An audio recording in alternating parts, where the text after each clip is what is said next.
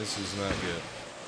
Internet not cooperating this morning.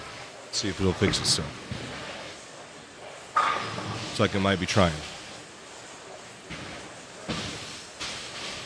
Well, if you can hear and or see what's going on, good morning. Welcome to the finals.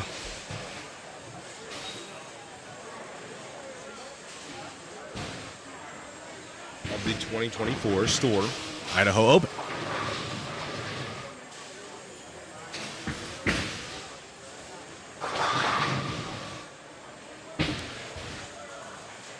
Looks like the internet is being a little slow to wake up, as was I. We got Joe right here on this pair.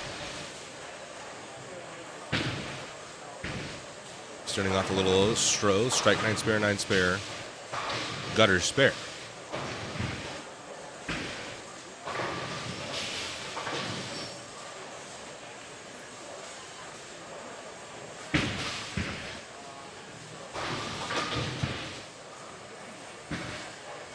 Here,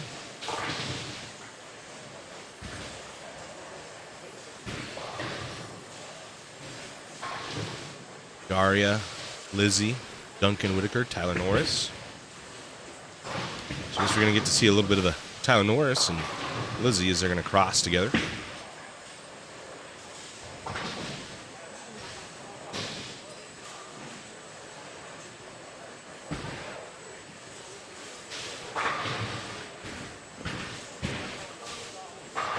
That ball is thrown really good from Lizzie Reese. So, format here of Cashers round. We got 4 games. Everybody who made the cut is going to bowl 4 games. 57 bowlers made the cut. Top 16 advance. That cut right now is plus 84. Plus 84 is the current number. That's Cricket Lopez.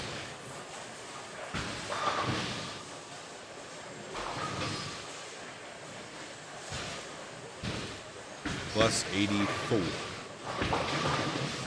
Look at your top 16. Garl leads at plus 167, and Alex Hoskins at plus 148. Eric Bywater at plus 146. Dallas Perk at plus 135. Zach Anderson at plus 132. Steve Plumpkin at plus 118. Ken Fogg plus 115. Daria Pyle plus 114. Nolan Croskrey, Yannick Ross plus 113, and Katie Simpson plus 102. So the top 11 are all over 100 over after 4 games. And it's Tyler Lopez at plus 99, Tyler Kelly at 95 over, Josh Lincoln 88 over, Jordan Parrish at 85 over. Cricket Lopez is the number at plus 84. First out, Kyle Morrison. He's 1 back. Jamie Flynn is 3 back. Sean Hornberger's 4 back. And to round out your top 20, that's Sam Lang and Giorgio Cleaners. They're tied for 20. 10 back of the number. So, that's where we sit. How are you all doing this morning? What's up, Chuck?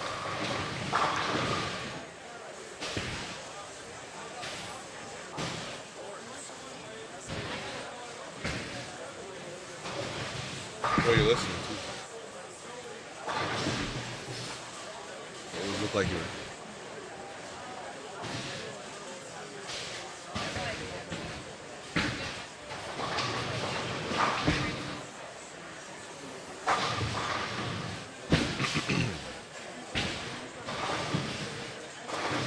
There's Devin Adams. He threw a clutch 4-bagger last night to get himself into the number. He was the number in the underdivision. The ball's pretty good. It's going to cave the 7-10. Okay. Well then. I'm going to go fire up the lanes 21 through 21, 22, 24 feed.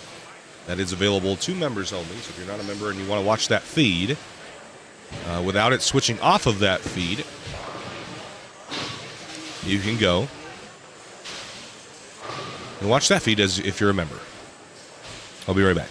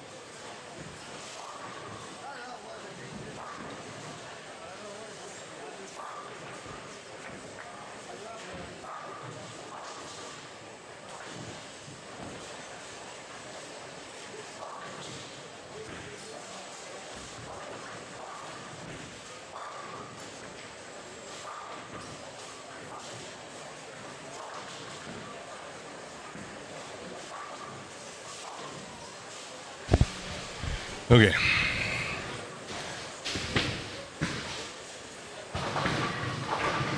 Got Manny Farrell here. And this is the pair you can see if you're a member only. And I won't switch off of it.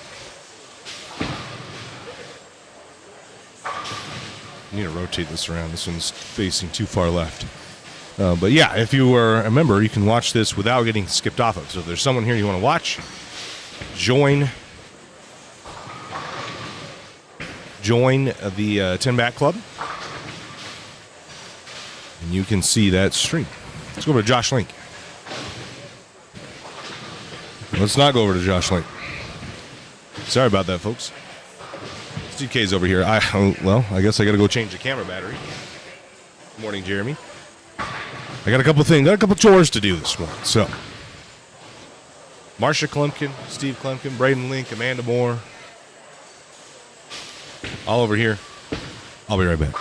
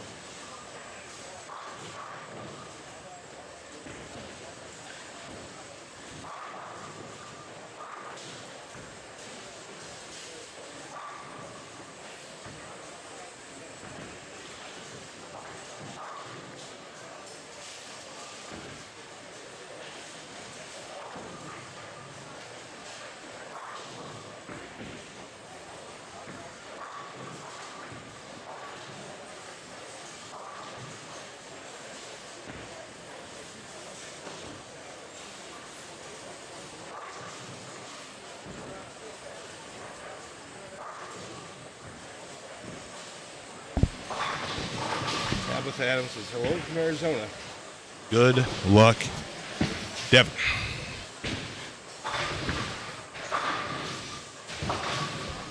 There's Devin right there with Duncan Whitaker, Nolan Crosscree, and Tyler Norris. He will be crossing the pair next to Darius. I'm sure we will get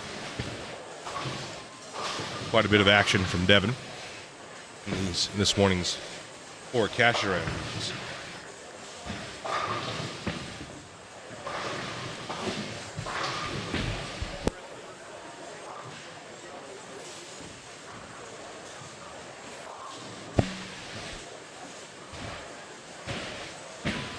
Jordan Parrish has some pins down on the deck. He was alerted to that fact as he didn't see them fall. Daria, I believe, has got a 3-bagger here.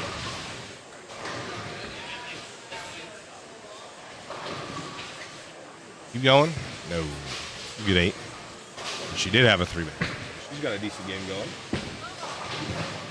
Good luck, Cricket. I haven't seen Cricket yet.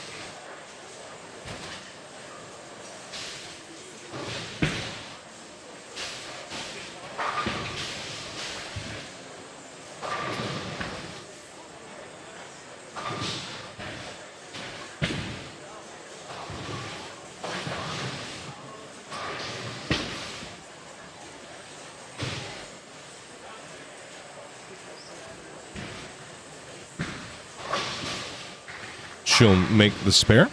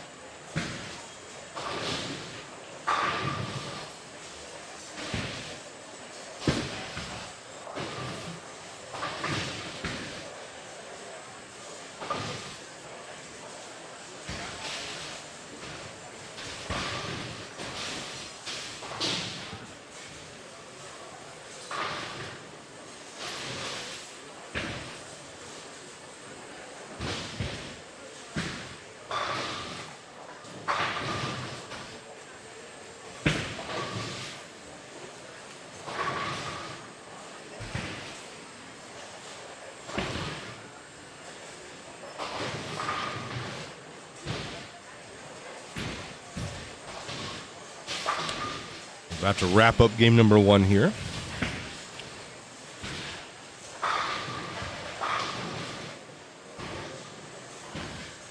Let's go over and see Andy Kinney and Joshua Link. There's Manny on. I think he's over here. Well, no. No. He was on the pair we were just on, I believe. Link, face 3-6, 9-10. He actually might be on 21 and 2. Oh, Kenny trips it forward. So let's go over there, actually. There. No one's bowling. So we'll get here. I'm just going to miss the head pin right. Leave the 1-2-4. Let's go back over here. Sean Hornberger's there on the right on 24. He's got 9 spare 8-bagger going into the 10th frame, so 290 available. Throwing the IQ 78U, and he's going to extend that 8-bagger to 9.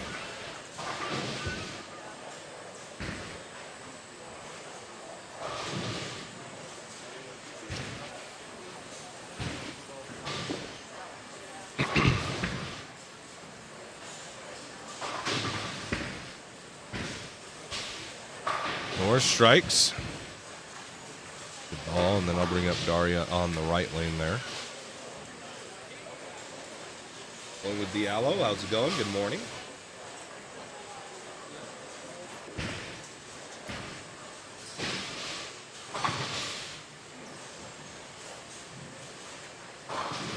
Base 310 for Daria in the 9th frame.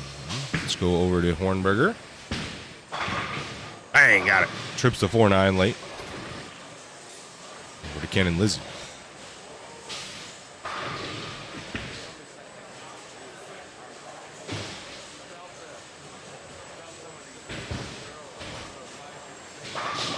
Ken will also miss the headpin right, lead the 1-2-4. Lizzie packs it, splits the 8-9. Very good shot. Lizzie Reed.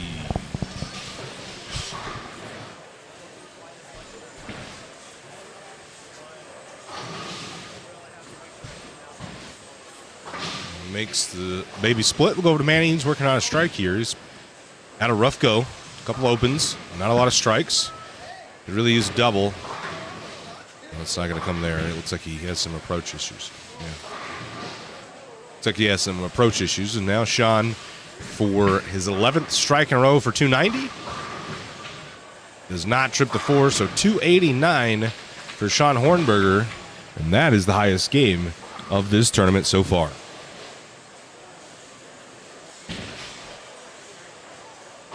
Uzbekistan, damn.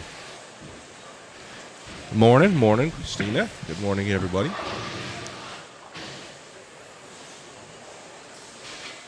No. Good game, Sean.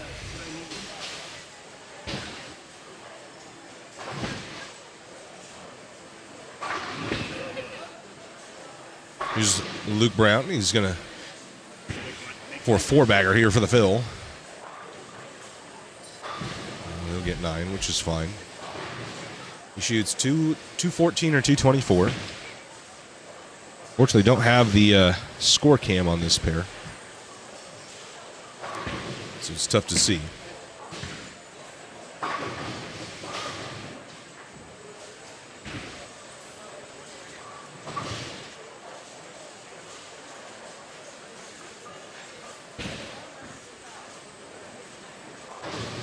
Jamie Flynn made it on Friday.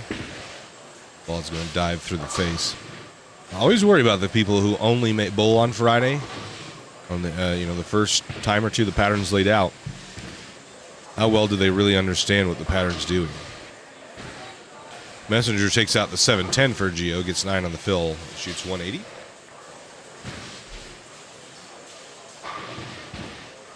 That little owl guy. 224 for Luke.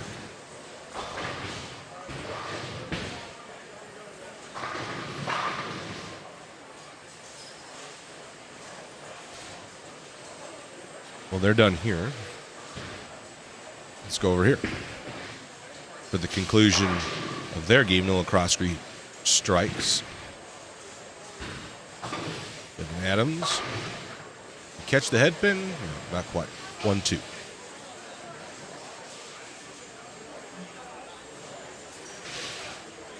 As fast as Devin throws it, I think I'd like to see him square up to the lane a little bit more.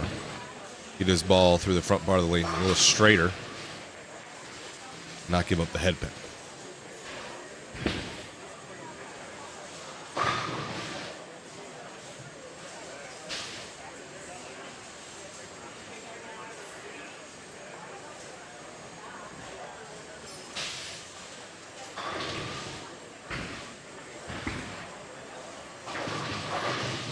Oh, makes a spare.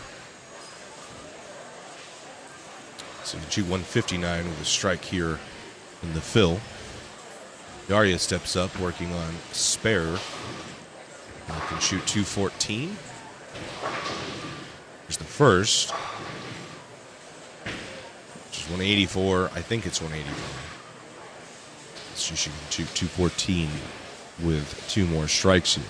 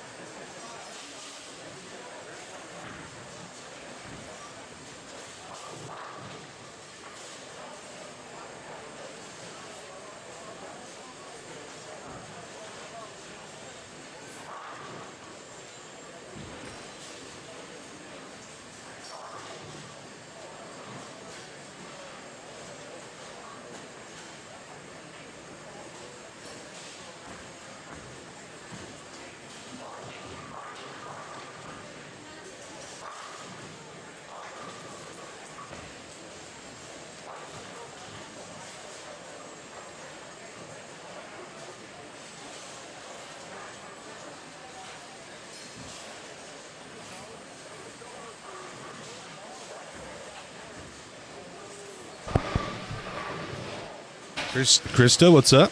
Manny picked the 210, nice. Daria on her fill to finish. It's going to reactive early. I don't love that. I don't know, maybe. And he shot 166. Oof. Off to a rough start.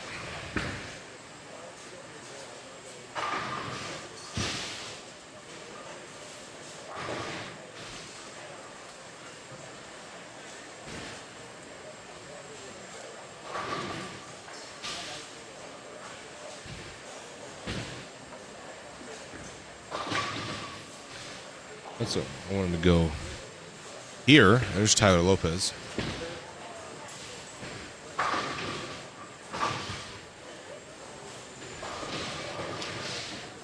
So Lopez had a pretty good game going. He went strike double, or spare double, spare. 5-bagger. Can shoot 248 with a strike here in the fill.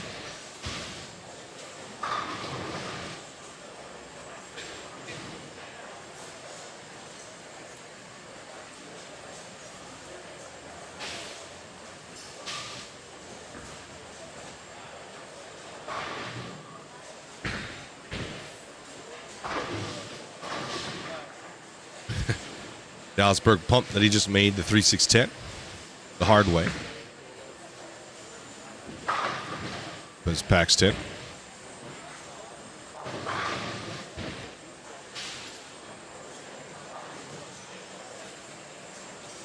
And this is the last pair that I see that is still in game number 1. Everybody else has moved on to game 2.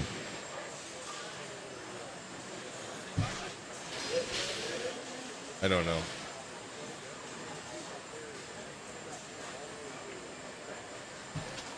You can find standings by typing in exclamation point standings in the tournament bowl. They're not updated yet, but they do have whatever was carried over from qualifying. However, I do hear Andy Kinney was shorted some pins. That's one thing that, like, when you do, like, there's not separate blocks of qualifying or by game. Like, we don't miss their highest set. We just delete their lowest one. So, like, if they're in the cut twice, you just delete the one that's not as high. Like, because you could shoot the higher one in a different squad that now you don't even look at.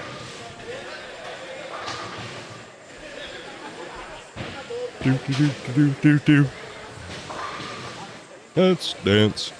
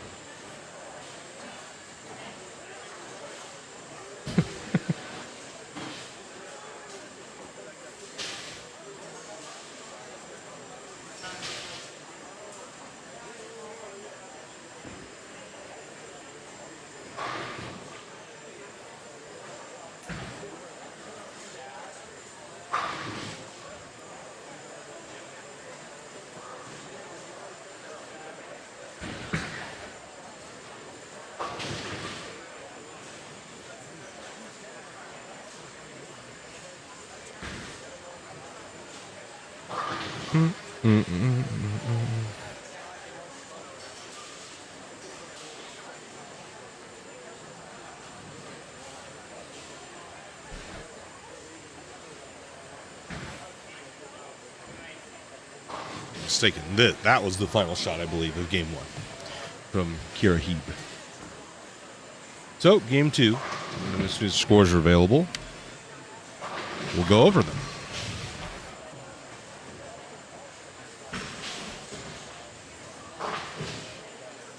Yep, they're strings. Oh, but it's like duck bowling. Okay. Well, so I was about to bring up this point with the string pin argument we were having. There's a brand new like indoor fun center in Chandler, Arizona. Andretti Chandler. It's like go-karts, arcade, and it has bowling, and it has string pin bowling, but it's not full-size string pin bowling. It looks more like almost like duck pin, but they are on strings. So I was going to say, this only proves half of my point because it's not the full-on strings that we've seen, but that is one of my points in the Striking Kicks podcast episode that's coming out very soon, is that it'll be easier for places like that to bring in bowling because they'll have strings. You know, all the reasons that it's so great for the regular bowling centers like this also mean that it's even better for fun centers, which they charge a higher price for. And, you know, the consumer, I would feel gets, and I would agree with this, gets better value as far as when it comes to when you buy your day pass or whatever the hell it is. So that's one of my biggest fears. It will become so much easier now because, you know, I hear a lot of bowling centers like live on open play. Like people's argument for like birthday parties during tournaments or whatever is that, oh, well, if you didn't have that open play, the center would die. Well, that open play could leave if every fun center, which is happening in Utah, Utah's megaplexes, they're movie theaters, and they're going to transition them to fun centers with bowling, which I can only assume will be string pins.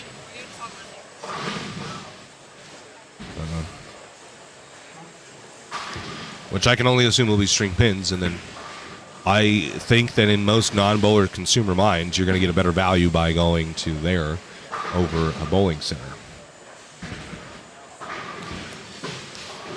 And I think that's a little bit of the maybe we haven't foreseen or looked at or thought about or something. So that's just one of my counterarguments to string pins.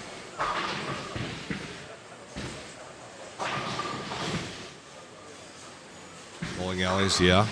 Líneas is what apparently a line of bowling. There used to be lines of bowling. Instead of games, they called it lines. And apparently still in Aruba or somewhere. I think, yeah, Aruba is what Yannick, that's where he's from, was saying.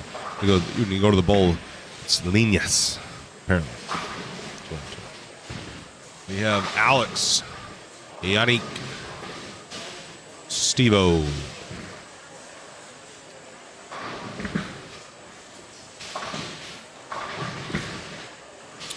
Go, Devin.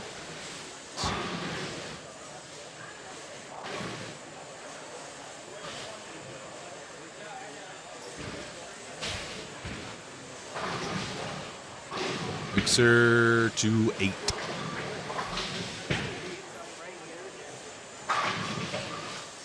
Well, I hear that that's what everybody wants is the new thing, but I'm just causing my cause for concern is that there will be this type of bowling won't exist anymore because they won't be able to afford to have string pins because everybody will go bowl at a fun center that won't want any. They wouldn't understand why you would want to block off lanes for this few of people when they can stuff 6 people on a lane for twice the amount of money.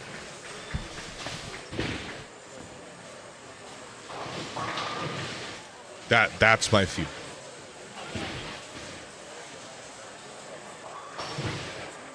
And that is happening. We have proof of those fun centers that didn't have bowling to begin with that are adding it now because it's so cheap, and they don't have to pay a true mechanic to do it.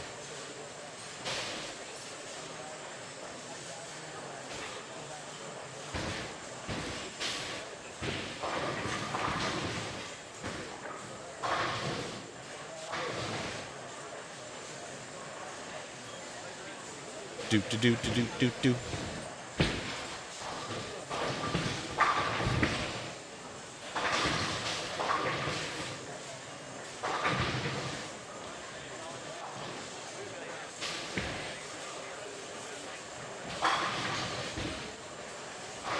Ken Boy, that was your first game? 08. I don't know. I think 19. Yeah, that's not very good. I think 26 and 7 is a great pair. This pair?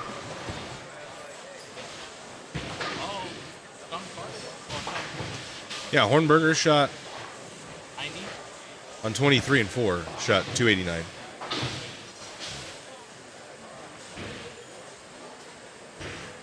Wahoo, wah,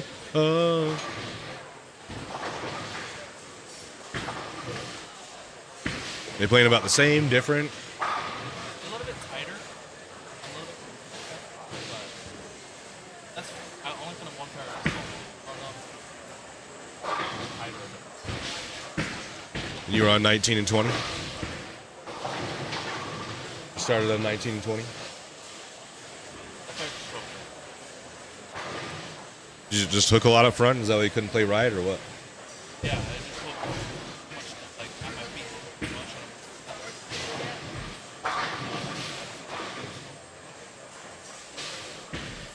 I know.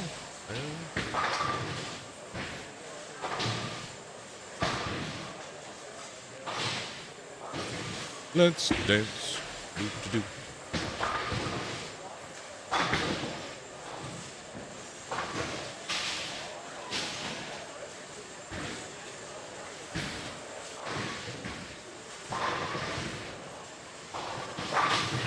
As Daria packs 10.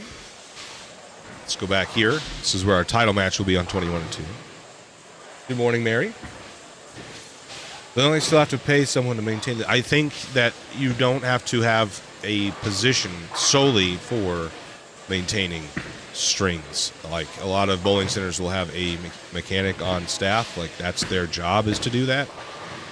And I don't think you would need that on strings. You just the front desk kid can press the button or figure out how to untangle them unless something. You know, what I would compare it to is like arcade games in the bowling center. Oh, KT, easily. There's arcade games within the bowling center. You know, the bowling center buys the string pins, I think. I don't know this very bad. But a lot of times the arcade back here, like Studer has, you will kind of almost rent them. I don't know, you don't even rent them. So like the company pays you to have a certain price to have their arcade in here or something to that extent. But you don't own the arcade games. Another company does and puts them in here.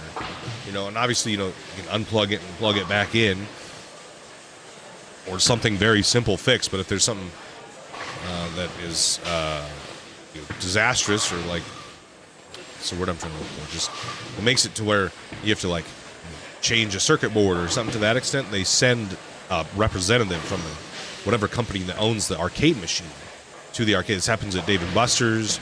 This happens at all those kind of arcade games. Someone else owns that arcade game. They have a technician sent out when it's something more than what the staff on hand can do. It's not a technician that's on staff from the company. So I don't know how strings work, but that's how an arcade would work. And I would have to assume that, you know, if something, whatever the motor that pulls the strings up goes out, right? They're going to send you a replacement motor. I would assume that, I guess you're going to have to replace that as a proprietor. I don't know, but if you can't, what do you do? Does Cubica, New Brunswick, send out a representative to do that fix for you? So that, I mean, that absolves a lot of the responsibility and the worry about when you buy these machines. That's where, you know, there's a full-time mechanic. So, I mean, as great as cost saving, but then like whatever is an advantage to like a proprietor like Studer is also an advantage to owners of corporate fund centers, even more so. Now, I'm not saying that Studer probably doesn't have that issue because there's probably not going to be a giant fun center in Burley anytime soon. And the same goes for Cedar. Probably not going to be a giant fun center in Cedar anytime soon. And for places like in Salt Lake, I worry for like Valley Lanes. I worry for Delton if they don't switch, and even if they do, like they just don't offer the value that you can get going to Boondocks. And this is just a Utah example, but there's other places like Boondocks in other states. Well, why would you not go to a megaplex that has a giant arcade, a movie theater, and bowling, and go-karts, whatever else, mini golf? Like you have all of this, and you can buy a day pass that includes bowling. Why wouldn't you go to those places as an open bowler, right? And then if the bowling centers like Studer make so much money off of open play and birthday parties, well, those people are gone. Now who are they going to make money off?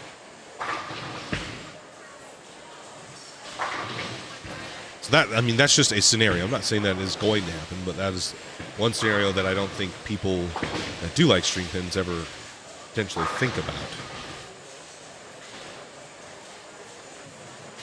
Got a question for bowlers? When you're bowling poorly, how do you get your headspace from negative back to positive?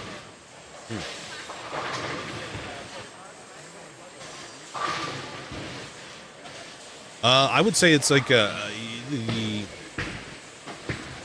my college baseball coach used to talk about building confidence in practice. Like, you'll never be confident if you're not confident that you practiced it as much as you could, that you worked as hard as you could to make sure that you were as good as you could possibly be at whatever it was you're doing. So if you're bowling poorly and you don't know what to do to change it because you haven't practiced it, it's going to be really hard to convince yourself that it's okay and that you'll fix it.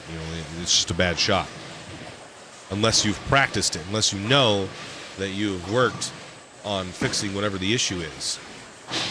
So I would say that going out and practicing is probably the easiest way to build that confidence so that you can say when you throw a bad shot, that was just a fluke. It was just a bad shot. Whatever. Move on. If you don't have that, then I have this where I just worry like, wow, today's just going to be a bad day. Yo, Ken, will you have me like a couple napkins? Napkins? A couple napkins? Please?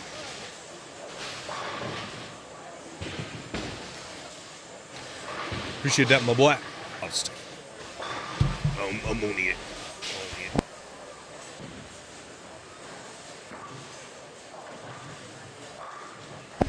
Exactly what I said, but if they go down, if we call it tech, what happens during a tournament? True. That's fact. I mean, I don't know. I didn't even think about that, to be honest. But again, I don't even know if there would be, Studer's dad, I think, is what the mechanic here. I think that's a lot of these big bowling centers. I don't know. The problem is I don't have a lot of experience with like corporate bowling centers and bowling like league and tournaments in them in Utah, because the ones that do don't have tournaments or leagues. Huh? Marn. The ones that do don't have tournaments and leagues, so it's hard for me to. I don't know what would happen. Usually we're bowling in a bowling center like this where it's family owned or something, and the proprietor is usually the mechanic. And they fix it. It's a good question. Let's go over to see Daria really quick. She goes 9 spare double. Start this game 2. Still waiting on scores. They have not been updated as of yet. I think Studer's down a man as far as staff. I think Dietz might have tried to go home to beat the Storm. It snowed a bunch last night. Here is Daria. Packs it. Didn't like it. Missed left. Shim and struck.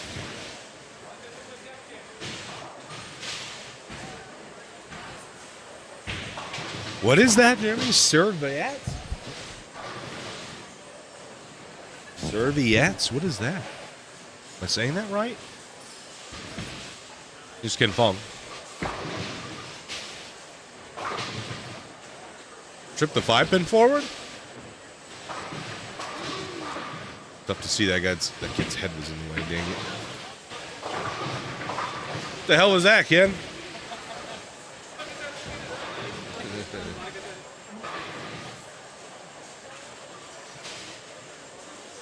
French for napkin. Interesting. Never knew that. High flush. Steve Kane. Excellent. Clay Reeves, Riley Woodard. Clay makes a spare. 2-4-10.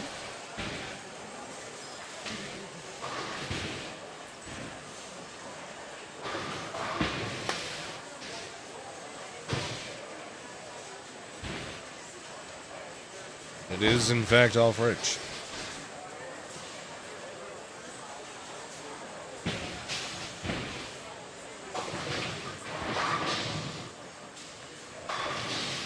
strike for Riley Woodard. So he goes.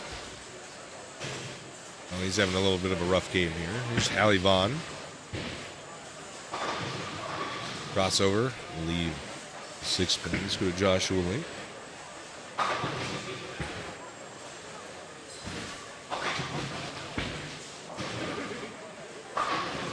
Strike. Let's go over to Yannick.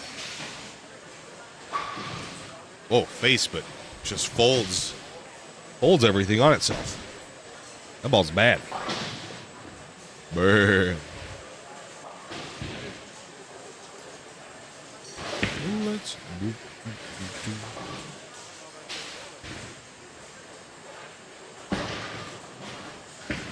My first look at Tyler Kelly. I haven't seen Tyler here at all this week.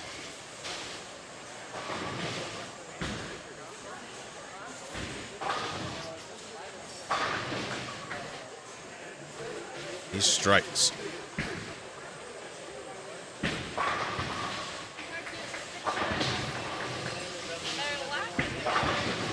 How cute.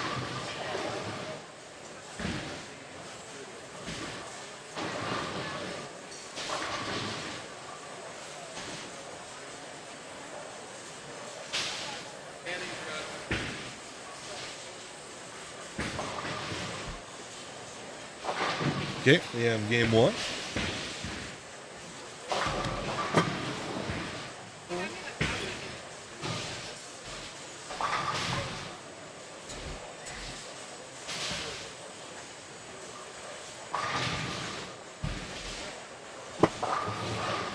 All right, well, Alex Hoskins gets to 200 over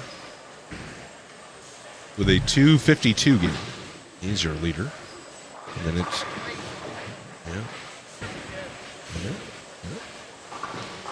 Then it's Sean Hornberger, 1169. I'm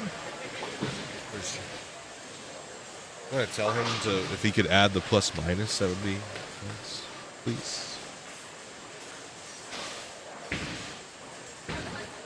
It'd be helpful for me. 200 over, and then Sean Hornberger plus 169. Nick Pagaro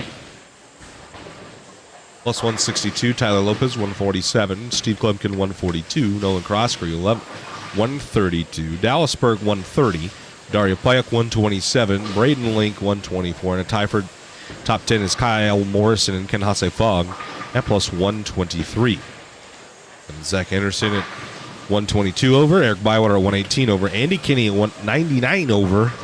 Yannick Roos at 97 over. And Sam Lang is 16th place at 93 over.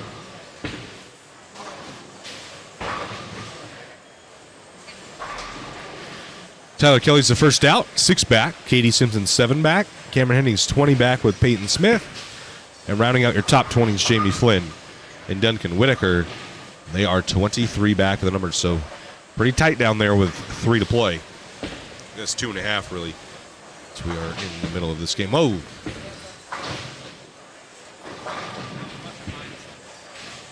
You go unplug it.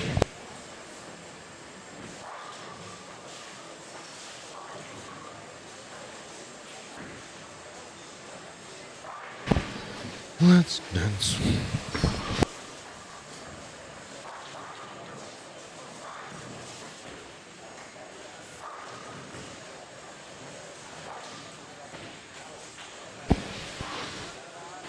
Cold can?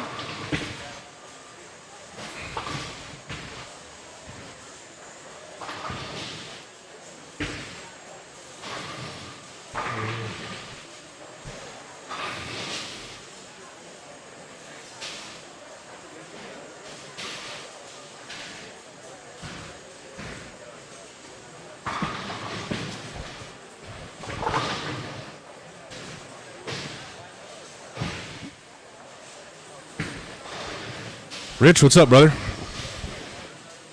Hope you're doing well, man. Yeah, Pat Brown is just, that's a link that'll show you the patterns. 40 feet, 2.3 to 1.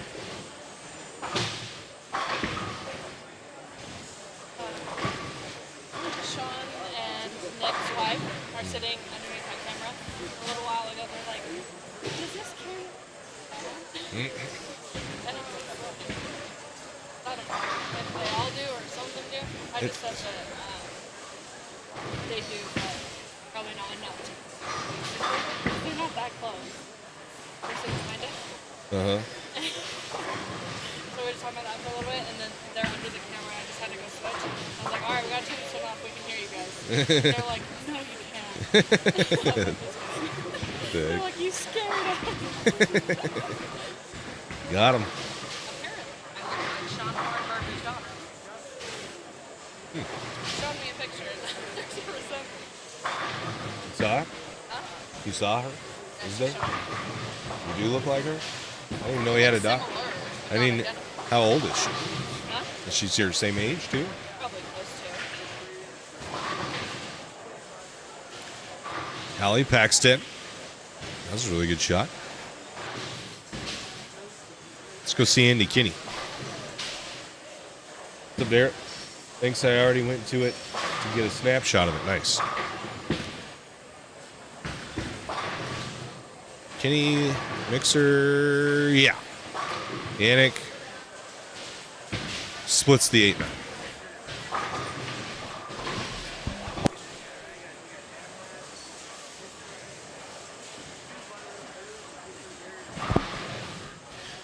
So there are patterns that are conducive to scoring from multiple angles, and then there's patterns like this one that are not. Basically, if you want to score on this pattern or keep up with the pace of the top 20 or so, you got to play them the right way. If you're not playing them the right way, you're going to struggle mightily. We've seen that from several people who have struggled quite a bit because they did not play them properly.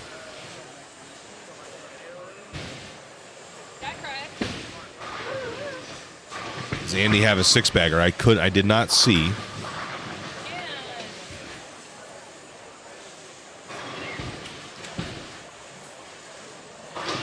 Mixer 2-8. Didn't quite get it to shape down lane enough.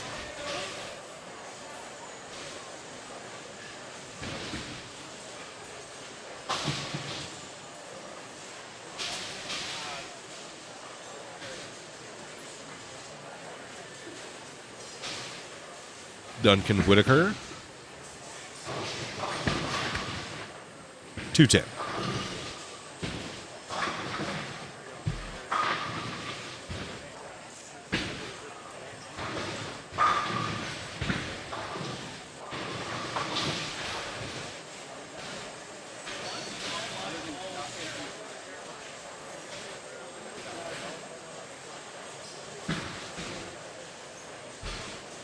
Lucas. Oh, fast eight. I left that twice, a fast eight like that. I don't know why the pin does that. Here, I don't really ever leave fast eights, ever. And Kenny does not have a 7-bagger. Someone does have front 7. It'll be right after Sam Combs here, so we'll watch Sam Combs' shot. And we'll see who it is with the 7-bagger. That's high flush. Jeremy Phillips was correct. We need like Jeremy to be like a sideline reporter. He gets everything right.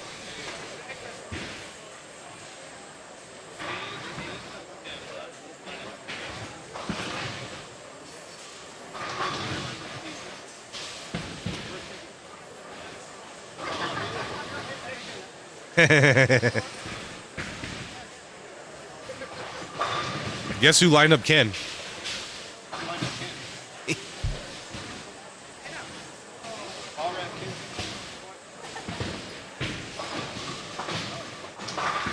Gio? Oh, that ball's terrible. Oh my gosh, Gio. Wow. Why did it do that? Why did it freeze all of a sudden? What a schmuck.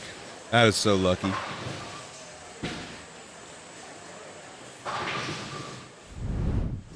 Still frozen? Yeah.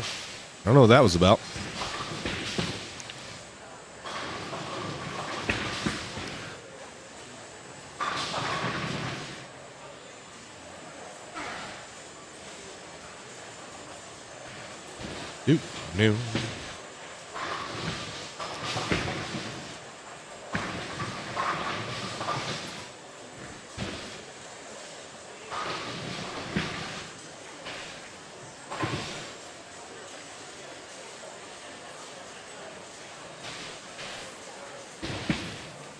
Yeah.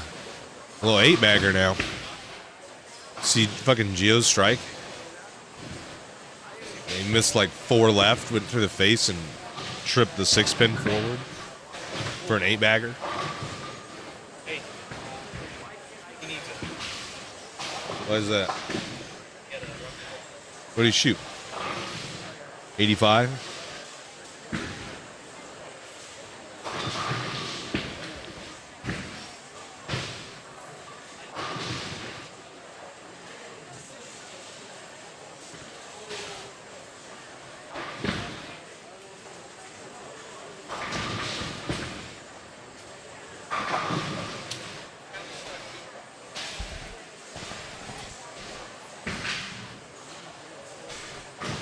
Is the front facing? Is this camera working?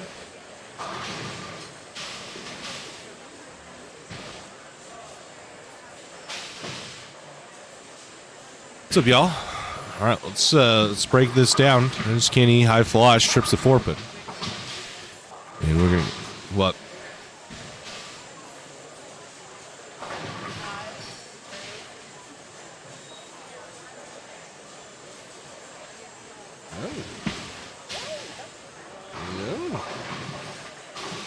You're a little excited guy. We still have a week of before the cruise.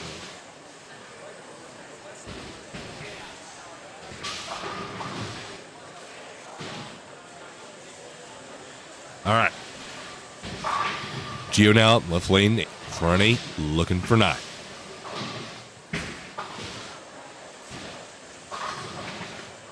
Front 8. Looking for 9. Guys, if you could go ahead and like the stream, we'd really appreciate it. Helps us in the algorithm. And then once we get to our first 100 likes, we'll do some CB swag giveaways. Who doesn't want to play in this? Here we go. Gio. Ball's left 2. Well, not going to get the same luck he got last time. That's through the face. Both balls weren't really close. Let's go see what Josh Link is doing.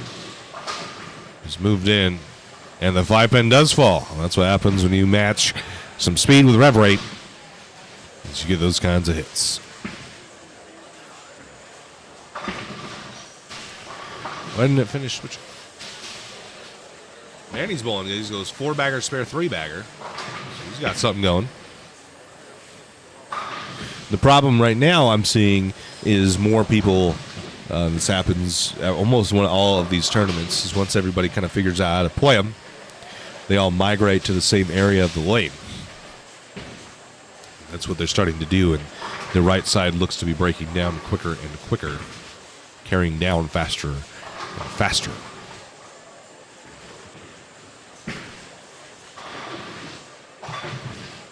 Hello from Brazil.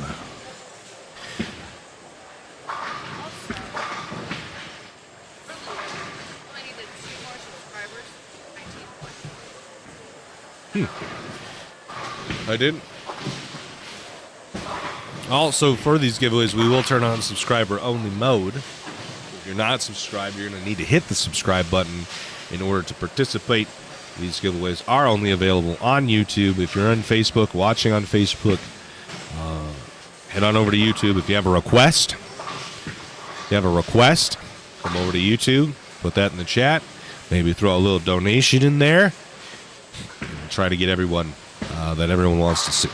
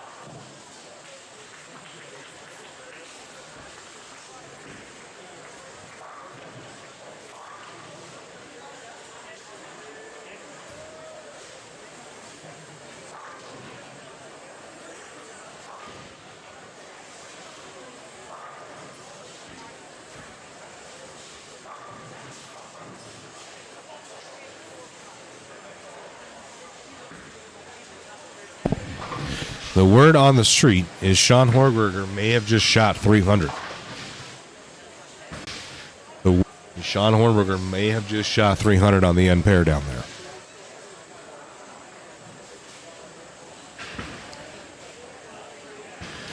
Better ball from Gio, high flush, count it.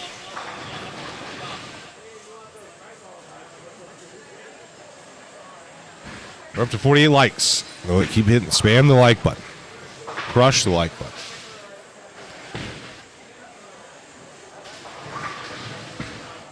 Once we get to 100, we'll do some swag giveaways.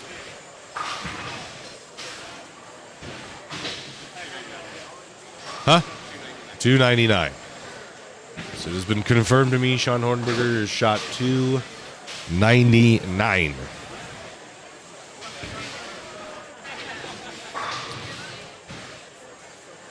Craig spoiled it. Yeah, he took your thunder. Craig took your thunder.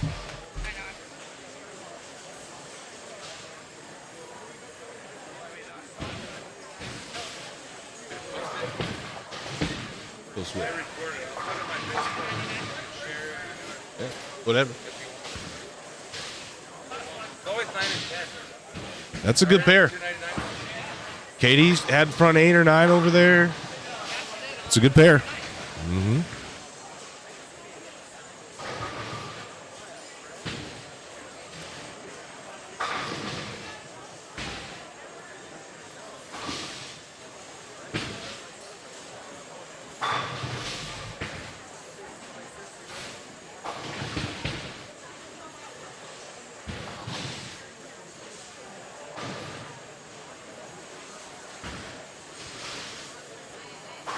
I flush, no forfeit for Gene.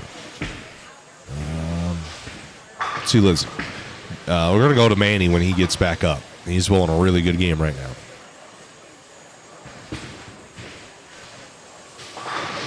Bang, Lizzie Reeves.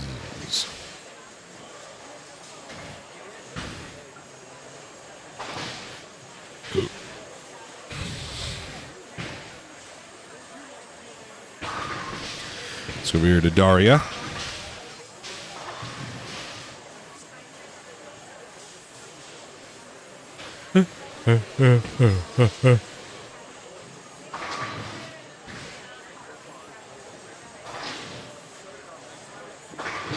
Mixing the strike, count it. Back here to Lizzie.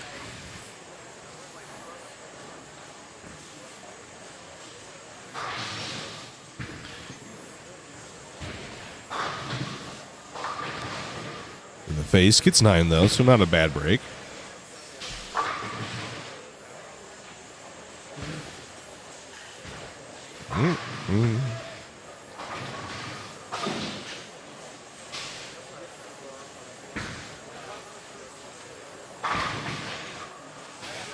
Back to Daria to finish out her 3 games. She's got a big game going.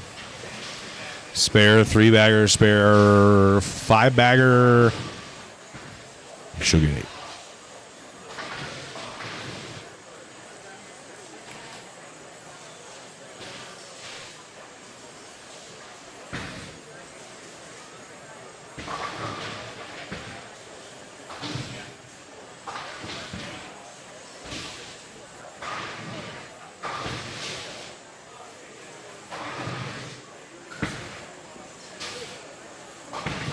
Hello from the Mitten State.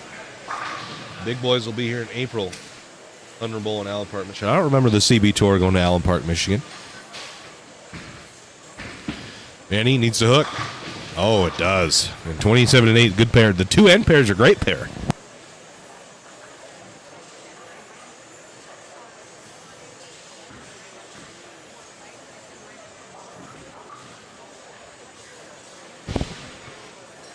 That ball is cruising.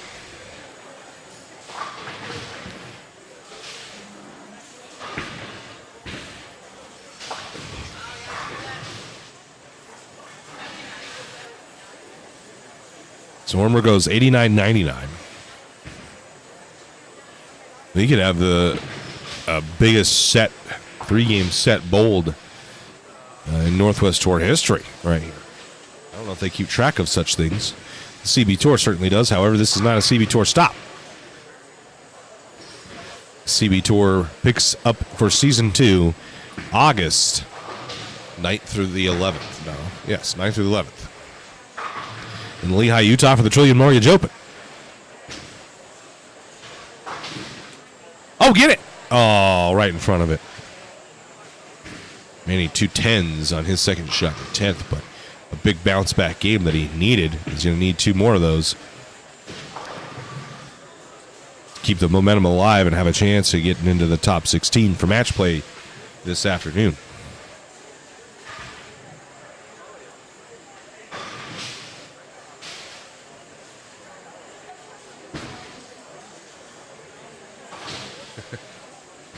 Leave the camera on Daria. Love Daria. Well, unfortunately, we won't have her for her third game. We may have her for should be a 9-10. I think we'll get her for her last game, but we will not have her for her third game. So she'll be gone the next game and then be back for game 4.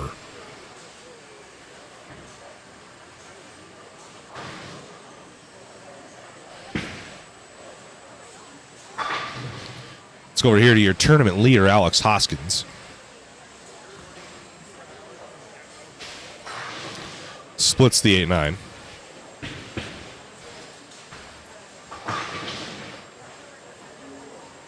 Need an exclamation point in front of that. Steve B.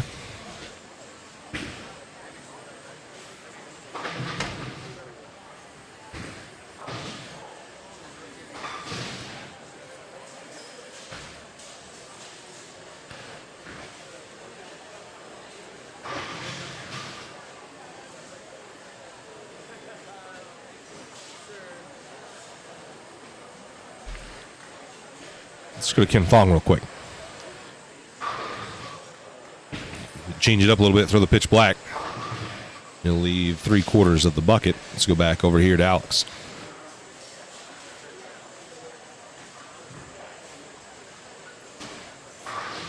Packed it.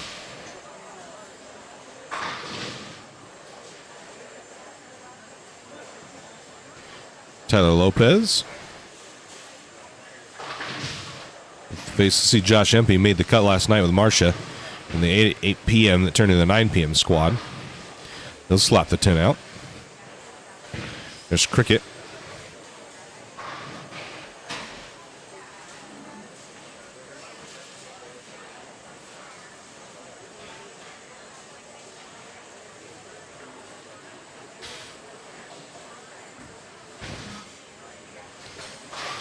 High flush. Alex shoots 2-2-2. I don't know where Hornberger's at. Well, Hornberger's second, so I think Hornberger's going to, it's 31. Yeah, he'll jump. Hornberger will get over Alex because he goes 289, 299.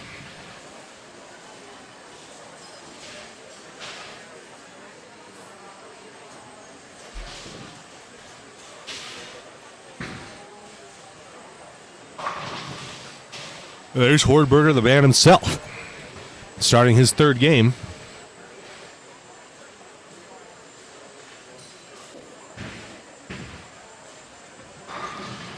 Right where he left off. He's 180 over for 2.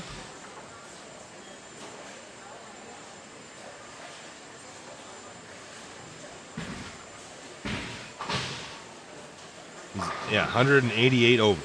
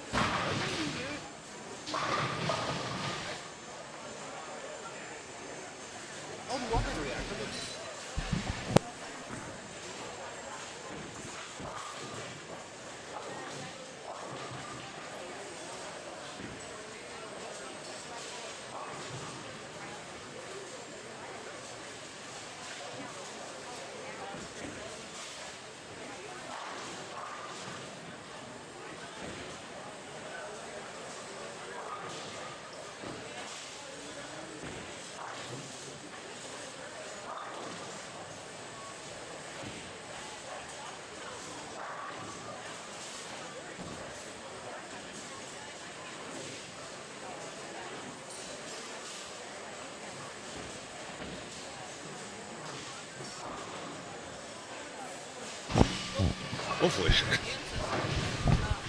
Well, no. Yeah, hopefully that's the case. Do do do do do do do do.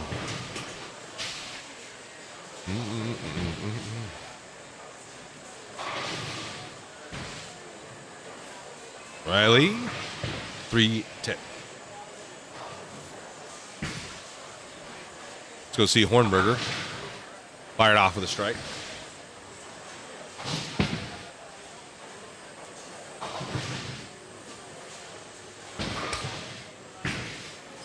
Wait, I didn't see that. Oh. Ow, ow, ow, ow, ow, ow, ow, ow.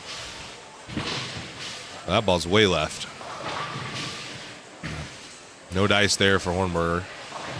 Leave the 6, 9, 10. First look at Kyle Morrison.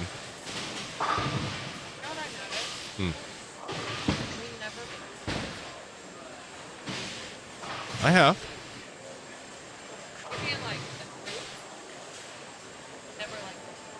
Real? Well, we did. Well, I think I did of the 7-10. Yeah, but like the worst thing to post. Oh, Kyle. Kyle. Hi from Colo. Is that Columbia or Colorado?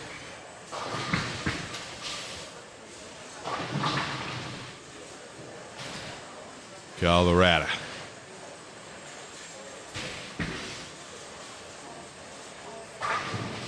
No scores as of yet.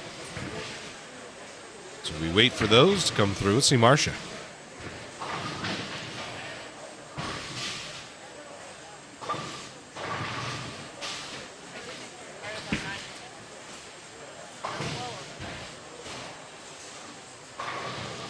She sure does. It's a good pair.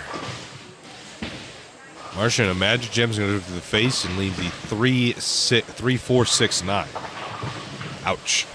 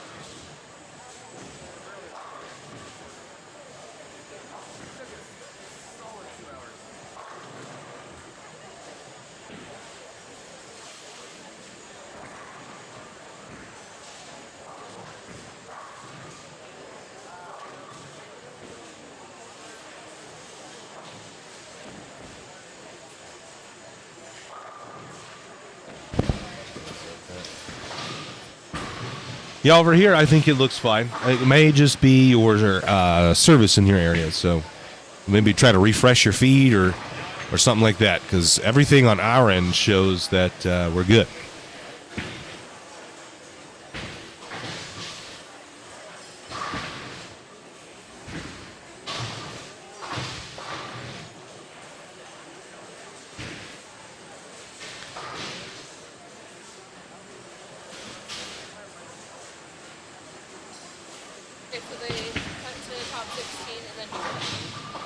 Match play, I think. Top 8 versus bottom 8. Huh? Probably 9 with a position, 8 games and then 1 position round, probably. Then Stepladder. If I had to guess. Evan, oh, high flush. Messenger misses the 7 but takes out the 9. Tough break. Kyle, Messenger takes out the 10 but not the 7. Watching from Korea. What about him? was you. So you could like show me.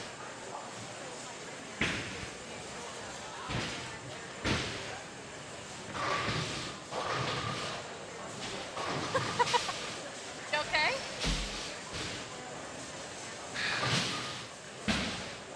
Damn. That was Josh Link, by the way. Just rocked our camera.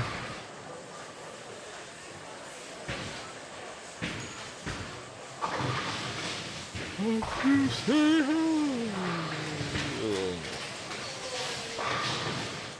said he's watching from Korea and hopes the players perform well. Thanks. Maybe CB Tour will come to Korea one day. Let's go over to your turn. Well, probably tournament second place now. Hoskins.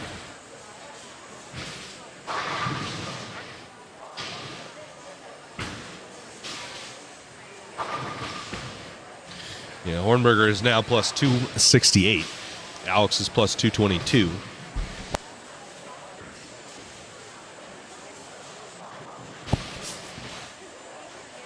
Steve gets to plus one, or Daria gets to plus 184. Steve plus 176. Kyle Morrison gets to plus 167. Bagars plus 164. Lopez is 157 over. Hase Fong is 148. Dallas Burke is 139. Sam Lang is plus 129, and we don't have the scores for a few people after that. Manny has clawed himself back to plus 88 after a 166 game. Almost Century Clubbed himself, went 160, 260, 166, 265. Yeah, they did. Up to 210.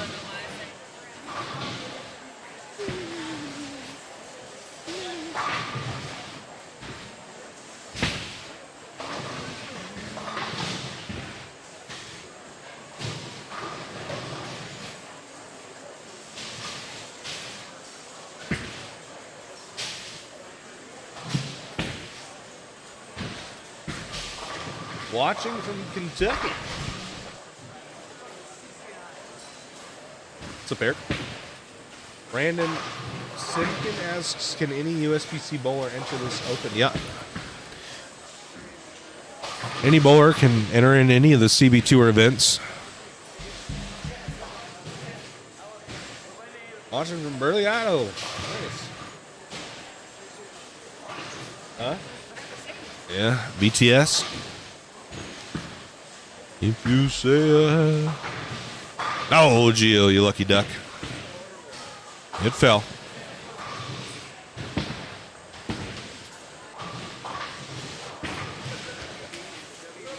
You never needed that one to hook, and it didn't. It needs the 1-2.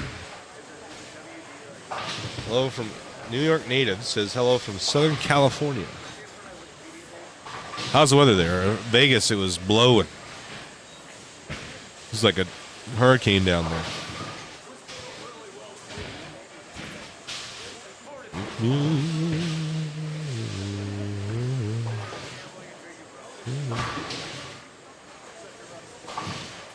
If it happened to see. Good spare, good spare. Marshall with 2 penalty. Eric Bywater. He's bowling pretty good right now.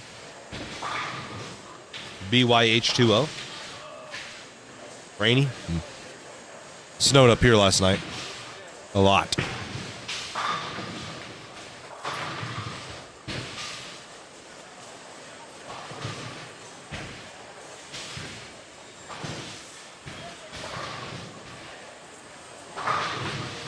All the way?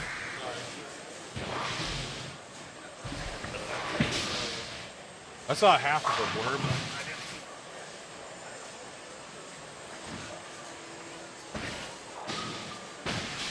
Bywater gets them all to fall.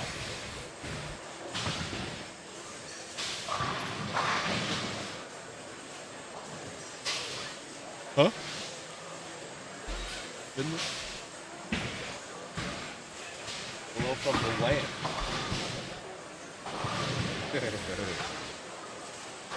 Long. Where's the Finland guy? Where's the Finland guy? Oh.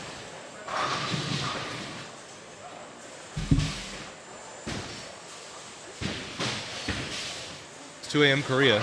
I'm sleepy because your sounds like, looks like a lullaby. Huh.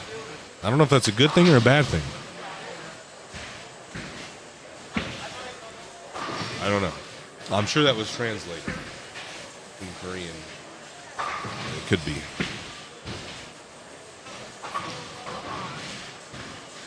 Can I say it's a little raspy right now because yesterday and don't feel good. So what can I say?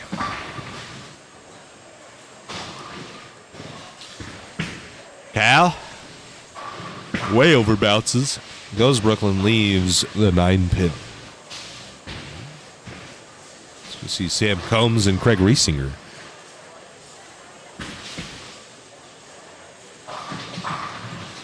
Sam Combs strikes, Riesinger through the face, 3-6. 9-10.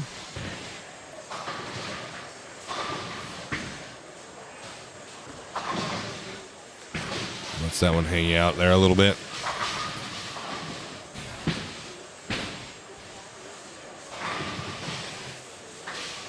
How much does it cost to enter? Well, on the CB Tour, entries are between $160 and $180 for the main event, and then we do have a Challenge Series option that is half the main event entry fee, so it's either $80 or $90. And if you're a member, an elite member of Championship Bowling, then you receive $10 off your first entry at every CB Tour event. So if you bowl the Challenge Series, it's $80, and you're an elite member, it would really only be $70. And then also we have our Junior Series that will run alongside these two, and it is $50 or $60. I can't remember what we said it is.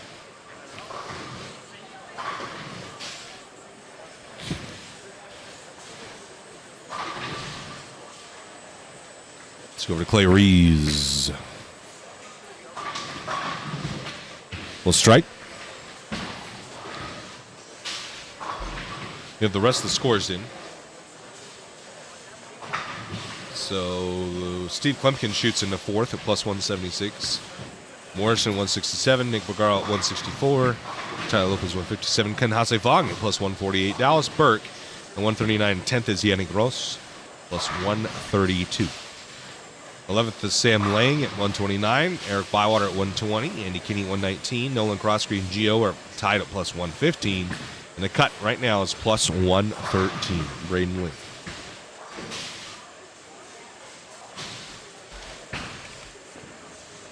$113, Braden Link. First out, Zach Anderson, 5 back. Katie Simpson, 7 back. Tyler Kelly, 22 back. Manny Farrell with that 260 game is sits 20th, 25 back of the number with 2 to bowl.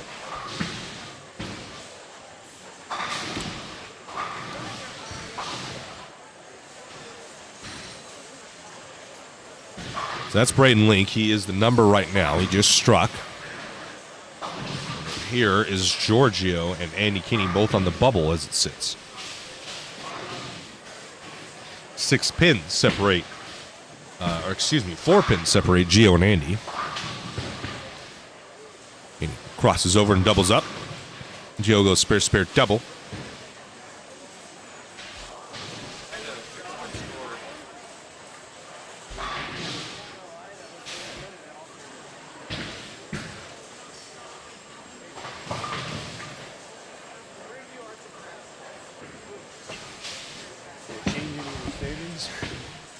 Well, not the ones that I went over. Gio.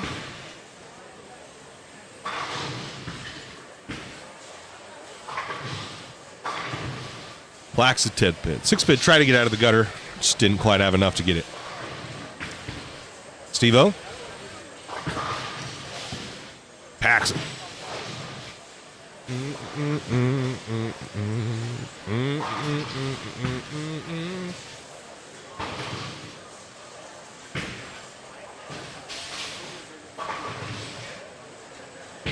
You're gonna make the little graphic things you were making?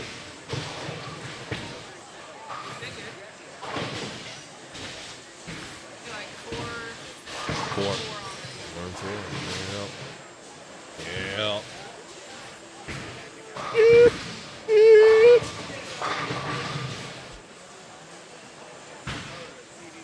X.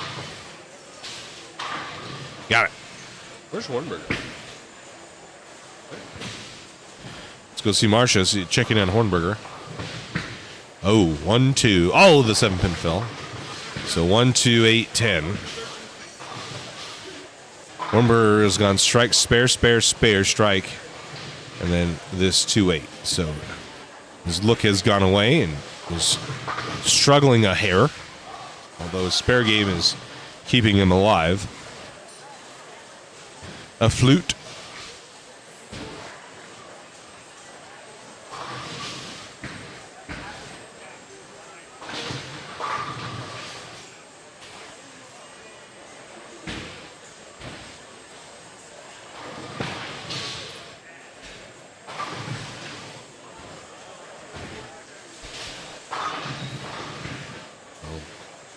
Sorry.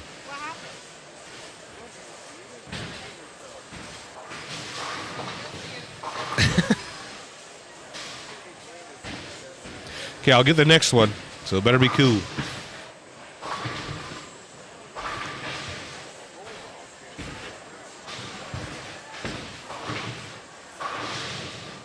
Black Bear Diner. Did you go back home, Waylon?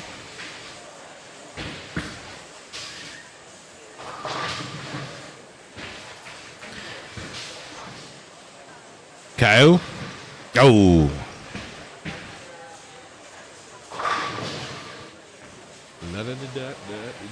We're gonna see KT the next time she's up. She has promised us. This morning was awful big.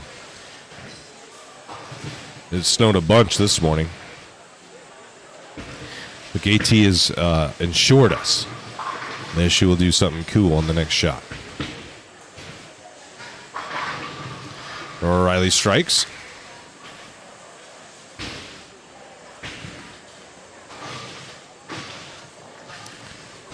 Does not cost $2,000.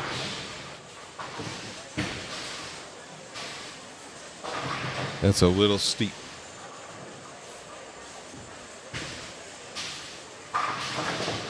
Mixer. Oh, crumbles a bucket there, Devin Adams.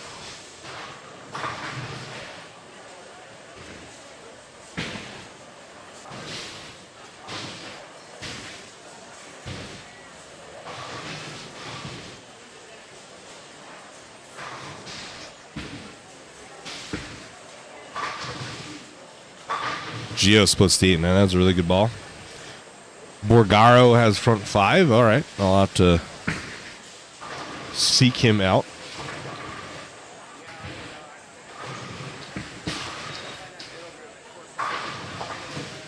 Oh, he's on the big pair. You can watch that pair, 21 through 24, as a member, if you're a member.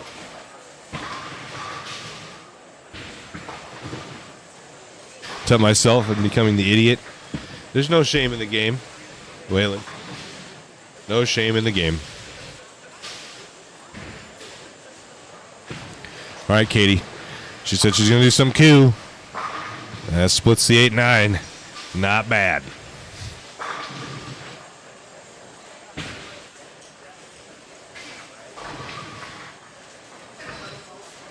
Thank you. Thank you.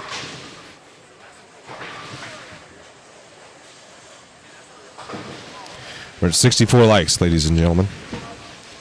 64. We need... Oh, Jamie Flynn. Nice.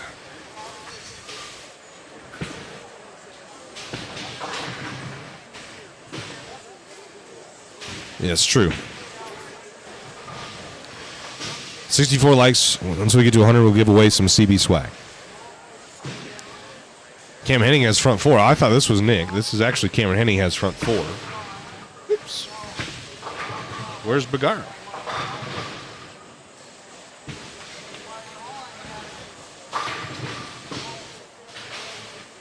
Bagara's over here. Okay.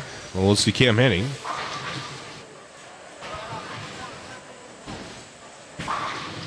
He has front 5 now. And then this is Nick Bagara.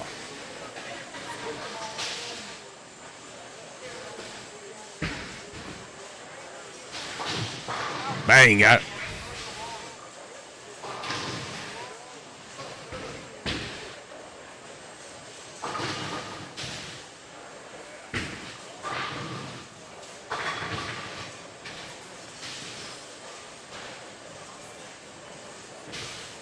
I don't know how to say any of what you just typed out, unfortunately. But, sure.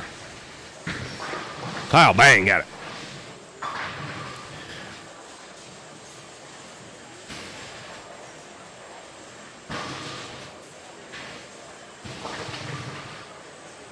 Ball doesn't do what it needs to do down lane.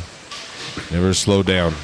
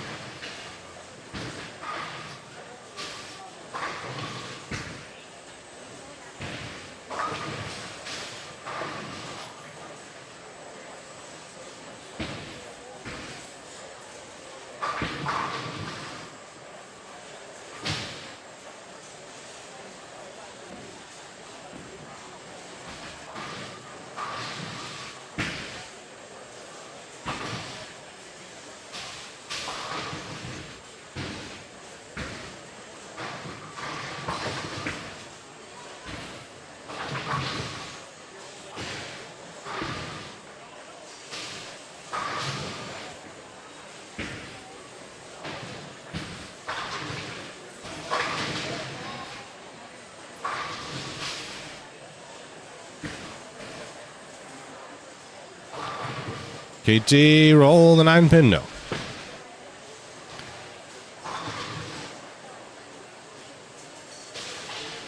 Well, the record for the highest 3 games hit on Northwest Tour history is probably not going to be broken. Hornberger has struggled a little bit here on 13 and 14. The Garo Mixer got it. Front 8. Front 8.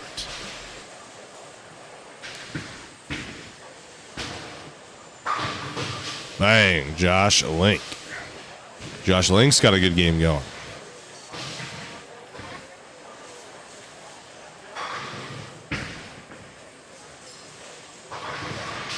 Jesus Herrera crumbles the 6-set 4-7-10. Henning, he extends his strike string to 6.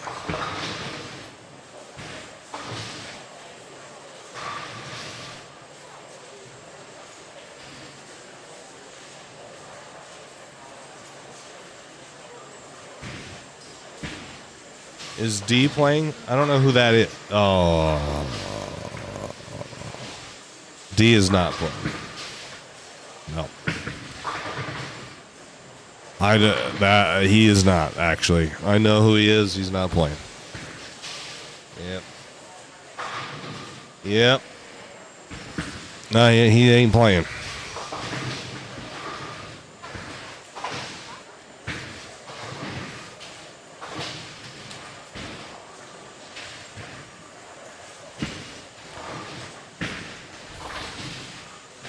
I only a little bit. I would say I tripped for it. I didn't fall. I just tripped.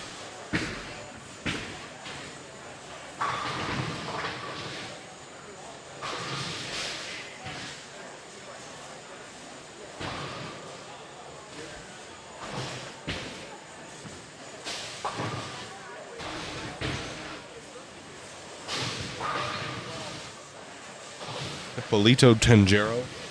Thanks for watching, buddy. Lizzie?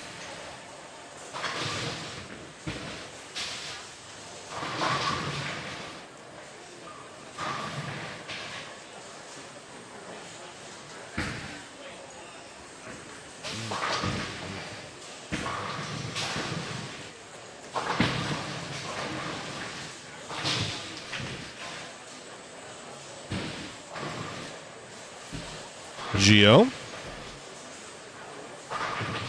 Oh, 4 points. Thank you for the kind words.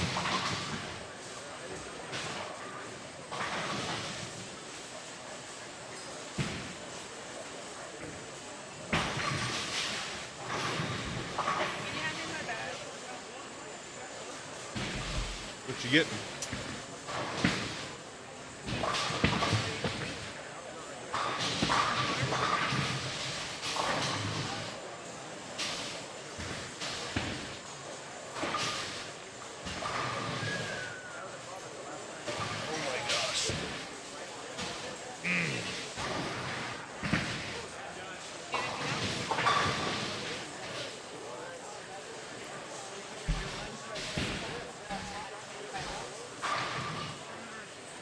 Marty says, he said, hello from Russia, and bowling is our everything. All right. Bet. That's cool. Hook us up with so we can have a tournament in Russia. I want to come to Russia, have a tournament.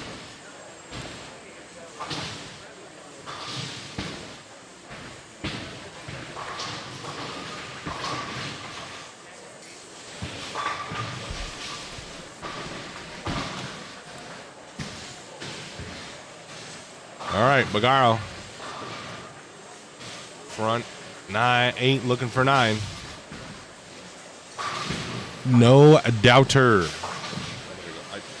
Kenzie has no idea this is going on. I gotta go tell her. I'll be right back.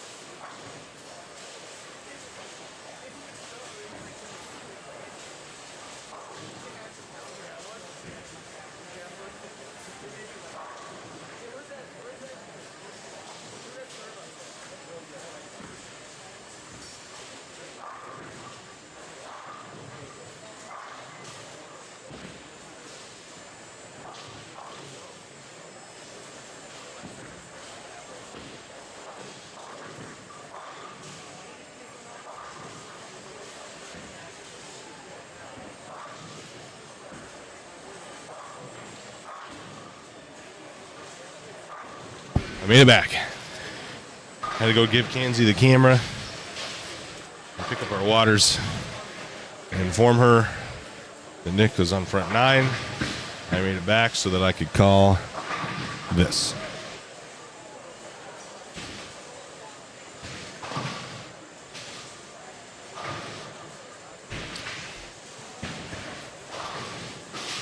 Let's see what he said. I'll get Google Translate up here.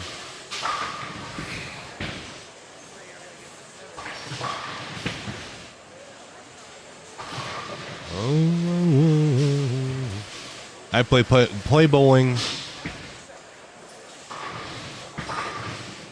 all the time and watch various tournaments. All right.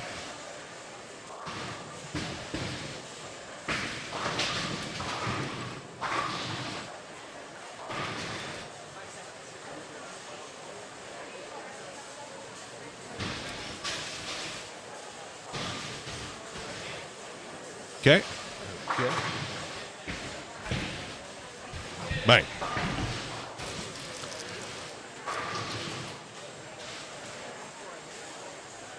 Did he get his 7th strike?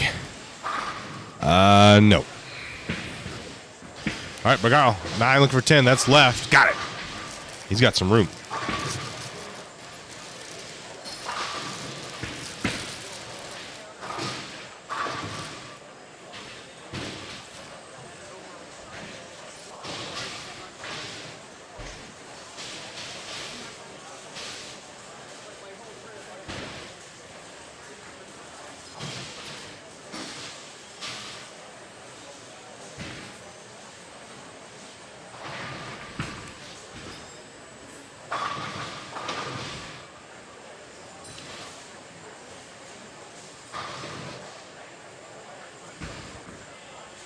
Bagaro.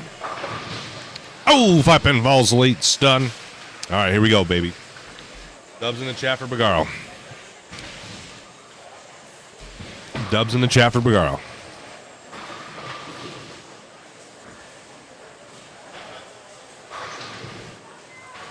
Hmm. 11. Dubs in the chat for Bagaro.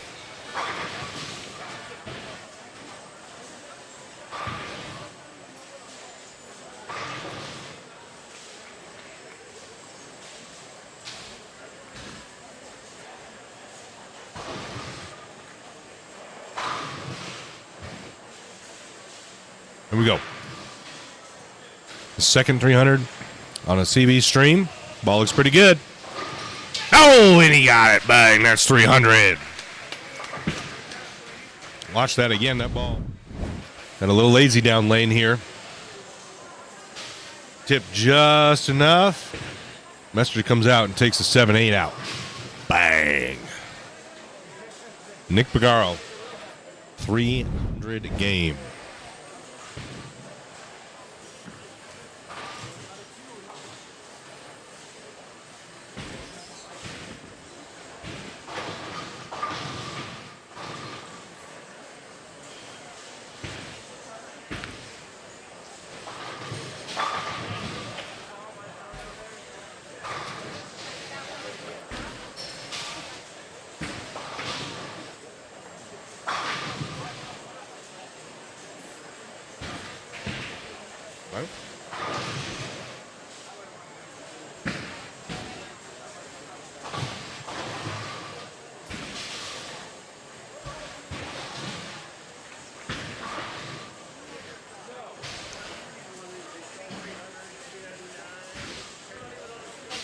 It's on the other side. Like with that. I'll get it. I thought it was on the ground, but someone moved it. I did. I put your back there. Still plugged in. I think so. I didn't unplug it. Talking to you, boy. Oh. Don't assume.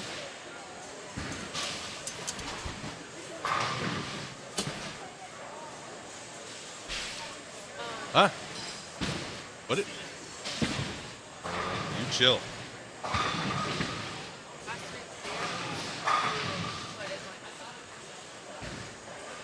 Okay, just know that it's going to kind of take a while. It's like the internet's up.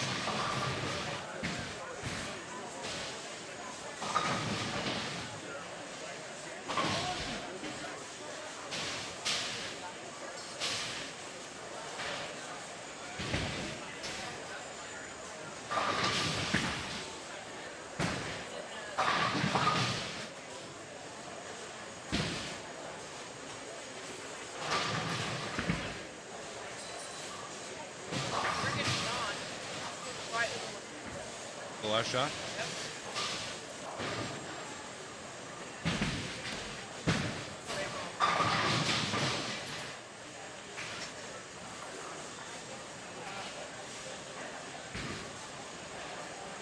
This is going to take a while.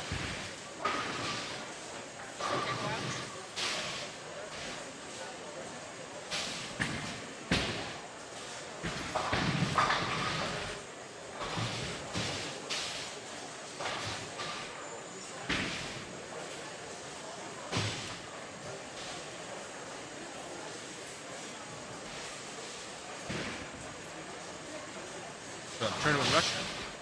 Huh? tournament in Russia.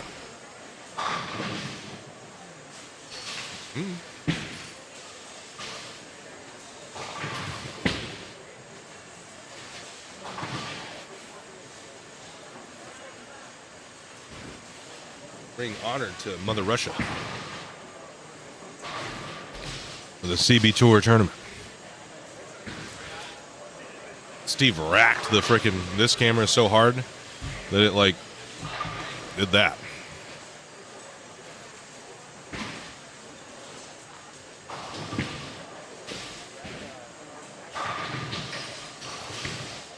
So I got to get out and fix that.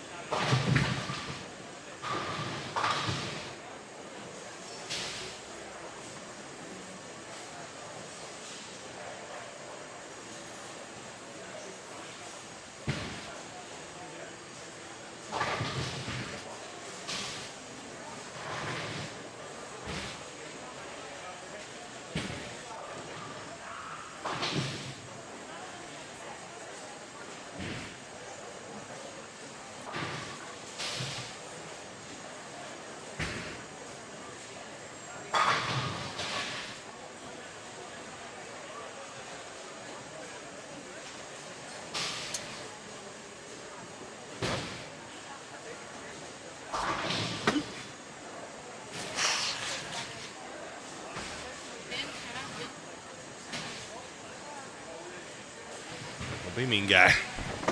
76 guys, likes guys, 24 to go for a CB swag giveaway. 24.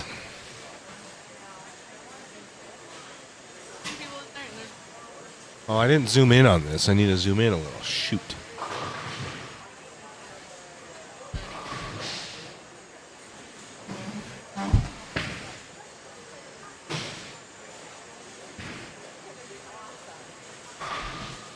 Okay, to be fair, there's 200 and make sure this is on. There's 273 of you in here, which means if we had all 270 of you like this, we could do 1, 2, 3, 4 giveaway packs. So if everyone just likes it really quick, we can do 4 of them. We can't do the first one until we hit 100 likes, but if we hit 250, that's 4 different giveaways. So please like it. It helps us a lot. We appreciate it.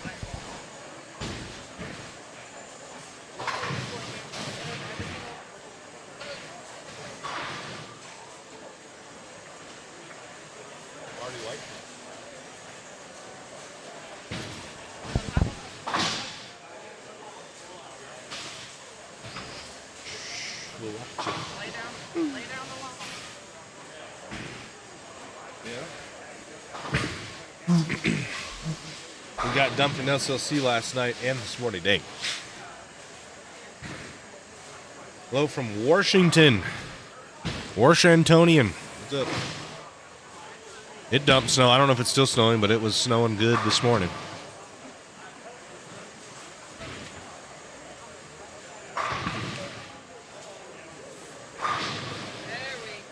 What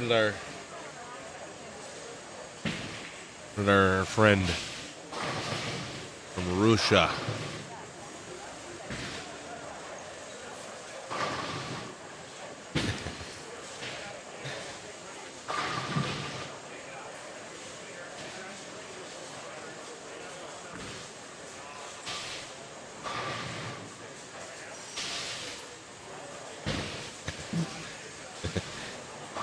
That's what we need the help with.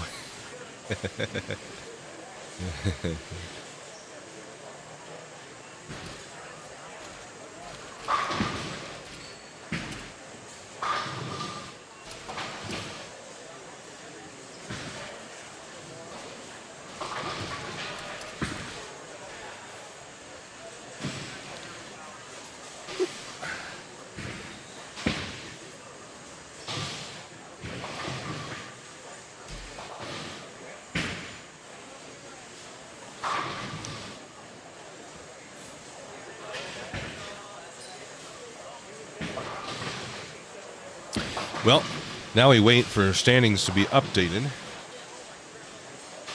But Nick Bagaro is going to go to plus 264. And that, I think, will get over Hornberger. He did not bowl good last game.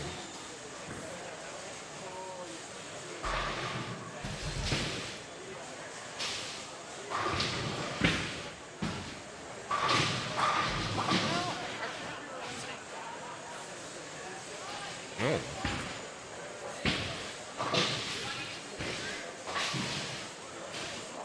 Got 110 likes. Boo-boo.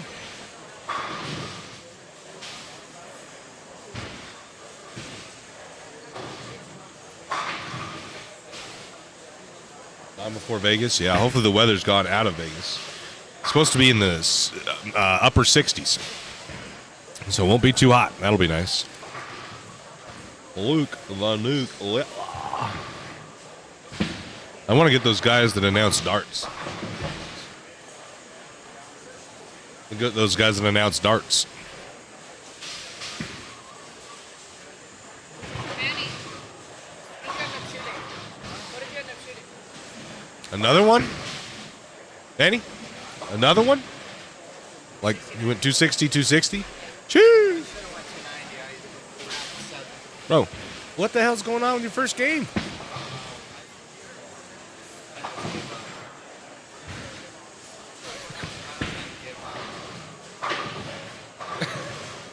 This guy.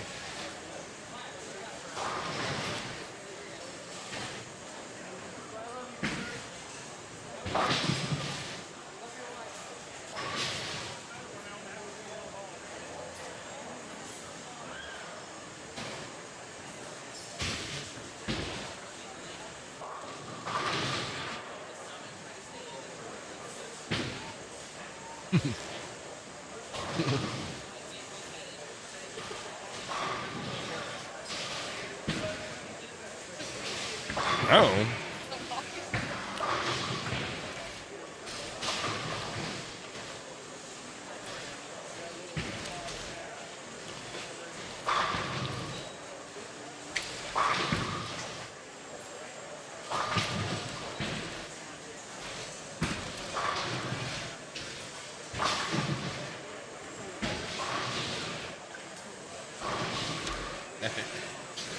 We're planning things out. Big things popping.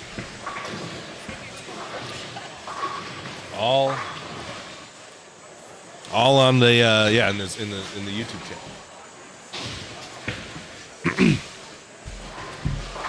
Okay, well, we got to 110 likes, like Tasman said. So means we need a keyword. Is everybody ready for the keyword? Again, you need to be present to win.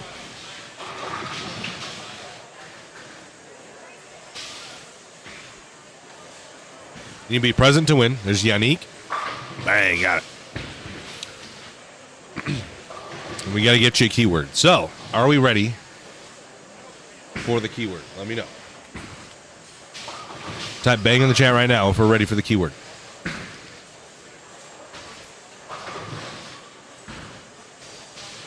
Type bang in the chat right now if we are ready for the keyword.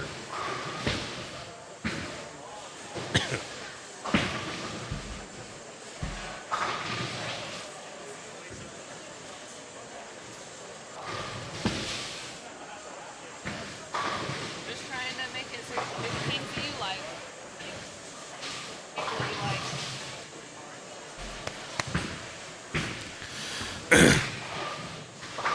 Put myself way back here, put you all the way up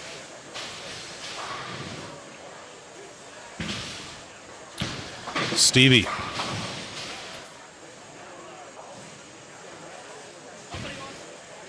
Yeah, I guess we don't want a keyword. I don't know.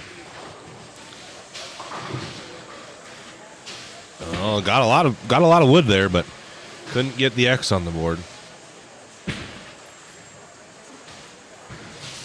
I want to say Daria is going to be down here. She was bowling with Norris, right? Yep.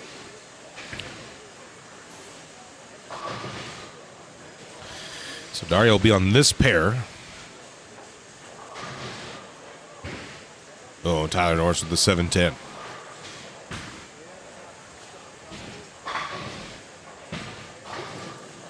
Well, he was, but that was after 2 games, so I don't know when we're at after 3 games. Haven't gotten scores yet, but yeah. Braden Link plus 113 was the number after 2 games. I guess we don't. Not going to do a giveaway. I don't know.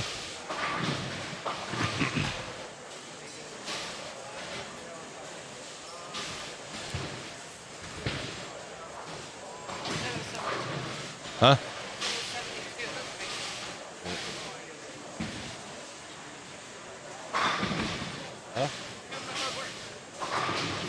All right. Well, I was thinking about just not doing it at all.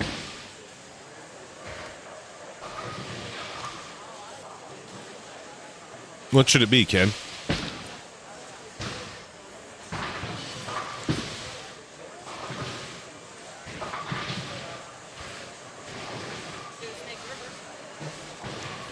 Yeah, could do that. Yeah.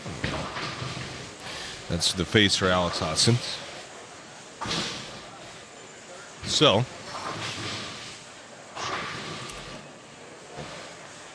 the key phrase, I guess, is Snake River Bowl. That is the bowling center winner right now. Snake River Bowl. You can see it on the screen. You can see it in the chat. Type Snake River Bowl. And we'll draw at the end of this game. And you need to be present in order to win that.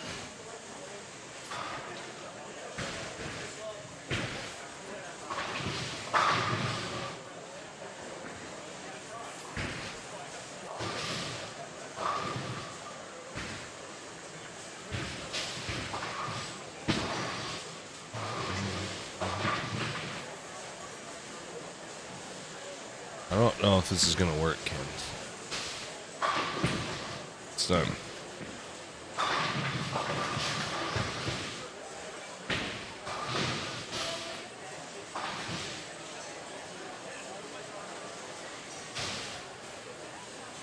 Were you wanting to post it? Were you wanting to post this? I need to send it to her and then see if it looks good enough. Ain't nobody wants it. Well, our internet's really bad right now.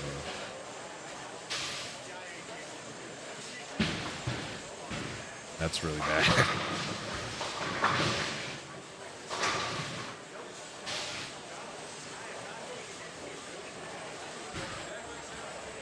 That's why I canceled out the uploading, because I think it's messing us up.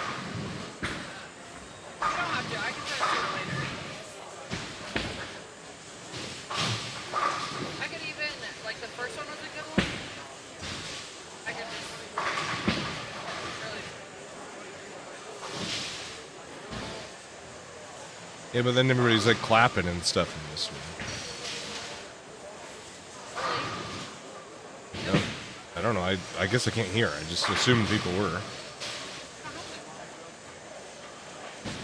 I would. I'd just do it. And be like, Sean wanted to be the star of the show.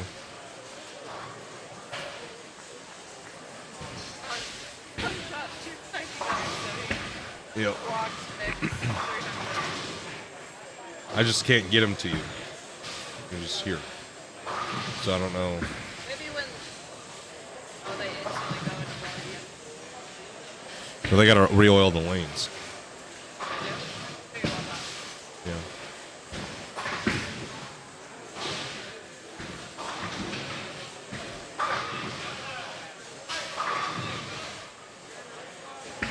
So I think like people are dropping off big time. It's kicking off.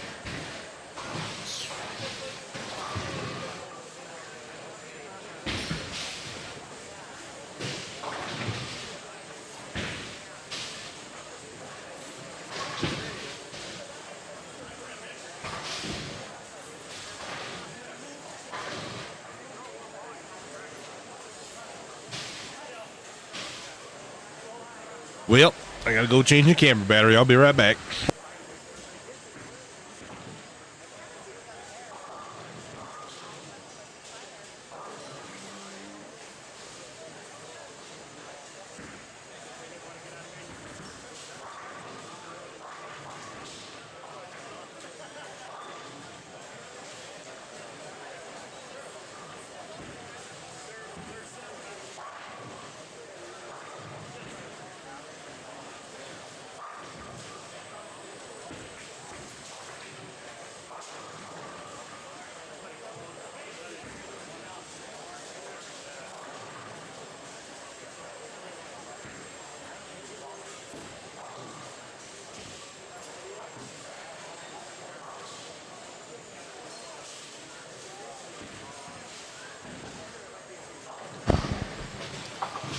Yeah, so it looks like the internet's a little low right now, but we adjusted some things, so hopefully it comes back. But for the entry, it's Snake River Bowl, and they are all separated by a space, not one word.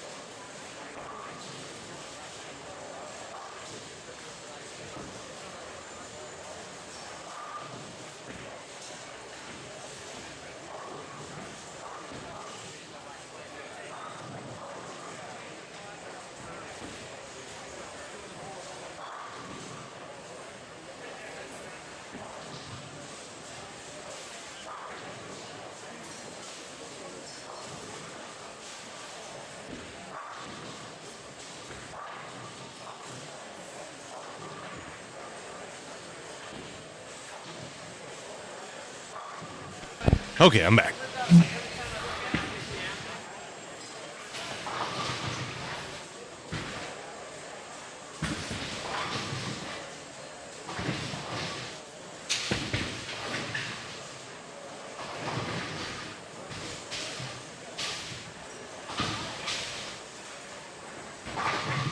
Let's take a look at scores here.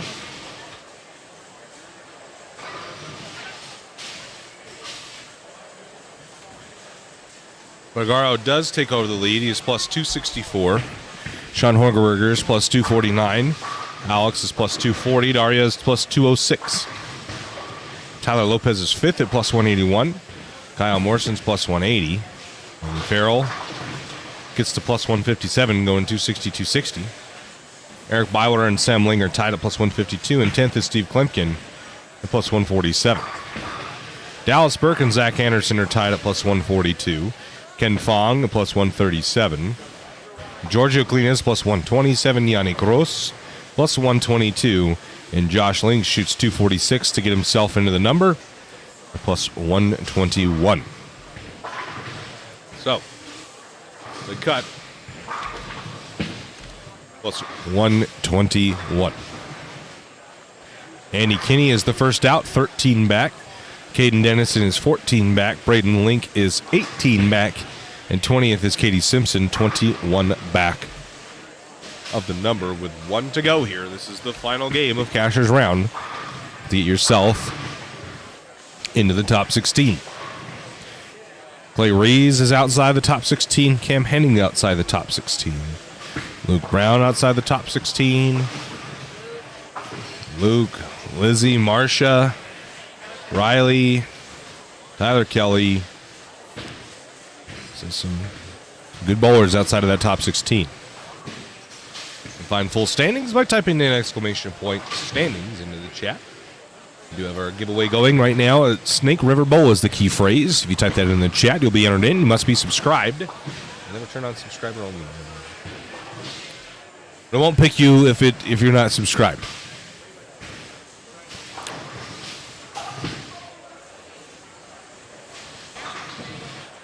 How's the front six again?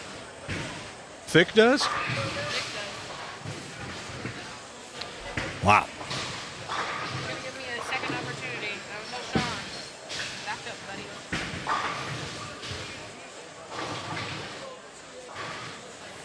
Let's see, Manny.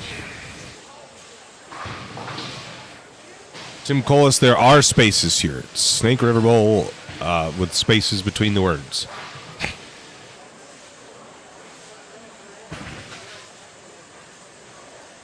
And he got it.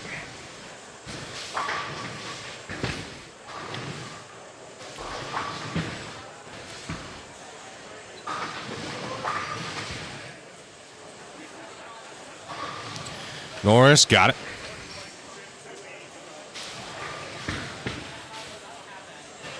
Hey, Agn. What's up, buddy? What did our Russian guys say?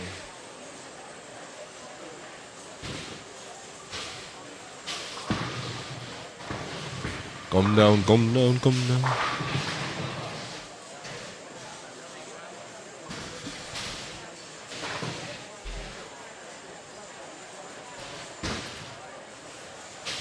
See anything else?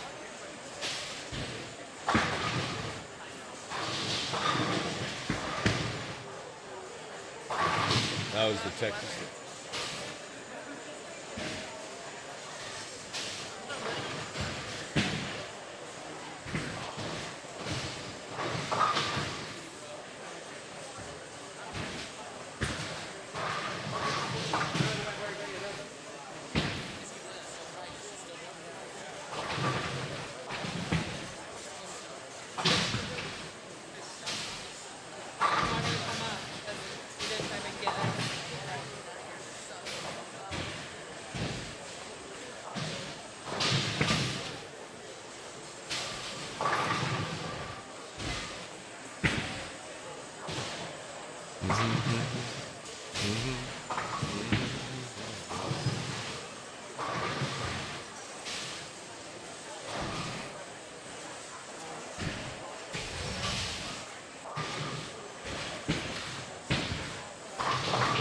Oh, 4-9 for Eric Bauer.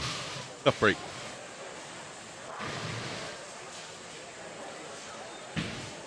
How about Bagaro?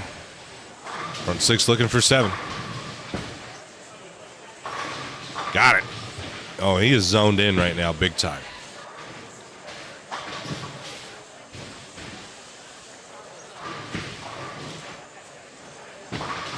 He is zoned in big time right now. I don't know if Nick will miss. He is throwing the ball so good.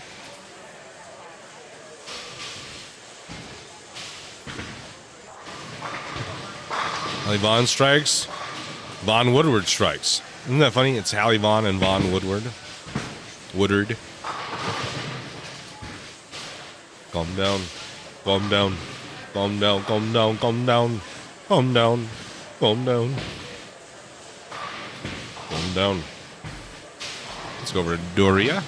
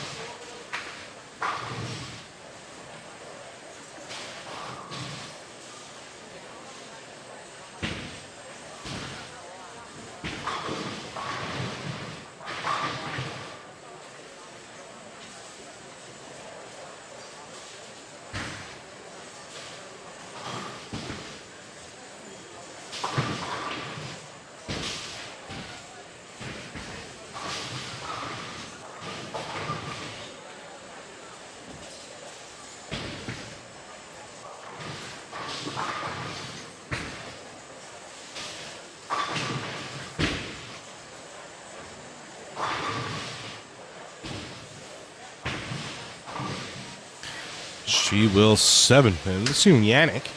Yannick's on the bubble right now. It's a good shot. Because 9 spare strike, 9 spare strike, 9 spare strike. Needs to figure out the right lane, it looks like. 23 and 4.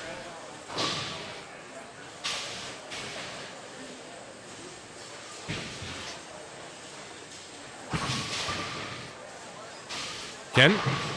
Oh, trips to 610. Nice shot. Let's go over to Steve Klumpkin.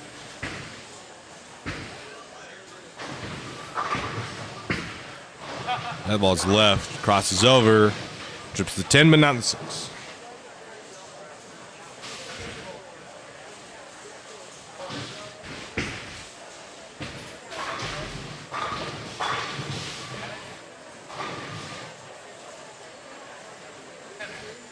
Bagaro. Bang, got it. Front 8.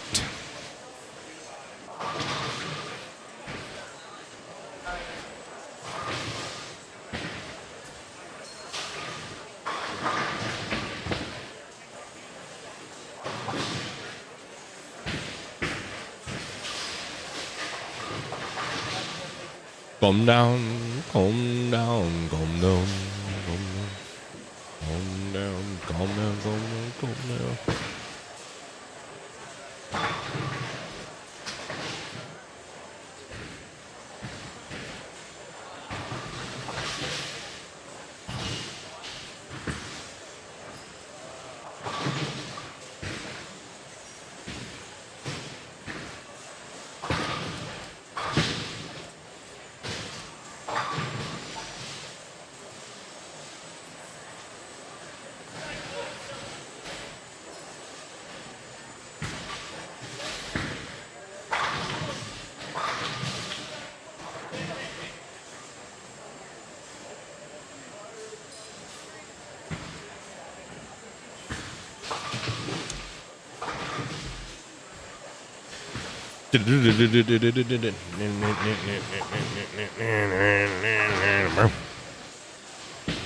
Tyler Norris, ball looks good. High on the head pin, trips the 4-9. We got Yannick, Josh, Andy, Caden, Gio, all on the bubble right now. Daria 24810s. Daria sits fourth, safely in the number.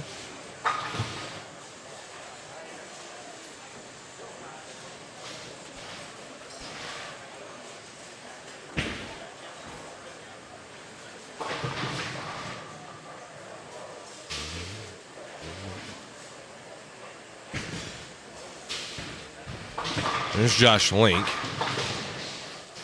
He's struggling a bit. Open, spare, strike, strike, open, spare, strike, spare. He's going to need to punch out, I would say, to maintain his spot. 13 ahead of Andy Kinney, 14 ahead of Kenneth Denison. I would say he probably needs to punch out.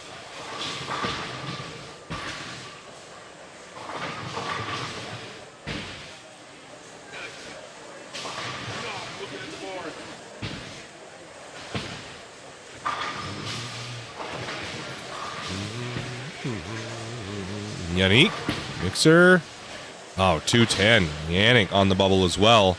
He's plus 122. He's 14 ahead of Kinney. He cannot get that right lane figured out. SK, the 7-pin tap. And making this would be massive for his game.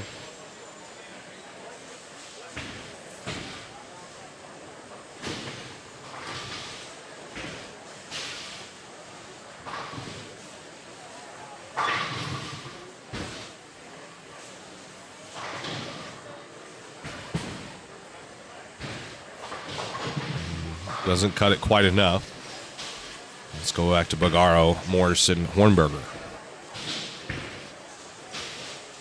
Kyle is sixth, well within the number. That's high flush, count it. Nick Bagaro steps up with front 8 looking for front 9.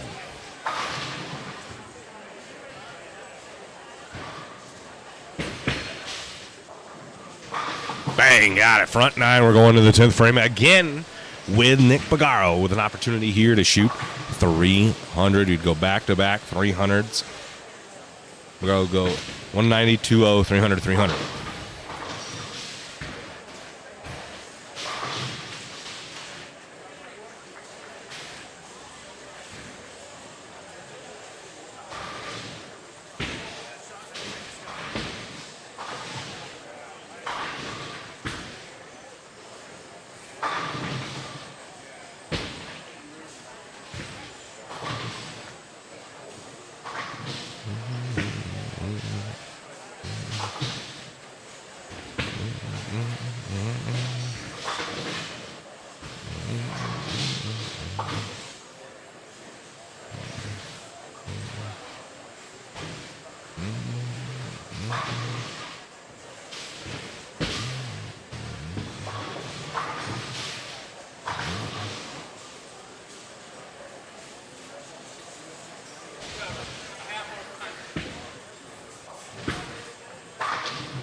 Oh, Clay Reese bones an 8-pin.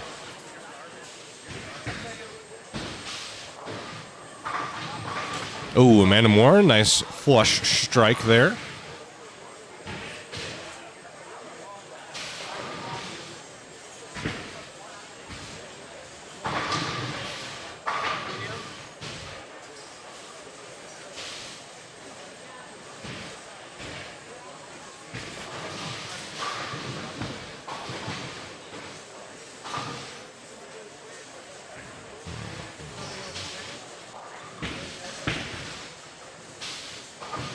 Ken Manny and then Nick Bagaro's 10th frame coming out.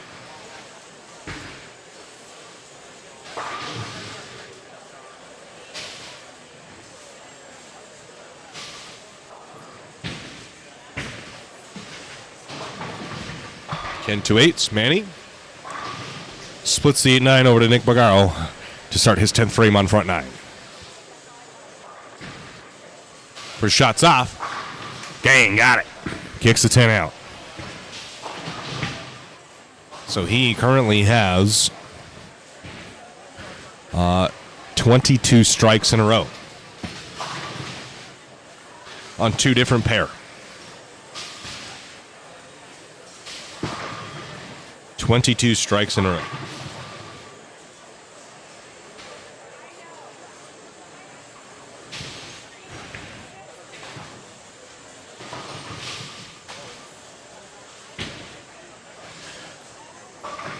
Once this game concludes,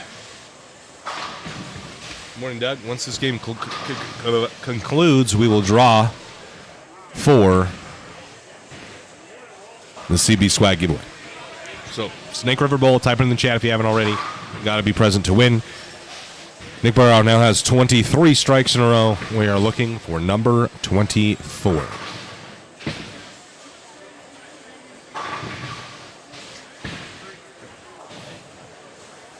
Number 24, Nick Bagaro, steps up on lane 20 with an opportunity to go 24 in a row, back-to-back 300s. Can he do it? The shot is off. It looks pretty good. Bang! Got it. Back-to-back 300s.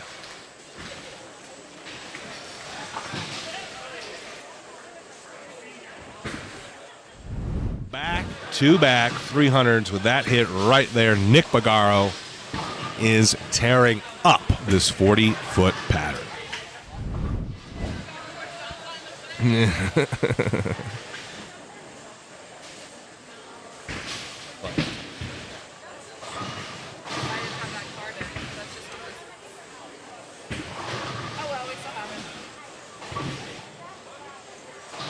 Dum dum dum.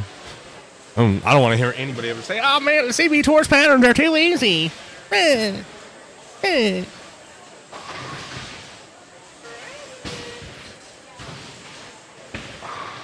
Back to back 300. We had one 300. As much power to download this. The same file size.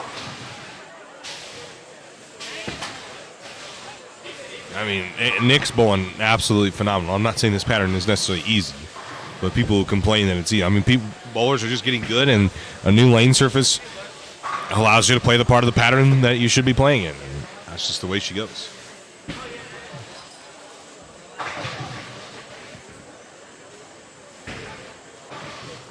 Congrats to Nick Bagaro. 200 over in 2 games, back-to-back 300s, 24 strikes in a row on 2 different pair.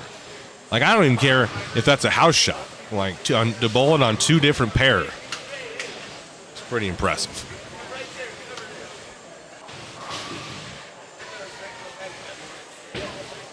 Okay, are we ready to draw? The internet's not really wanting to cooperate right now. So once the internet works itself out, we'll draw.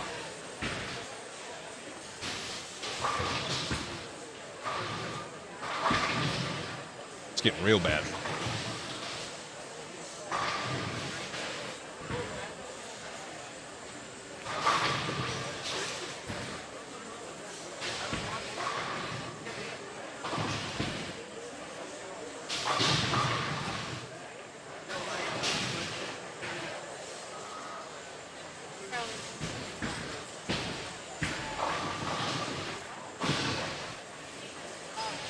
Stupid.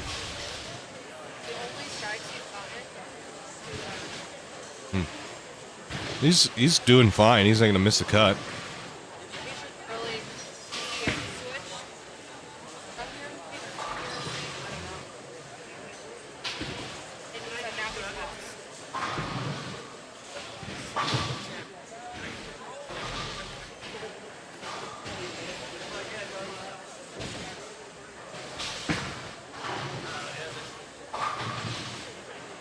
The internet's really bad. Wow.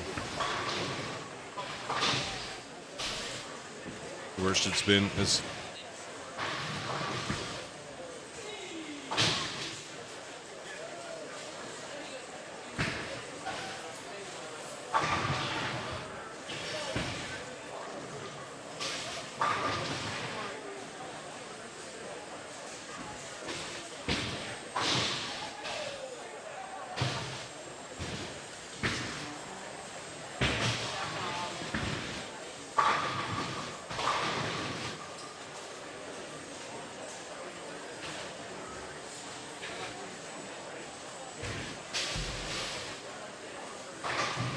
Kicking people off. Yeah, no, you're not the only one. The internet's really, really, really bad right now.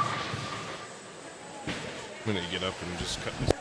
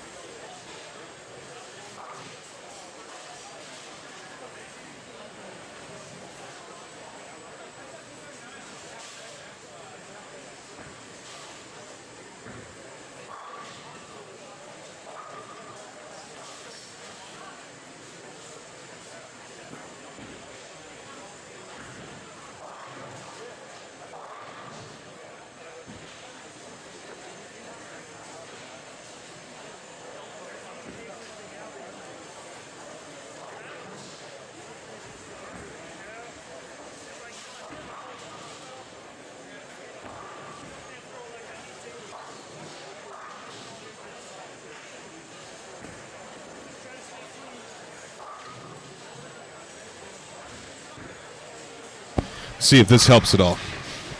Looks like we're getting. Maybe it's getting better.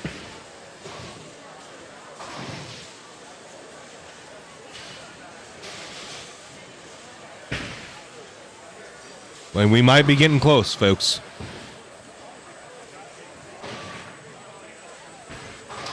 Oh, Daria.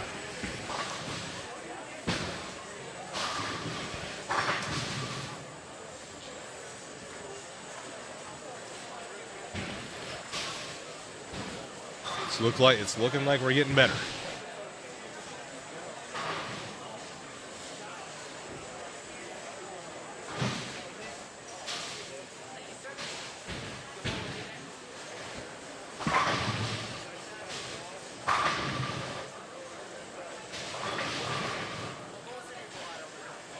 Just the only email there. Yeah,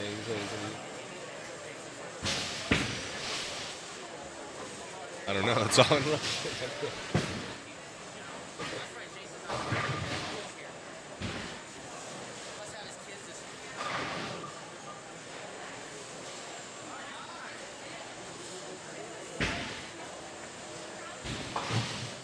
What are you doing?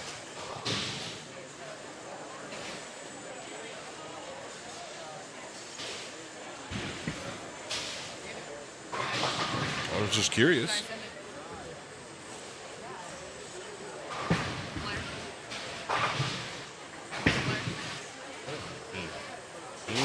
You do the real. I don't do the mean stuff.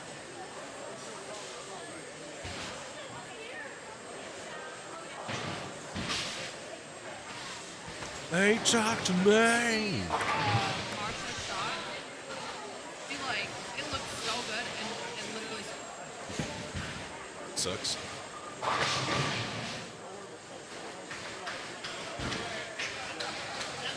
$197 for Yannick. I don't know if that's going to be good enough.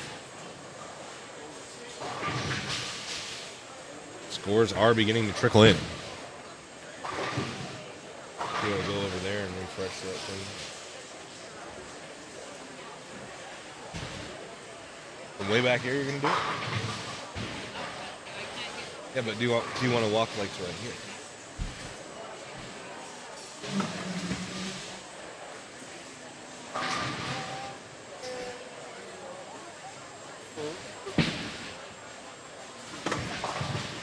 There, guy. Oh. What? Be careful. They talk to me. They understand. They talk to me. We haven't got a green light, but the kilobits per second has increased significantly, or megabits per second, or an 8 megabits per second, which is good. We were at like 100 kilobits per second, which is not good. So we're just hoping that it turns green and smooths out here soon. Oh, Manny, big fours.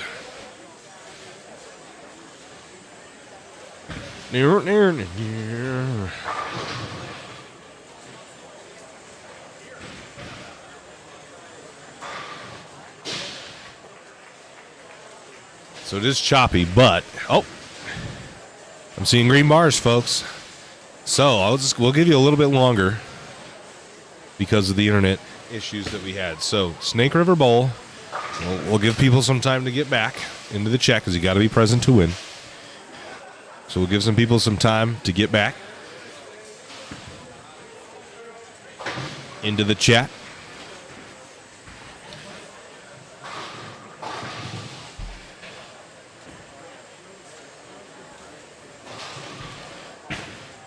Go over scores, and then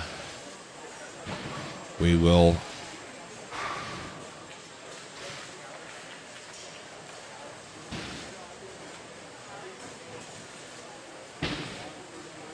live televised events in a row. That's correct. Did he win his first match? I'm gonna guess he didn't, because it's Bill versus David Kroll, I guess.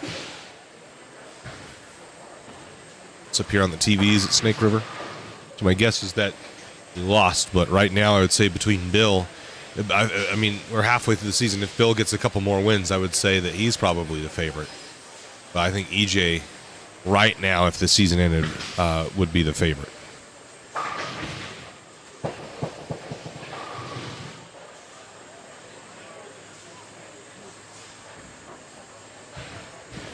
Steve Klemkin in for 258, gets to plus 205. He'll be in. Warnberger 237 to 286. He's in. We know Nick Guerrero shot 300 again, so he's plus 364. He'll be in. Hoskins is right here finishing his game. Why is that really blurry? I gotta focus that better. Dang it! I gotta do so much. There's just so much babysitting. This is what? 197. Yeah. Why? Could be by one. Could be ahead of Josh by one and behind KT by one. Yeah, it's going to be a tight one at the cut line. Katie shoots 220, and she is one out, but she's right now one in because we know Yannick only shot 197. So it'd be KT at plus 120, Yannick at plus 119, and Josh Leake at plus 118.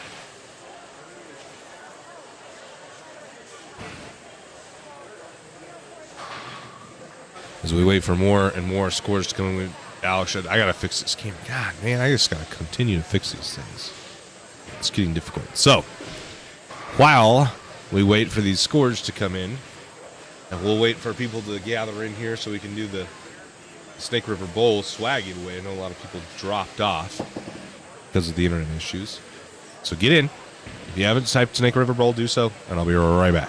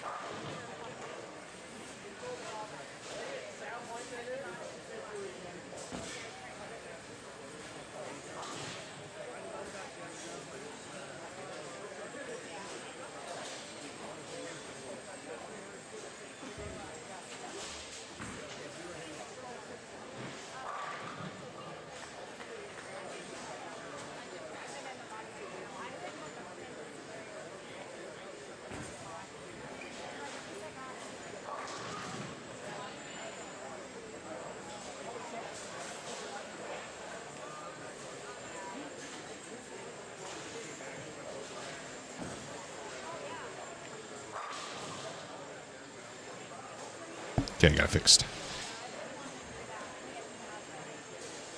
Well, someone else fell out. Braden Link is out, I think. So Yannick is the number right now. And I don't think that's going to change. Unless Jordan Parrish went huge.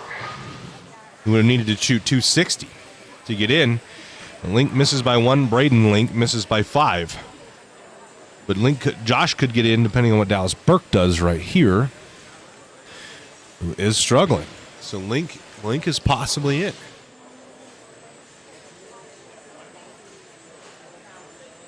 Looks like he can shoot 190. 190 plus 132. No. Burke's going to be in if he punches. Manny is a plus 157. He had a big string of strikes in there. He's got one. He can shoot 213, so he should be fine.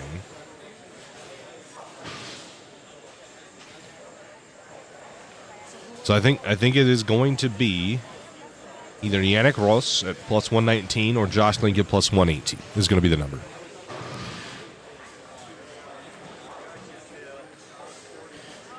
Those are my guesses right now. Okay. Here we go. We're going to draw for the folks that are still here. 3, 2, and 1.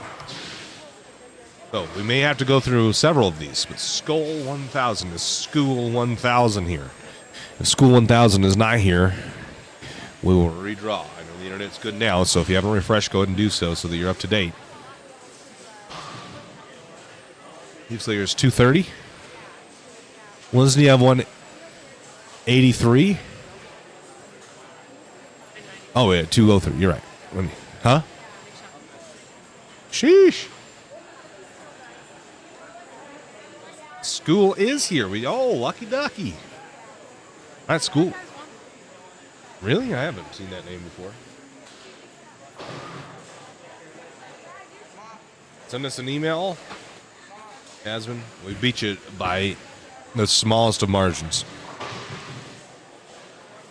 Send us an email, School. We'll get you some swag sent out.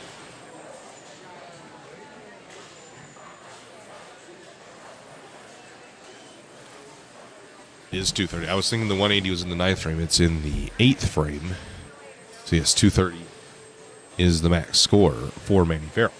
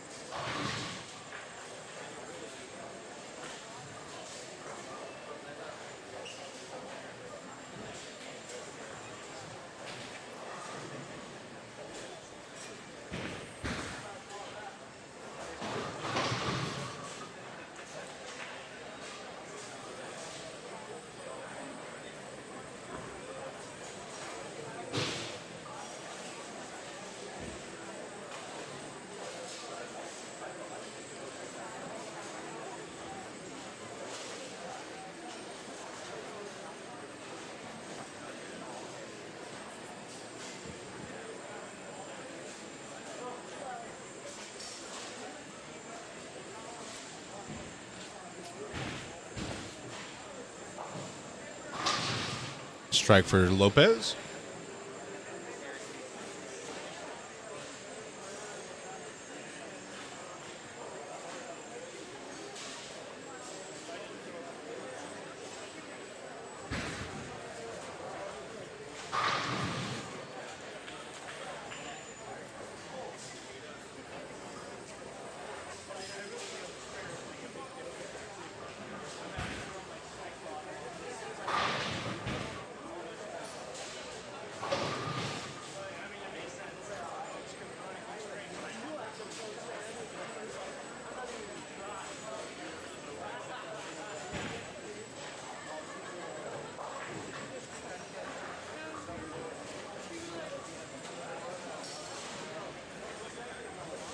That's to keep happening. Rain Hatch, what's up, buddy?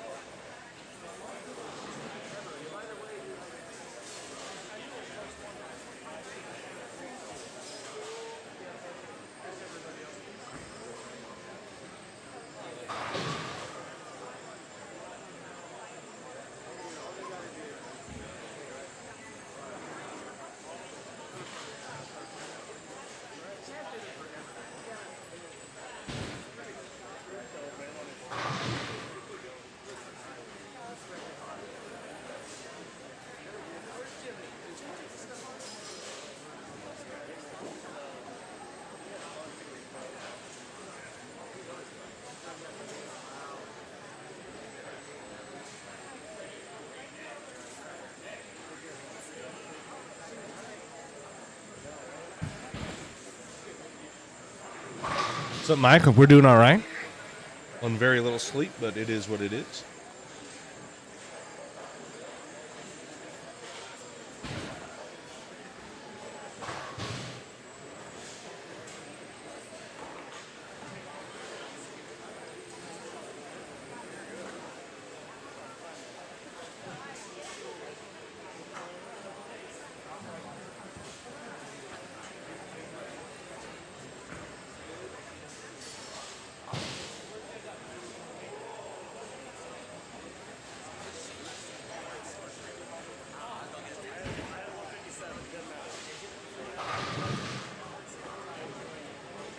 Burke. 180.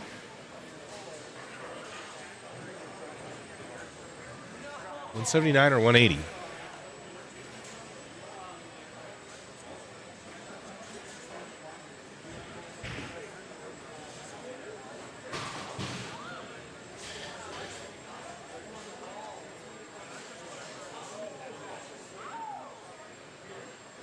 Ooh. Good.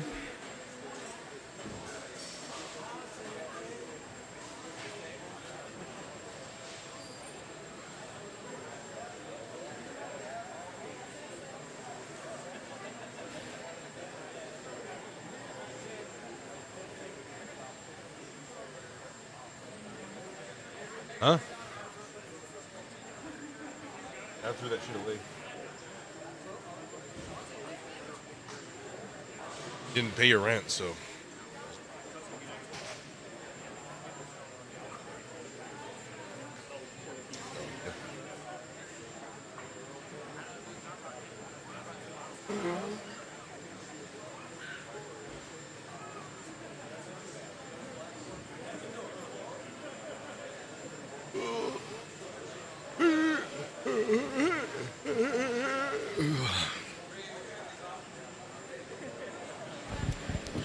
Well, I think that's it, folks. Let's see if we can get some scores here.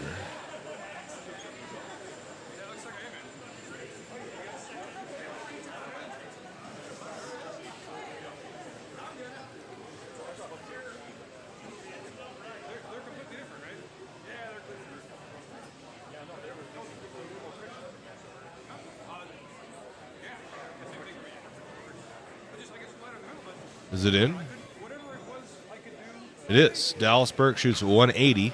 It's to plus 122. Waiting for the Kyle Morrison's score, but Braden Link is going to miss by 5. Josh Link is going to miss by 6. Yeah. There it is. Morrison shot 167, falls to 12th. Well, the number is going to be Yannick Roos, plus 119. That is your top 16. Braden Link misses by 5. Josh Link misses by 6. Zach Anderson misses by 19. 20th, Clay Rees misses by 20.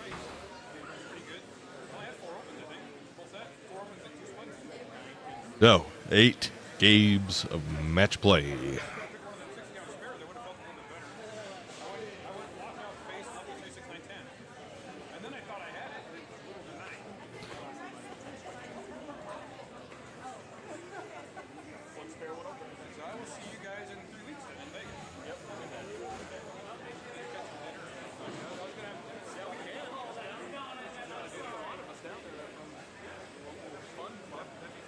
Okay. Yeah, so we're going to, I guess, throw in another podcast here. While you guys wait. We don't want to get copyright struck. So enjoy. And we'll be back for the start of match play. Semi-viral. People see, just imagine Mookie did that, right? And it goes semi-viral well after the fact, right? Well after the fact that it even happened that he competed. Mm-hmm. There's no, exactly like you said, the scenario where we make a viral reel, which, to credit to the PBA, they've stepped up a little bit, I think, in posting about things on Instagram. Fine. You see it, then what? We have a specific example of this, right, with the Harry Schaefer clip where he picks the 2-7-10. It's gone semi-viral, has 3 million or so views, right? But when someone sees that, like, we've had comments where it's like, where can I see this, right? Mm-hmm. If your response is $12.99, they're gone. They're not gonna subscribe. Mm-hmm. Like I'm not trying to sit here and say that I know everything, but I can tell you that from experience, it's hard to get people to buy things. One, it's hard to sell bowling. Bowling is a hard sell. Okay, at any level, whether it's merch, whether it's just us trying to grab your entertainment, actually taking money from somebody, bowling is hard to sell to the general public, to sponsors, whatever it is. Bowling's hard to sell. So if you have this clip of Mookie, he bowls good, and this is kind of my point. We do this social media campaign around him, or whatever it is, goes viral. Then what? Right, and you hit the nail on the head. There's nowhere for them to go. There's nowhere, because people aren't readily available. Like you said, they don't have the time right now to watch the live stream. We ended, I think, our stream at like 50,000 views on the Storm Utah Open. It had 20,000 views after that so far, right? Mm-hmm. Or 22,000 views after that. That's a significant amount of views after it happened live. So if they don't have a place to go to see that, if it's not accessible, then you've gotten their attention, and you don't really have many opportunities to do so. If someone comes and they're not pleased with the experience, whether that's, I don't want to pay for this, I'm out of bowling, that's it, like I'll see it's another bowling, they know now that to watch this they have to pay. Now there's no reason to interact with it, mm-hmm. because they don't want to explore it further. So we don't have very many opportunities to engage with these people. So when we do, we have to make the most of it, and we have no plan in place. Well, and right now, like, there's a lot of streamers and people who stream like their league night or even other tournaments like that we don't do. Mm-hmm. And so, and they're not charging you. So you're seeing those people bowling those tournaments, but you're missing out on the professionals, the highest level, right? Exactly. So, and yeah, like there's some professionals that bowl tournaments we cover. I'm sure others that mm-hmm. other people cover. But you're seeing 2, 3, 4, 5 here and there, where this is supposed to be your highest elite level players mm-hmm. in the game, and 5,000 people maybe get to see it. Now, I don't want no haters in here that disagree. I'm sure there's people that disagree, and that's fine. Don't come in here trying to quote us. We don't know this, because I'm pretty sure the USBC doesn't make it. I would have done this. I would have pulled the numbers and known for a fact if I could find them. So if you have a link that I could find them, I'm happy to take a look. So don't come in here hating and you guys don't know anything. This is actually the number. I couldn't find it. Okay. Yeah. They didn't. Well, it doesn't matter a number, to be honest, because if you're trying to grow something, then you need people that are outside of the sport, and people outside of the sport are not going to pay just to have a subscription to that. Yeah. Objectively, at a fundamental level, there's an issue with it. You're right, 100% right. The numbers don't matter. It doesn't matter if it's 5,000, if it's 10,000, 100,000. It just isn't going to grow the game. No. Because those are only the people that are going to. And I know we keep beating this like a dead horse, but I truly believe that it's one of the toughest things. Like, you want to get people into the game, but you don't show them the game. We show them clips of the game Or the best in the game. So exactly. So I maybe a good analogy that we kind of use for our YouTube channel.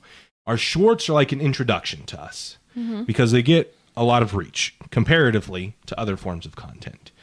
Reels, TikToks, all of that stuff is just a branch out, an introduction to what we have to offer.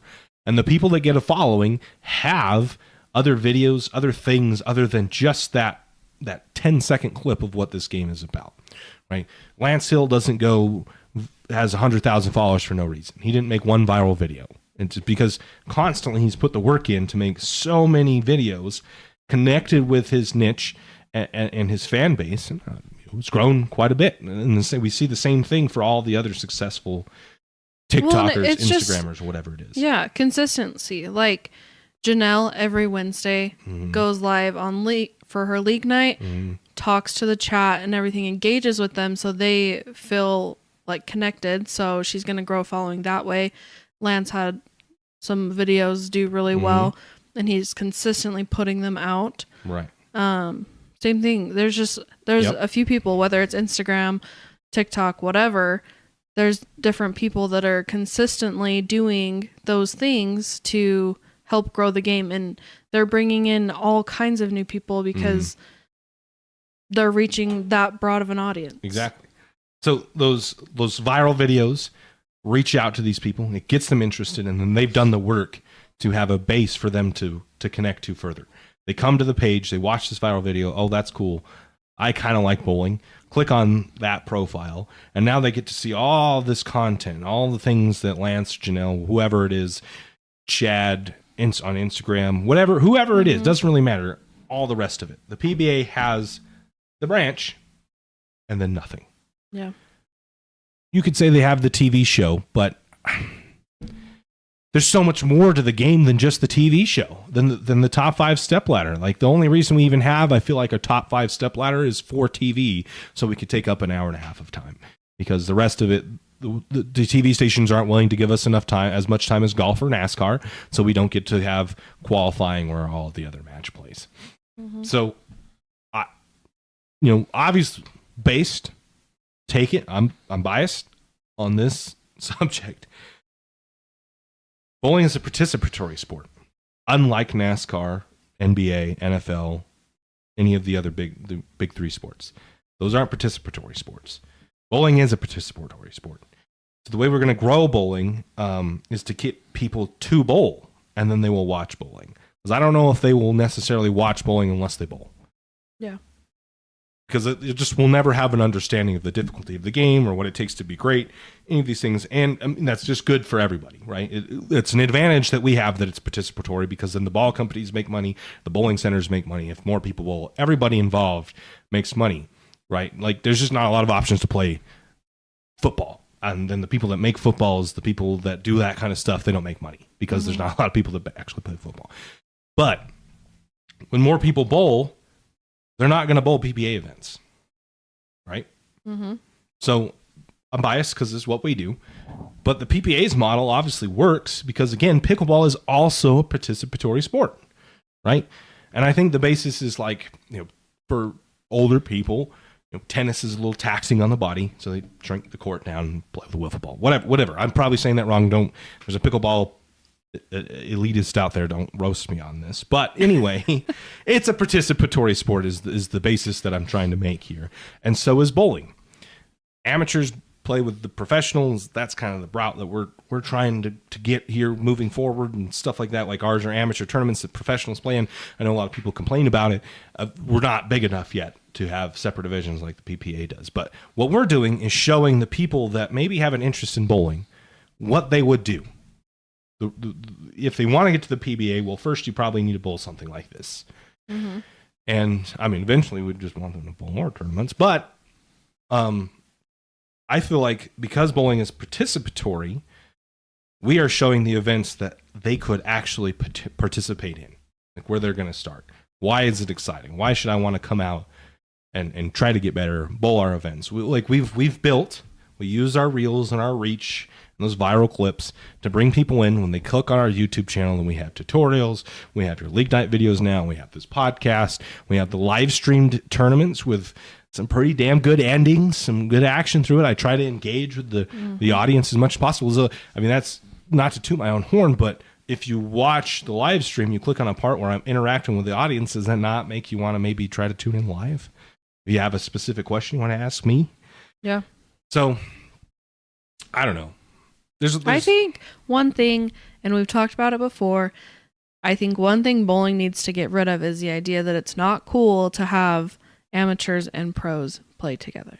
Yeah. Because why, like, you should want a professional to help an amateur maybe see something differently to where maybe like they were in the same position at one point and they started doing something else and that helped with their swing or whatever. And then they get better. So like I don't get why you guys are always like we don't have a separate a separate thing for the pros and the amateurs. I think that that's something you should embrace. It's really cool that amateurs get to bowl and learn from professionals that are bowling in the same tournament as them. Yeah, I hear you. Don't you guys me. Don't you guys me. You're a bowler. You're part of the you guys. Don't do it. Anyway, you make up a really good point. I think the issue lies in the fact that it's about money. I get that. And no other sport where the amateurs bowl for money. So I personally take that as a good thing. Personally, I think that's a good thing for bowl. Or at least we need to use it as a strength. Whether you think it's a good thing or a bad thing, it's different from other sports, and that's all we can kind of ask for at this point. So I think that's where that issue lies. People get salty because they didn't make money because a pro beat them, but you kind of should be like, could you imagine, right, playing against LeBron James, Michael Jordan, Aaron Judge, whatever it is, even if it was for money, like you put $1,000, there's not even a way to do it. Like I'm trying to explain some type of event where you could pay a buy-in to play against Aaron Judge doesn't even exist. But could you imagine having to do that and just getting torched by Aaron Judge? But you got to play with him. You got to play with him. That's what I'm saying. Is I think that is so cool. Yeah, but it doesn't matter at that point. I wouldn't think so, but I feel like that also, in a way, makes it seem like bowlers don't think their professionals are as good. Oh, okay. That's a pretty good point. That's actually, no, I don't think that may be a hot take, but I think that's an actually excellent point because we preach, if we don't take ourselves serious, non-bowlers, our audience certainly won't take ourselves. If we don't take ourselves serious, they won't. Yeah. So if bowlers don't treat professionals as professionals, how are you expecting someone who doesn't bowl to treat them that way? To treat them as a professional. That's actually an extremely good point. I don't know if that's a hot take. That might be a hot take to other people, but that is some facts if I've ever heard it. Because you're right. Like when you hear, just imagine being a new bowler, right? A new bowler. I'm going to bowl my first event, and you hear Sean Rash is going to bowl that event. Okay. And you go into the discussion, you want to sign up, it's on Facebook or something, and you see the comments, why is Sean Rash allowed to bowl? This is ridiculous. How I don't want to bowl with Sean Rash. Could you just not you're so excited the fact that you get to bowl a tournament with another professional and then it's just full of people complaining about it? I don't get it. Maybe not the first time that it happens do you start to think maybe these guys aren't professional or whatever. But after a while, you have to start questioning if these people don't think of them as professionals or respect them as professionals, I guess, why should I? They're professional. You should expect them to beat you. Mm-hmm. Right? They don't all the time. Mm-hmm. There were a lot of professionals at the Storm Utah Open, Mm-hmm. and none of them won. Nope. But if they do win, you should be happy. You should be giving them the credit because they're a professional of the sport that you are in. Not coming a professional shouldn't be allowed to bowl. Okay, pal. You should just be happy, and I don't want to say grateful and you don't have the right to be upset. You should be grateful that you have the opportunity or what's the word I'm looking for? The privilege. You shouldn't feel you have a privilege. But you kind of should. You should. Yeah. You should be privileged that other sports have no option that's similar to this, unless you have some story behind you where you get to meet a professional athlete. But other than that, you're not going to play with Patrick Mahomes. I think bowlers just like to throw a pity party, and they like to be picked on. It's true. It's true. From just learning certain things throughout the last few years, it's just always poor me, pick on me. This, and this. So that you Kenzie with some fire points tonight. These are good, but I think that comes back to the savior point that they're just poor pick on me, but then we are going to say that and continue to sit on our asses and hope someone comes and saves the game. You want to be as good as the NFL, NASCAR, MLB, NBA, whatever, but you're not willing to change anything to be like them. Yep. Literally the last year or two, MLB's slogan was let the kids play.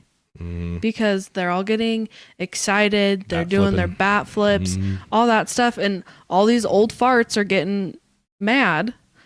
But what's gonna grow the game? Them just sitting there hitting the ball, doing nothing, not excited for a home run, not excited for a base hit, not excited for a game-winning double, anything like that. You would expect them to be excited, and yeah. We'll end on this because this is a little drawn out. You've made some excellent points, and we as championship bowling in general, whatever the media companies, we sell our entertainment with the currency of your time, right? You're selling entertainment and you are purchasing it with your time. And if our product isn't entertaining, you won't give us our time because there's plenty of other entertaining things. We're not competing against the PBA. I don't see it that way. We're competing against every single other media outlet that you could potentially be watching at any given time. And our goal is to be more entertaining than they are, whoever that may be. We sell entertainment. It's no one could give rats how hard the pattern is or whatever if they're not super hardcore bowlers. No. None of that shit matters. Is it entertaining and worth my time? That is the only thing that we are selling. And if it's not worth somebody's time, there are thousands of other options to invest in. So, your time or money. Either. Exactly. Which is half the time your time is more valuable than your money. Time is very valuable, especially because there's so much out there that you can put your time towards. Exactly. So we'll end on that. We sell entertainment, and if the product isn't entertaining, then people won't watch. Other sports obviously get it. Golf gets it. MLB gets it. The NBA gets it. Everybody gets it except bowling. We say we get it, but then we do nothing to change. So, guys, what a discussion, Kens. That's Episode 4. of the Striking Kicks podcast. Hopefully everybody enjoyed that discussion. Let us know. I think we're going to try to have a guest the next episode. Head on over to championship-bowling.com. We have some surprises there that haven't been announced yet. So the little Easter eggs you could find. Yep. They're there. It's there already. It's ready to roll. It's done. Done deal. We just haven't announced it yet. We'll obviously have a press release at some point. But you want to be early on the train, www.championship-bowling.com. And if you have any guesses on who will be the special guest. Special guest, yeah. You can put that in the comments too. Yep. Or who you'd like to see. Yes. Guys, as I eat the microphone. It's been a good one, guys. It's a good conversation. We're going to have more of these, I guarantee you. We're willing to change. We're not waiting for a savior. We're not going to wait for Mookie Betts to bowl our tournaments or Jimmy Allen. Even though that would be very cool. We're not going to wait for it, though, and just hope that it happens. We're doing things to make it happen. So with that said, Kenzie, happy Valentine's Day. Thanks. And we'll see you guys on episode 5 of the Striking Kicks podcast. Bye, guys.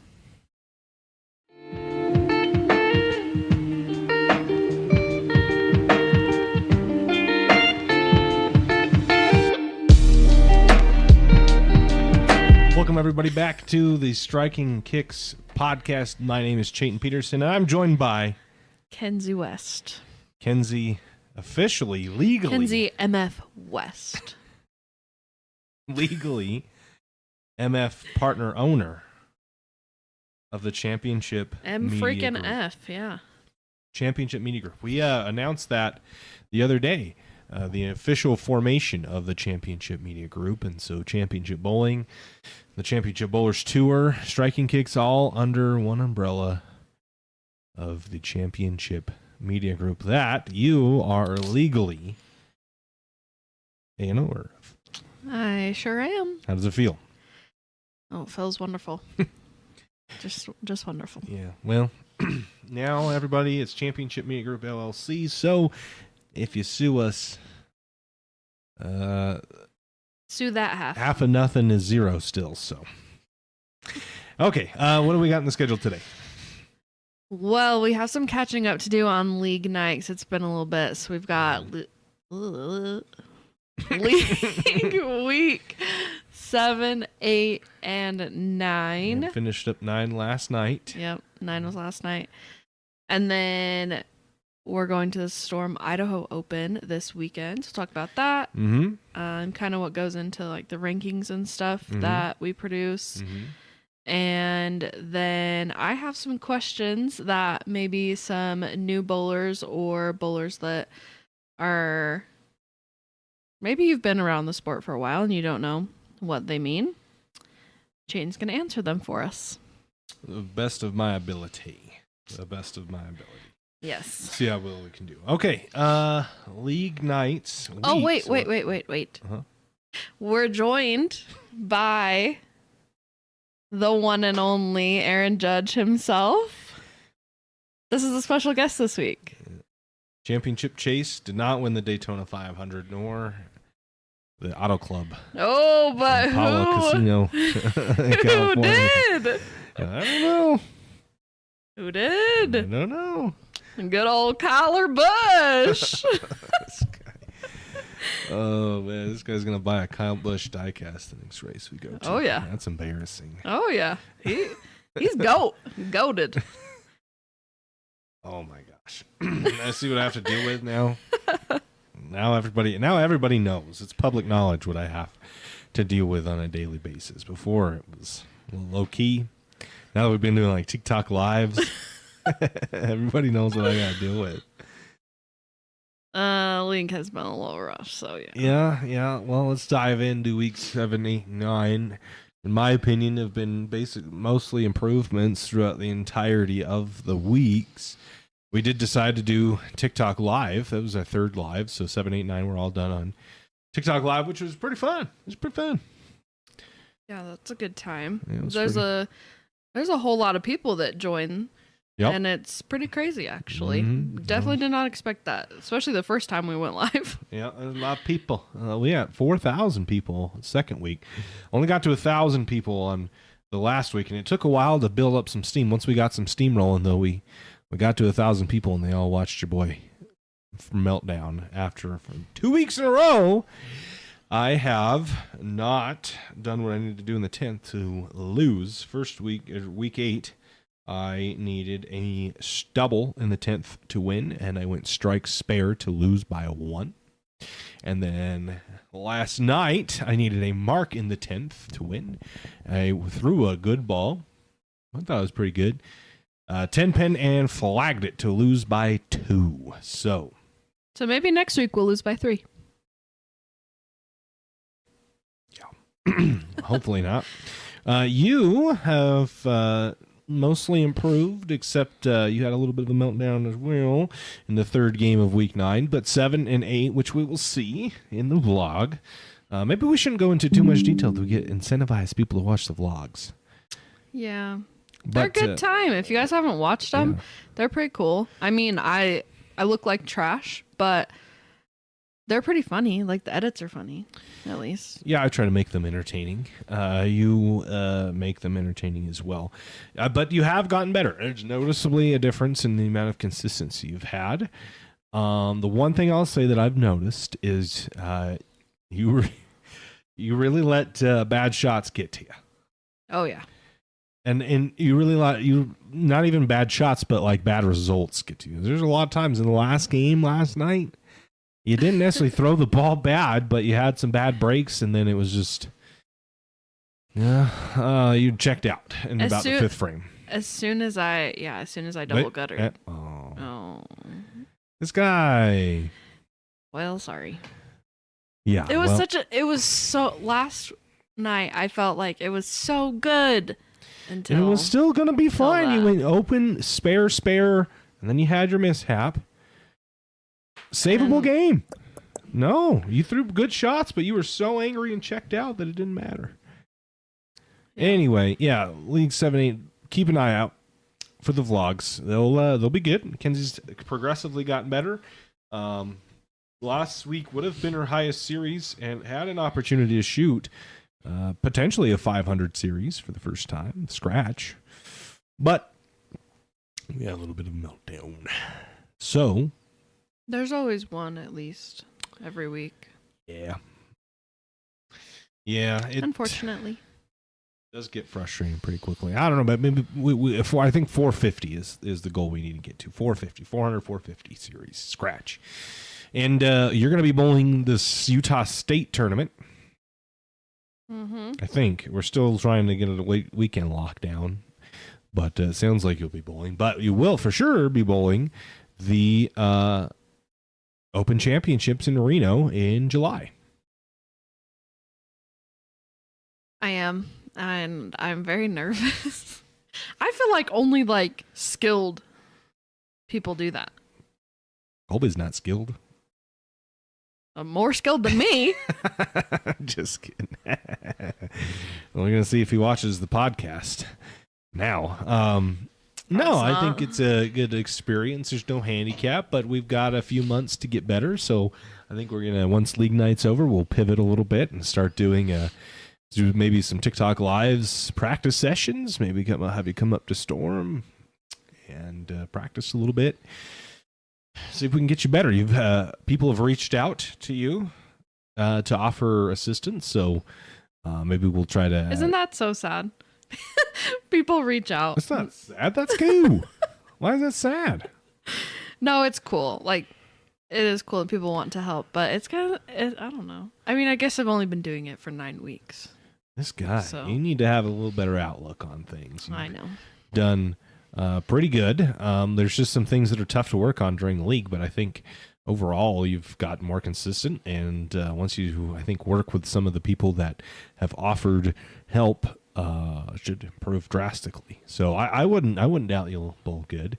Good enough. They're hard out. This is the thing about hard patterns, right? Is the pattern affects the lower your skill level is, the less of an effect the pattern has.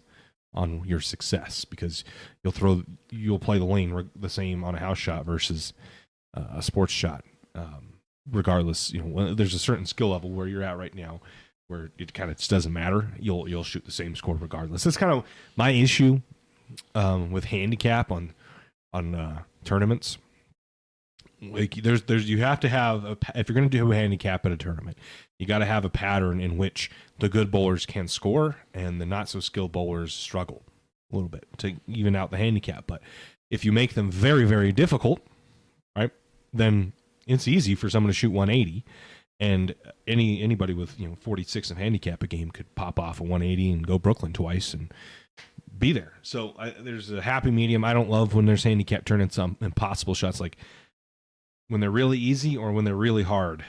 It kind of like the way it works out is kind of the same, regardless, like whether it's a house shot versus like a 2-to-1 sports shot. So my little 2 cents on that. But yeah, I think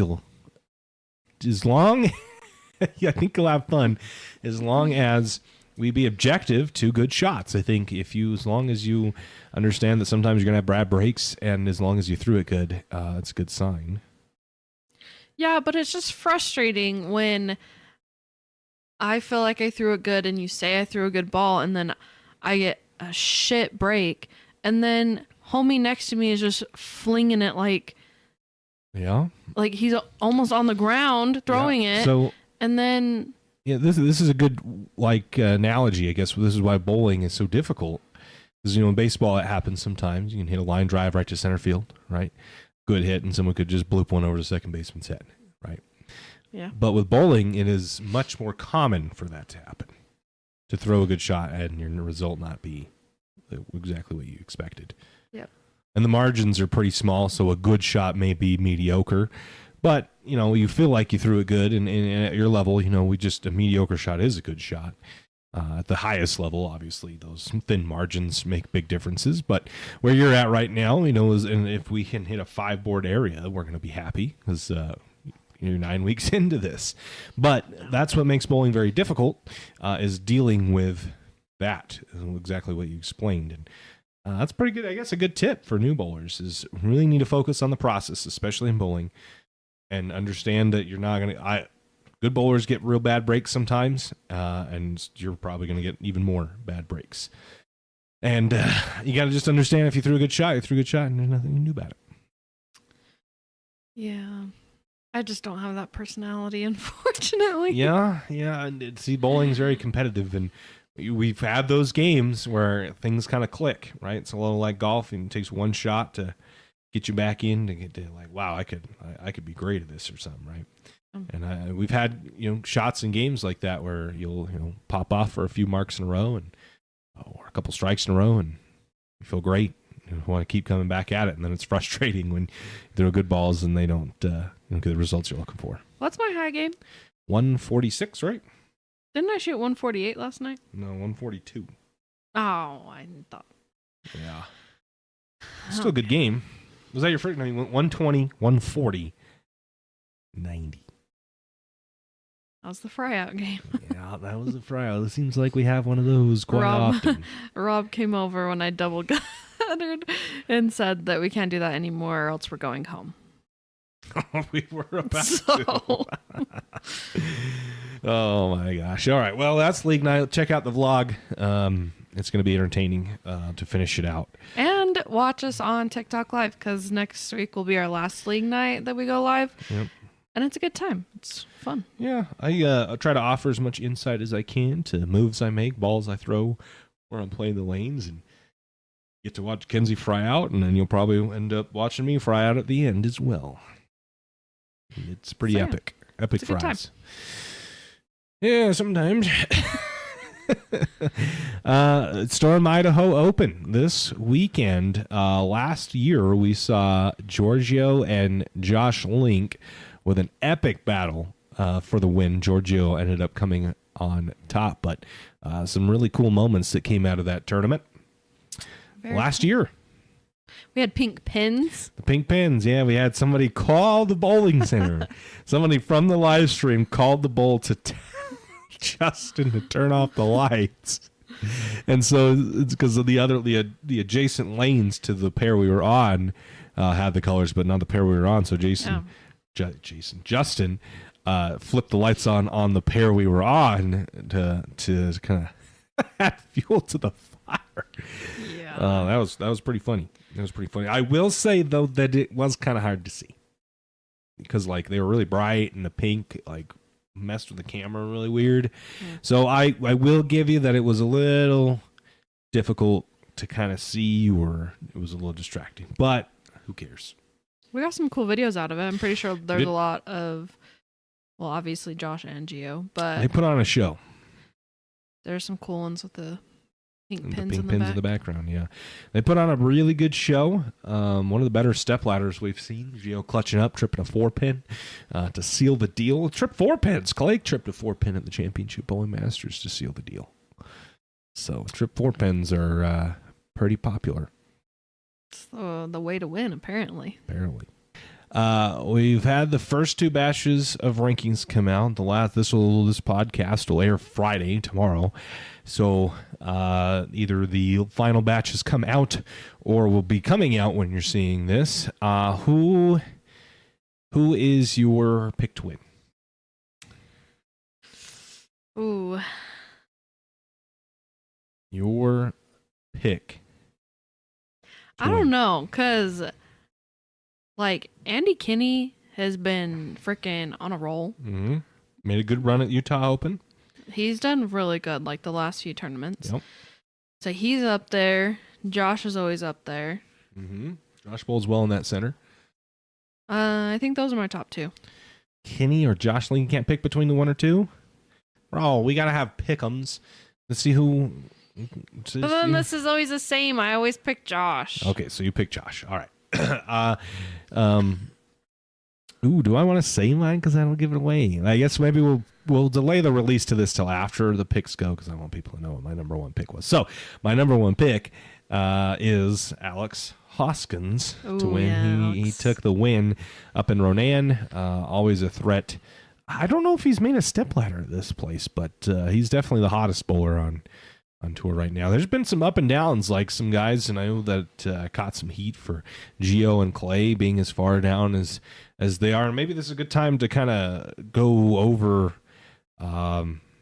what goes into making these rankings. So maybe some people feel it's a popularity contest or what have you. I can tell you that it is not. It is certainly not that. Actually takes, some people ask why I don't do more of them, like if there's going to be 16 people in the finals, why don't I do 16? Well, one, it takes a long time. We put an effort into this to make it look cool and make a graphic for it and stuff, so it's not necessarily easy. Excuse you. Sorry. I was going to move it and sorry. Anyway, so it's just too many, to be completely honest with you, for the amount of time that we have. Championship mini groups be busy all the time, and I don't know. I just don't want to, like, if you can do 16 and then do 20, and then is it even like a cool thing? I guess at some point. So I keep it at 12. I think 12 is a good number, and a lot goes into it too as far as time goes, because I go out and I look at previous results. Like if you go look, Steve K is 5th, which is pretty high in my opinion. I wasn't sure if I would put him 5th, but a lot of people thinking I'm slept on Steve. Steve missed this cut last year. He did not make the cut at the Idaho Open last year. So the year before, Steve won. Last year, this guy. Get control of your mic. I don't know what's happening. Holy crap. There we go. 2 years ago, Steve won. Last year, he missed the cut. So I don't know, man. Grand finals, we didn't make the step ladder, and there's guys that are in the step ladder that when he wasn't, didn't bowl in Ronan, didn't bowl at the Storm Open because obviously he's running it. There's Manny Farrell's up there. Manny made the step ladder at the Storm Utah Open, so people probably may be questioning that decision, but he made a really good run at the Storm Utah Open. Really good run. Very good run. Fended off Alex and Brad Miller, who after a 157 game. So in most cases, people might be pretty discouraged after 150, and Yeah, and maybe bowled a bad game the game after that, but Manny clutched up, did what he needed to do to lock himself into the show. So I need some training and some tips from Manny on the mental game. Well, I mean, Manny's getting there. I think that's what's going to really get him over the hump and catch him a dub. I don't know if he's quite there yet with the mental game, but obviously, raw talent-wise, Manny's up as can bowl the best of them. Obviously, bested Darren Tang and Brad Miller at the Storm Utah Open, but I think his decision-making, and this has really come down to maturity and experience, but his decision-making with balls needs to get a little bit better, which, again, will just come with time. And in this instance, he really showed a lot of heart and determination pushing through that 150 game. But, there's been times where that has affected him. But he's young, so what do you expect, right? But, yeah, I've got Alex to win, and then I have Josh Link as my number 2. Andy Kinney is my number 3. Dang, I didn't even know. I didn't know who top 4 were, but I'm pretty close. Who's number 4? Who's left? He's been getting slept on, not slept on this Ooh. year. Come on, Kins. Oh, I feel like I could know this. You should know this. You're the one who said he gets slept on. Oh. Cameron Henning is yeah. number 4, the Storm Utah Open champion. Now, I haven't seen him bowl in the center before. Obviously, put a beat in the stepladder when it mattered. Dallas Leong really had the only great look, I would say, throughout all of the finals, led by a lot. Kind of fell off a little bit down. Well, I guess he was the 1 seed, wasn't he? Yeah. In stepladder, yeah. So It was just that game. yeah, it was that game that he got beat. So Henning damage controlled, I guess, the stepladder. He just did what needed to be done better than everybody else did in the stepladder. Took away the win, and that's what you got to do. So got himself to the show, and then did what needed to be done during the stepladder to win. So this pattern's a little bit softer, and it's a little more conducive to scoring, especially late. We've seen that with Gio and the matches with Josh Link. All right, practice underway here for top 8 versus bottom 8 match play. Thanks for listening to our podcast. And they're actually starting right now. Practice. Freshly oiled batter. Ken Fong, Daria Paryk, Dallas Burke, Manny Farrell. It's making me really mad. And then Andy Kinney and Alex Hoskins and Steve Klemkin and Kyle Morrison. We'll have a couple more matches as well we can jump to. I'll be right back.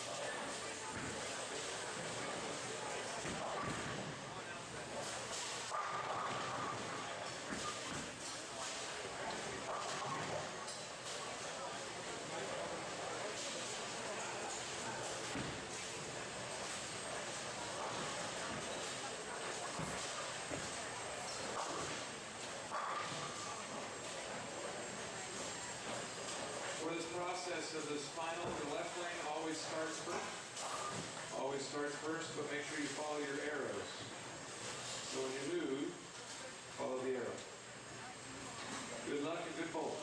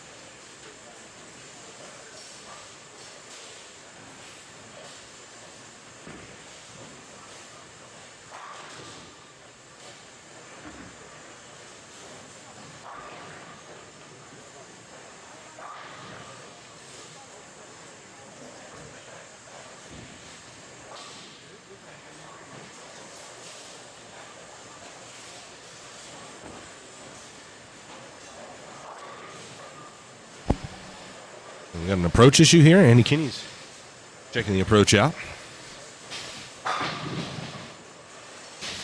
She does. What?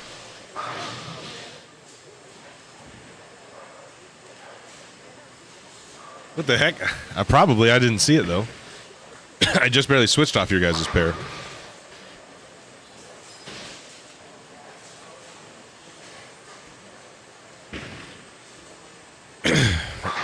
Now it's Burke. Packs it. Let's see Ken Fong.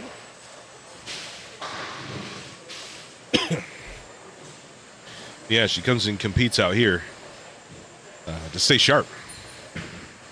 I mean, these are sport patterns designed by John Janowitz. CB Tour uses them, and so does Studer for the Idaho Open.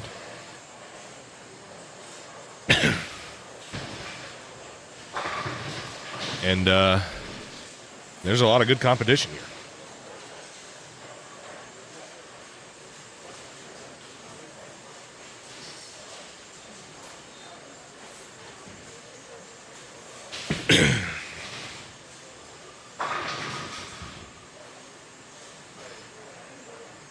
See Sean Hornberger. He went 289, 299 for the first two in the Cashers round, and then Nick Pagara went 300, 300 out the back. Gio, bang, got it.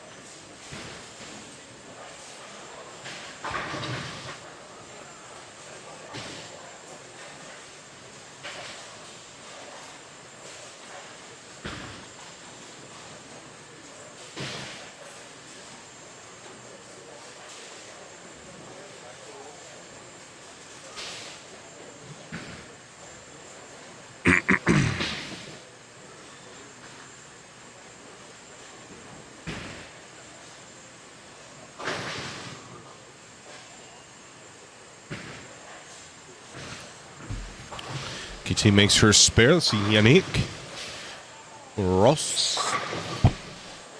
It's pronounced like Rose. Ross.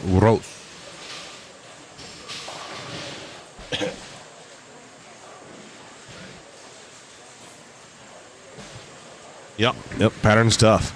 See Dallas Burke real quick. Messenger, bang, got it. Yannick. I flush.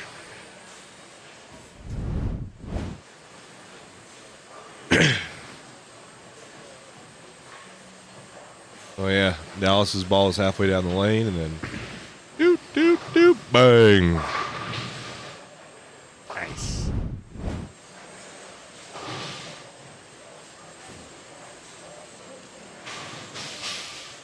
Crowd favorites like Darren. Well, you'd be correct.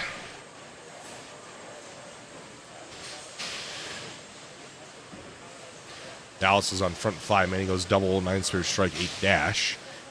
Dallas now looking for a 6-bagger. He's going to get it. Dallas Burke is locked in. Garo struggling a bit on the fresh here. Over he's bowling, went front 5, 9 spare. So Daria. Plaques a 10-pin. No love from the messenger.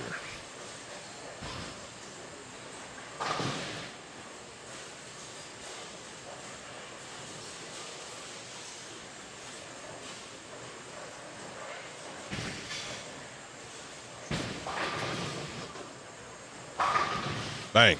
It's a good shot from Manny Farrell.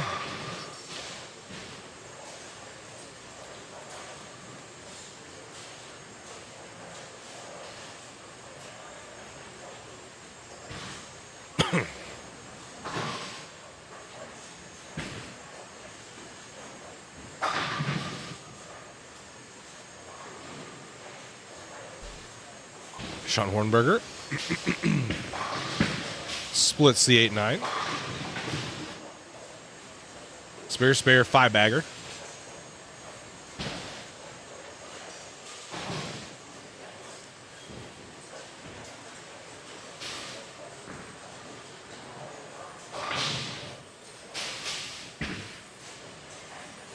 Manny, great shot. He doubles up. Tyler Lopez won the Storm Dream staff contract at the Storm Utah Open.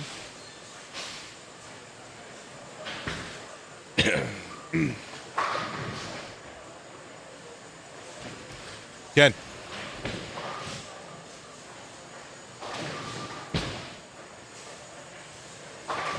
Huh?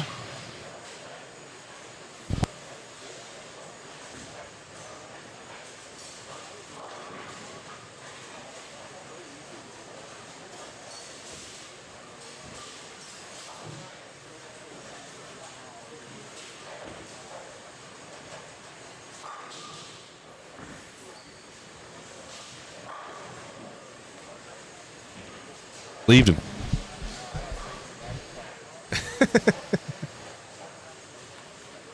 Blocks a 10-pin from Dallas. Burke. His first non-strike of this game. Ken Fong looks good. High flush. Count it. Or to Yannick. Yannick struggling a little bit against Giorgio, who's got a 5-bagger. That ball's really good.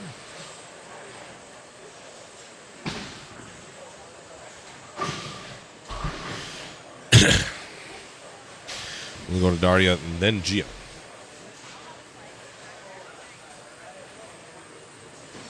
I really can't see. I flush. KT. Mixer. Got it.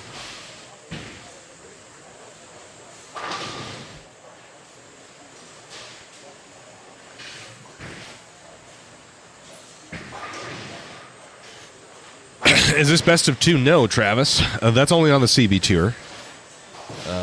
This is just top 8 versus bottom 8 round robin match play. It's not really round robin.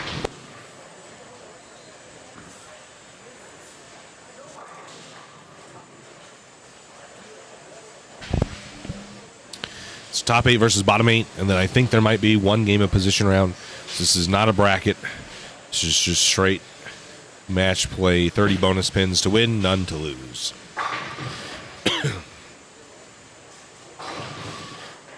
Well, gets most of the bucket out there, but leaves the 8-pin. Chase Hook says Manny needs a new jersey, plugging his Bolify discount. I'd say Manny needs a new Apparel EFX jersey. Apparel EFX is the official apparel partner of the CB Tour. Bang, got it, Manny Farrell. Next season, for any of you guys planning on bowling on the CB Tour next year, a patch will be required. Any Cashers round and beyond. You can get a patch on your jersey from Apparel EFX. They have the artwork to put on your jersey, and we will also have embroidered patches available for $5. And if you don't wear an embroidered patch in Cashers round or in the bracket, then you will be fined $5 and receive a patch. Here's Manny. That's a good shot. Tough break. Tough draw for Manny as Dallas Burke is lined up real good. Dallas can finish this match off pretty handedly. The 9th and 10th frame. Ken Fong. is ahead in his match against Daria. Messenger bang, Ken Fong.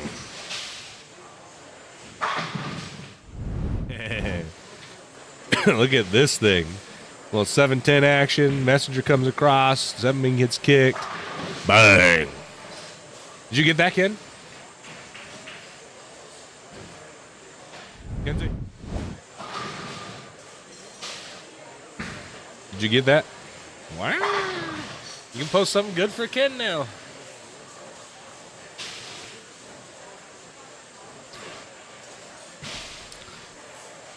KT needs a hook. Not gonna. Back to Ken Fong.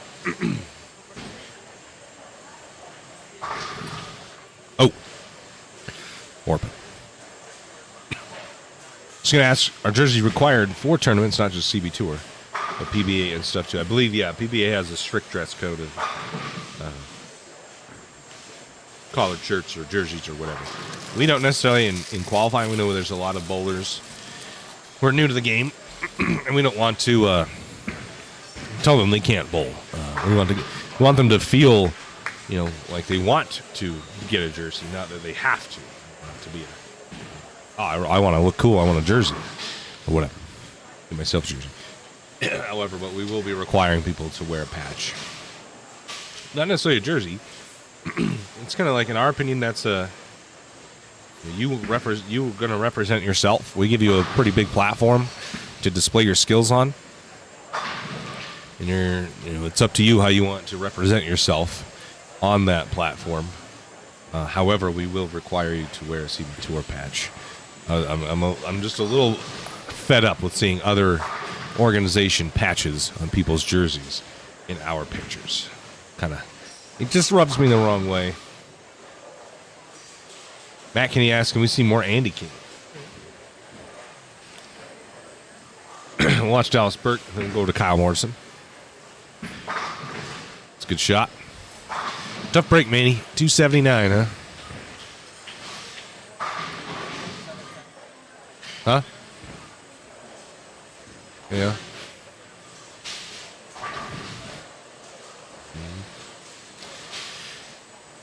Well, live and let live.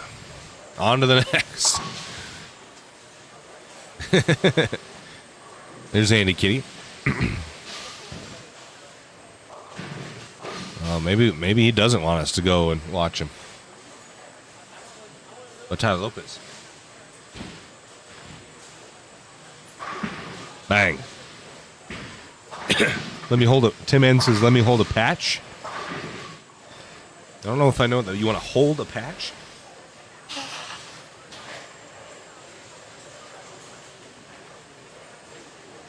Not sure if I know what that means.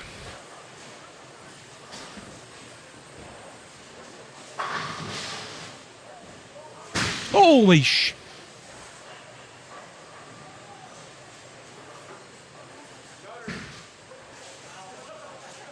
What just happened?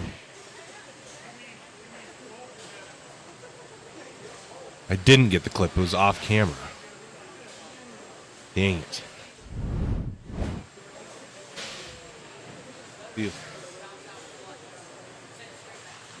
Ah, that sucks. What happened? It was on the wrong screen there. Looks like it stuck to Kenny's hand. Went straight up in the air. And landed almost in the left gutter.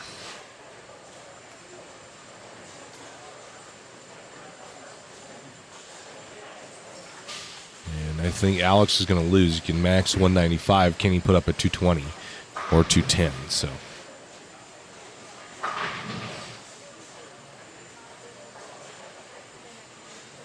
and see him here. Yeah.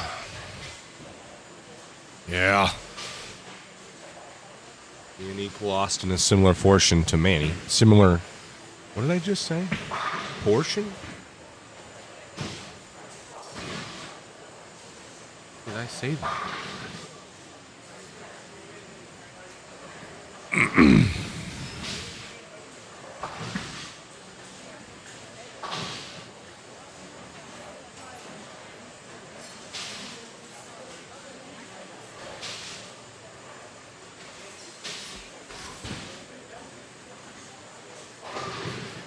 Where is Steve? He's bowling Kyle.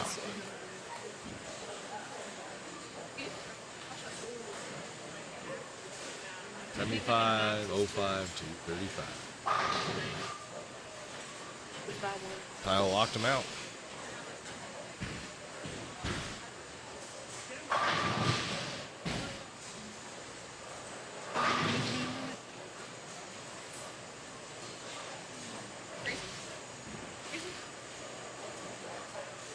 Nope. Gonna be high. See what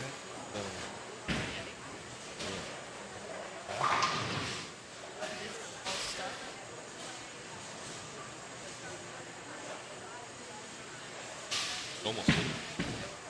Did it almost hit him? Andy? I was a little. Wasn't very far. Thank you. Ow! Stop.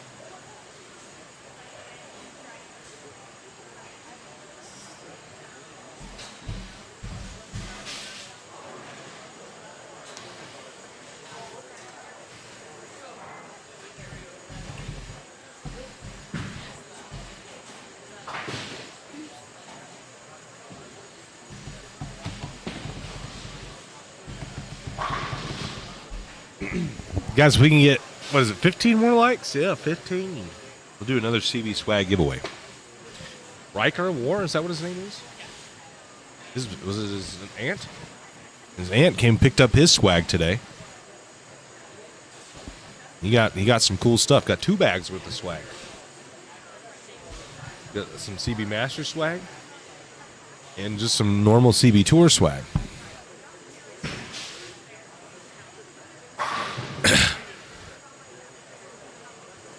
Daria cannot win. She can shoot 203. Ken went 9 spear strike to shut her out. Plaxton.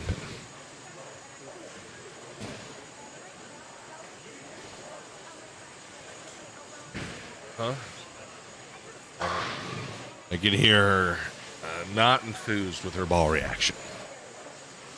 Not enthused. How do me and the boy Kyle get in on this?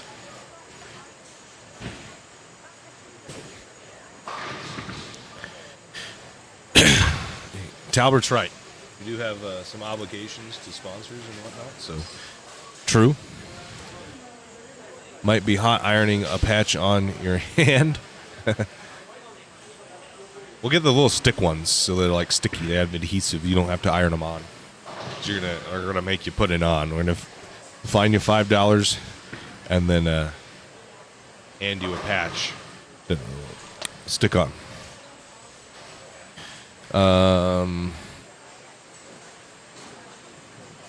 Thanks, PJ. Haven't seen you in a while, buddy. Yeah, I saw that.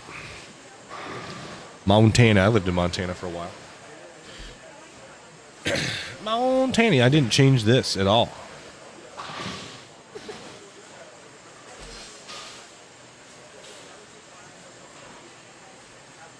Is Studer right there? Oh, he go. Yeah, Studer.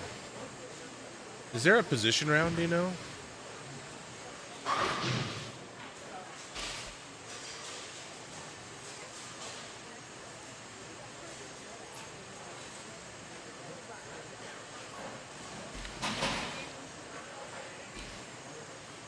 Okay.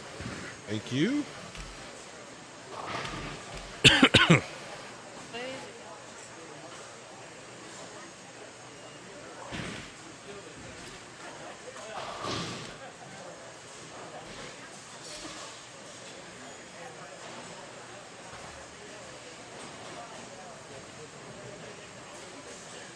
Yanny and Manny. Well, Yanny and Manny. The Yanny Manny show. That'll take place here on 25 and 6. What's the current cut?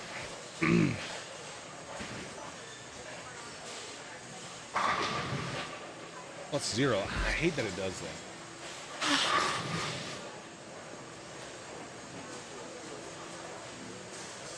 not plus 0. Want to be plus 5? They've only bowled 8 games. So it's plus 205. Huh? What do you mean ain't no way? Why'd you say that? Just kidding. I don't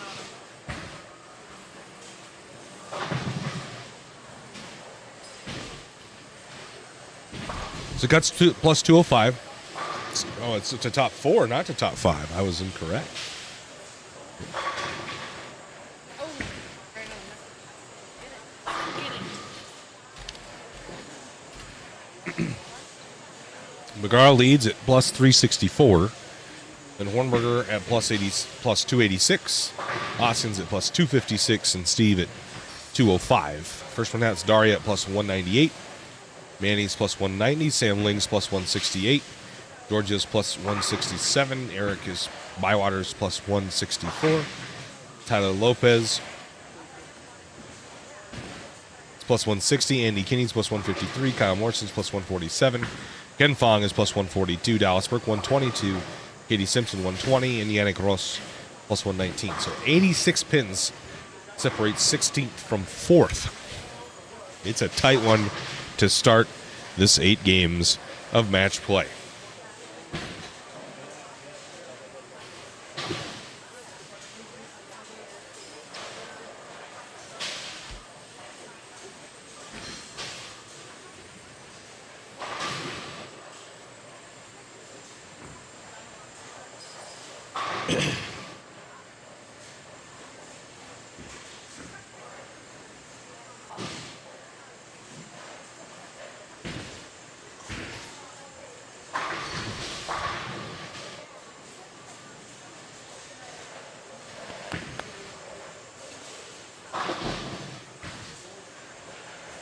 Let's go to KT. Mixer, 2-pin, no.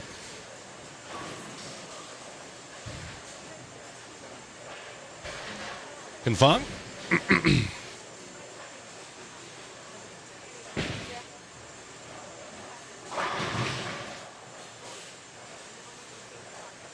I think the CB Tour needs to come up to Montana. Maybe one day. We can get the funding.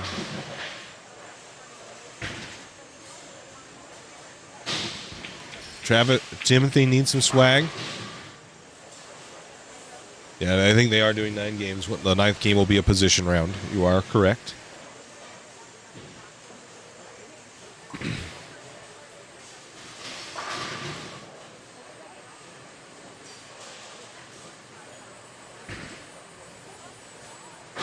Tattoos for cheap advertising.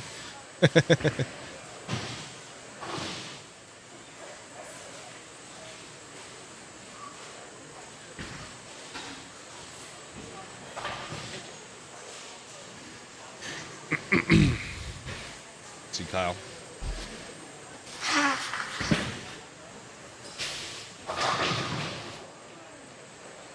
Kyle strikes.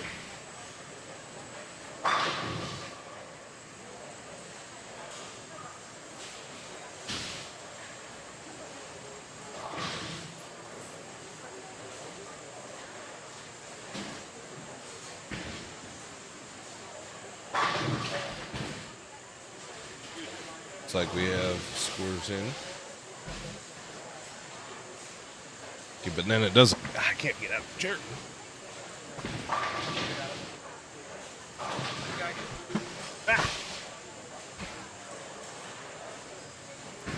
Everybody leave you? Oh, you didn't want to ball rep you? Players probably talk 9 games. They won't so much as chill, but whatever. Doesn't affect me now.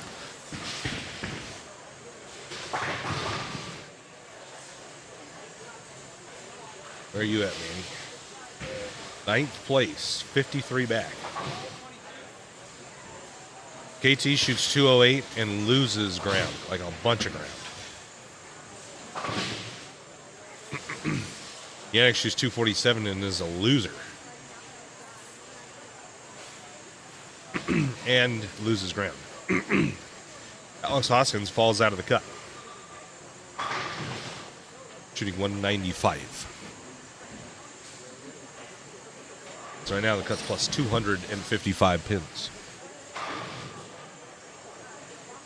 Cut went up 50 sticks that game. That's crazy. Yuck, what's up, buddy? Come on, can.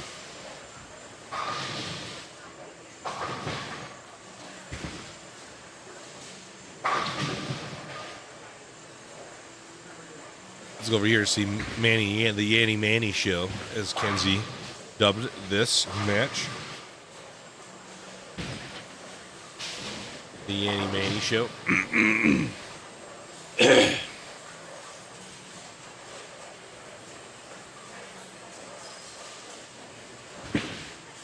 He got to 153. And he needs the hooks, not gonna.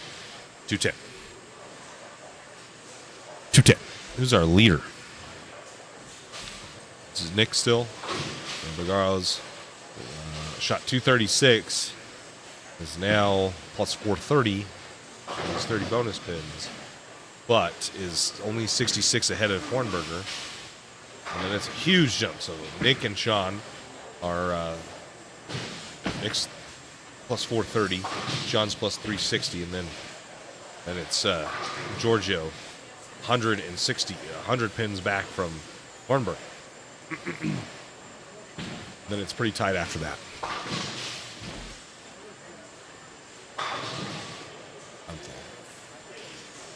Is it like all meat or? But I'll have a slice. Yeah. If I don't die before then. Yeah, I'll take a slice. Another refresh?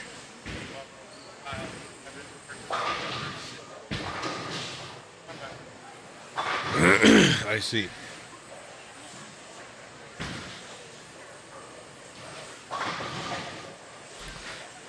Doing it. How about you folks? We're all right. Been busy. Been busy. Kenzie said this is the Yanny Manny show. That's what she called you guys' match.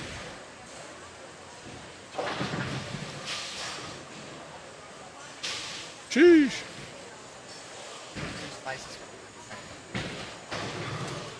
Kind of just took it to be nice to Clay because we just ate.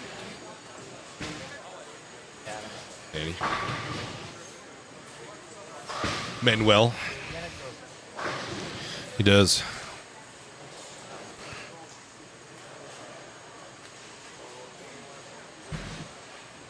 This is Daria versus KT, huh? The two women left in the field, bowling each other. Manny, what should our keyword be for the next giveaway?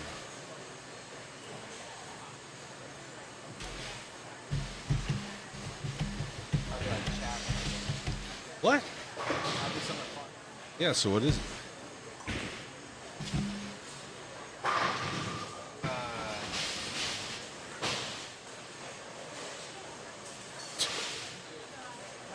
Yeah. Fortnite? Why is that funny? How do you even spell Fortnite? F-O-R-T.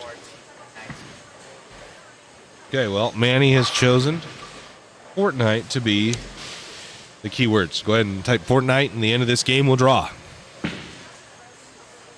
Apparently that's funny.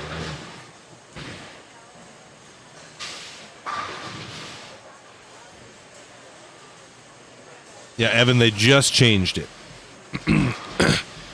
Studer put Kyle down for 235 and a tie, but it was really supposed to be, it was 236 and a win. That's what's funny.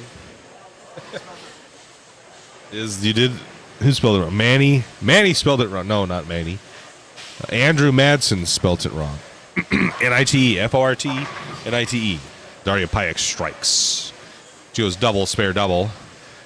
KT goes strike, spare, spare, double. So close one here. Yeah, it's true. Facts. Evan, if Kyle makes the Masters show, you got to come watch him. If he makes the show at the CB Masters, you got to come watch, right? We got you a VIP ticket.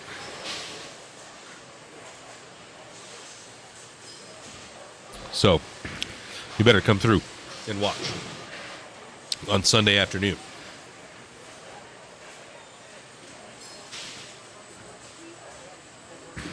Eric BYH2O strikes.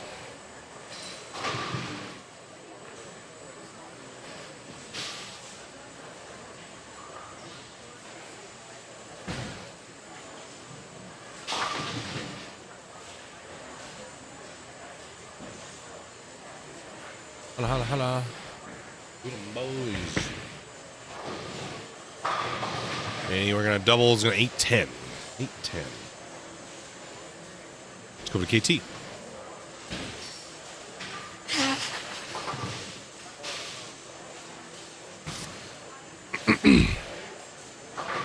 All right, but we'll mic you up for the Kyle's ball rep. We'll mic you up and be like, we'll cut to you and be like, so Evan, what's going on through Kyle's head?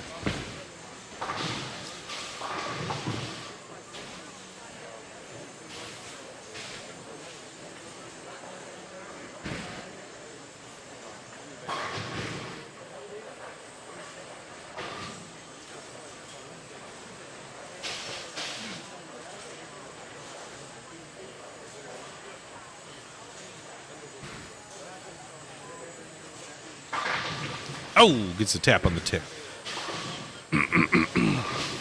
What's going on with this pair, Manny? Why is it so much different?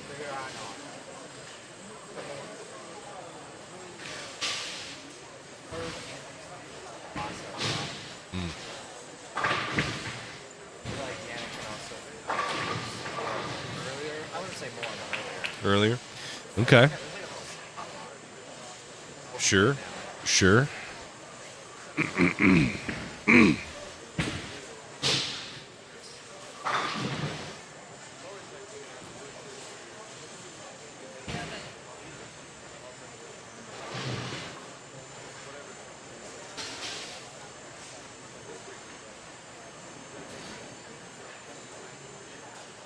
Good, yeah, I don't know.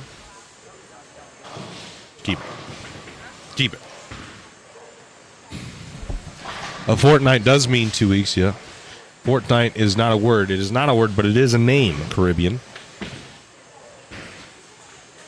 It's the name of a game. Steve K traps a 4-pin.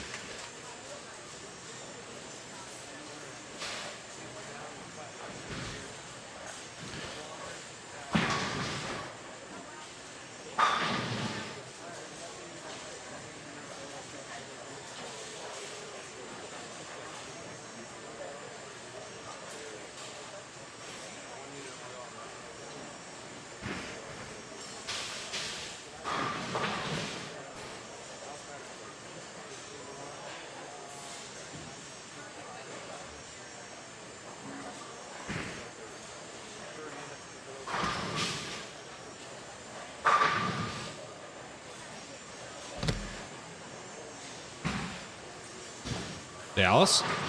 Mixer? Or no, I went through the face, sorry. Let's go over here to Eric BYH2O. Bang, got it. He throws a mean hook ball. Mean hook ball. At the end of this game, we'll draw. You got to be present, and you must be on YouTube. Facebook will not work. Facebook actually doesn't do any of the things. It's just there basically to get you over to YouTube. Really the only reason we're even straight. Danny, count it. Let's hop over to Sean Hornberger and their end of their game. They got a tight one. Oh, yeah. To 243 max here for Hornberger. 258 max, I think, for whoever he is bowling.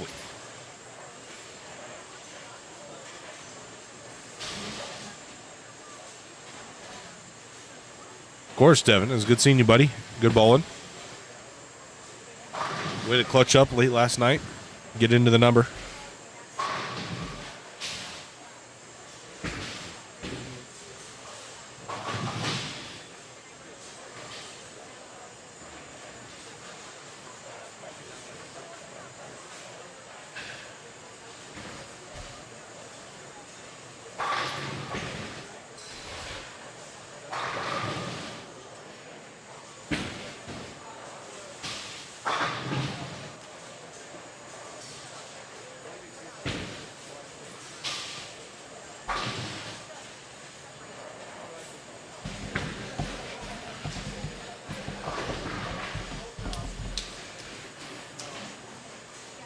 Two.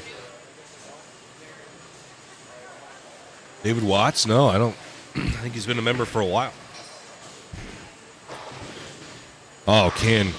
The old 4-piece. Ken boy struggling. Whoever he's bowling has front 6. Alex. Bang! Kyle Morrison. Well, that essentially locks it up. And he has 238 with that strike there. And if that is an 8, it's like it. So we just need. Oh my gosh. That should have stood up. The 10 pin went to the 5 pin spot. The back. So it was like. That was off camera. Oh, Kyle trips a 4 pin. So Kyle's a wiener.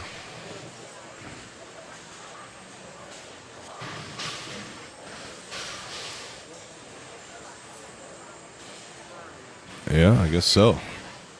Well, I was going to Yannick, but Yannick's not ready. I thought he disappeared because he was ready, but he's not. So, Alex. Well, sorry, Alex. Looks like we clouded you, buddy. Yannick's on a double.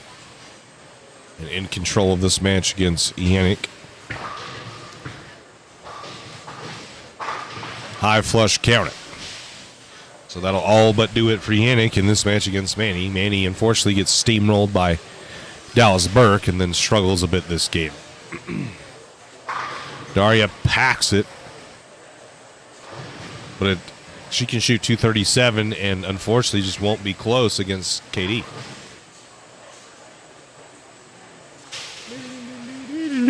What are you saying?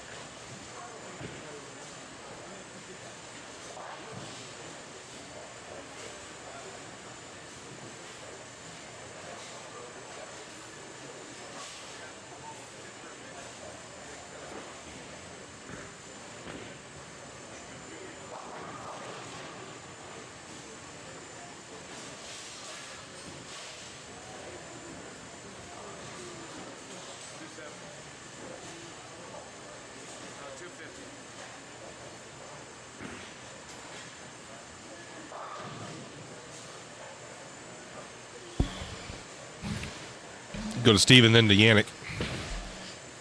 And then we'll draw. So if you haven't put Fortnite into the chat, bang, got it.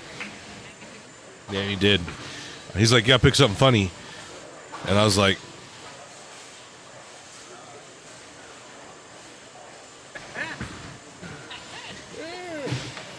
no.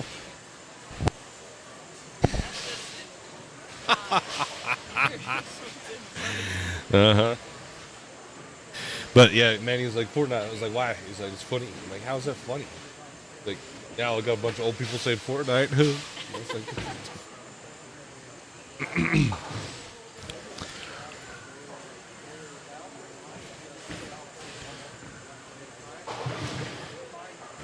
210. Still a good game from Yannick and the Manny Yanni show.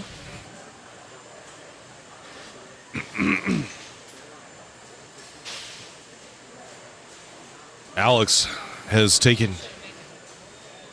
You know, I was thinking about it, but Manny was sitting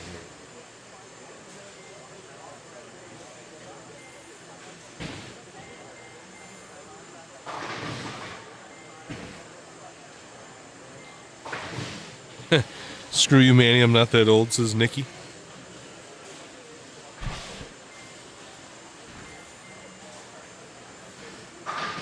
Bang, got it, yeah. Autocorrect's going to make you miss your chances for winning some swag. 265 for Alex Hoskins.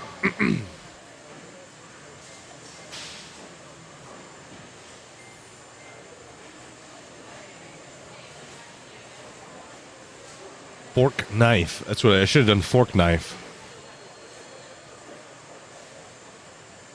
That's what I call it.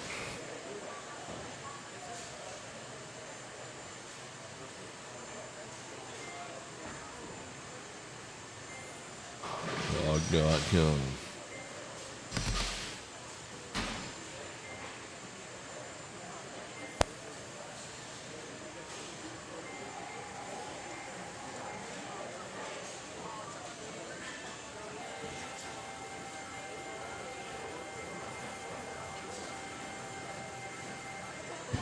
Someone won a bunch of tickets back there.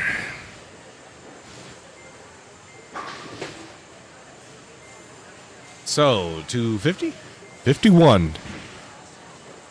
4 splits for Manny? Yeah, right. Canada Rough Game goes spare, spare, spare, spare, spare, open, open, strike, spare.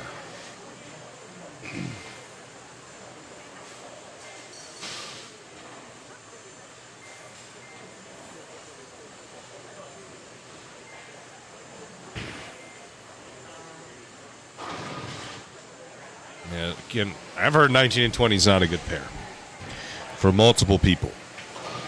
Clearly, it was decent for Alex, but the guys who were throwing it straight, I would say, did not like that pair very much. Okay, are we ready to roll? I think we're ready to roll. This is your final chance. I'm going to be rolling right now. Is Logano or Larson winning today? Why is it women's college hoops? Where's the NASCAR race, man? Try to watch me some NASCAR. We got women's college hoops instead of NASCAR. I wish I had like a little couch right here and I could just lay down. Okay, here we go. 3, 2. Ken gets 5 on the fill. Oh, yeah, he's pretty salty. Poor guy. Ken shot 150, I think. Tough break. Sorry, Ken Williams. Okay, we're rolling right now. Boo! Manny Skiberaras. Skiberas. Skiberas. Siberas. Siberas. It's like he's a major league fisher. Is Manny Sibaris. Is that what you said? Sibaris here? Bueller. So it's SK and Yannick in this match right here. Bang, he is here. All right, everybody give him a grats.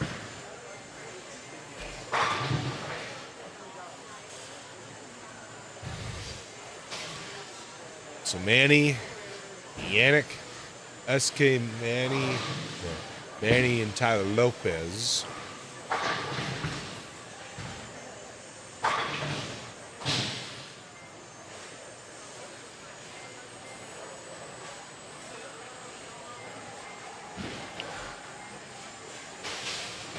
And then once we get to 200 likes, we'll do another one.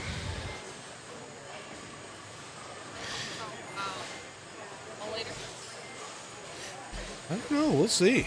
I don't know if they deserve a ball giveaway. Guess we'll find out. Nikki's, I'm signing off. When are you online again? Yeah, I believe the Idaho Junior Open in like the 13th and 14th of April.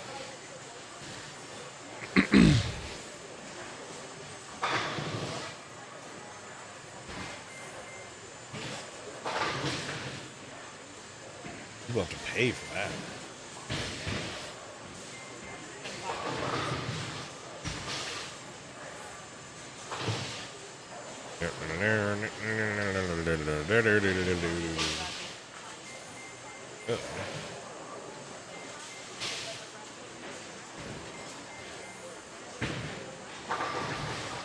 Oh, KT of the pockets up to now when the 7-pin falls. Lucky duck.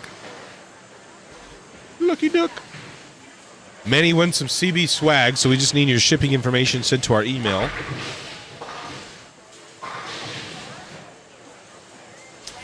And we'll get you some CB swag.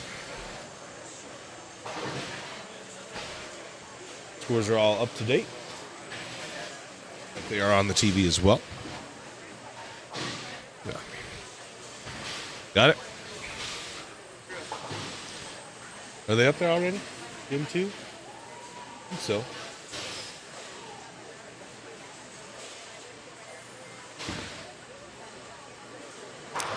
Nick McGarl retains his leads, plus 517 now after 257 game. Hornberger plus 407. McGarl gets out at 100 pins in front of Hornberger. Hornberger got no bonus. Hoskins shoots 250 and wins to get to plus 332. Kyle Morrison jumps into the 4th spot at plus 300. Plus 300.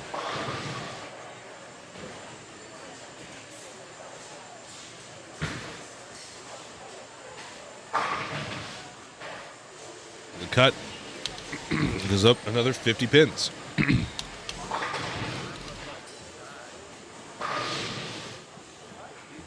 First out, Steve K, 2 back. Giorgio, 14 back. Sam Lang, 57 back. Dallas Burke, 69 back. Tyler Lopez, 72 back. And 10th is Katie Simpson, 85 back of the number. And then you have Daria Payek, 86 back of the number. Yannick Ross, 89 back of the number. Andy Kinney, 122 back of the number. Eric Bywater, 125 back of the number. Manny Farrell's 154 back of the number after 144 games.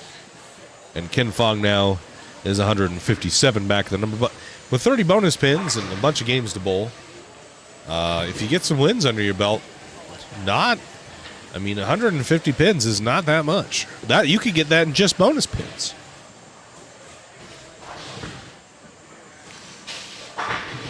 Alex? Pocket 7 tens, but the messenger takes out the 10 pin. Gia left this big 4. Does not convert.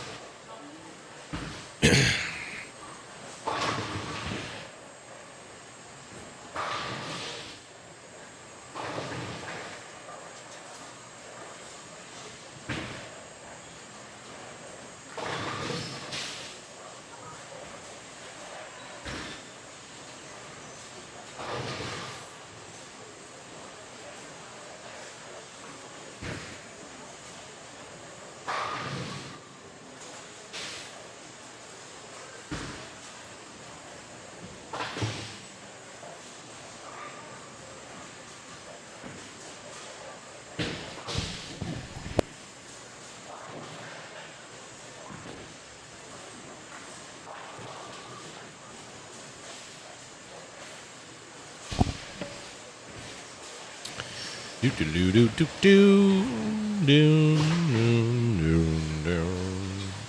Here's Daria. She is bowling. Not sure who she's bowling actually. She's gonna 2-pin though.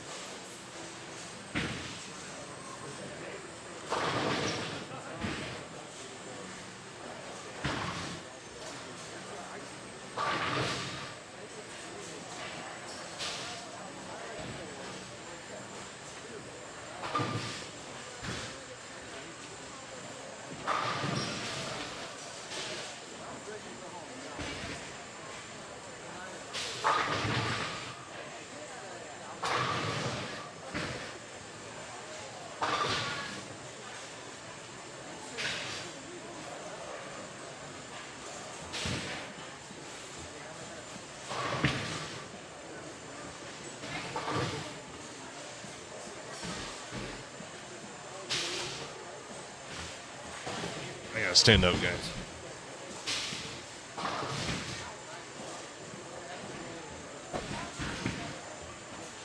I'm dying. Stand up here for a second. Oh, gosh.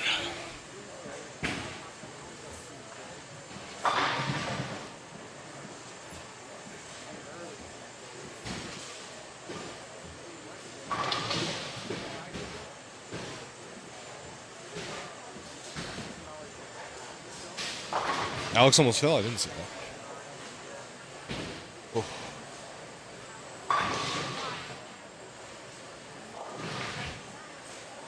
Go over here, though. Oh, that's too far. Unique and Alex.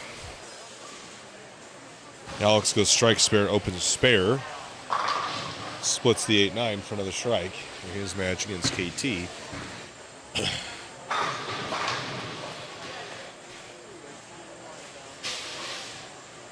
I want to say KT pulled Alex in the position round at the Thunder Egg. It was at Westie's. I think it was then that she bowled him, beat him, and that kicked him out by the 1 pin of the show. And he splits the 8-9. Really good ball from him.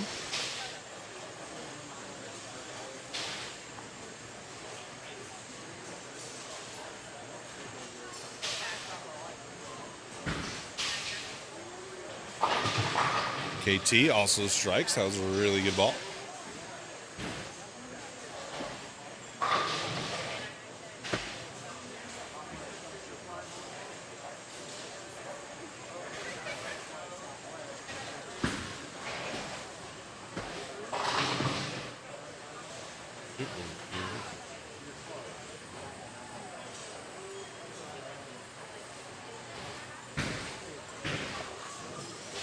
Okay, strapping on that will plaque a 10 pin on 214. Pretty good ball, but just did not go through the pins.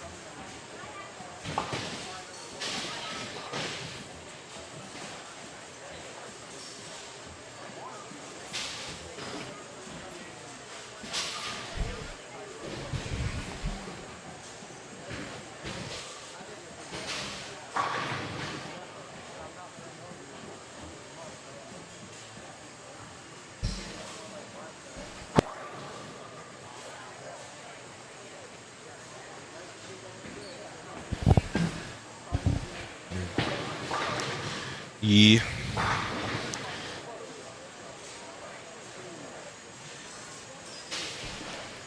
Let's go to Ken Fong really quick. See if he's having any better of a game. Nope. Bucket. Gets half of it out, though. His ball is not doing the right thing down lane.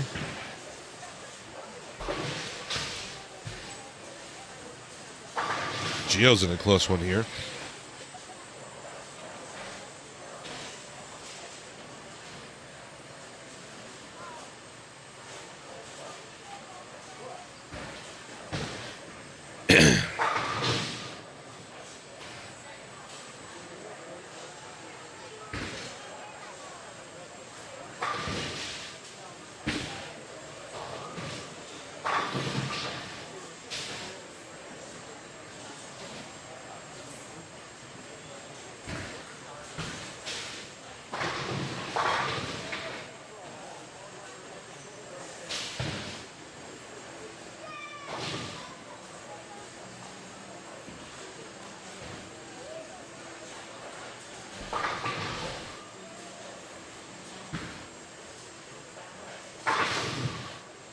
Another low battery warning.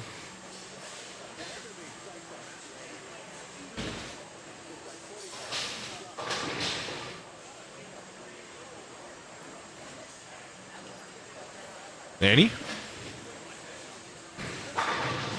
Oh, gets the 10 out. Set the messenger, didn't need it though.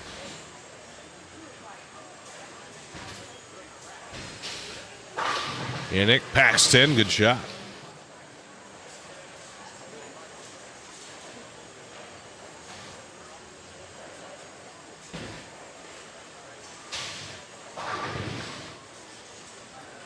Oh my gosh, dude, I can't wait to just lay down in Vegas Tuesday. Night, must not wake up on Tuesday.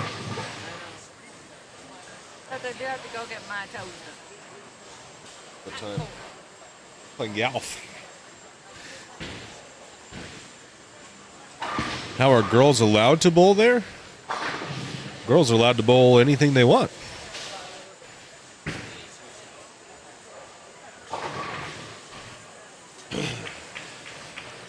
We here at Championship Bowling are inclusive. Me. I do find it amazing that somehow there are still men's leagues. There's still men's leagues. But like golf, it's always a men's association and a women's association.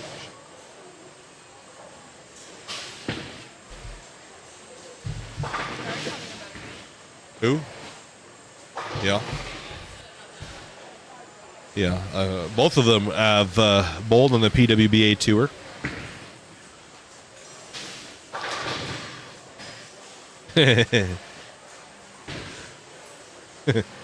Well.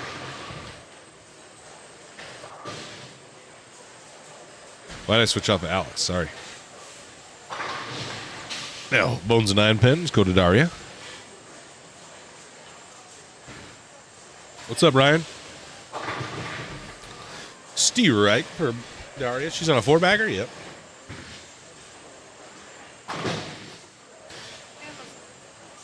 Same, my back's killing me.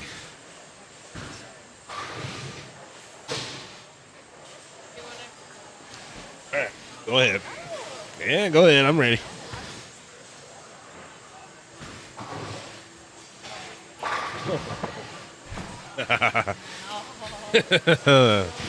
Don't even with me.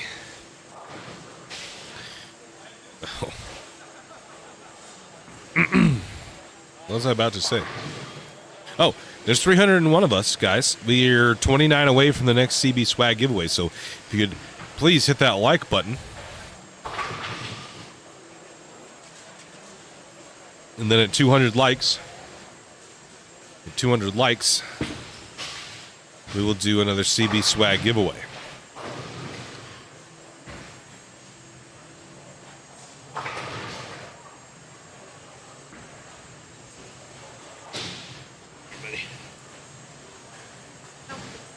This is comfy for me. You won't come closer, so I don't know what to tell you.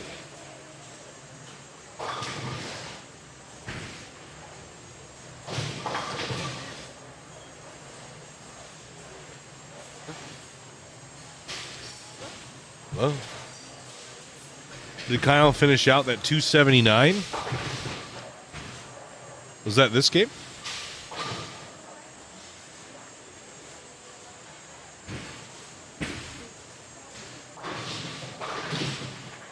Oh.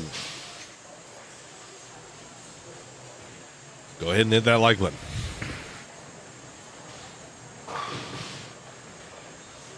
Kenzie brought up a good point, too. Thanks, Shane, again for streaming and picks. We always appreciate you. Safe travel. Yeah, we need them. We need some safe travels. The weather is no bueno this weekend. 278 is what Kyle shot.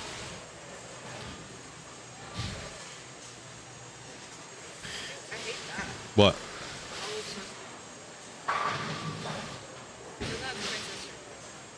It's on Facebook, though. It's on Facebook.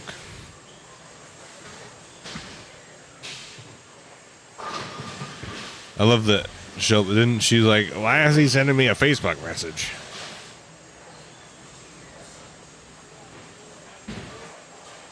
No, it was recently because my phone was messed up.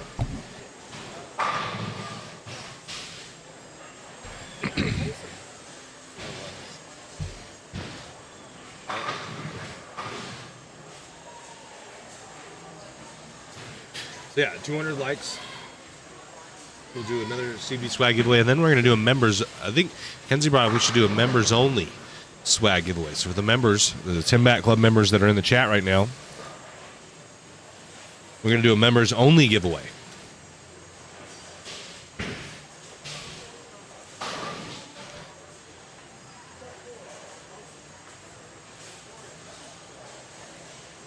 Go over here to KT.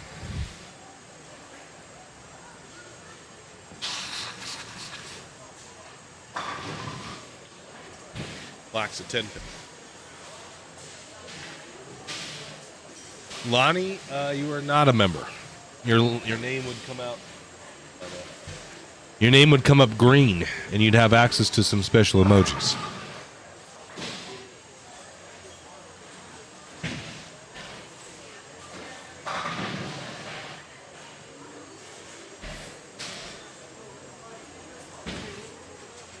SK in his match against KT. Oh, good. 8. The first ball of the 10th. And you 6.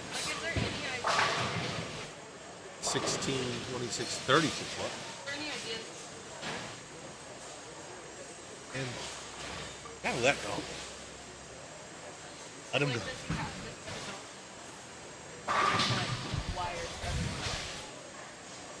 I don't know.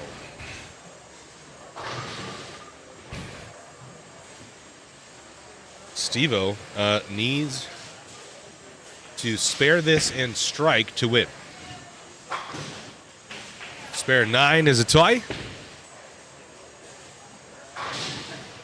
He has 226 right now. He can shoot 236 with a strike. How do you become a member? So it doesn't show up when you're on iPhone. So if you're an Android or you're watching on your desktop,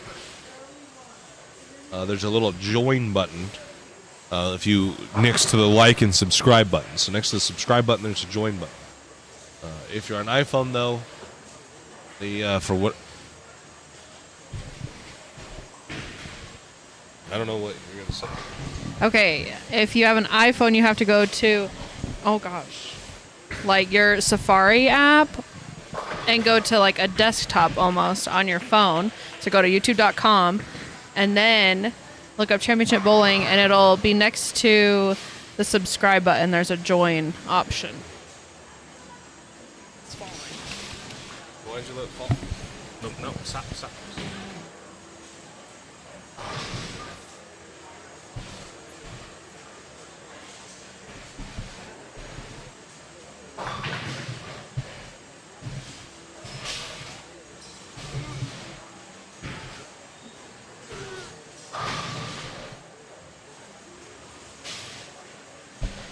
There you have it. Kinsey has an iPhone, I don't. That's part of the reason why I don't.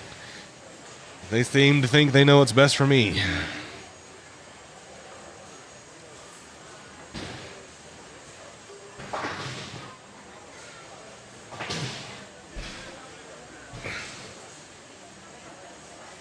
That'd be a good rasper.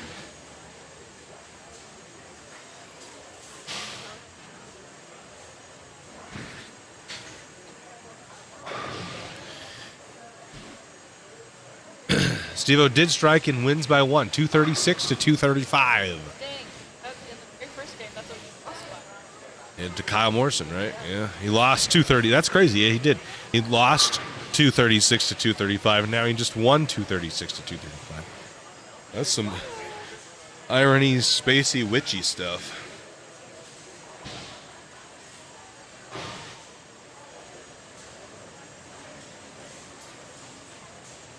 But I'll wait, don't. Oh.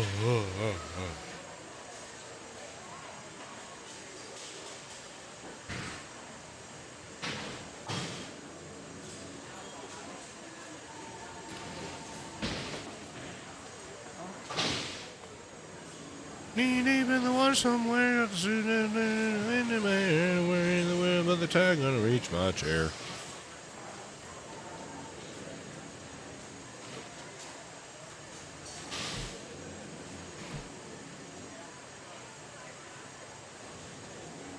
I think so.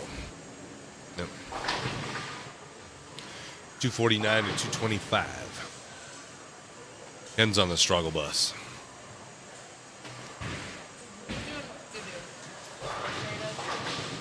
What's that?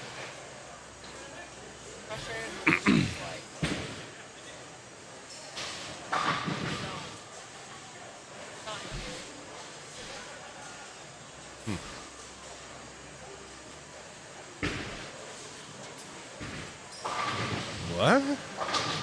Why would you want it to do that? Just moves. I don't know. Depends on if it's. Should be like. Watch out. Little tabs here. That. It's like that. And then, like when you put it down there, it goes. Instead of being here, it's like. Or.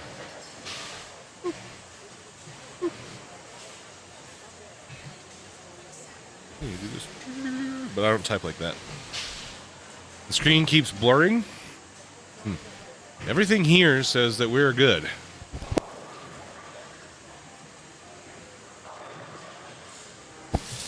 Daria strike. So I would say it's probably your connection.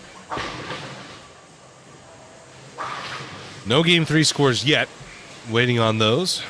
We are 9 likes away from doing the next swag giveaway.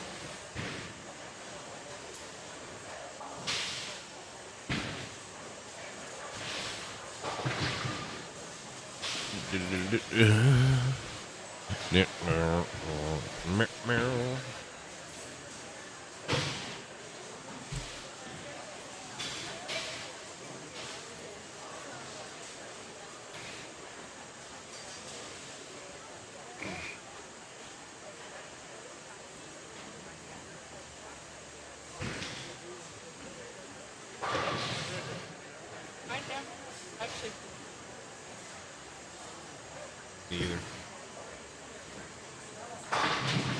Daria fires a double to start game number 3. Is this game 3 or 4? This is 4.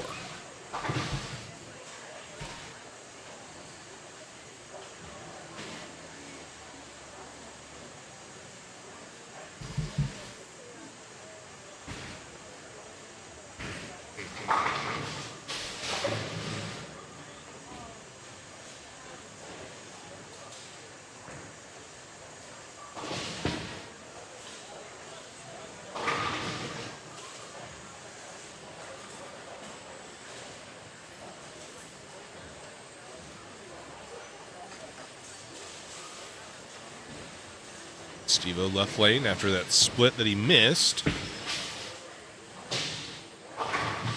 Mixer strike, count it.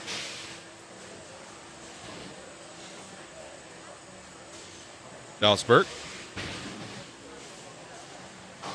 He's going to miss the headpin right. 1-2-10. Let's go to Andy Kinney. teal ball. Will strike KT Simpson.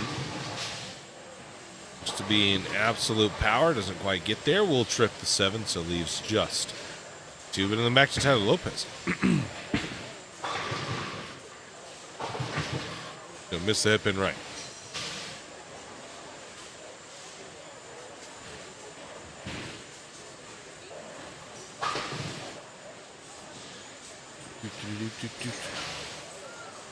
Back, dude. This chair's so uncomfy. Oh.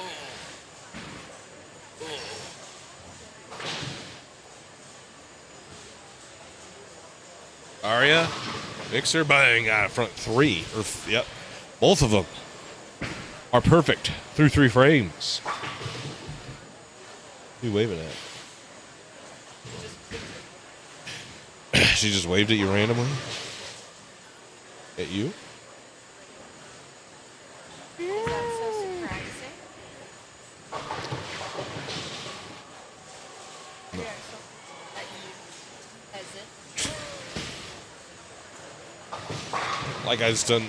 Like, was there a reason? That's basically what this one.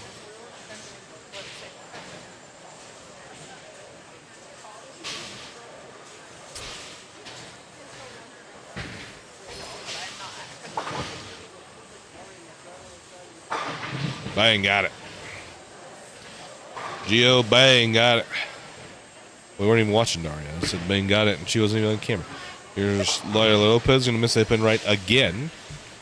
Back to Nick Pagaro, who went back-to-back 300s earlier in Cash's round. 24 straight strikes on 2 different pairs.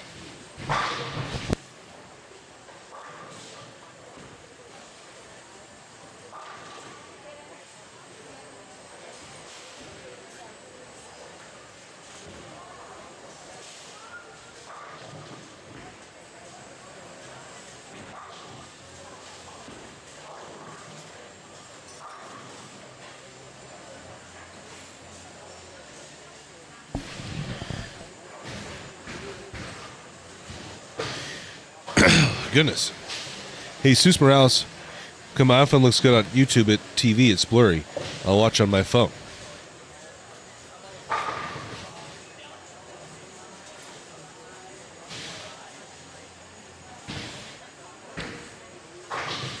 Joe Blount. Hey, Suzim. Try going to your settings. It's because Kenzie is pretty. She is. It's true. The quality and set to, at 1080p 60. Yep. Bagaro's the shiz. Yes. He bowled very good. Let's go to Andy Kinney. Well, KT then Andy. Sorry.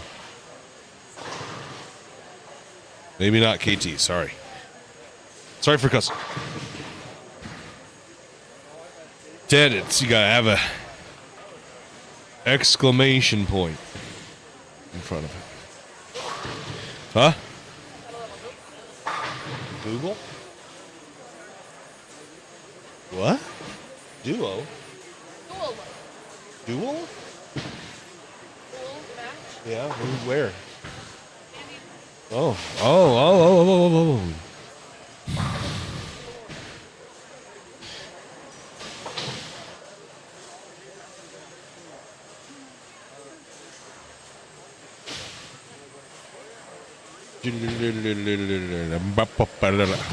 These little arcade game songs are getting in my head. Andy's on front 5, Daria on front 4.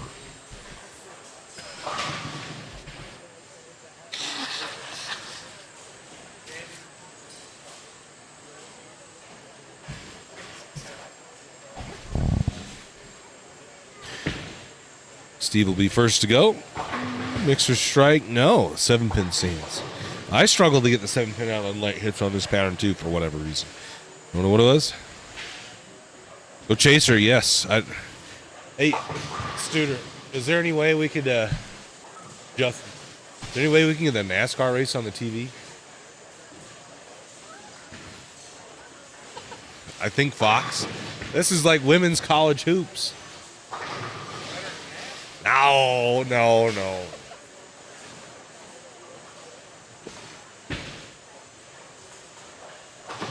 Yeah, I figured it'd be on Fox. So Daria is the first to fall. Kyle Larson, yes, go Chase. We need Chase to get a dub.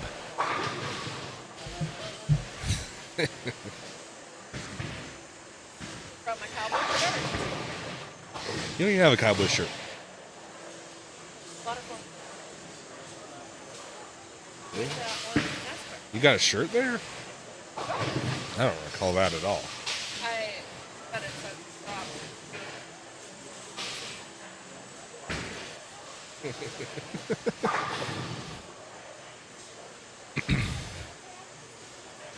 Woo woo whistle.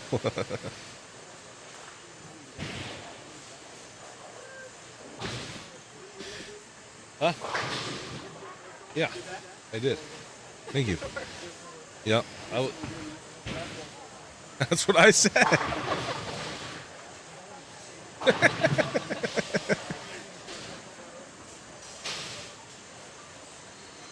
Viva Las Vegas. I wish I was there. The weather be so perfect right now.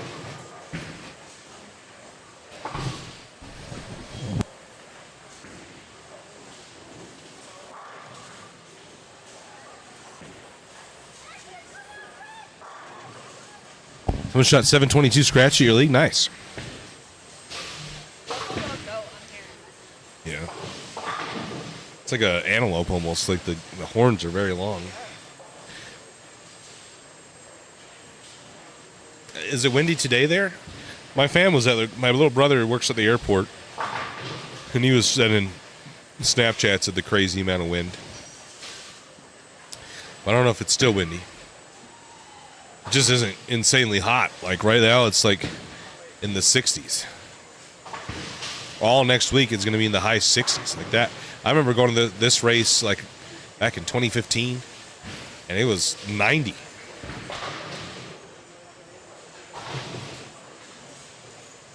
I wonder if it's windy at the track. That's going to be crazy. Like you get 50-mile-an-hour gusts all up to the car. Next Saturday for Natty's, yeah, we'll be there Tuesday. We'll be there Tuesday.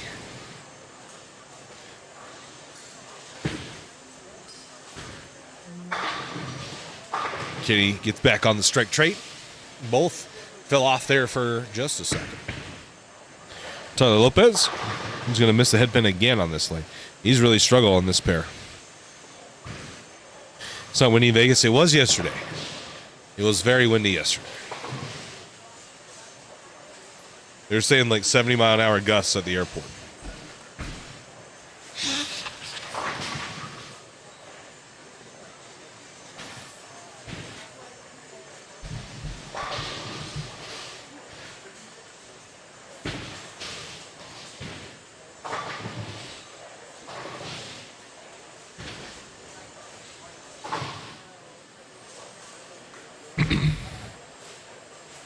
The show prior to the race, yeah. Uh-oh, someone's got a cut tire already. Uh-oh.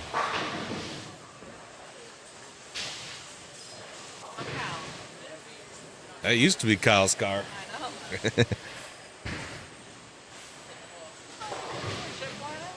Yeah, tires disintegrating.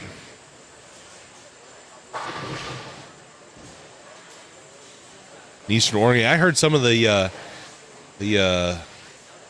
ski resorts in like Reno area, Tahoe, and I heard some in Utah were also planning on, they were closing because winds were expected over 100 miles an hour.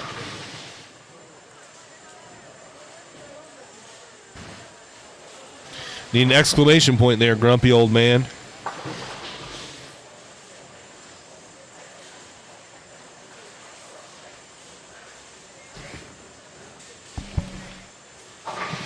Mixer, takes a 5-pin out, but not the 7. Andy is ahead in this game, but only just.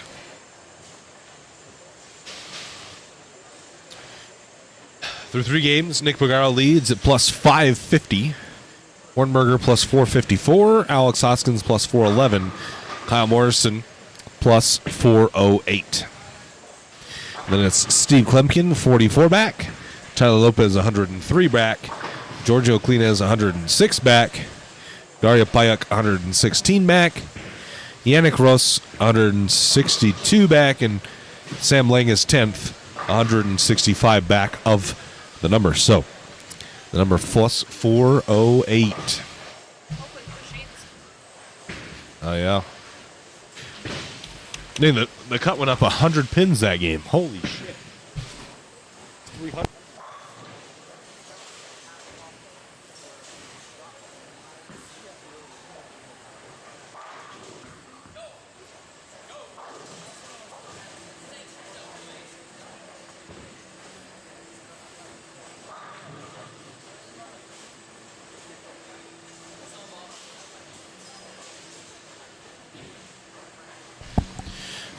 Excuse me.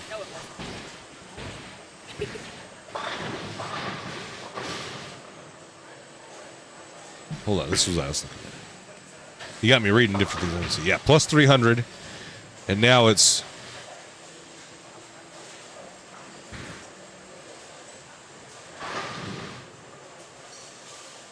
Now it's plus 408. So 108 pins up in one game. That's crazy. Are you laughing at this? Driving back to Boise from Burley yesterday, and the wind was brutal. I had to take some tumbleweeds out of the grill when I got back. Also, it was a pleasure bowling the same pair as you. Ah. Well, I bowled like... You don't have to lie. Yeah, you don't have to lie. I actually bowled okay. I just didn't strike a lot and couldn't string strikes together. That was a tough break. Mixer, got it.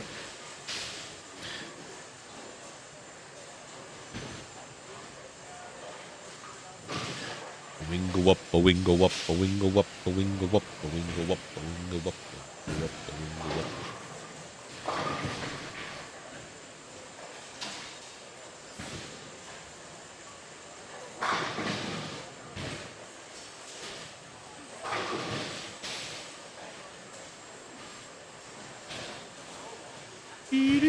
My first game, I was doing the wrong thing.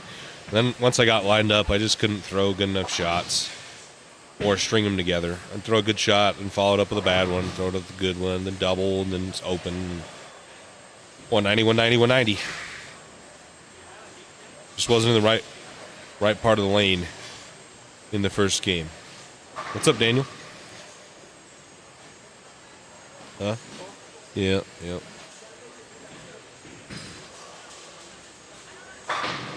Yannick must be getting relaxed. He untucked his shirt. Reminds me of Chris Vi. Always best dressed after time he goes in. Yannick likes being very dapper. He's a fashionable guy. Yeah, he is very fashionable. He's very concerned with his attire. Mixer got it. Caves a 5-7.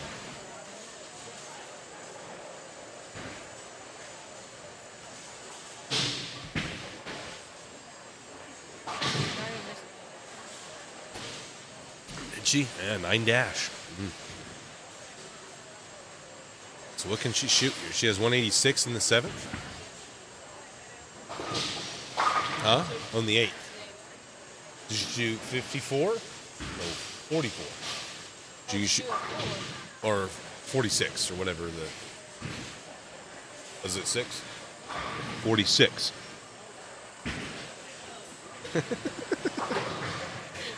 I'll let him know that whatever he's using, body wash or cologne, is smells good, Amanda. I'll let him know.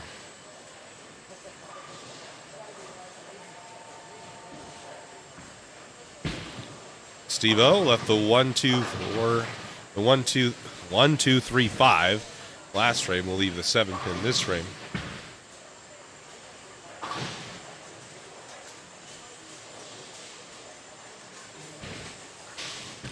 Daria will step up. Well, we did get to 203 likes, yeah. So it's time for another CB swag giveaway. Thanks for the reminder, Lonnie.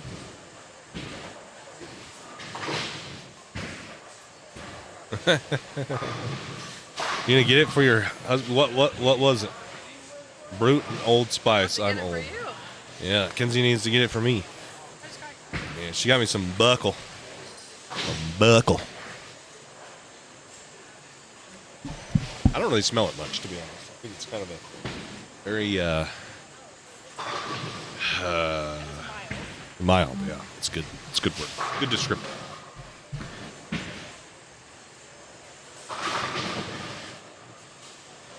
Four pin for Alex. Expensive, yeah. Buckle is spendy. Buckle. So, I guess we got to do another keyword, huh? What's it going to be, Ken?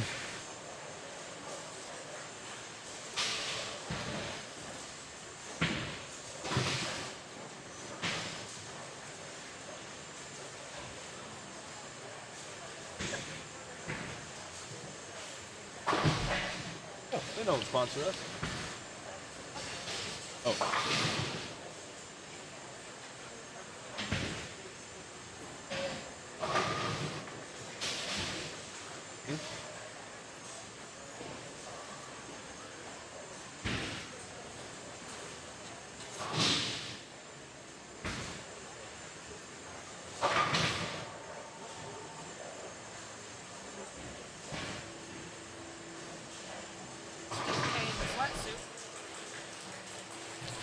We could do Coach K for Steve. All right. Coach K for the Coach K Scholarship Open that'll take place November 1st through the 3rd at the Gold Coast in Las Vegas, Nevada. We'll type in Coach K. Type in Coach K. Type in Coach K. CB Tour Season 2 kicks off August 9th through the 11th with the Trillion Mortgage Open. And then the Trillion Mortgage CB Tour will head a little bit north to Roy for the howtobowl.com CB Masters. And then we'll end the first half of Season 2, the Trillion Mortgage CB Tour in Las Vegas for the Coach K Scholarship Open, presented by REX Ball Reviews, November 1st through the 3rd at the Gold Coast Bowling Center. Those are the first three tournaments of Season 2. Subscribe to our mailing list, guys. I can't emphasize this enough. We send a lot of emails. We unfortunately had to buy. There's the website provider we have has an email marketing plan. You either get 5,000 emails a month, which was not enough. Andy and Daria ended up tying. Andy and Daria tied? Oh. Dang. So you get 15 bonus pin spoofs. But anyway, they made us either buy. There's two packages: a 5,000 a month email package, which wasn't enough, or 1 million, and no in between. So we have 1 million emails a month that we can send. So we got to get them sent. That means we need our mailing list to be bigger.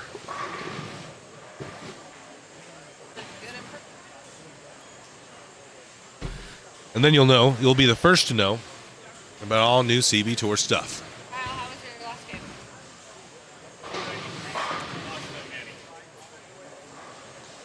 Third game was good.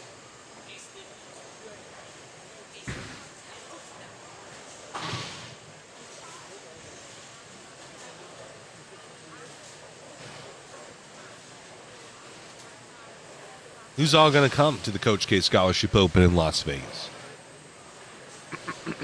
We spend a lot of time Utah, Idaho, Montana, this area. But who's going to come to Las Vegas, Nevada to bowl the Coach K Scholarship Open? You going to bowl? We will bowl our own turn.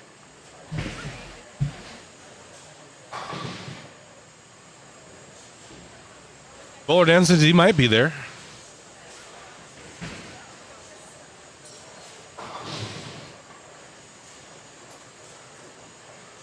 Very likely I'll make it. Nice, Daniel. Sandy Cash. I'm staying with Dan. Yeah, anybody can bowl any of our tournaments.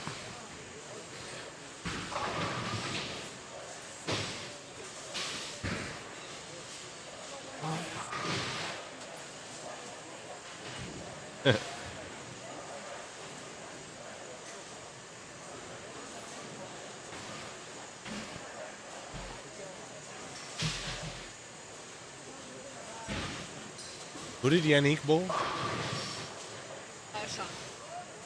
Sean shot 150. Yeah, 8 dash. Oof.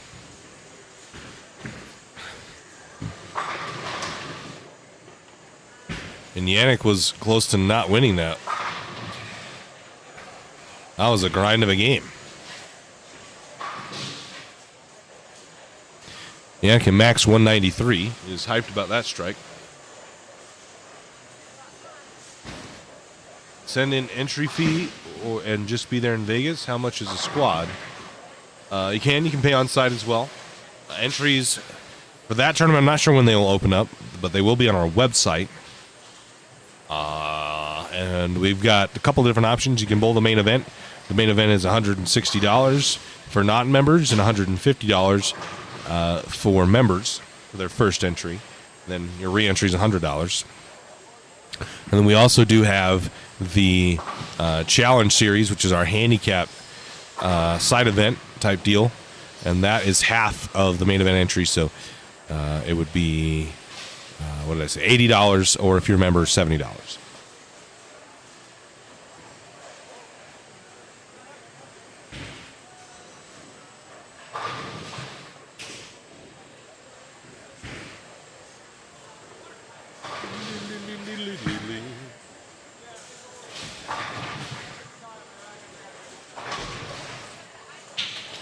Remember, this giveaways only works on YouTube.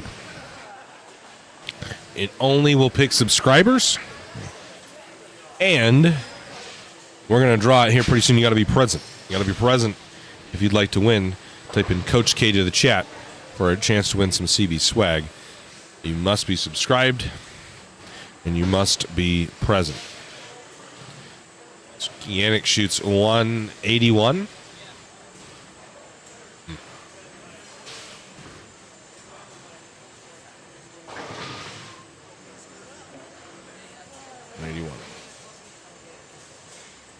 Colleen Insco says, when is it on November 1st through the 3rd? Friday, Saturday, Sunday. Qualifying squads on Friday and Saturday. 1st through the 3rd. Yep. If you any more information for format, rules, all that kind of stuff, head over to our website. We'll have a room right here soon that we will distribute on social media and all of our other email list, all that good stuff.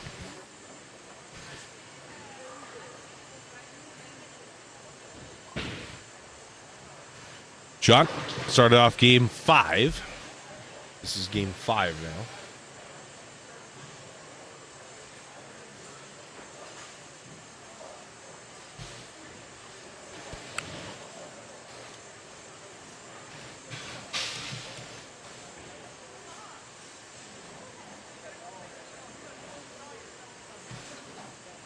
So I had to go put a battery in that camera down there. You know, you could do the drawing while I'm doing that.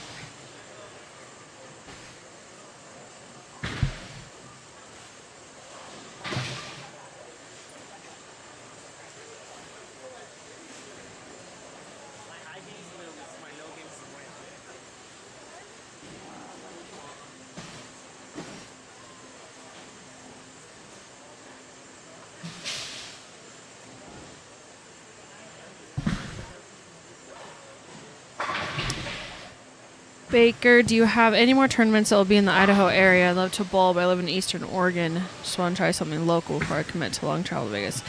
Yeah, so we haven't fully announced the second half of the second season, but we do have plans to be in Boise. Looking like it would be around March-ish. So we don't have an exact date yet. We haven't solidified it, but most likely we will be. Or we will be there. We just don't know exactly what dates yet, so I can't give you that information. But, yeah, we do plan to be in Boise for the end of Season 2. But, okay, anyone in Facebook chat. If you are not watching on YouTube, you are not entered into the giveaway. So hop on over really quick. We'll do the drawing in just a minute.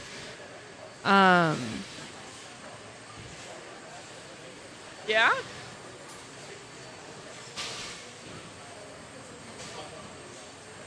Oh, good. But yeah, go type in Coach K into the YouTube chat and we'll do the drawing in 1 minute at 2:14.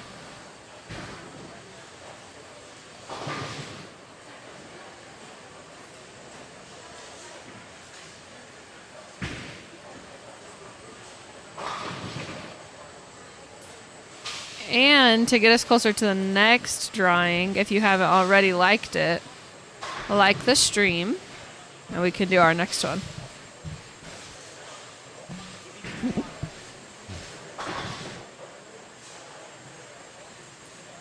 Just a little bit. His wheel. It just flew off. Get tight.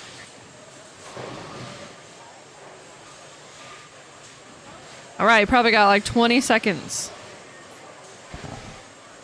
Oh, just kidding. It's 2:14.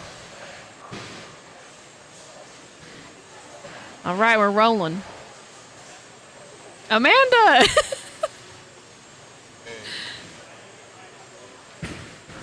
Amanda Moore, you are the winner.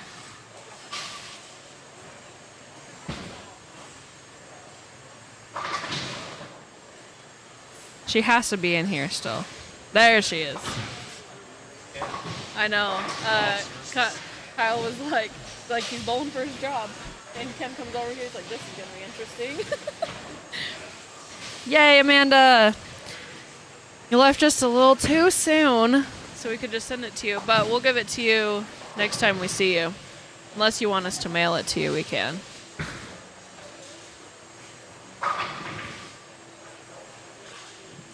Yes. Good, Ken. All right.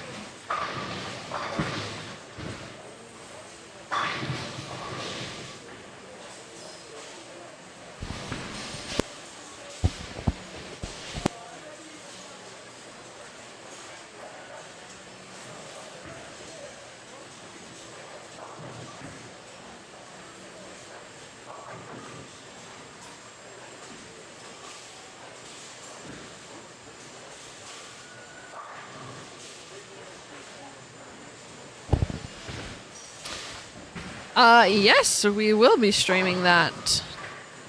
We'll also be here next month for the Storm Idaho Junior Open. If you plan to be in the area at all.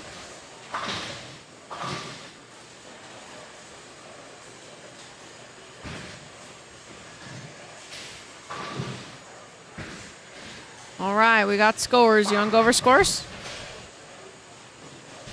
Okay, I'll go over scores. Nick Bergaro shot 225, so he's still your leader. Alex Hoskins sitting in second. He shot 257. Sean Hornberger in third, shooting 151. And Kyle Morrison in fourth, shot 193. Steve Klemkin shot 202, and he's out of the cut by 5 pins. Daria shot 246, as we saw. She's down by 48. Giorgio Klina shot 202. He's out by 82. Yannick Roos shot 181. He's out by 144.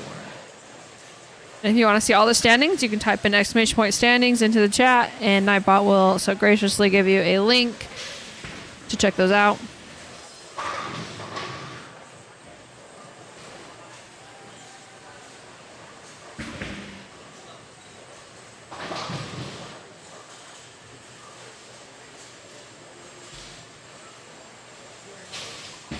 So the current cut is plus 401. So went down just a little bit from the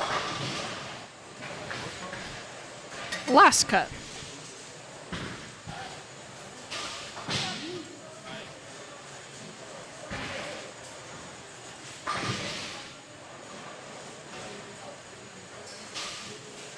Okay, perfect. We'll have it at the Railroader for sure.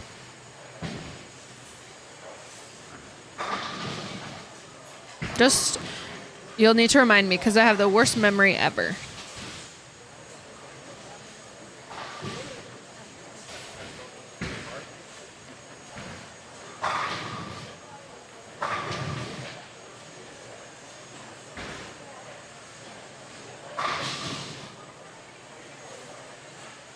See Steve over here. Kyle and Hoskins on the end pair. Yes, Evan, it is. Got Steve versus Ken, Kyle versus Alex.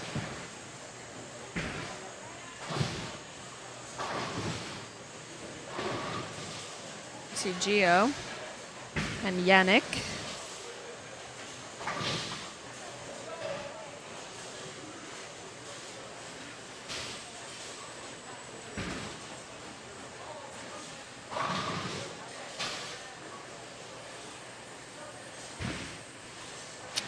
For real, Amanda.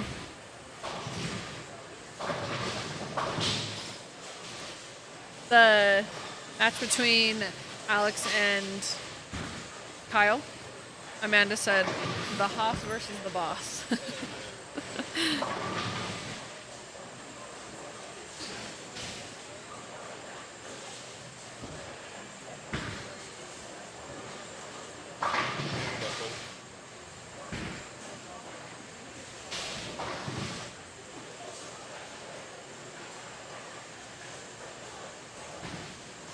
Alright, I don't even know what that is, but whatever Yannick left is quite dirty. We'll go back to Manny in just a second.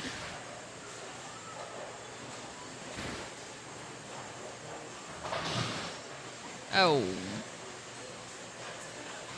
Alright, Manuel.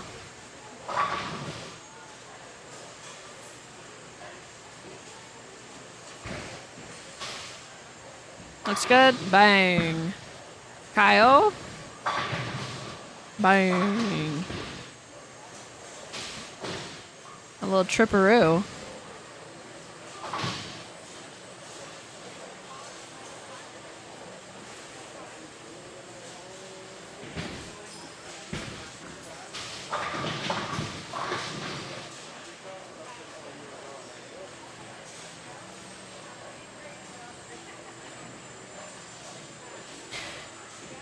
We're also in the works of getting all of the new swag for season 2 because every bowler gets a swag bag at all of our tournaments.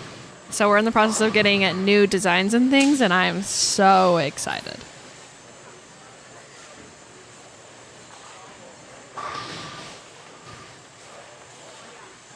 It's a good one from Daria.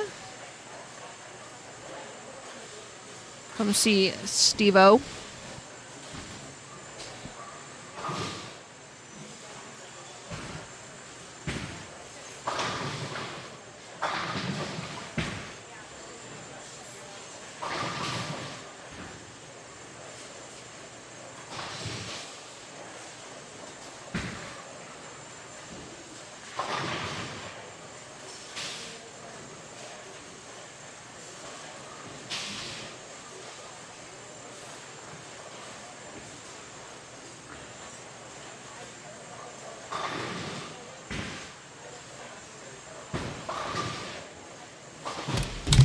Oh my gosh.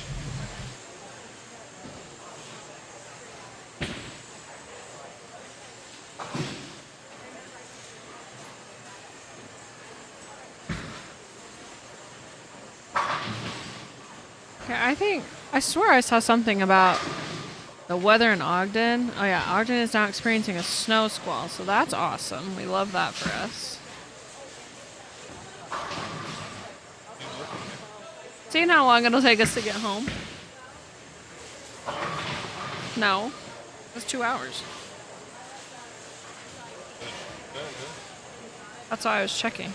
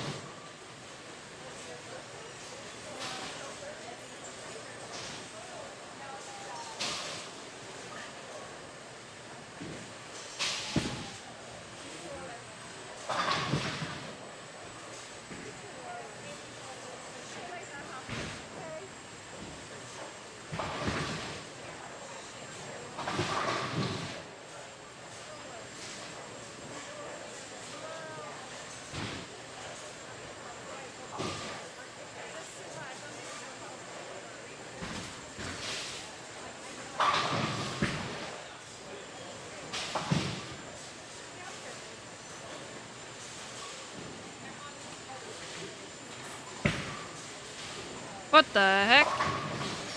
Why is there writing? What did you do? What the heck?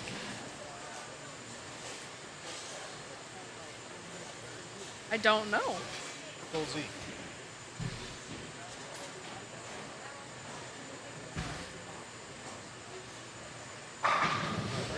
Thank you, guys.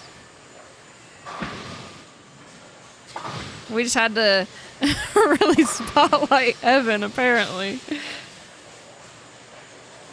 I don't know what the heck just happened.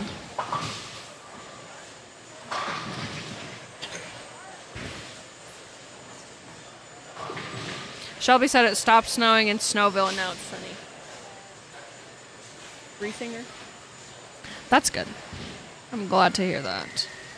See, Kyle? We bet right. Daria. Bang. I know, Evan probably hacked the stream.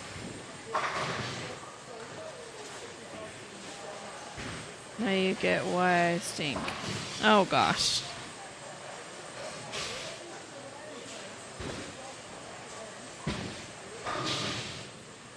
Manuel. Good pickup.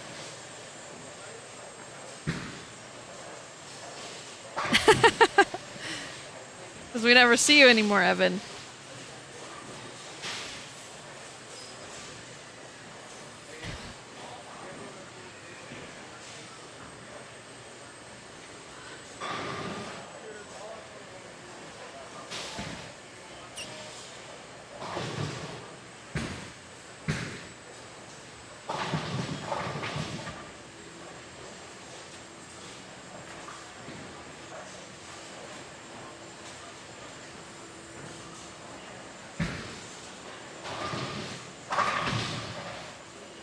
Oh, I knew I should have.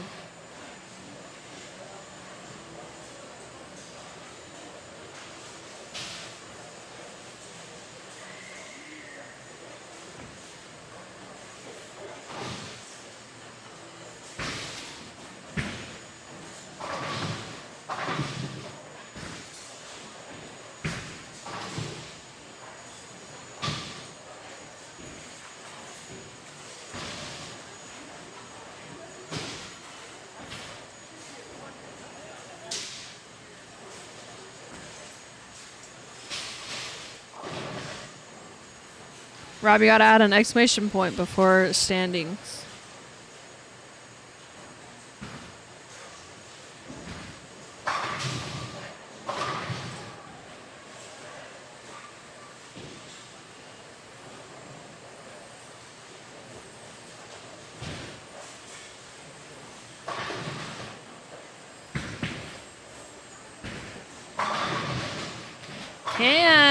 Ken Boy with the strike. Ew. That's good. Chain says Ken and Steve's match is pretty close. Ken has 126 in the 6th with a strike in the 7th. And Steve has 139 in the 6th with an 8 spare in the 7th.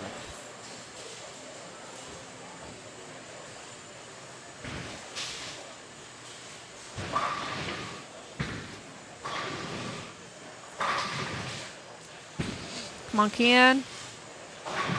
Bang. Woo. Woo, Ken. Woo. No. Woohoo, Ken!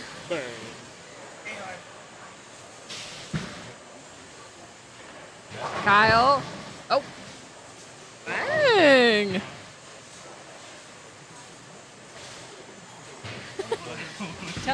Say, who do you think you are? I am. I want to keep watching. Also, you gotta get.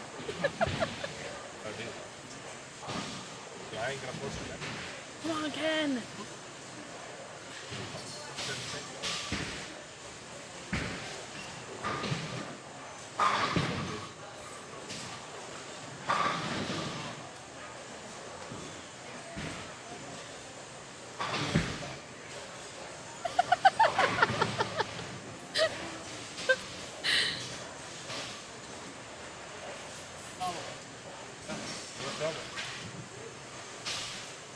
Ted, you gotta add an exclamation point before standings.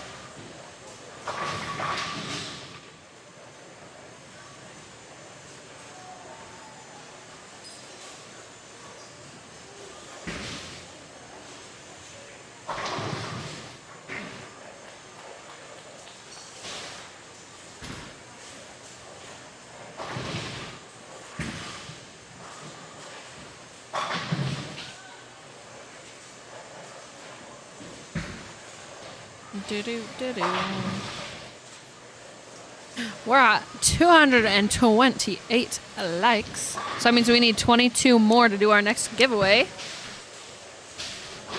We also normally do a bigger giveaway at the end of the stream during the championship match. So make sure you stay watching. Get your friends in here. Come hang out.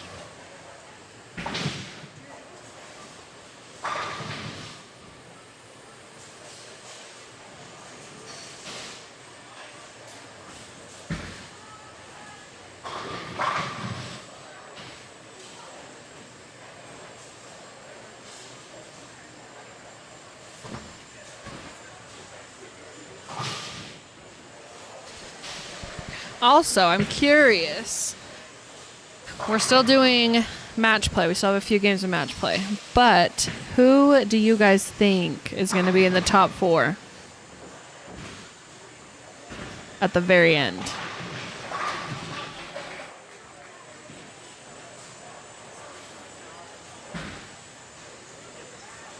Game 5 is just about to finish up. So who do you guys think will be the top 4 going into the Stepladder? Right now we have Nick Bergaro, Alex Hoskins, Sean Hornberger, and Kyle Morrison. Those are your top 4.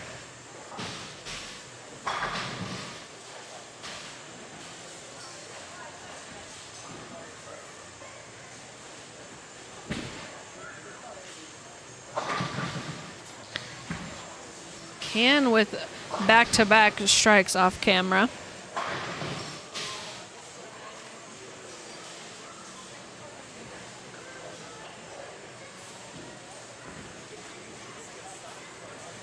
Getting a little spicy over there.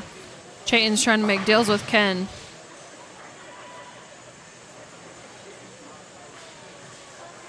Get him to do things if he wins against Steve.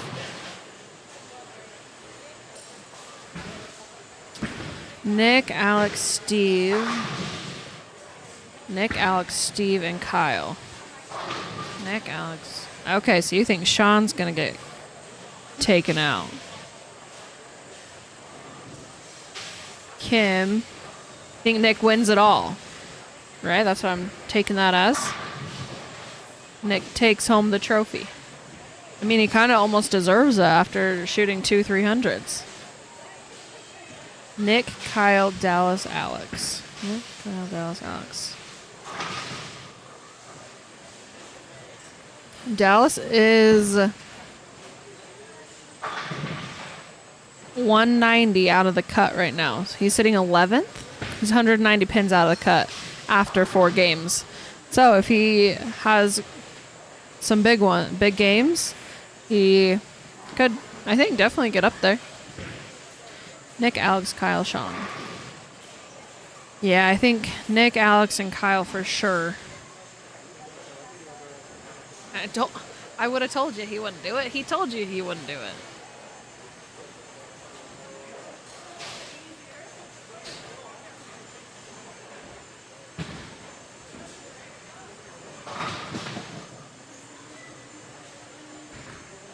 I do think Daria has a shot to get up there. She started with a 189, but since then she shot 227, 248, 246. She is 48 behind the cut right now. She's sitting 6th. I think she has potential to get up there. But it's very close. Kyle's got to keep having good games. Steve's got to have good games to get up there. It's quite close.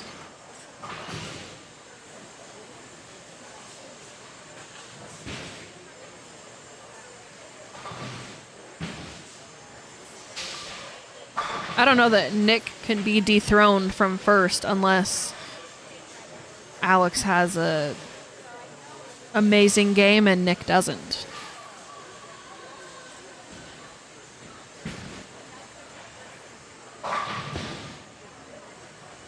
Personally, we're at 238 likes, 12 away from the next giveaway. Look at you guys go, popping off. Popping off.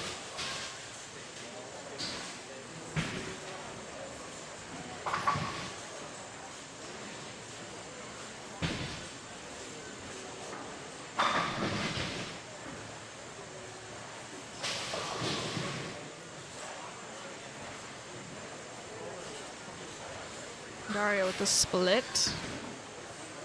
So, can we see? She's at 177 in the 9th with a split. She shot 186. So she lost her match. Dallas shot 215. Well, that's not the game she wanted.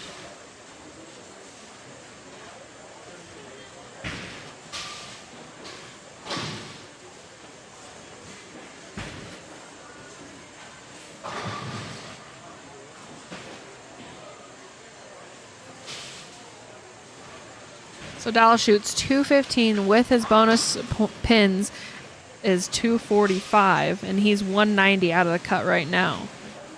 So could be inching up there. How's the game with Kyle and Alex going? Oh, they already finished. I don't know who won though.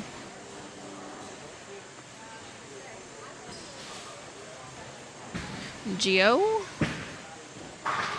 Bang. That was a good one.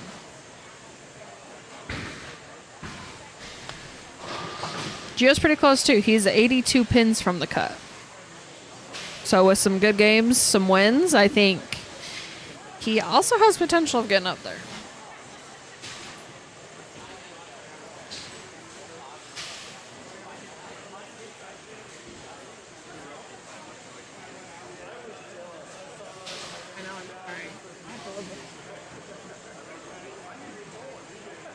He loves.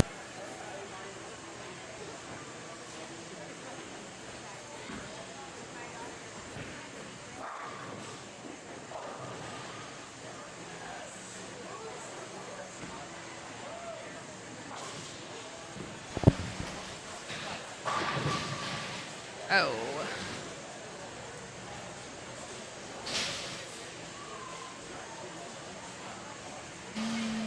Not how Kyle wanted to start the game. Strike open split.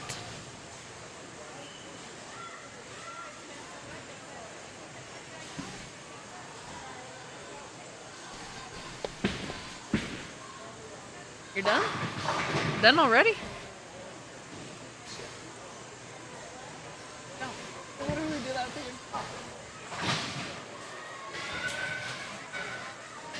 You took pictures?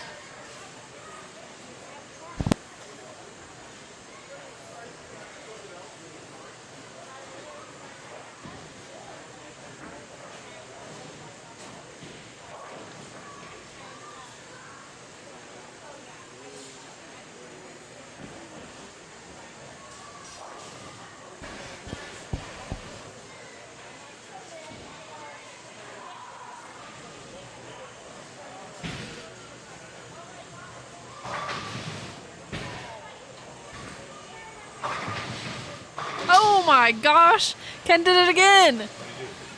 He like had a messenger at 7:10. I didn't replay it. I know. I'm sorry.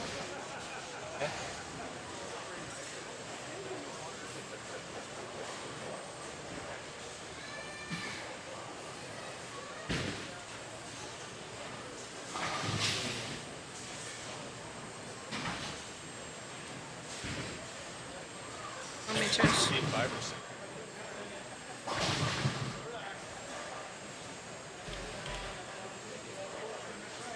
No, Justin was just walking around doing them.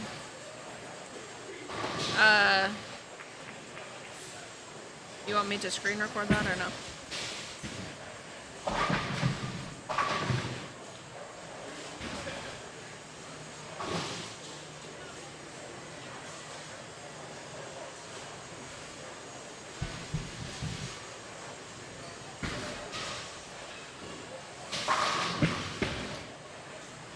That ball looked good from Gio.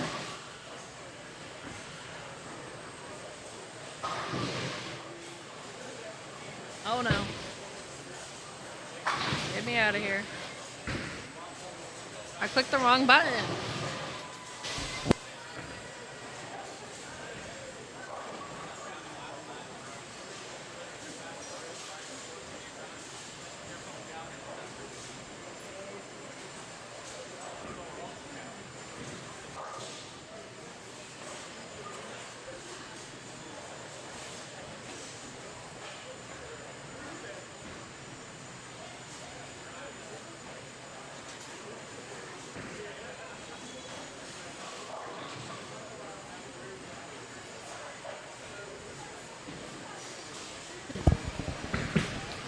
All right, we got scores in. Steve did bump Sean out of the cut. So Nick shot 181, still remains in first. Alex shot 234. Steve shot 229. Kyle 218. So Sean, he shot 204. He's out by 10 right now. Gio moves up to 6. He shot 247. He's at 23 out. Tyler Lopez shot 256. He's 79 out. And Daria shot 186. She's 80 out right now. Ken jumped quite a few spots though. He's at number 9. He shot 246. He's 156 out. But he was just barely like 13th, so he's moving up.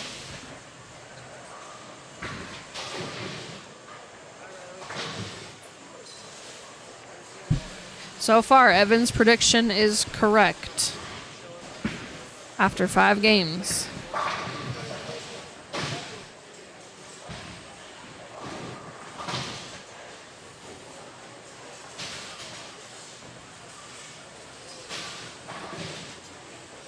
Oh.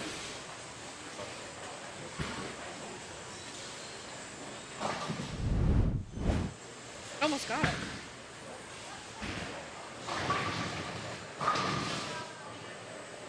Hit it. She tickled her. Wobbler. No, man.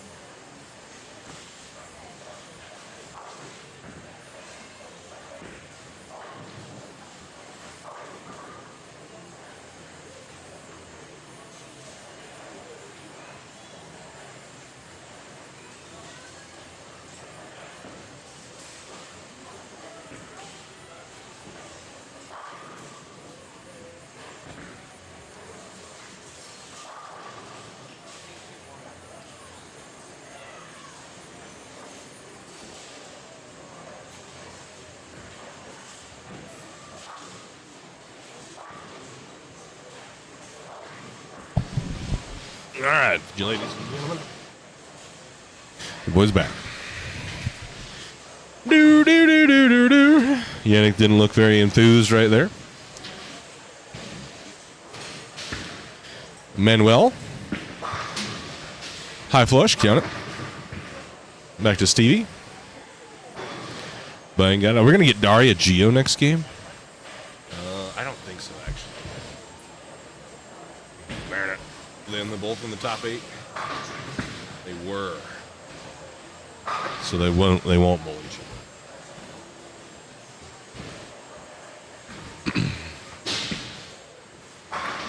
other.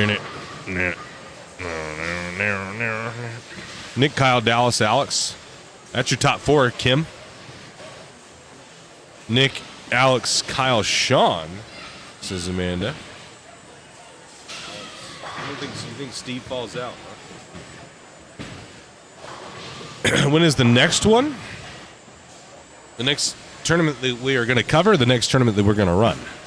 Next tournament we cover is Idaho Junior Open in the middle of April here in Burley. The next tournament that we're going to run is the Season 2 of the CB Tour. Picks up in August 9th to the 11th. Daria, Mixer, Strike, Bang. Bang.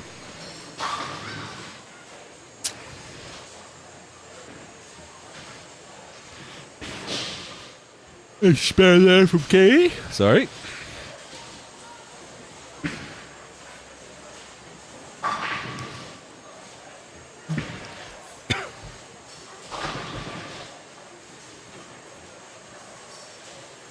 Why was Kenzie there? That was weird.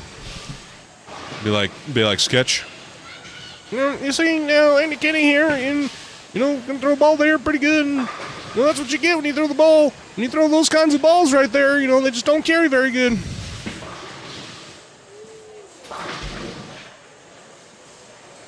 Not as witty, I guess, as sketch.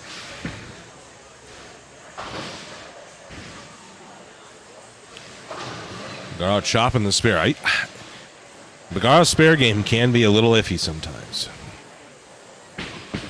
Yeah, check right.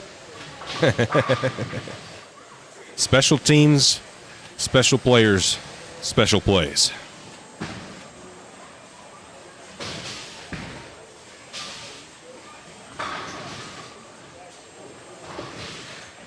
Kyle Morrison looking for a 3-bagger. Bang, got it. Oh my gosh, the 7-pin stood. Wow, that's crazy. Try to call it. Didn't work. Sorry, Kyle. Why does it do this?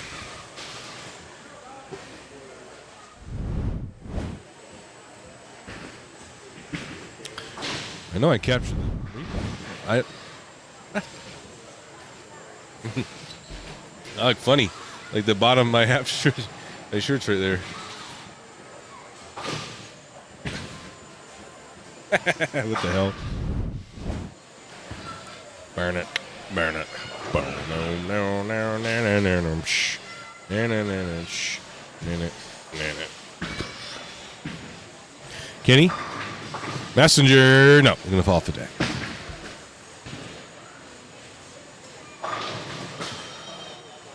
Over to SK.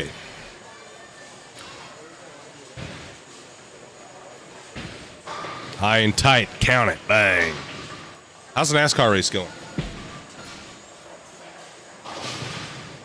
The TVs are really, really, really tiny. What you got in that cup? Not enough. Panic.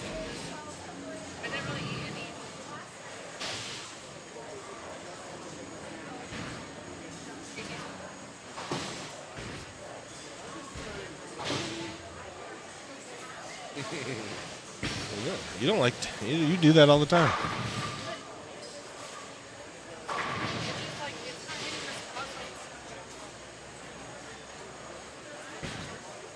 See what Braden said? Who's leading the race? Oh, he's getting passed right now. That's the battle for the lead. Kyle Larson passes Kyle Busch.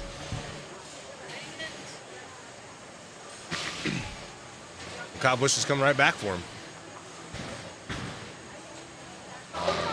cut away from that battle. Wait. Maybe I was looking at the wrong thing. Tyler Reddick.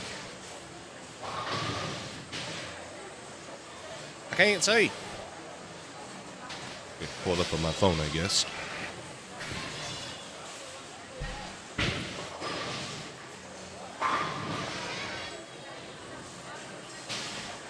Ta-da!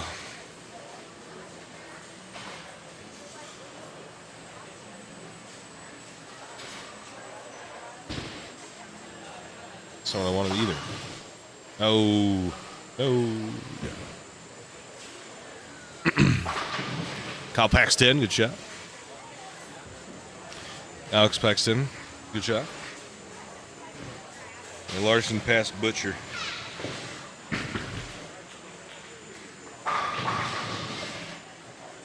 Gio's getting hyped over there.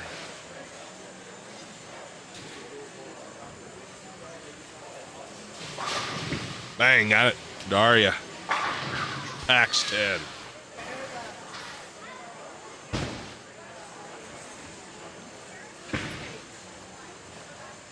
Yeah, strikes are striking. Last week, Hamlin said Reddick pees in his suit every race. What the hell? I thought I heard that Hamlin did.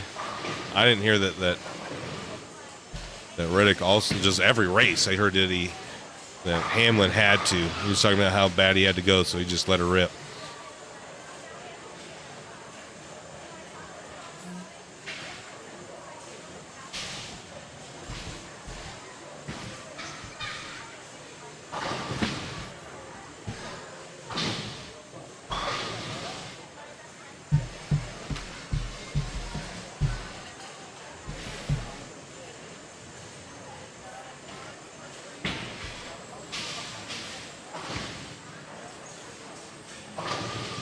Almost made it back. Lucky there not to leave the 2-8-10 by tripping the 10 pin out. Hornberger Paxton, that was a good shot.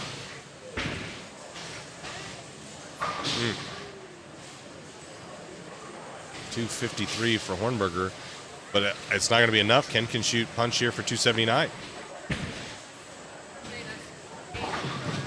Yes, but doesn't get the bonus pin, so.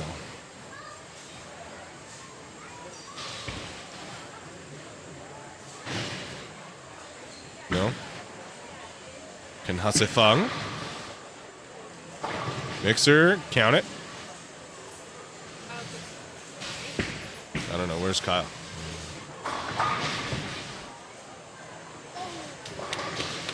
What happened?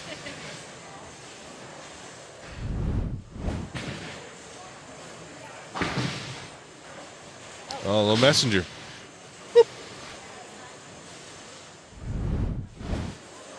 Yeah, he's got 57. He can shoot 217.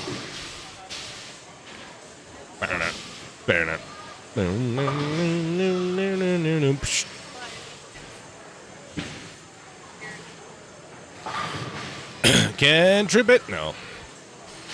Yeah. Yeah. No, he'd shoot 206. Doesn't matter.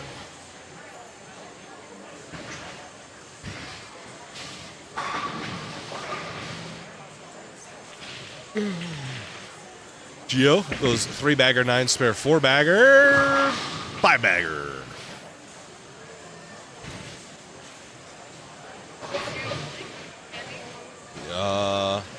Yep. Nope. They had 2 bad games.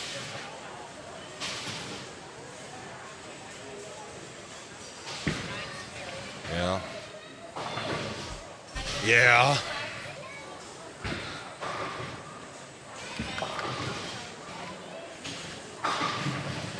Bang, got it. This pattern is better than the one in Utah. In what way do you say, Nick, that it's better? I'm curious. I'm just not disagreeing or agreeing with you. I just kind of want to. I'm just trying to understand what do you mean better?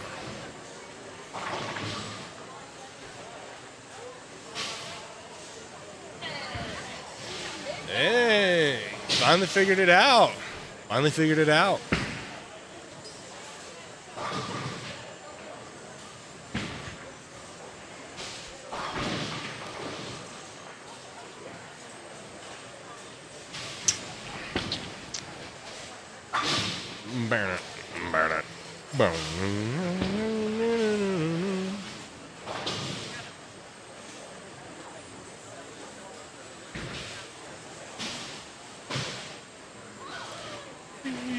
Peruski.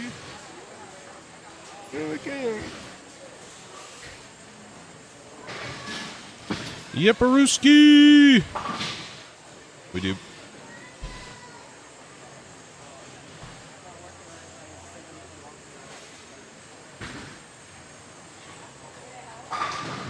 Gotta find someone who's gonna get our mail because Ken's gonna be gone next week.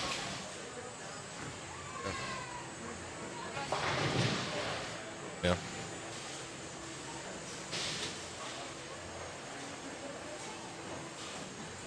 Yep. Good. Nick says more higher scoring. Utah required a lot of precision. What?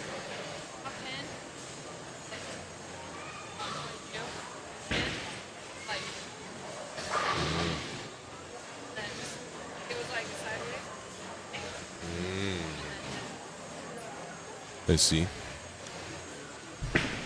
So it kind of says more higher scoring. Utah required a lot of precision to strike. Lots of oil down lane there. Yeah. And that is typically what happens at the Utah Open. They try to make them really, really hard.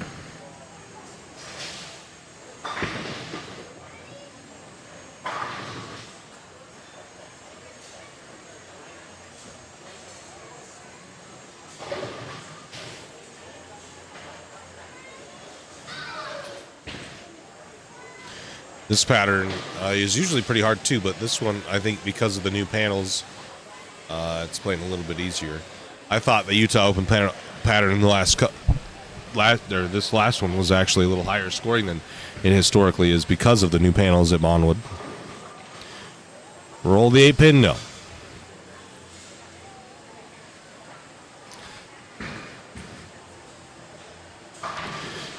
Do you think it's better because you like watching higher scores?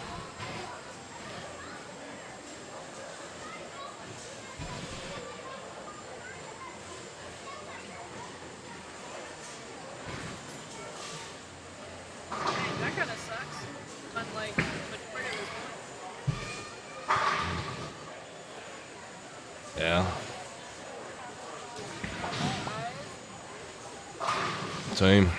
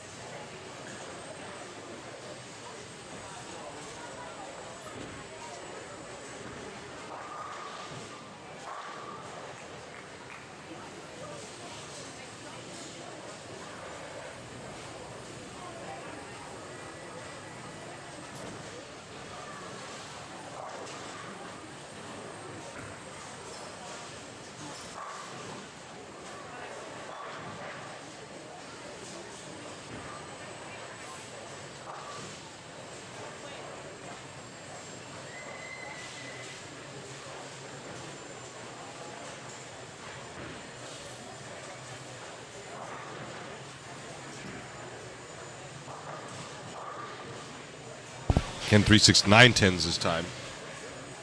Did you guys hear me go over scores?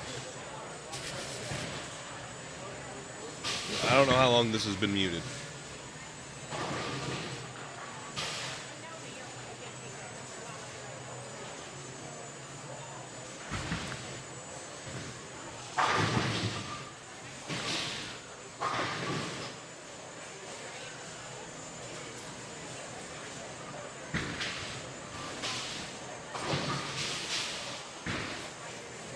Damn it.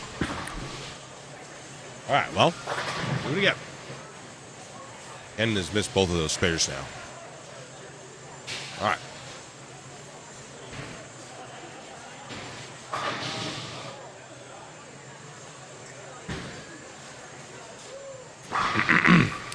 Hoskins shoots 210 in game 6.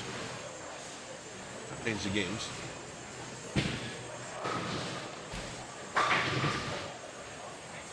Hoskins shoots 210 and wins. He gets to plus 602. Bergaro shoots 205 and loses. He's at plus 591. Lemkin shoots 243 and wins. He's plus 498. And Giorgio Cleanes shoots 256 and wins. He's plus 482. He is the number. Then it's Sean Hornberger. Shot 253 and lost. He's 20 back of the number. Morrison strikes. He's on front 6. Kyle Morrison shoots 212 and wins. He's 21 back of the number. Daria shoots 238 and wins. She's 75 back of the number. Tyler Lopez shot 202 and won. He's 110 back of the number. In 9th place, Ken Hase Fong shot 268 and won. He's 121 back of the number. And then after that, Dallas Burke is 249 pins back. So I think anybody beyond Ken is basically out of it with 3 to go. Bergaro. Nick's on front 7 also. Sean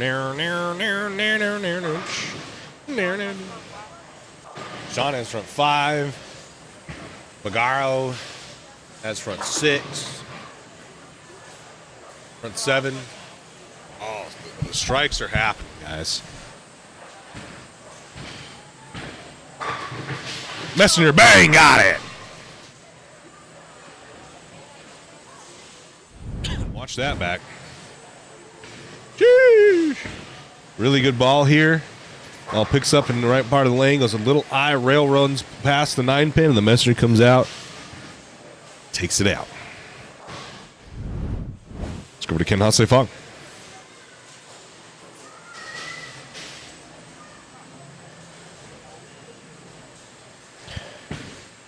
Ken, that ball's bad. It's a little better break this time than the last 4 times that he's done that. Not sure why he doesn't. Seems like he needs to move. I don't think he's really throwing it that bad. Here's Nick Bergaro. Got it. Front 8. Front 9. Nick Bergaro, ladies and gentlemen, is locked in. Nick Bergaro has an opportunity here to shoot 3 300s today. Shooting back-to-back 300s in games 3 and 4 of Cash's round. Now is on front 9. Front 9. Kyle Morrison's on front 6. John Horberger's on front 5. So, I mean, X is on the board.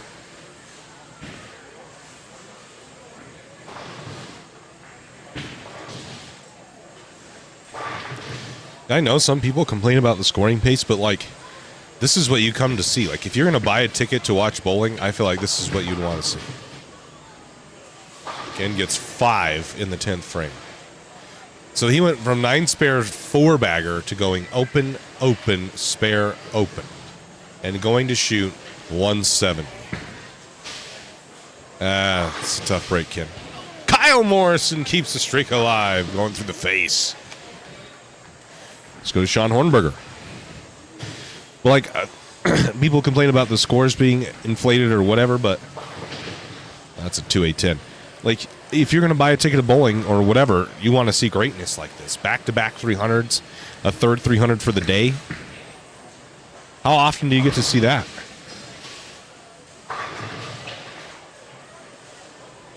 Like, genuinely. You hear me what I say about, like, buying a ticket to watch like that? It's not very often you get to watch that. Oh, O'Neill 4-pin. So the 2 strings of strikes with Nix have ended. So it's just Bagaro.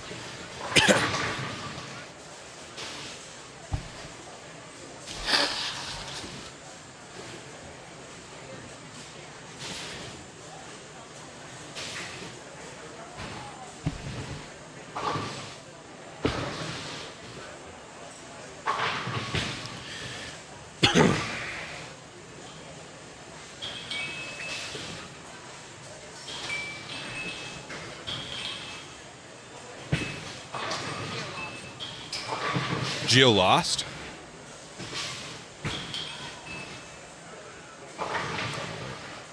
Shoots Gio shot 171 and will be a loser. So I think he'll fall out of the number. Yeah, he's pretty not happy, unfortunately. He really needed the 30 bonus spins that Ken is now going to get. Needed the double there, did not do it.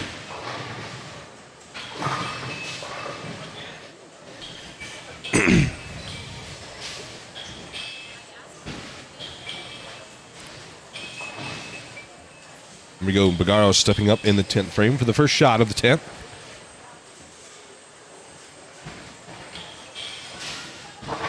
Mixer 5-pin? Shaker 5-pin? What the heck?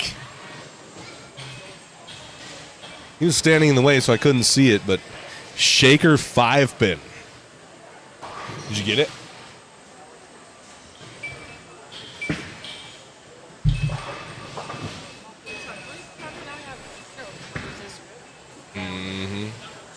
Can I see the video?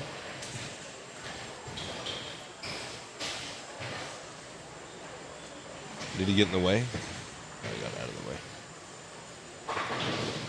Dang, how did that not fall? The one next to it just sped it. I know, damn. Crazy. Crazy.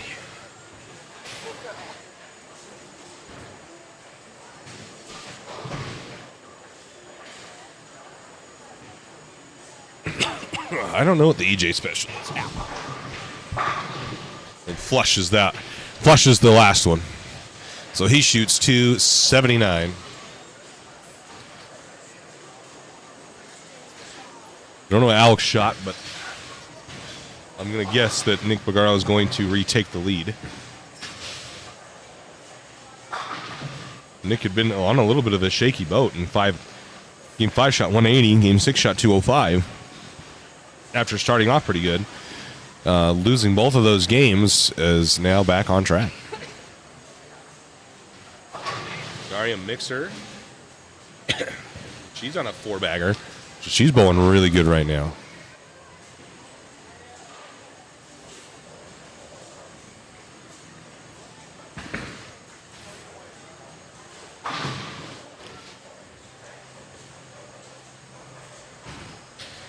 Needed the 30 bonus spins.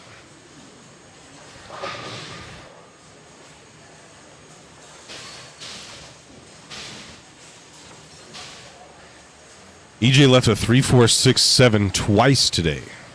Huh, I didn't know that. Twister or wood pins? I think these are regular pins. I don't think they're twisters, but I could be wrong. They don't sound like twisters. Twisters have a much like higher pitch sound.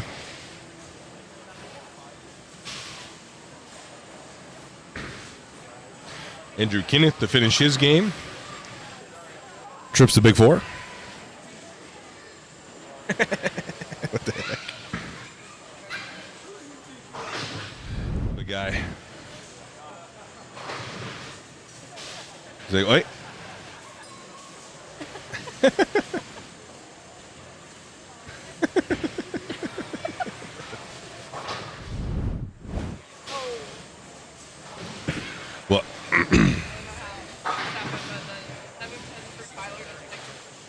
Damn.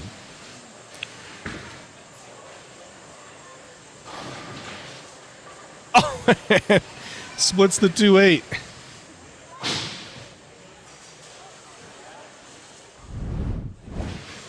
They just go. Whoop.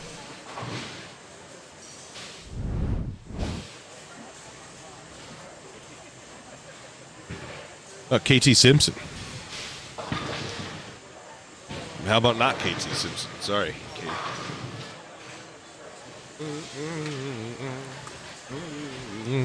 Last time I saw Tyler Lopez bowl Daria, Tyler beat her in the CB Masters. Same Vegas for the race. Las Vegas, yep. Kyle Butcher. Bushers done take her home. I don't know about that. In second round.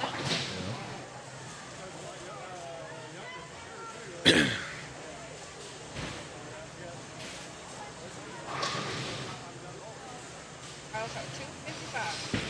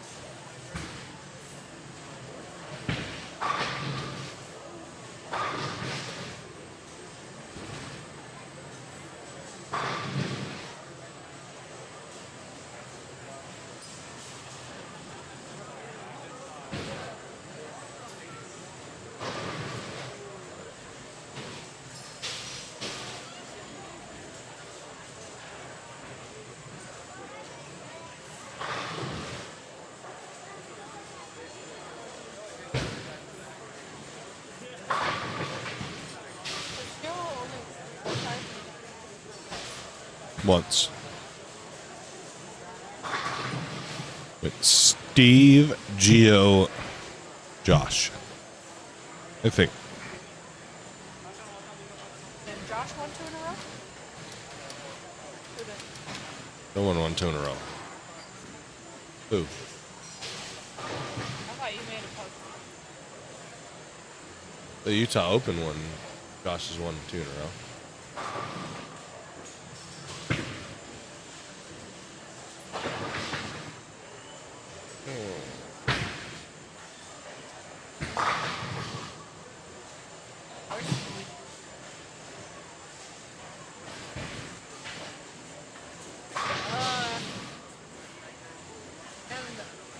Normally just go 18. I was like, oh, but never.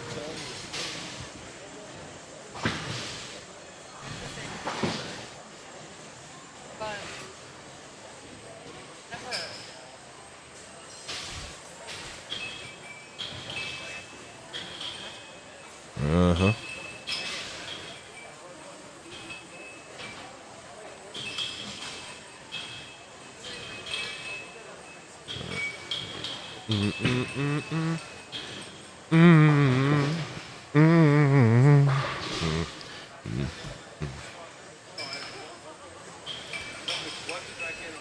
The air hockey? They started making like the edges like bells almost. I know, and in the order they don't tell you.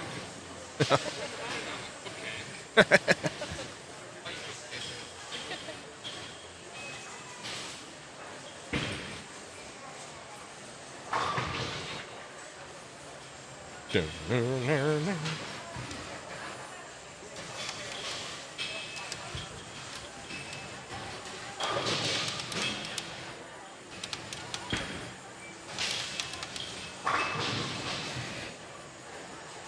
Oh ho ho ho. Whoa ho ho.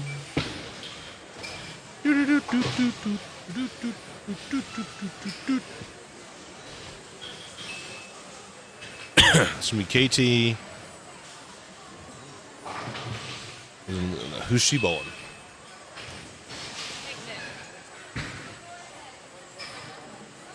Nick just bowled on this pair. Gio. Has that bad luck on the TV? What's that noise? It's air hockey. air hockey.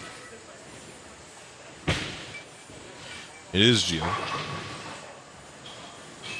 You are correct. It's Ken Bull and Manny.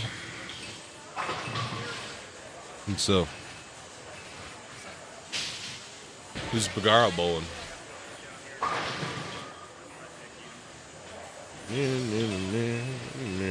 Yannick.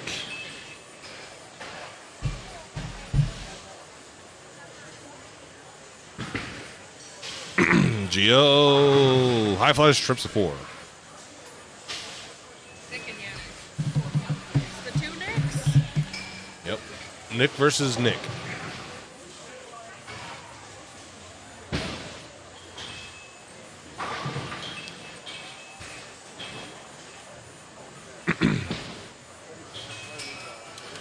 Yeah.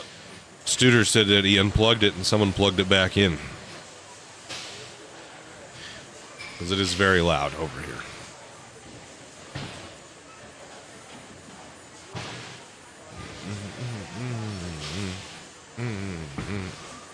Daria? Who's she bowling? Kyle? Bang, got splits the 8 now. That was a good shot. Game 7.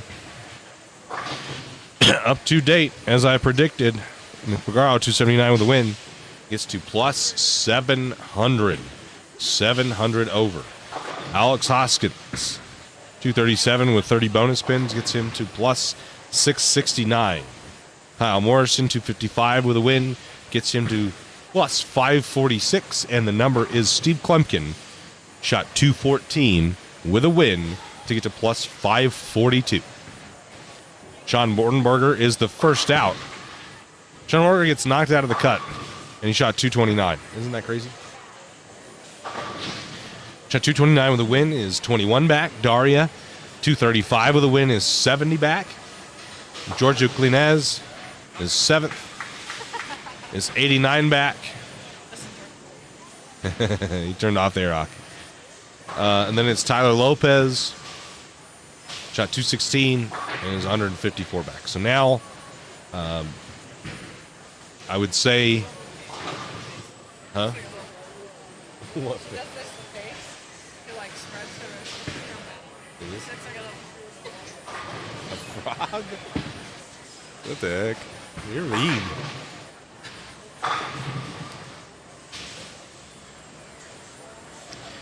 So I would say now the cutoff is Gio. Cleanest Gio is the last one that can try to. The problem is making up ground has been impossible. Like if you shoot 230, you just aren't losing ground. You're not making 230 in a win is even. You're not losing any ground to that, and you're not gaining. You got to gain ground if you're some of these guys outside the number by 50 plus. There's only 2 to go now. This is game 8.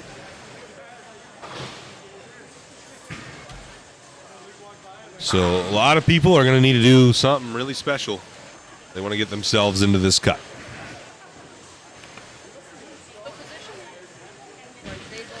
Yeah, 1 versus 2, 3 versus 4, 5 versus 6.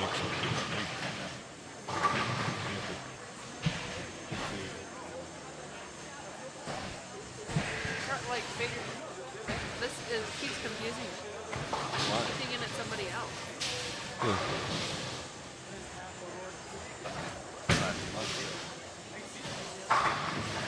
It's cranking it big down now. That's gotta really hurt.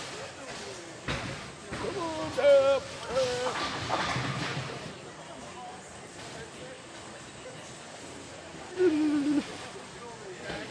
Yeah, Eric Bywater hasn't won a single game. Well, he should have beat Vanity. Yeah, pocket 710.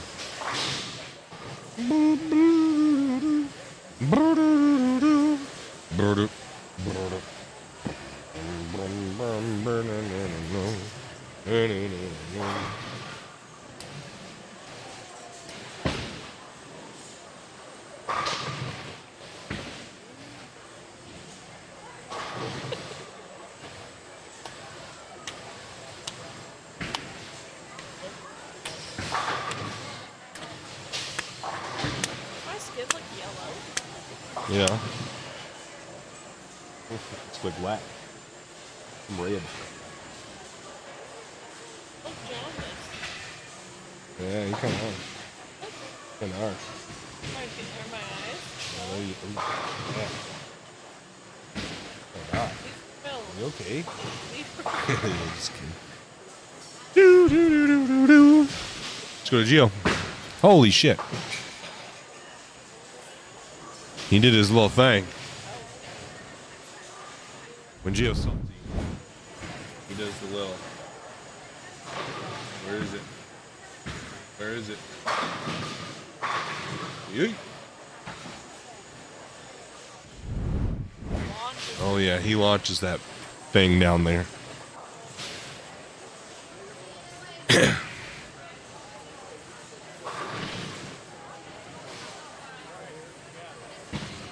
Daria's going to need something special here this game and the next. And she's on a 3-bagger, though, so. It's got to be good practice. Like, you're going to go to the PWB, and the patterns are going to be a little bit different, but, like, to stay aggressive, you know, to, like, just have to keep pounding it. Good practice. Like, this isn't a cakewalk. It's not like she's just coming in here and waxing everybody. These are really good bowlers, and she's got to really keep her head on, be very mentally tough. Gosh, I can't talk.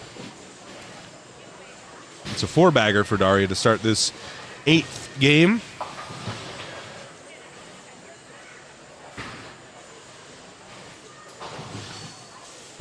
It's Sean, Daria, and Gio are the only ones that can get in. Steve is right there. He is the number. Steve and Kyle Morrison are really the only two that can get bumped out. Steve and Kyle Morrison are separated by 4 pins. So Sean is 24 back of Kyle. Daria is 74 back of Kyle.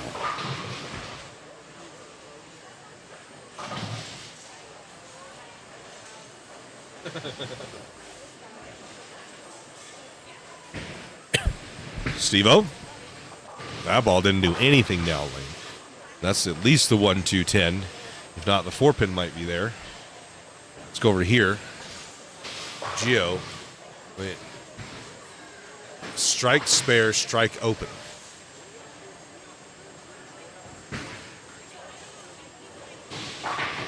Ace that one. And it's 10 back.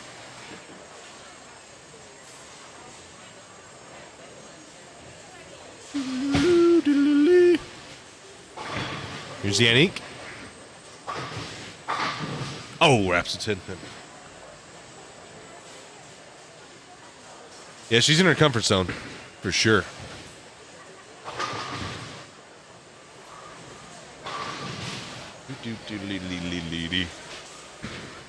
Kyle?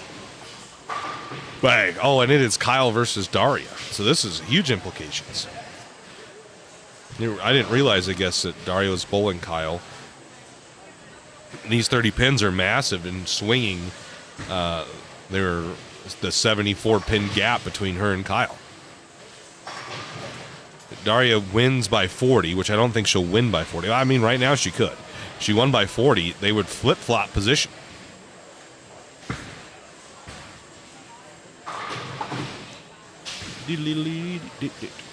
Oh, these games music is getting in my head. It's bad. Gio just 2-8-10. So the left lane not being kind to him right now. He's getting fried. He does need probably more bear. Get this man a burr. Daria. Bang, got it. 5-bagger.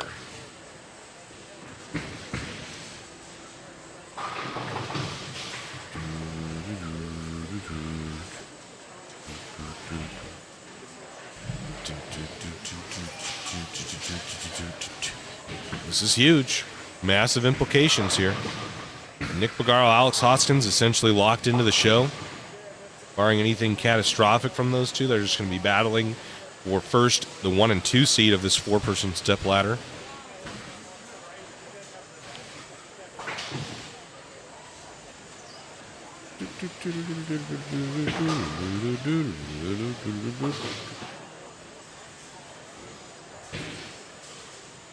Makes her spare. Hornberger is bowling Alex this game. Now we'll see Kyle Morrison come up.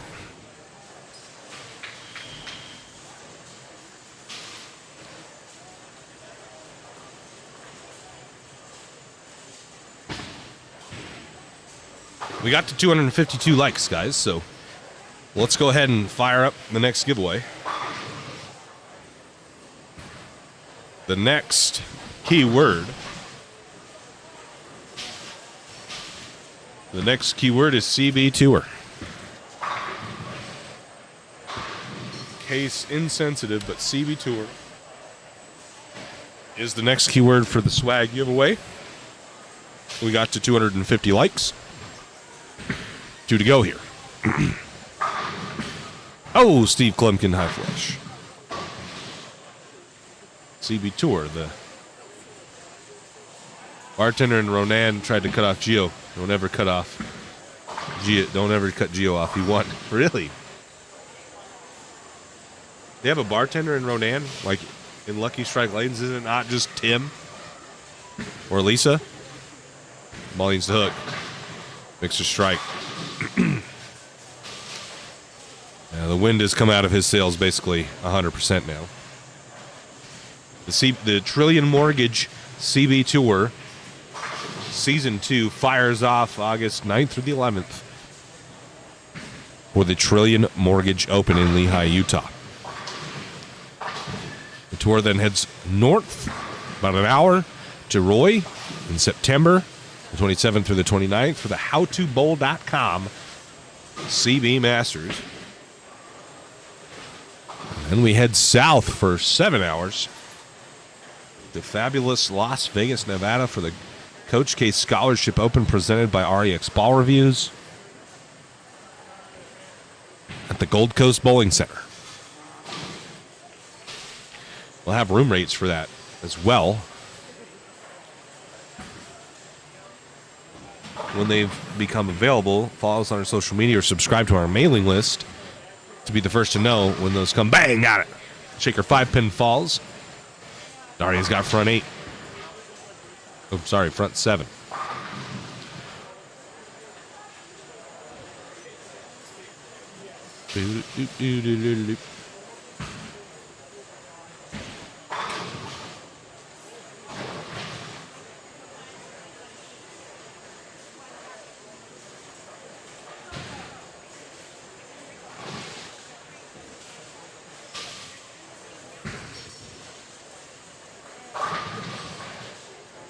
Daria looking for front 8 here. Harsh reality in hand. Lane 19 and 20. I've heard a lot of people say this wasn't a very good pair, but she's making it look tremendous right now. Mixer 2, 8, 10. And the string of strikes will end there. Tough way to end it on a tough split. Still in control of this game against Kyle, who she is trying to beat. Kyle and Steve Klemkin both in front of Daria.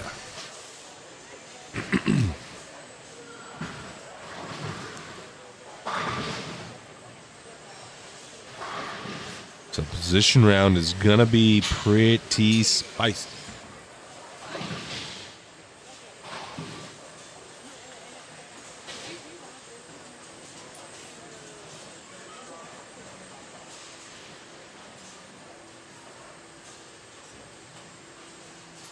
Steve Klemkin, I believe, is bowling Andy Kinney right there. Kinney not a factor as far as making the top 4. Steve is hanging on by 20 pins. So this is a big match for SK. He goes double open, double spare. If you haven't already, guys, please like the stream. We're at 250 likes. We need to get to 400 likes. As Kyle Morrison gets both the 7 and 10. If we can get to 400 likes during the title match, we will give away a Storm bowling ball of choice. So during the title match, if we get to 400 likes, we will give away a Storm bowling ball of choice. We're at 262 right now. We need to get to 400. 400. He did not.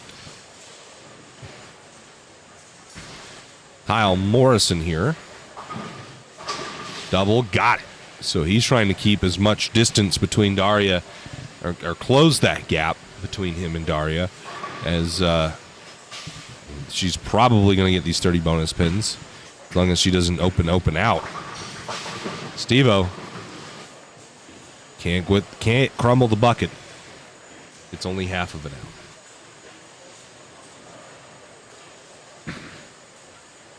Get your CB tour in. Again, these giveaways are only good on YouTube, and you must be a subscriber. If you're not subscribed, you won't get picked. You cannot do this on Facebook, and you must be present in the YouTube chat in order to win. Needs to hook. 2, 8, 10, back to back. Oh no, this is disaster. Oh, this is disaster. Oh my gosh, and Steve chops the 2-5. Oh no. The pressure sinking in with 1.5 games to go. And some of our players really struggle. Let's go over to Gio really quick as he splits the 8-9. Daria over here gets her medicine, takes her medicine. She goes open, has 214. Punch for 240. Kyle Morrison can shoot 230. Is 144 in the 7th. He can shoot 234 with a punch. Daria needs to fill the 10th. Or at least she needs to double. She has 214. It's 214. Can shoot 244. So needs to double. And 1. If she does not double, she can lose. Tim Thompson, yeah, not bad.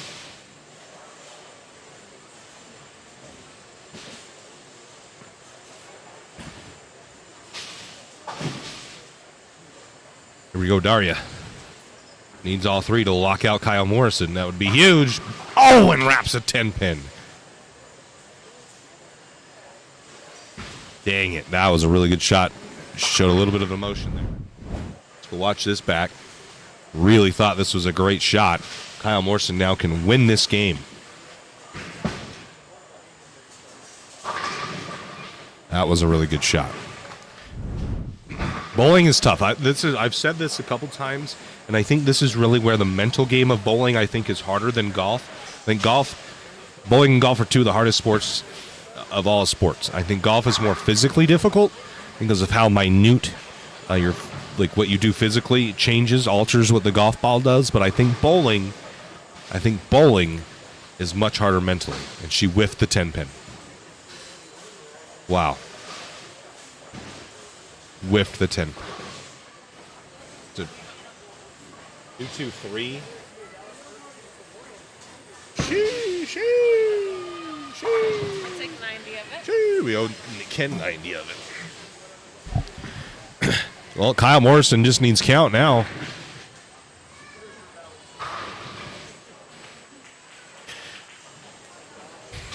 Yeah, it did not end good. Can Kyle clutch up here? Throw a good shot? Yes, he can. Bang.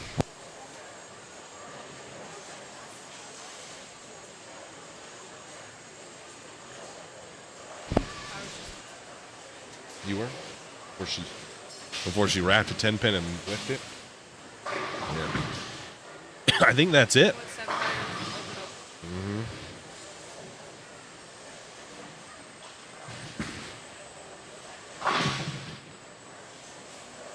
Yeah, I'm sure she was. You got to focus up, though. You got to make the spare, because that made Kyle's path to victory so much easier, not making the spare and striking. Kyle would have had to double at that point. Now he's got it. It's over.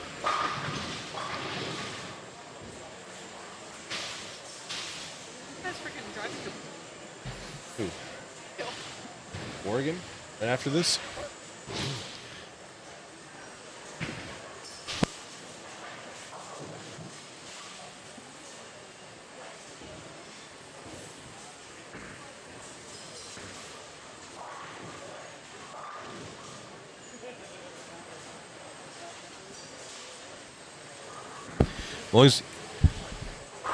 Well, I don't know about. I mean, anybody can. I guess in the sense that you could just buy a card, but I think bowling is the hardest mentally because you can throw a great shot like that and just get absolutely destroyed. Obviously, she missed a spare, but the nine count really hurts. Really hurts. And I don't like you. That just doesn't happen in golf where you hit that good of a shot. And I mean, it can. It just doesn't happen that often. It doesn't happen that often. But you could hit the flagstick right and be way off worse. But it is a constant in bowling. A constant that you throw the ball pretty good. Just imagine what a pretty good shot in golf looks like. Like I hit that pretty good, and you end up 15 feet. Right? You throw a shot in bowling, and you just lost 20 pins. Pretty good, and you wrap a 10 pin. You just lost 20 pins. And that's huge.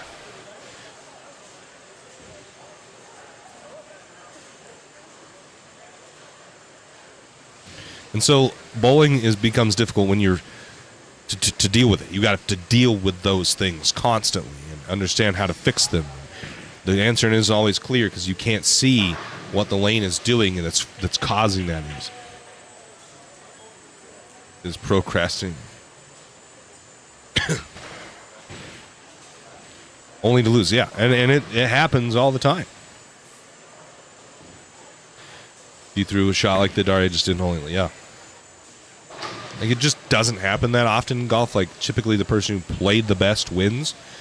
And even in these longer formats like this, I mean, typically the person who bowls the best wins.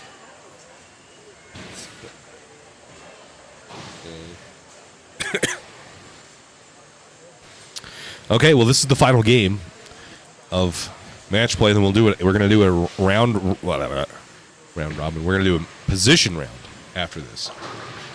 Only two-hander. Manny was the only two-hander to get into the top 16.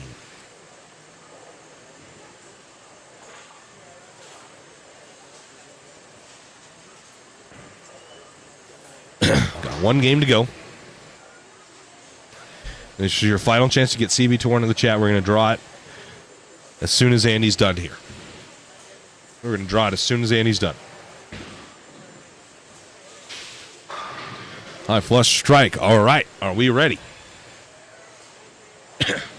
Good for God to clutch up when he needs to, but he stayed alive so that he had an opportunity when it was given to him.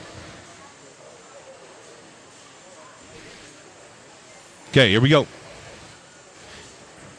Speak now or forever hold your peace. We wait for scores to come in. Did you? Oh.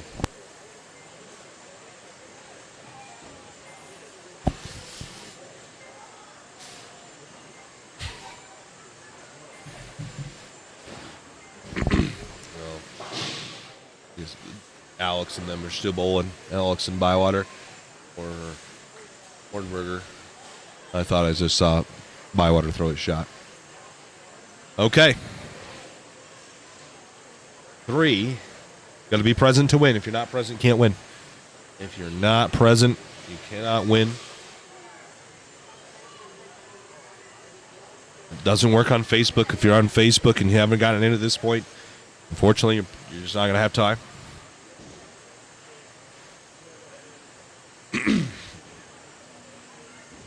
Yeah,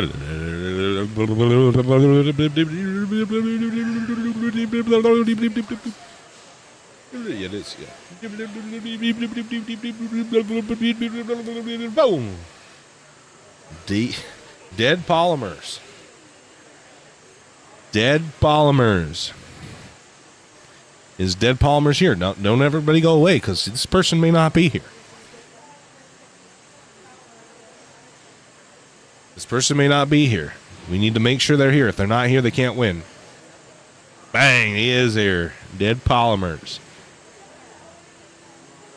Well, Travis, if you're in Utah, you can always come just get some swag, you know. All right, Dead Polymers.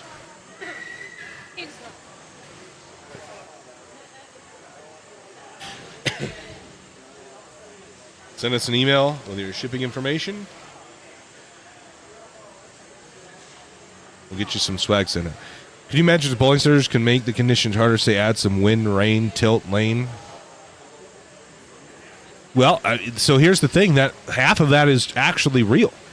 Like, the lane isn't flat. The topography in different centers and different lanes are bad. So that's a real thing.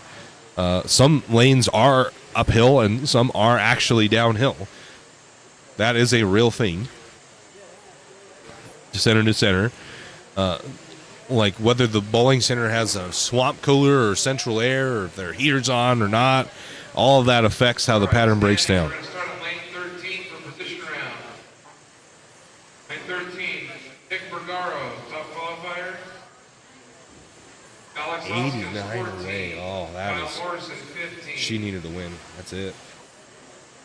Steve Clemkin, 16. It's basically John locked Harper, out. 17. That's the top four. Gio, 18. Daria, 19.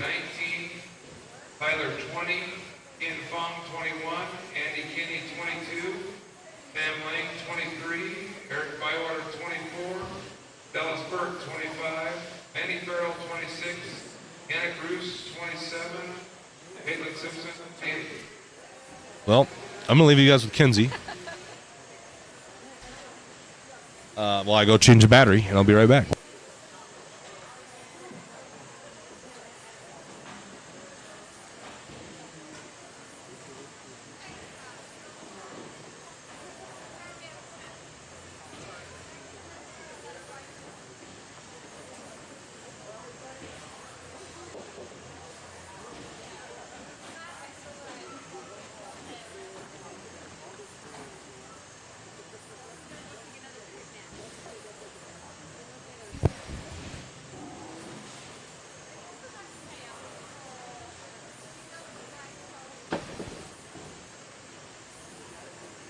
All right, who's ready for Kyle Busch to win the race today?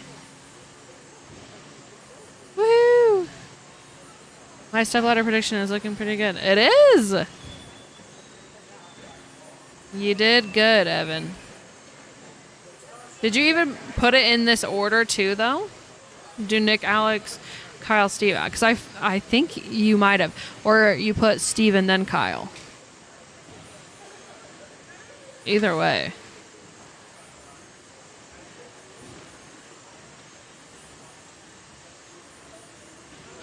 Kyle Busch does not suck.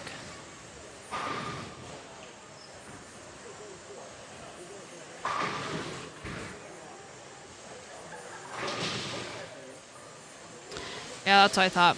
But still top four anyways. Jenny, I kind of figured. Lots of Kyles out here, though. So nice.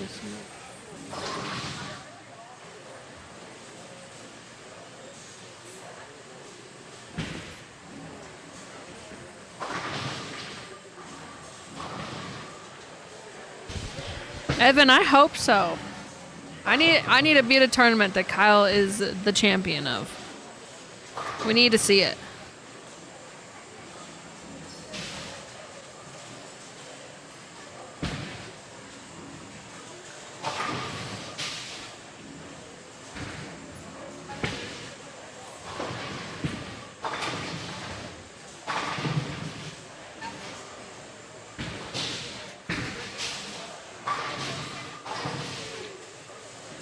Agreed. Let me show you my phone.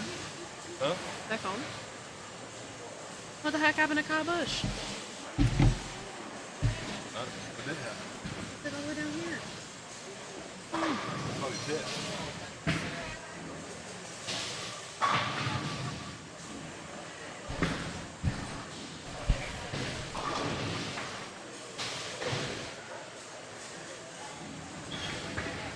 3 feet higher, yeah.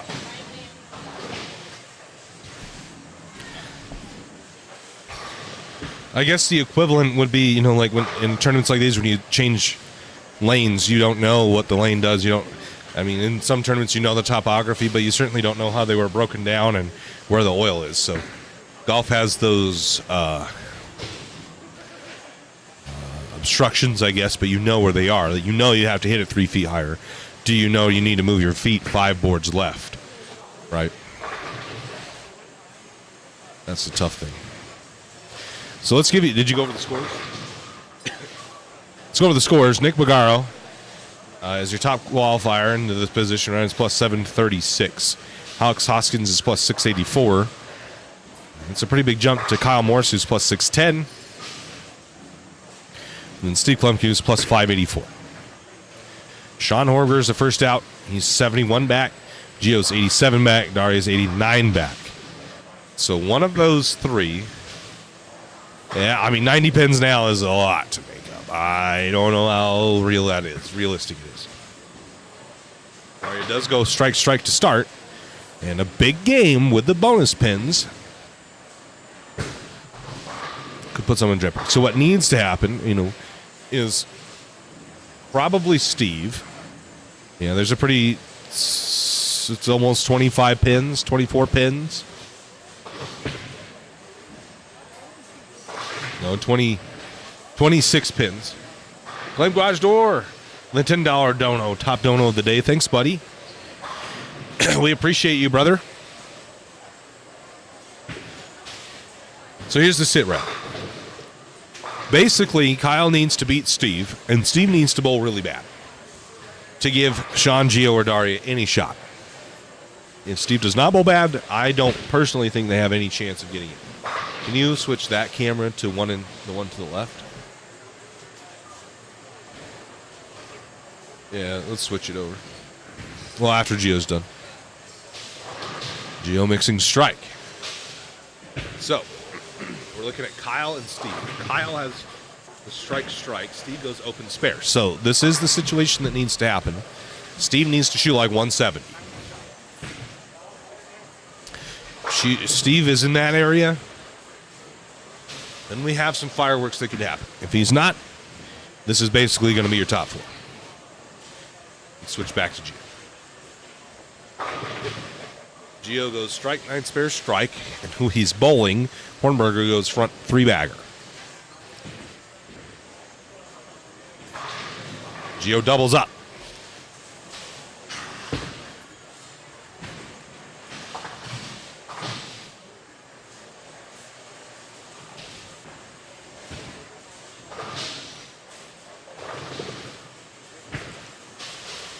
And he starts with EPM, so you know it's me. All right, bet. Thanks, Dead Palmers. Kyle. Oh, Messenger 9 pin, bang.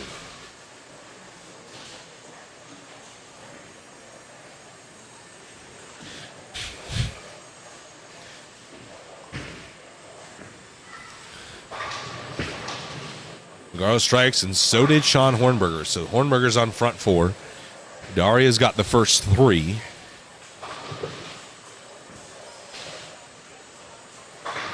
Make that the first 4. Daria and Sean are separated. He's plus 513. She's plus 495. So 5. That's 18, right?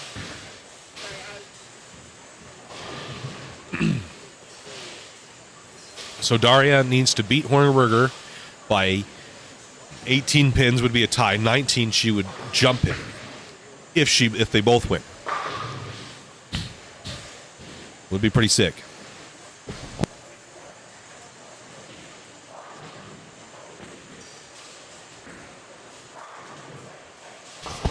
Sean on front 5 now. Gio goes strike 9 spare. He can shoot 280. I mean, both of them are bowling really good. Steve got another 9 count.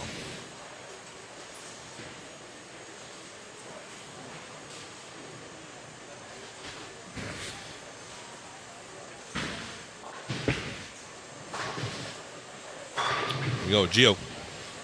Lane 18. Looking for a 3-bagger. Mixer got it. Now Daria. Front 4 looking for 5.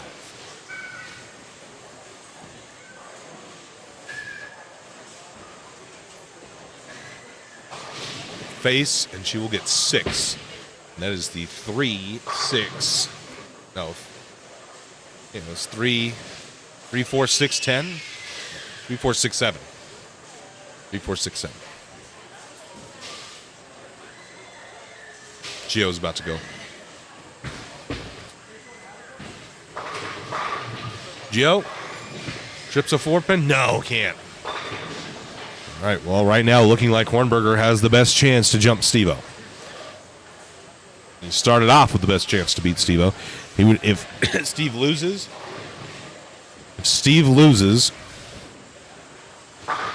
Hornberger needs to beat Steve. Oh, and she overcuts it. Wow.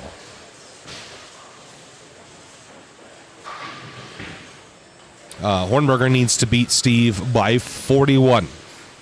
41 to tie. 42 to take his spot.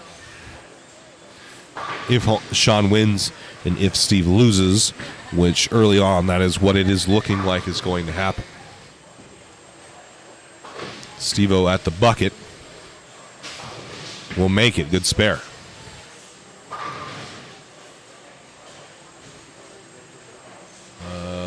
We can switch once Nick's done. Nick Pagaro strikes. Hornberger. Mixer, I see a 2-pin. I see a 2-8.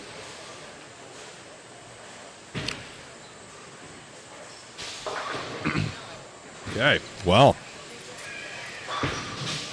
Tom Orson packs it.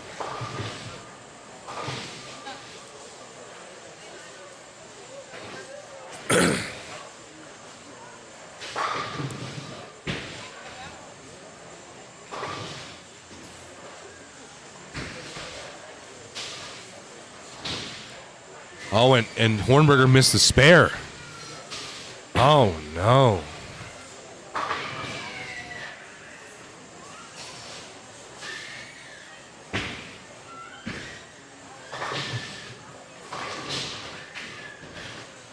Marsha's back here searching for...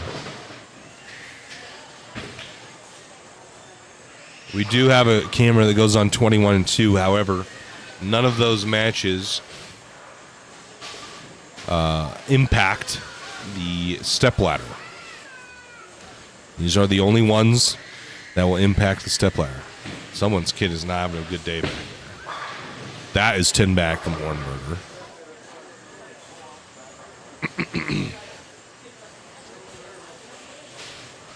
Daria? Oh, Railroad's a 9-pin. What a break. Oh, wraps a tip. So, 4-bagger 9 for Kyle. Who's going to take this one?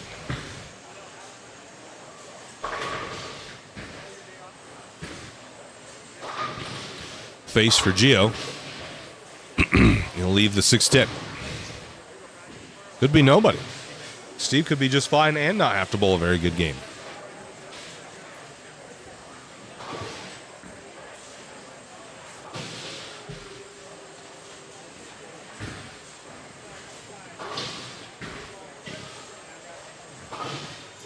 Gio makes his spare.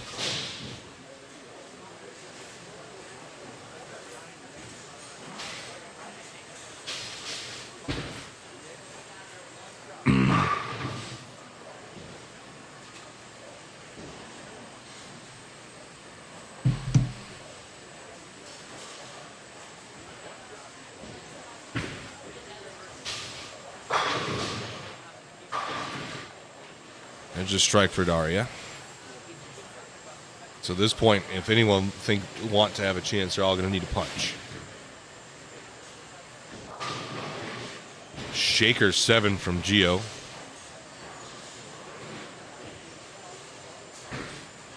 The fry is setting in with our man Giorgio. Right, bud? Yep. Yep. I'm in Skinsy, and I like to watch the display.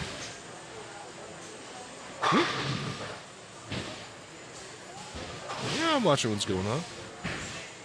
It's these little holes on the thing. Just a little design.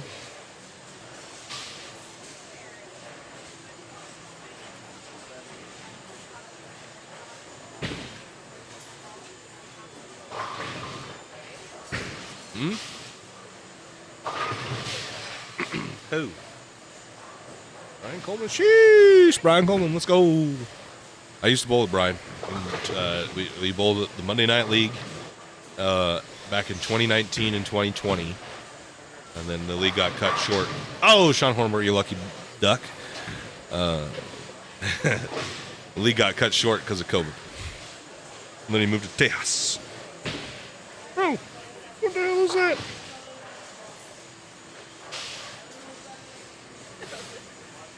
Man, I stay in a black shirt. The darkest gray ever. Here's Steve-O. Oh, huge break to trip the 2-8 out of that. Let me click that.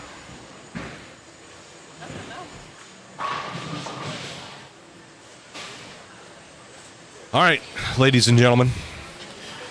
Yeah, that's what I said. I said 400. We're at 284. So if we get to 400 likes by the title match, we'll give away a Storm bowling ball of choice in this live stream. So,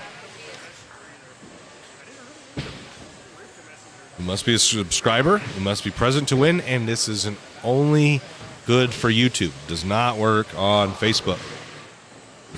Doesn't work on Facebook. So hit that like button. We got to get to 400 likes.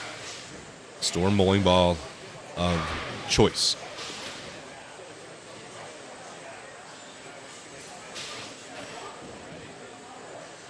And also, from what I understand, Geo, that shot doesn't look, black's a 10 pin. From what I understand, Nightbot does pick, crumbles a big 4, does pick channel members, so 10 back club members, at a higher rate. There's a higher percentage chance of winning giveaways with Nightbot if you are a member. Now,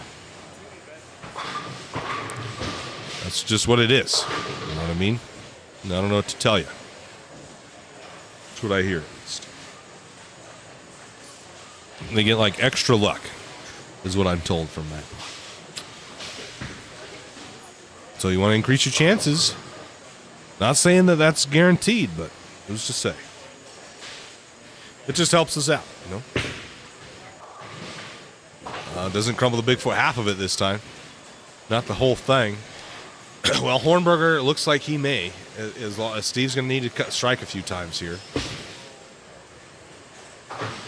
Geo can't. Daria can't. Hornberger's got a pretty decent game going. You bring the chat back up.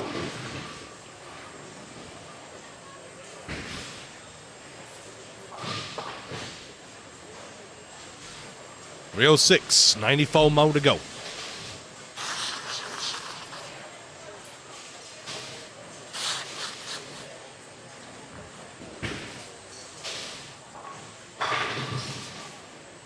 Daria leaves the 4-7. Excuse me, the 2-7.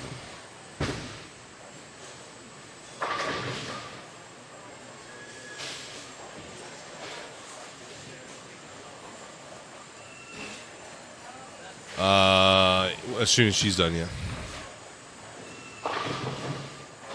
Oh, missed it. Well, Daria's run is over. Gio's run is over. Steve controls his own destiny. Oh!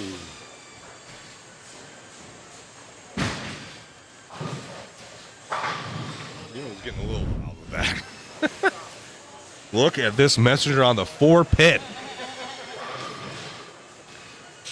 All the way from downtown. Boop. Bang.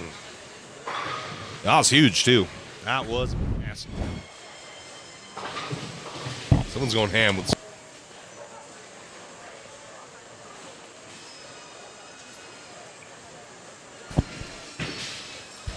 Someone's got some, like, party horns or something.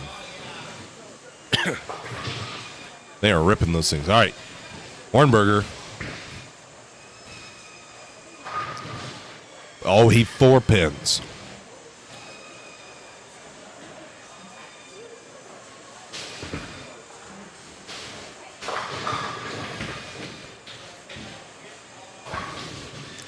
Steve-O. 2-pin, does he roll it? No, the 8-pin fell backwards, but the 2-pin does not. Things are getting really tight now. I try to see the score here.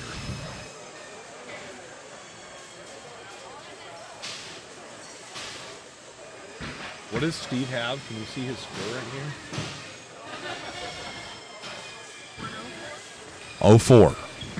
24-44. Steve can shoot 204. Let's go over to Hornberger. Hornberger, 25-30. He can shoot 245. Oh my gosh, Hornberger's going to jump him by like 4 pins if he strikes here. And Steve has to punch out. He has 124. 44-74. He can shoot 204. Oh my God, they might be tied. If Hornberger strikes out or strikes here and Steve strikes out, they might tie. It's 71 pins. That's insane. He does strike. 45. And Steve can shoot 204. And I said Hornberger needs to beat him by 41 pins. And he might. He would win by 41 pins. Holy shit. You are not the only one. Gio sends that ball. Maga Man Dan. Welcome to the 10-back club, baby. Thanks, buddy, for joining and helping us out. We really appreciate it. Hey.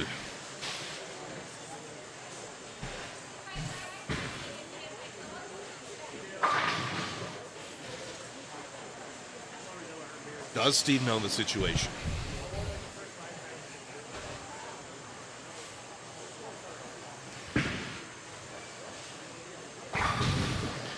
Does Steve-O know the situation?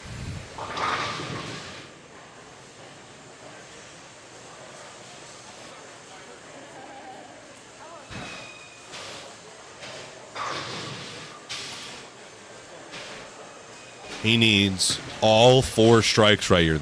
Strike in the 9th and 3 in the 10th to shoot 204 and tie Sean Hornberger.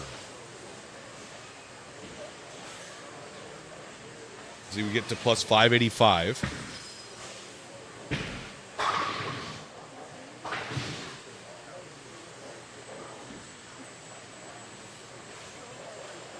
Get to plus 585, Hornberger.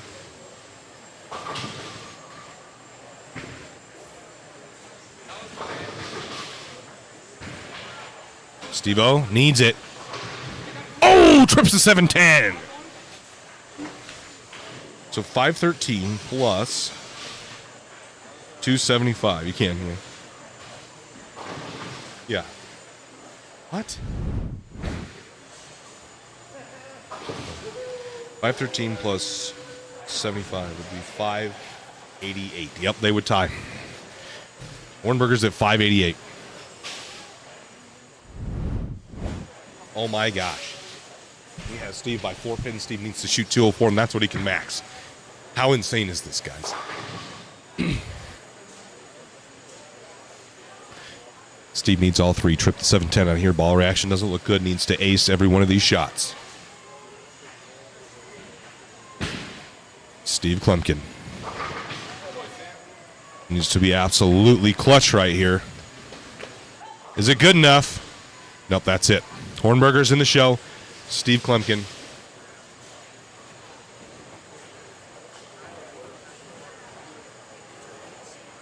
Yeah, so that was Steve needed to shoot 204 with no bonus pins.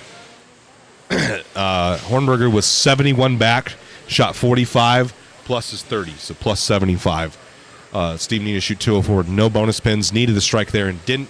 So Hornberger's in the show. Steve gets jumped. And it will be Nick Bagarl, Alex Hoskins, your 2 seed, and then Kyle Morrison versus Sean Hornberger in the stepladder.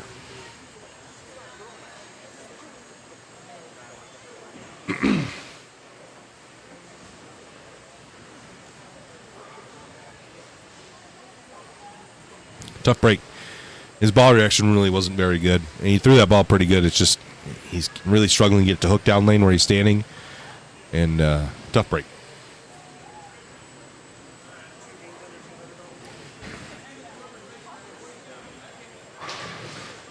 And there's a strike there. Yeah, he really struggled in 15.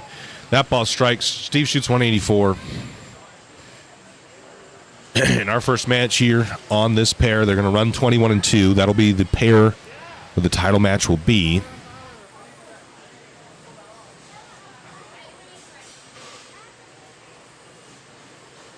Pretty good.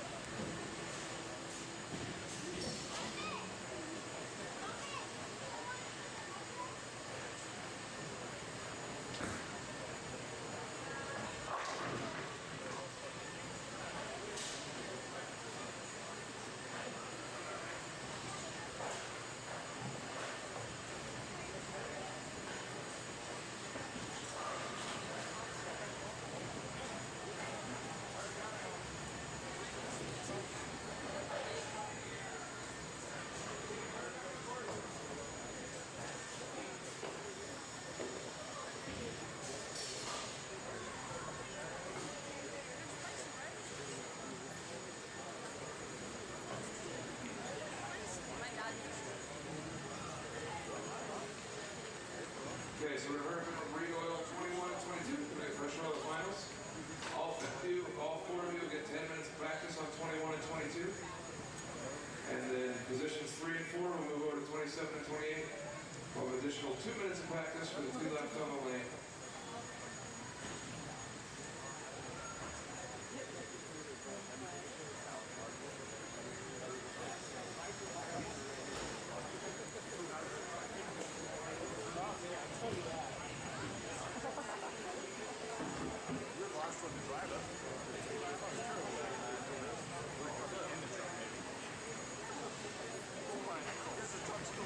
Over here. So 4th place, Sean Hornberger,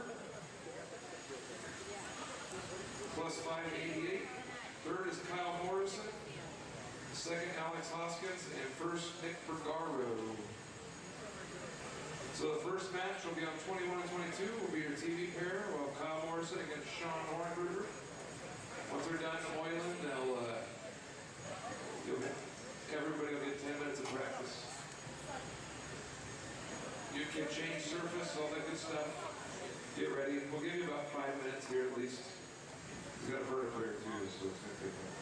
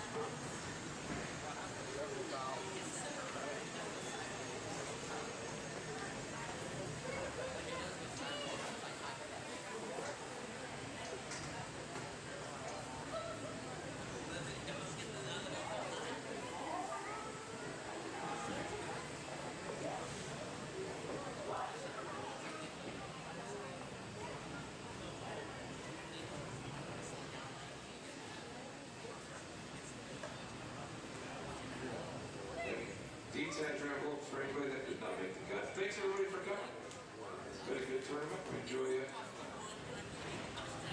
Please drive safe on the way home.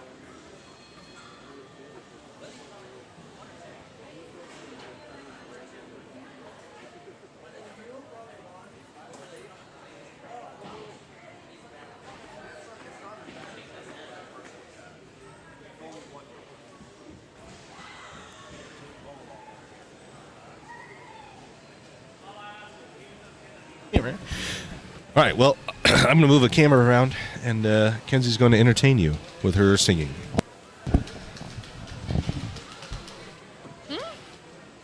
What did you just say? I am not. I am not going to sing for you because you guys will not want to hear that in the slightest. Oh.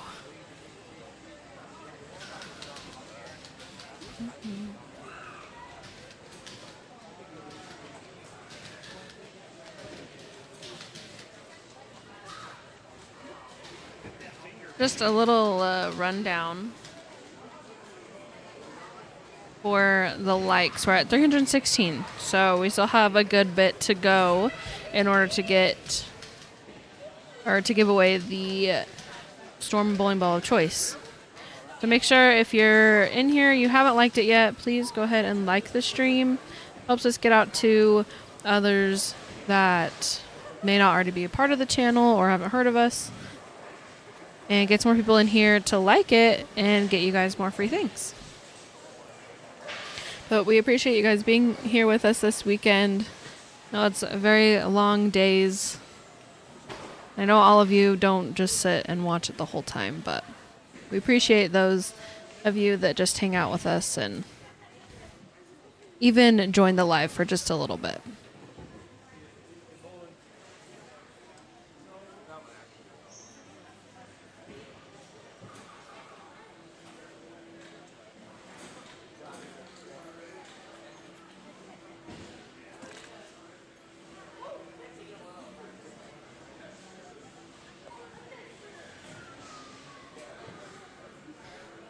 All right. We're going to do a poll, though. We do like to do those during like Stepladder finals and everything. So for this first one, we've got Kyle Morrison and Sean Hornberger. So you guys can go ahead and once I send that through, you guys can go ahead and vote on who you think is going to win the match out of the two of them. Fighting Tamale, thank you for being here. You guys make it all worth it because it's a lot for Chayton and I. I know it doesn't seem like a lot, but it really is a lot. We were here, so we got in Friday night at 9:30, and we were here 18 hours yesterday. And then today, we got here at 8 a.m. We'll finish hopefully by like 6:30. And then we have, like everyone else goes home, we have like an hour and a half or so of cleaning everything up, all the equipment and everything, putting it back in the trailer, and then we can head out. So it's a lot for two people. And so having as many of you in here as we do is really appreciated. So thank you. Rod's got Kyle. I've been bowling all day, a long shift of throwing heavy balls. Yeah, it's crazy, especially yesterday because some people bowled the 8 a.m. squad and then bowled every single squad after that all the way until, so the last squad last night should have been at 8, but it was running a little behind. It was at 9.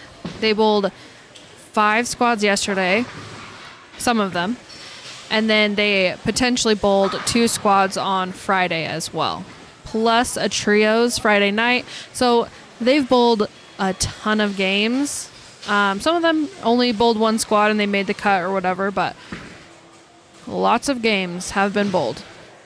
Plus the cashers round this morning, then the match play just barely. So yeah, lots of bowling. Okay, we've got 76% so far for Kyle.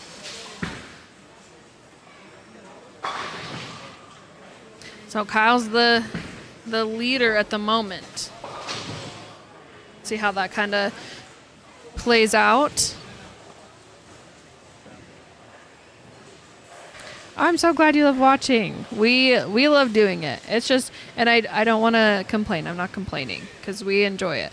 But it is a lot. And so it's very rewarding seeing lots of people in here and enjoy and appreciate what we do too.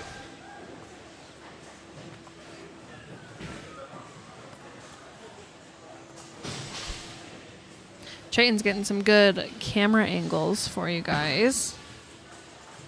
You can get an approach camera, a strike cam, and just our usual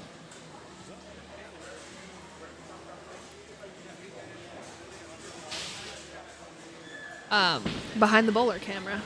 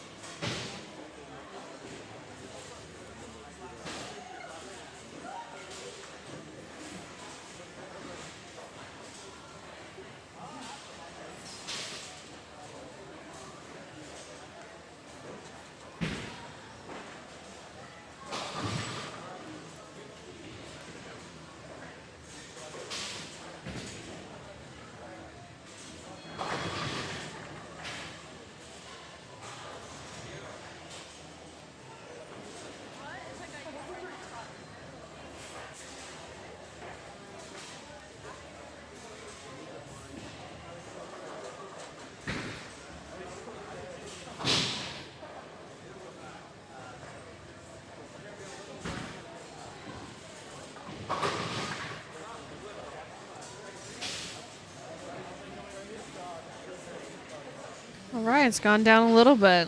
Kyle's at 70% now. Sean gained a few. There are 61 votes in there. We'll keep this up until the end of the match, and then whoever wins that, we'll do a poll between them and the second seed, Alex Hoskins.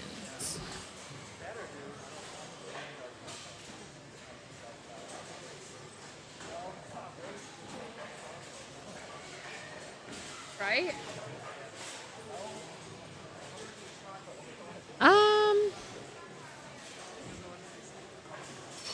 I think just the food over there, I don't know.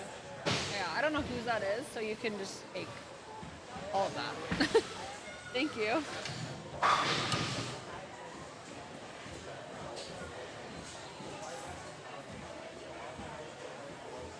Right? I know. Very much. How much is it to win?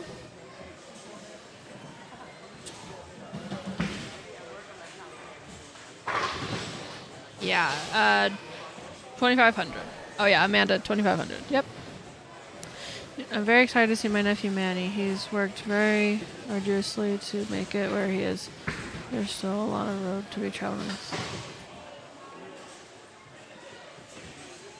TJ, Manny Farrell? Is that who your nephew is? I'm in Tallahassee, Florida, and competitive bowling is non-existent. I haven't bowled for 3 years now. Can't believe I have watched the entire day. Thank you for your hard work and dedication. Oh, good. I'm so glad. I mean, not glad that you haven't been able to bowl, but thanks for hanging out with us. We're glad you're able to watch and see the best of the Northwest bowlers, because there's a lot of talent out here. TJ, we love Manny. Glad you've been able to watch him.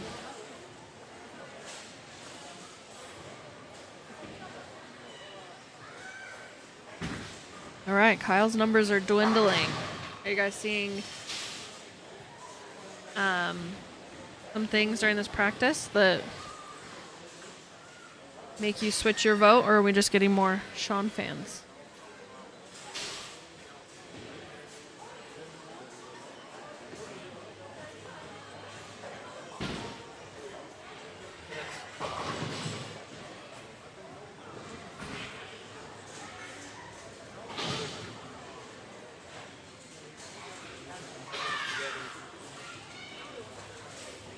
Okay. Perfect.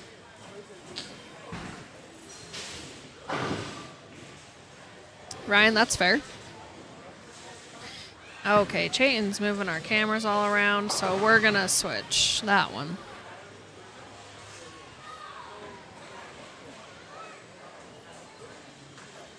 So, we can actually, I'll show you the angles we've got. We've got this one. A little close up. See their features. Looks good. Looks good. We got strike cam. We got 0.5 cam. And the OG regular cam. But we've got scores. So we can see scores. Yeah. Still be able to see it though.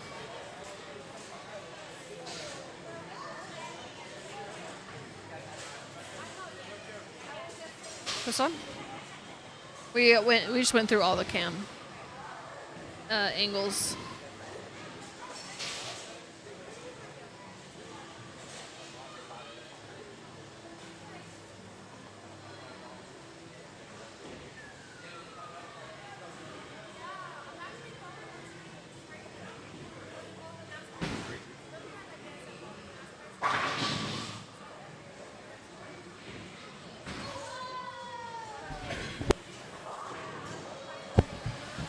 I'm with Mary. I'm going Kyle on this one too.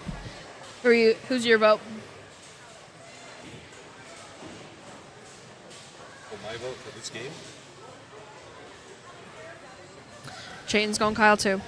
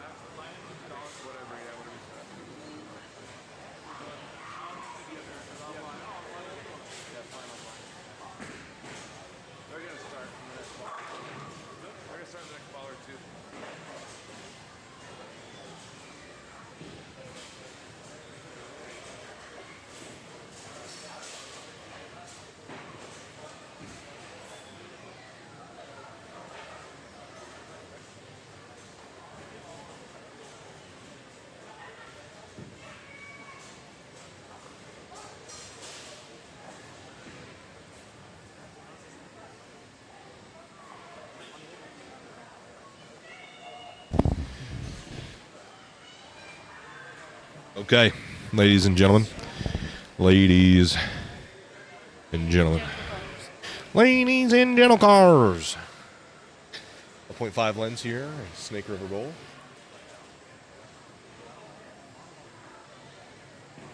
Storm. Alex. I don't know.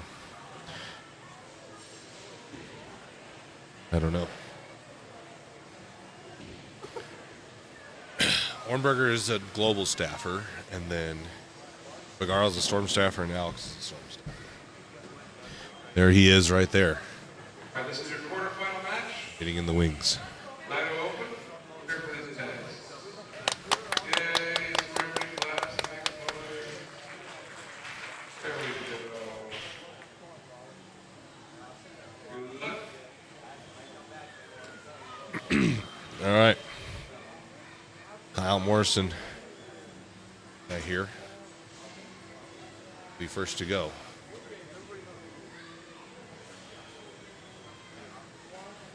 Excuse me. Purple hammer in tow. Looked right at the camera as he started the ball. That was kind of funny. First shot. Looks pretty good. High flush, 4 pins. Ooh.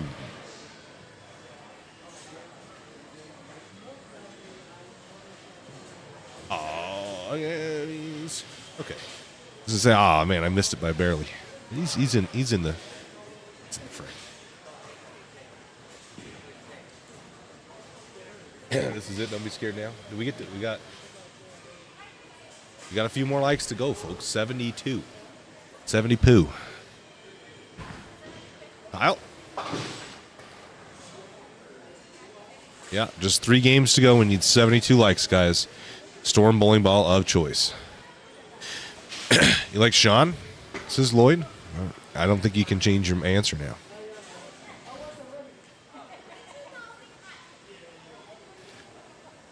You know, Hornberger.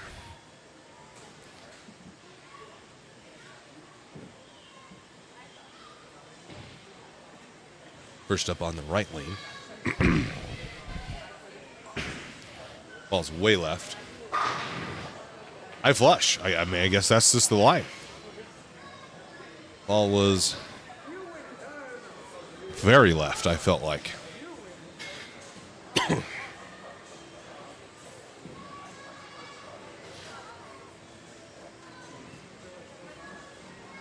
IQ 78U in hand. It's kind of a nice camera angle because we can clearly tell what ball they're throwing.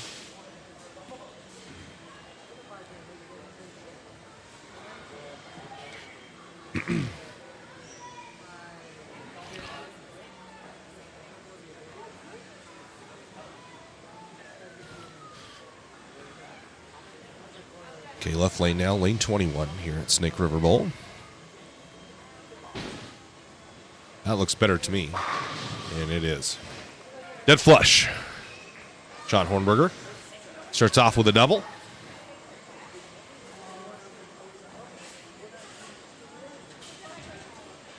And this camera pull focus, I feel like because it's a camcorder, it's focused on both the back and the front. I don't know. I mean, these aren't very good cameras, but we do what we got to do. And there's not very much light right there. Here we go. Morrison right lane. High flush. Oh, 9 pins. That was a really good ball.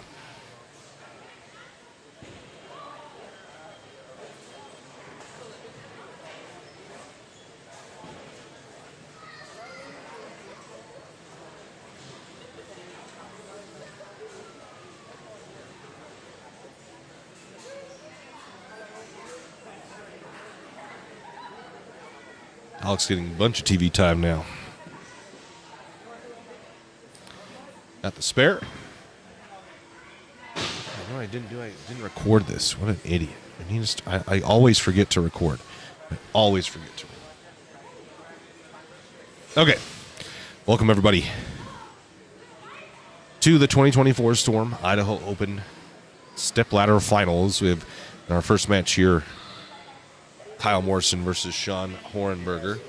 See you later, Manny.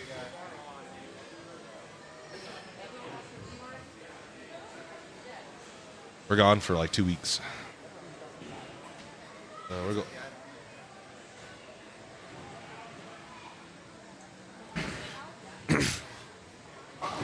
stepping around. We're going to Vegas on Monday. Then we're going on a cruise, Open Championships. Usually we're in July, but they didn't have any squads. Like everything was 9:30 p.m., 7 a.m.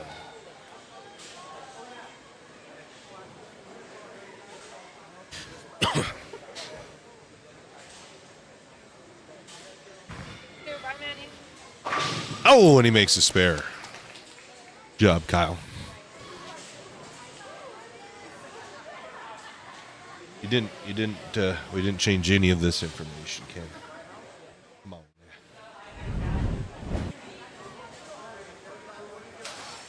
Well, could you change that, Anthony? Please. You can slide it over, whatever it needs to say. Here we go. We can just get rid of that. Or I usually put current match. Warnberger, right lane now. Working on a double. Ball needs a hook.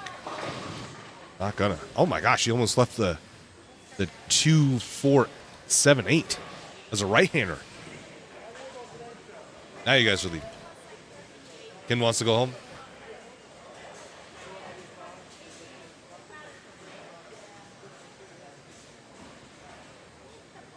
Well, have fun.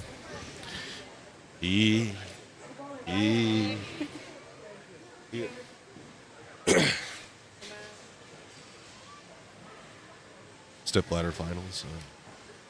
Like we have an issue with the approach. Studer is now down there cleaning.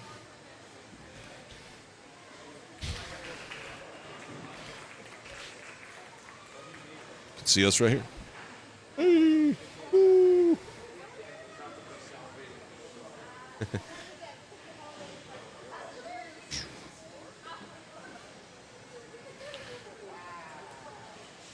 I just do one of one.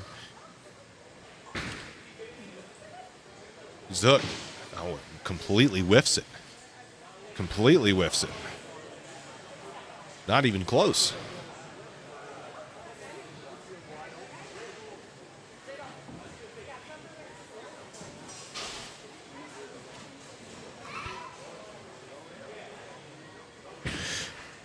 I could do that job.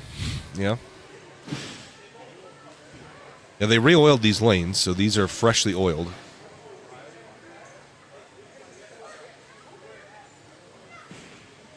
But Sean's ball is so shiny, they're just not hooking. Their break points are so far left.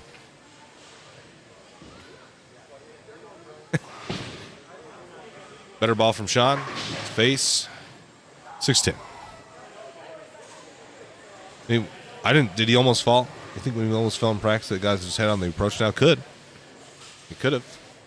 I didn't know he almost fell. 53 likes, though, guys. 53. We're very close. Giving away Storm Bowling Ball of choice. This is only during the live stream. And we'll give you the keyword. Sean at the 610. Makes it.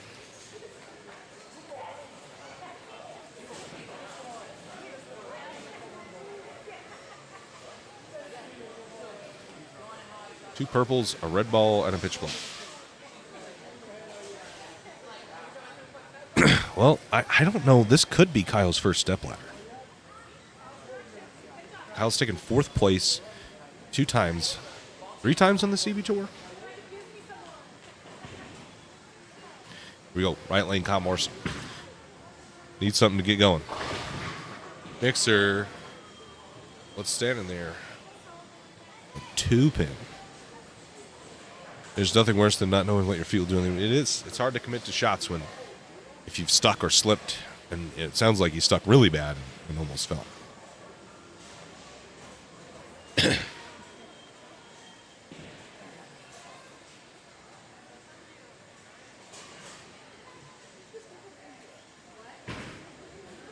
Make the spare.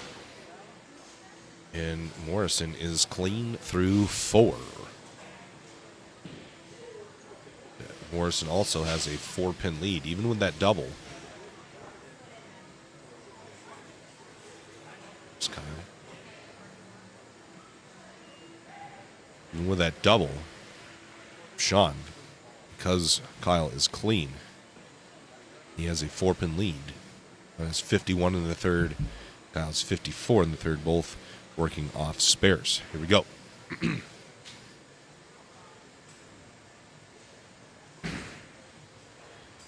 He's hooked. Shaker 7. Messenger gets the 5-pin. He is left with a 7. He's got a lot of 7 pins. It's not a lot of 7 pins this week.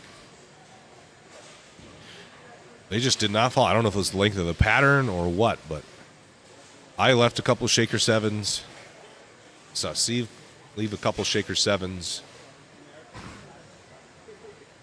He'll make it and clean through 5 without a strike.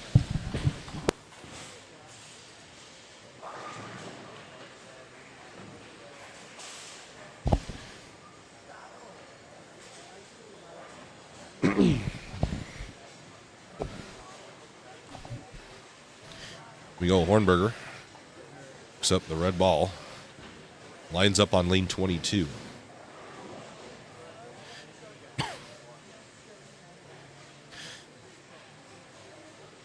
Tight game so far.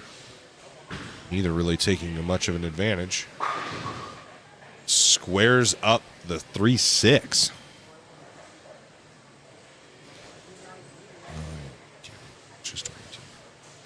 Squares up the 3-6. So losing even more count now because of the 6 count on the spare. Kyle's lead increases. Kyle has, does he have 60? They have 73 in the fourth. 67 now. Need a 6. Now the 1, 2, 4, 7 will make it.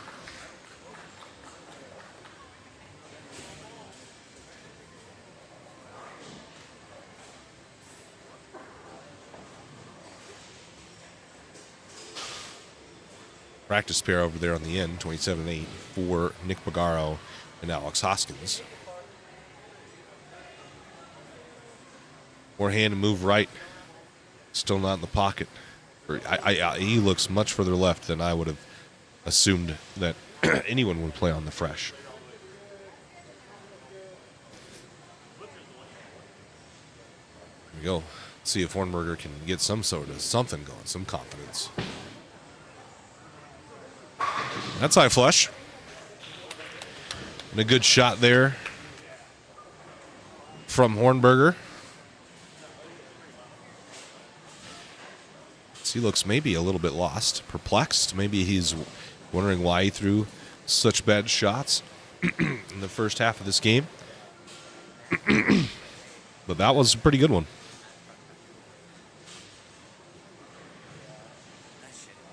Get Kyle lane 22.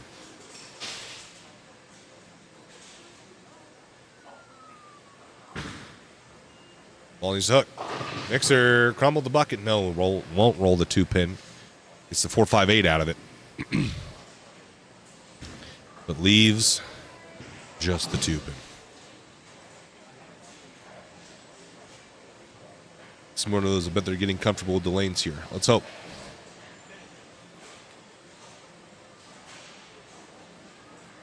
I don't know. They're just not hooking down lane. Both of these guys are much further left than I think that they need to be or should be, especially on the fresh. I don't know what they did in practice. They had 10 minutes of practice. Maybe they just destroyed them. I don't know.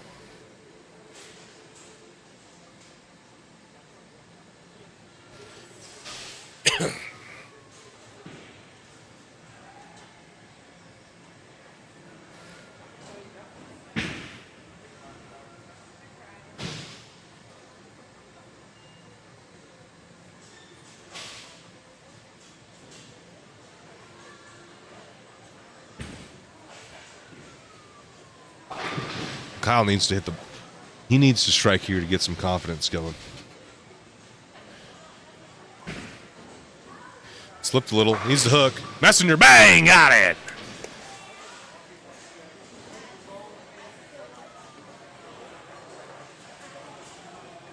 Let's watch that back. This ball comes in light still, sends the messenger across the deck, and chop blocks the 10-pin. That's an X on the board for Kyle Morris. We got Hornberger now, lane 22. Kyle's throwing urethane. Why? Kyle loves urethane. He loves his purple. I never see him throw anything but that. He did the new. Did he? The 2-5 for Hornberger. His ball is just really not tipping. His red ball looks so shiny already.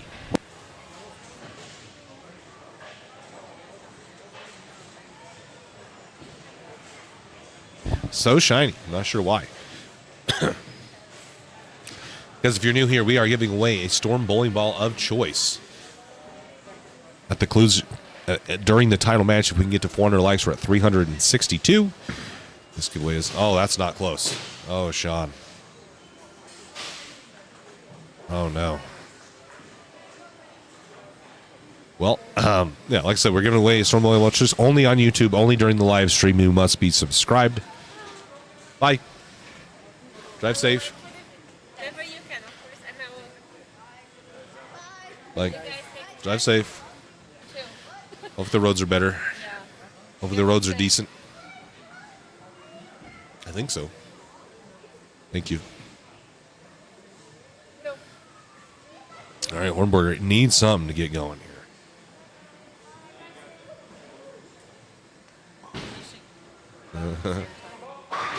It's a better ball for Hornberger.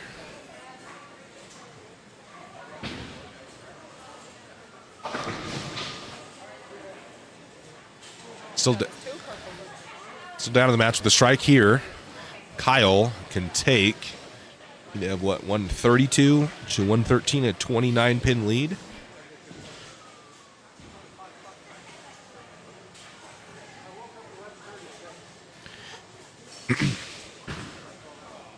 Ball looks good. High flush, 9-pin. Ouch. He is just really struggling to get the 9-pin out. That maybe is a little bit. It seems like he gets it a little bit right. The ball hangs. He gets it in. It gets offline quick and goes high. So that ball was not all that bad. And does not get full advantage of the open that Sean Hornberger gave him. Still in the lead, but could have been a little bit bigger. The strike there. Okay, I'll convert the spare.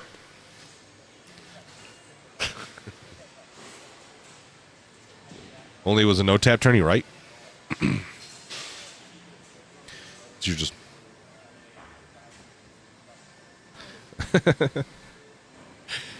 Okay, Kyle 132 in the 7th, Hornberger 113. Hornberger working off a strike. Kyle with a spare. So it would say that we are even. Oh.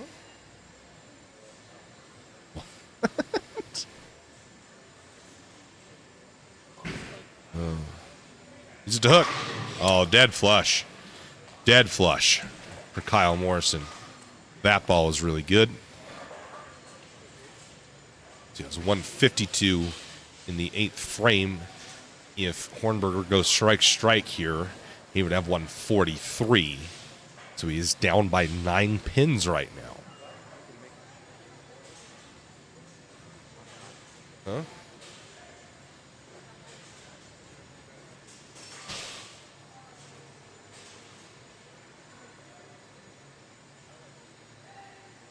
Woo! Yep. We go Hornberger right lane. Needs to strike here. Needs to strike here. Looks pretty good. Got it. 10 back for Sean Hornberger. Now we've got ourselves a match, folks. 43-73. So Berger can shoot 203. Kyle can shoot 212. Hornberger has the count. So Kyle, if Hornberger punches here, Kyle will need to double. Kyle will need to double if Hornberger punches out here in the 10th frame. He cannot shut out Kyle, but he will force Kyle to double. 3 big shots here from Sean Hornberger. See how what it takes. Ball's pretty good. Bang, got it. There's the first. There is the first one. He's going to take a breather. As Kyle waits in the wings, he's going to take a little breath. Get his composure together.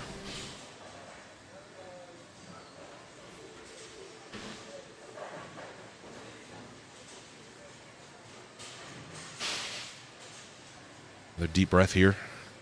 Get the focus locked in. Needs this one. This one's the big one. If he doesn't strike here, then Kyle basically has the game locked up. Strike here forces Kyle to double. A strike in 9, I guess, here. Here we go. Hornberger. Left lane. That needs to hook. Roll the 2-pin. No. No dice on the 2-pin. It's a 192 if he makes a spare. 193 if he makes a spare, sorry.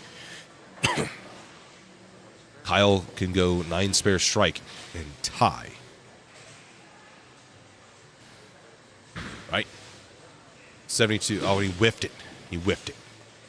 He whiffed it. Oh, no. The spare shooting has just absolutely killed Sean Hornberger. I don't think he needs the first one, because if he goes 9 spare, he had 72, 82, 92, and he wins by 1.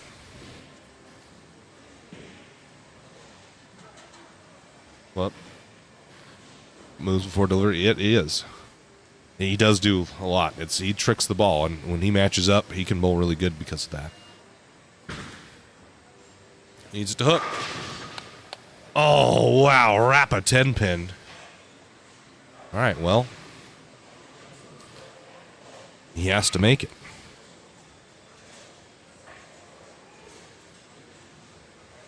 He has to make it. Right? Because if he spares it, he has 52, 62, 72, 82, 92. He needs to make it and strike. Make it and strike wins. Make it 9 is a tie. Make it 8. Hornberger moves on to face Kyle Morrison. This is a knee knocker 3-footer. Oh, no. Oh, no.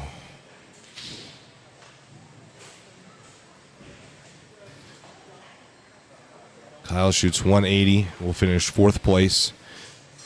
And in a game of who wants it least, Kyle Morrison whiffs on the 10-pin.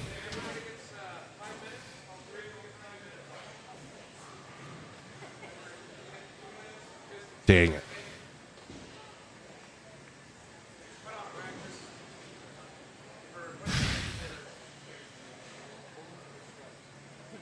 Yeah. How many times has Kyle finished 4th? Except one, right? Except in Vegas. Oh my gosh. He bowled. I think that was Kyle's first stepladder. Huh?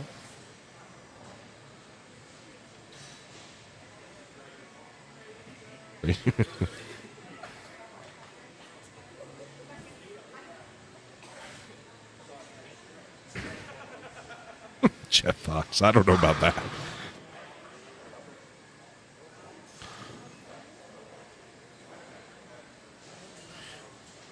And we're really doing 10 more minutes of practice? The other 2 get... Huh. I don't know if it needs much more breaking down. It's just going to get worse. Well, ladies and gentlemen, those matches are kind of they are a little heartbreaking. It's a tough pill to swallow. Hornberger's spare game was, why are they Royal Oil anyways? I don't know. The practice is a little overkill. I think this is part of the reason that PBA shows really they're always way harder because of it.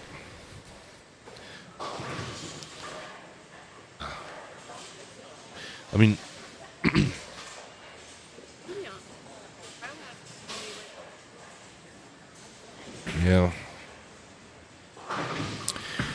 Yeah. It just sucks, man. Like, you leave it, like, you throw a good shot, it wraps a 10 pin. Now you're standing over a 10 pin you have to make.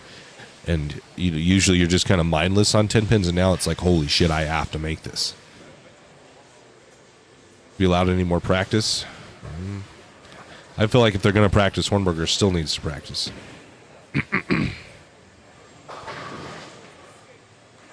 I think maybe they might, if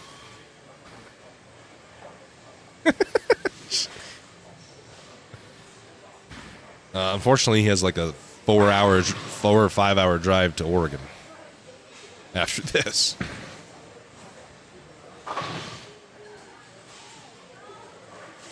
And they are all being bowled on one pair.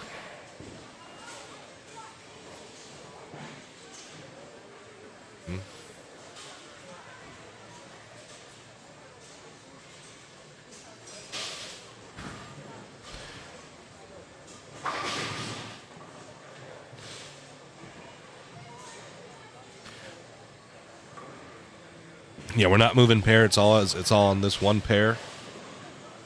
Where are the pink pins? I don't know, Mac. Maybe it's just for the title match.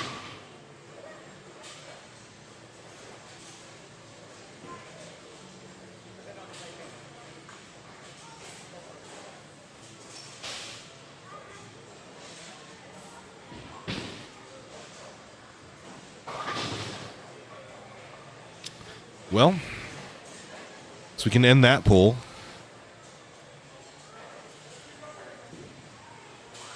It's Nick, Hornberger Nick.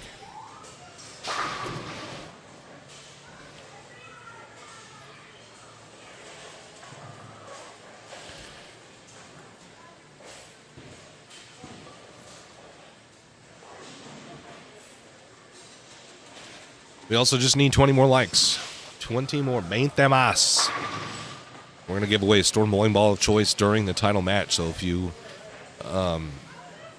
haven't liked the stream, go ahead and do so. You don't want to miss out. You need to be present to win. And it's only available on YouTube, only during the live stream. So if you're watching this after the fact. Oh, is Nick the 1 seed? I thought Alex was. Well, shoot.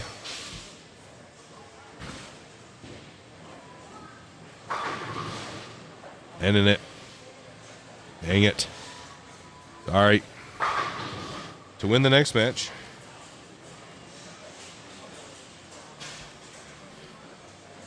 Almost did it again. I almost did it again. Damn it. Sorry, Paul. There we go.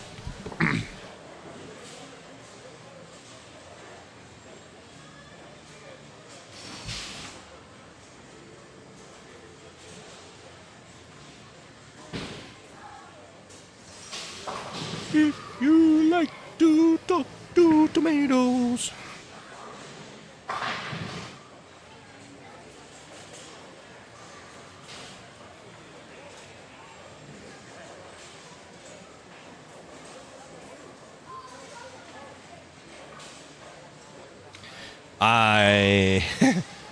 Are you being sarcastic, Adam?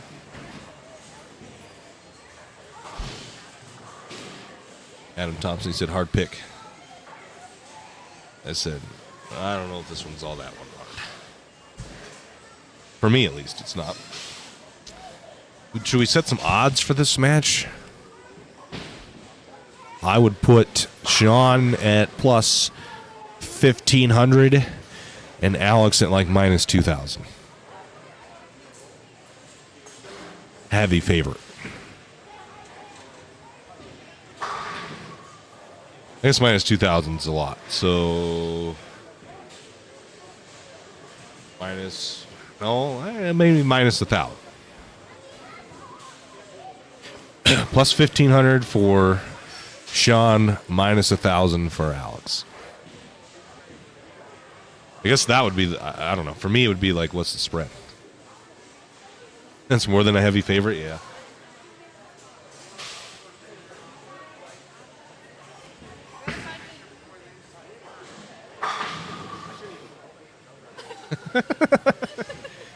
You could have had like an hour head start to Oregon.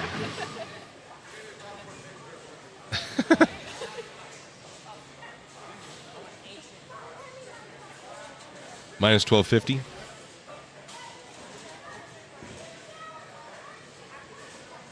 All right. Getting ready to roll.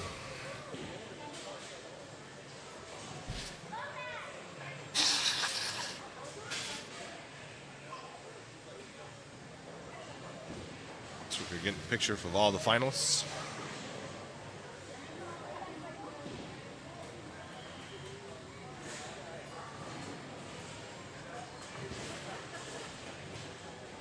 You don't think so?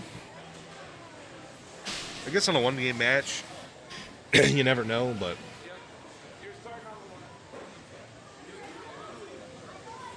we have the real books, I guess. Guess we'll never know. Everyone's disappeared. Where'd everybody go? Alex is way back here off camera. You can see his shoe. Hornberger is waiting for the time to expire on the scoring monitor. This guy, John C. Funny brother.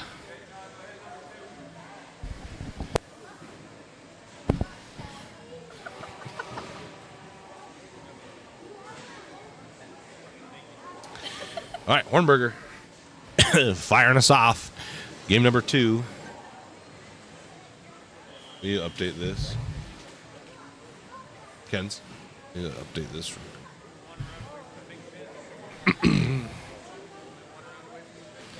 He's going to start off the left lane now.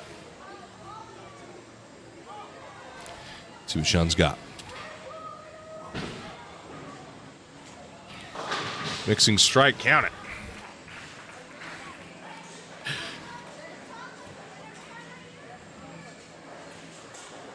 Hopkins.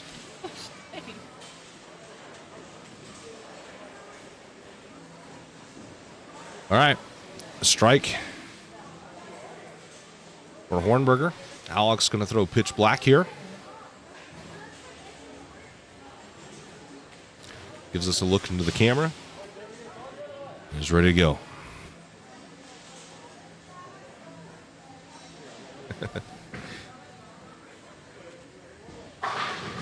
Oh, wraps a 10 pin. Did Hornberger's look get significantly better? Only heavyweight match to ever offer over plus 1,000 was Tyson versus Douglas. Interesting. Call Alex to do what he does best. Come back to win it all. It'd be cool to see Nick, though, after those back-to-back bills. Yeah, Nick's going to be tough to beat. Yeah, almost shot another one. I'm saying minus 250 because Sean had a full game to see the pair. Alex only has practice figured out. True. True.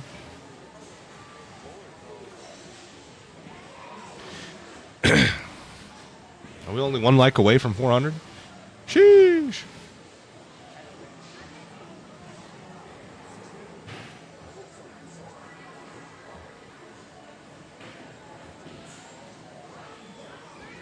Talk about someone who doesn't take much time.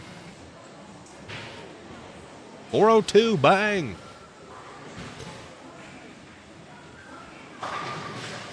Oh, and a blower 7. Well, then.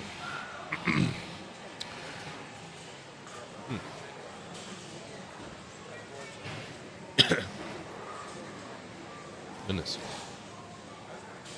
Where's my mouse?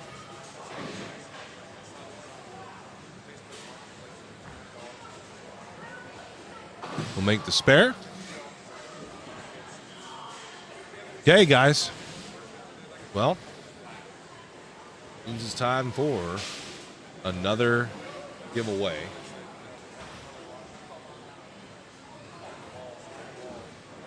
Are you guys ready for the keyword here for the Storm Bowling Ball of Choice giveaway that will take place during the title match, the next game between Nick Wagaro and the winner of this match?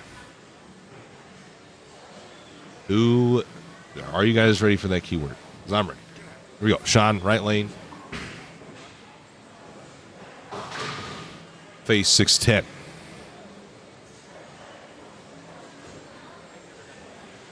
Storm Bowling Ball of Choice.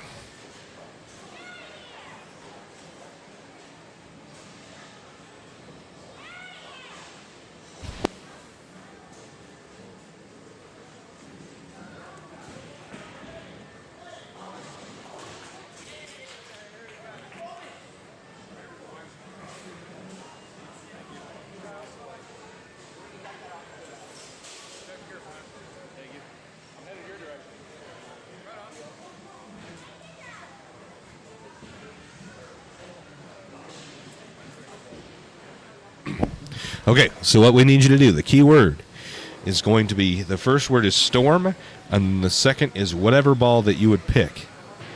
Storm, got to make sure you include storm, and then whatever ball you would pick if you won. Storm, and then whatever ball you would pick if you won. Doesn't have to be an absolute power. It could be an absolute power. That's what Kenzie wants, but storm, whatever ball you want. Oh, 7 just misses the 9.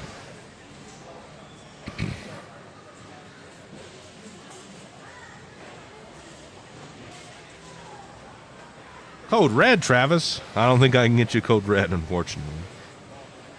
It's got to be, I guess, maybe that's your favorite ball, but we can get you, what was I about to say? Just the ball that's in line. Well, Hornberger makes that spare. He goes strike, spare, spare to start. Alex goes 9 spare, 9 spare to start.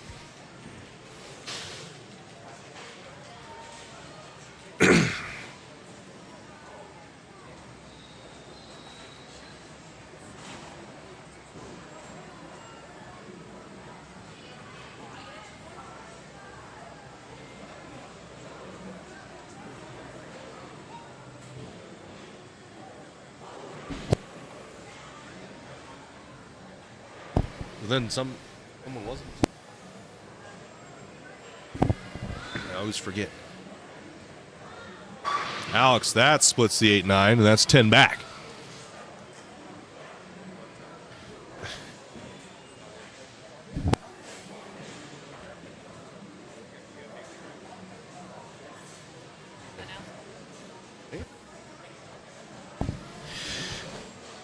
Storm and the ball you would pick, that's the key word. Again, only on YouTube, only during the live, must be subscribed. Nightbot will not choose you if you're not subscribed.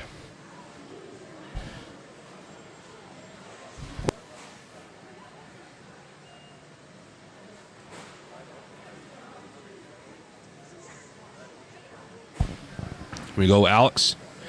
Left lane, needs the hook. Plaques the 10 pin. Got that one right. Labored a little bit down lane. You have to be present in the chat to win, yes.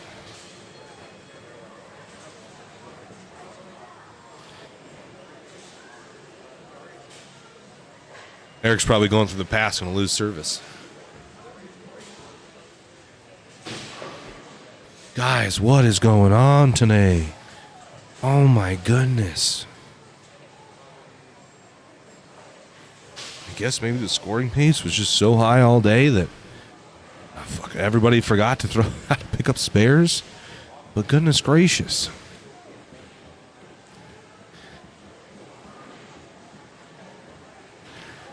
I mean, the amount of missed spares. You're already home, Eric. Dang, son. Right, Sean, right lane. Door is wide open. Ball's pretty good. Oh, bones an 8-pin. That ball was right on line. And you can't really see what it does through the pins, but all you can see is that 8-pin standing. Tough break, Sean Hornberger.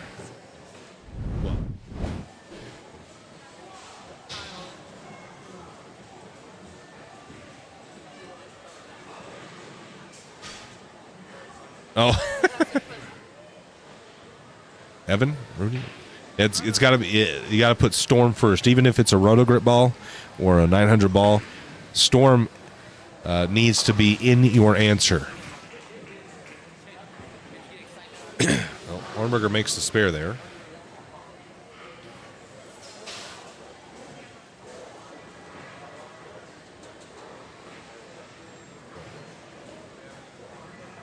I think it's Joseph.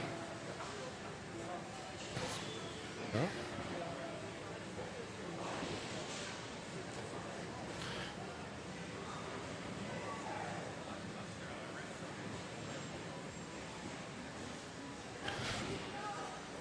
All right, here we go. Hornberger left lane now.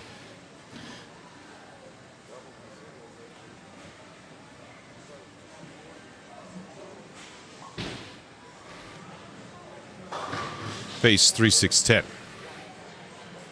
Guys, again, if you didn't put Storm, if Storm is not the first word in your answer, Evan, now you've attached the little dashy to Storm, so that doesn't work either. Storm has to be all by itself.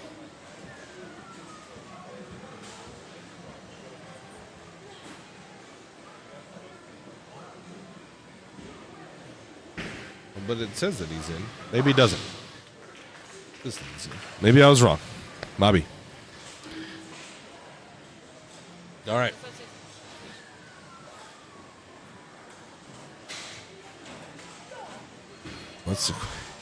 So this is we're giving away a Storm bowling ball of choice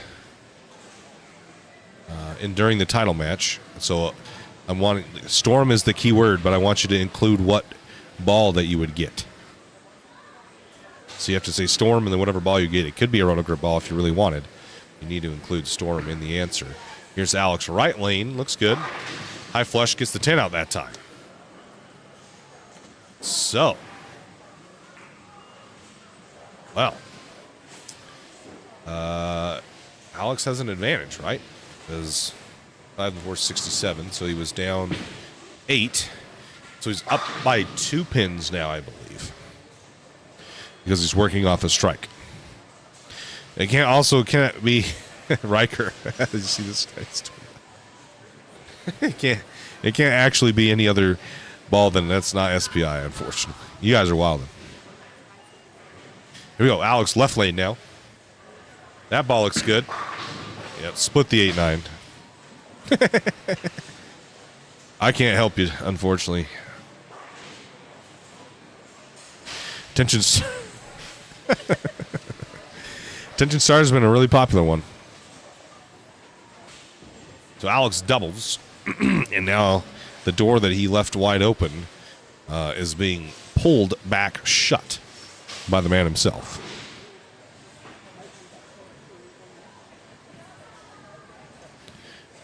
What? I know. Yeah, that's why this is my job, you know. Serenade those folks. Here we go. Needs a hook. Plaques a 10 pin, and the messenger falls off the back of the deck.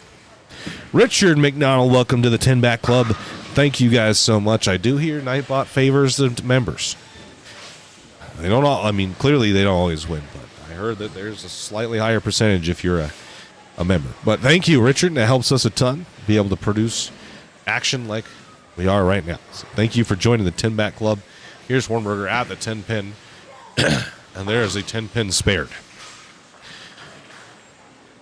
Lonnie, you have to, if you're on an iPhone, are you on an iPhone? If you're not on an iPhone, it's pretty easy. If you're on an iPhone, it's kind of hard. Riker, my man. Huh? Not as easy as if you didn't have an iPhone. Okay, Hornberger, left lane now.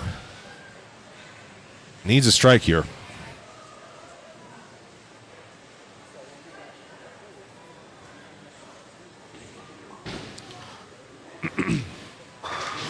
Oh, Bones a 9 pin.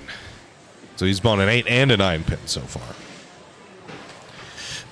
If you're on an iPhone, in order to join, you have to go to your web browser, Safari, or any web browser. Any web browser, go to youtube.com. Once you're on youtube.com, go to search Championship Bowling. And then once you go to our channel, there will be a join button next to the subscribe button. C makes the spare.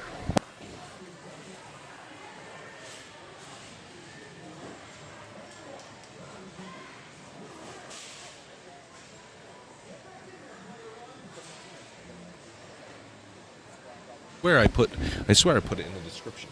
Can you go to the description? Or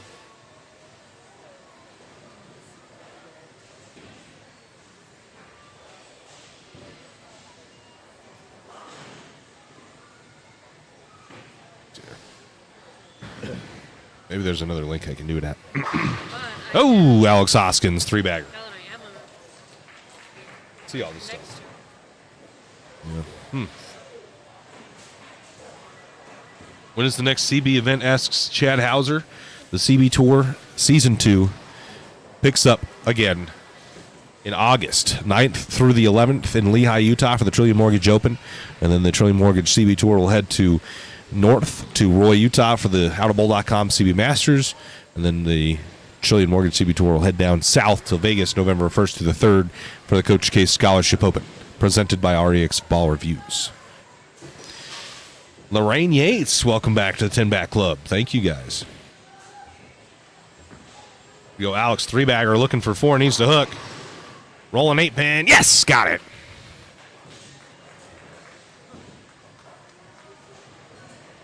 And Alex is rolling now.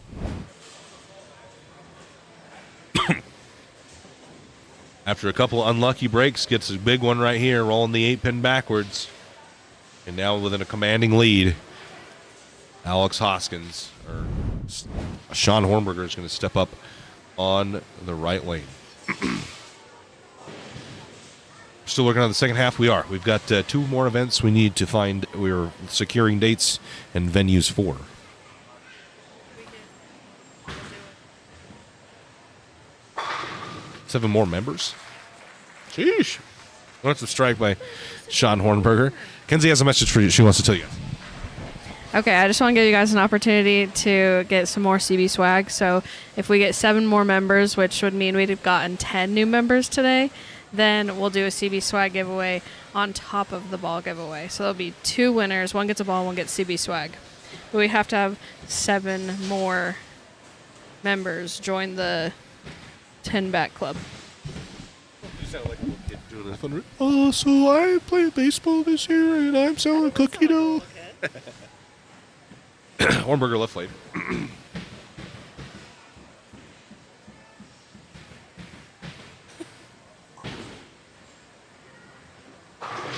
Oh, trips a 4-pin there. Good shot, Sean Hornberger. Oh, sheesh. Acclaim just gifted 10 of them. Dang. He said screw it. Damn. Big cheesing. Acclaim Garage Door is the man. Oh, well, there you go. What's done is done. We'll do a members only giveaway then. Oh, Alex Hoskins.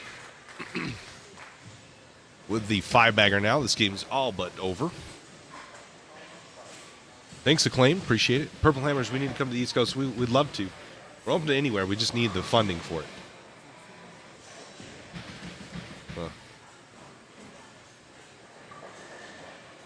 Yeah, I can turn on members only chat. We will after we do the ball giveaway. I know, that's what I'm saying. I was just telling the guy, the Purple Hammers guy, we wanted to come to the East Coast, like we'd like to, but we just need the funding to do it. We just got to get the right sponsor and right partners to get us funding to get us out there and all of our staff. Alex is going to back off. Anything but a split here would be detrimental. But as we wait here for Alex to throw this shot, after we do the ball giveaway, we'll do a members-only swag giveaway. So if you've gotten a membership now from Acclaim Garage Doors, the Oest of G's, then we'll turn on members-only mode, and then we'll give you a keyword, and you can enter that way. And there's a 6-bagger from Alex Hoskins. Absolutely labeled all but one of these shots after a couple of bad breaks. And Alex is going to move on to face Nick Borgaro.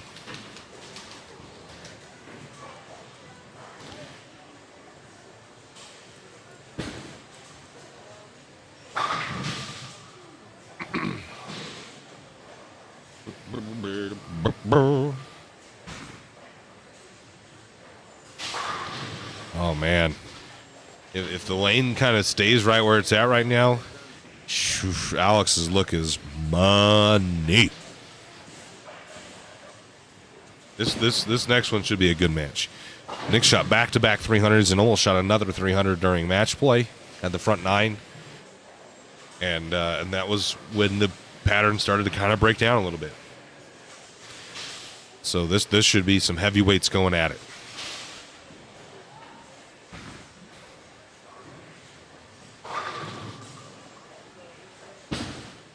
So Alex shoots 245 in the semifinal. Wow. Impressive.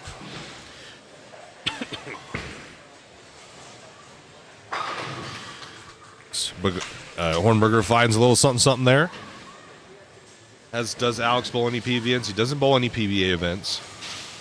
But he has made the Masters TV show twice. 2018 and 19, I believe. 18-19 or 17-18. He's going to bowl the Masters again this year. So, you subscribe, Josh? Good.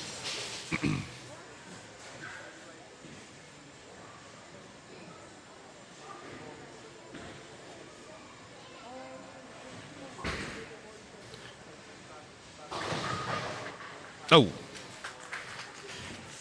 Alex is going to be really tough to beat. Okay, guys, if you haven't already, we're giving away a Storm bowling ball of choice here momentarily in the next match. And the way to do that is you type Storm and then whatever Storm ball you would pick if you won the giveaway.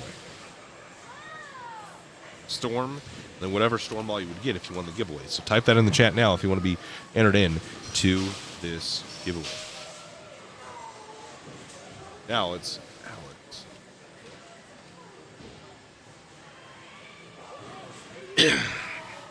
Do I see Nick Bowl? Yes. Yeah. I don't see that it's come through. You might have subscribed, Lonnie, but it doesn't look like you've joined the 10 Back Club.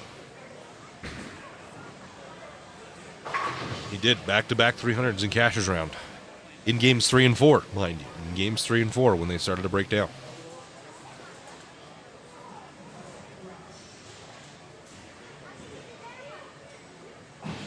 Absolute power. Huh? Hey, I kind of figured he might turn him on for the title match. Only. I do. Huh? Oh, really? I thought it was the whole time.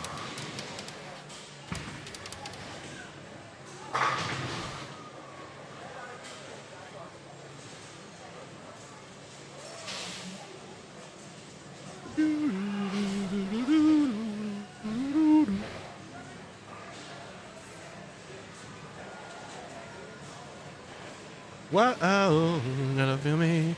Whoa. Alex's look was really good. I feel like most times if you shoot 240 in the title match, you're probably going to win. Your chances of winning are pretty high. Gotta see me. Wow.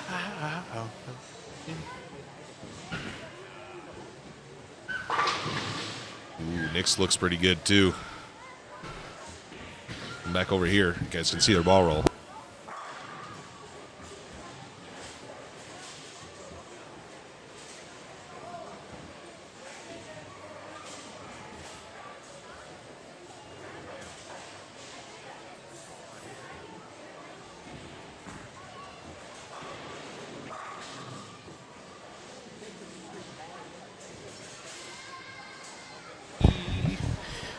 Just wanna be loved. Nick's due for a title, yeah.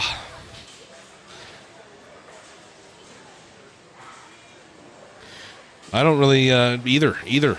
I like either. Don't really have much of a preference. Oh, look who it is. What it do? Sheesh. The man himself. What'd it do with you, Ming? Where are you guys? Are you bowling in? Are you going to be in Vegas next week, Darren? I talked to Jesse. He said maybe we might meet up. But I think they have that like all-star thing and all that stuff in Phoenix. So. When I'm bowling, you don't want to see me bowl. I mean, hey, you don't want to see us bowl. Blocked. You can't say anything?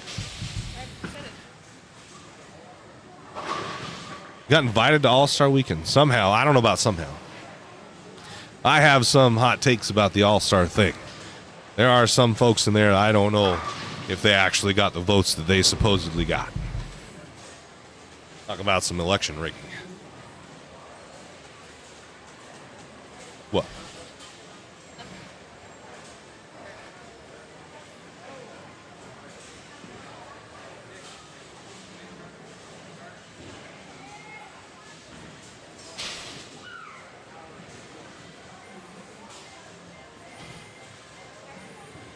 For those of you who don't maybe know or weren't watching, Darren took second place in the Tour Championship in, man, an epic match between him and Kendall Miles. I saw Kendall clutch up in the end to win the tournament and win the points championship. Aurora. Yeah, and Darren and Jesse's company, howtobowl.com. So if you want to learn from, he said rigged. If you want to learn from the man himself, how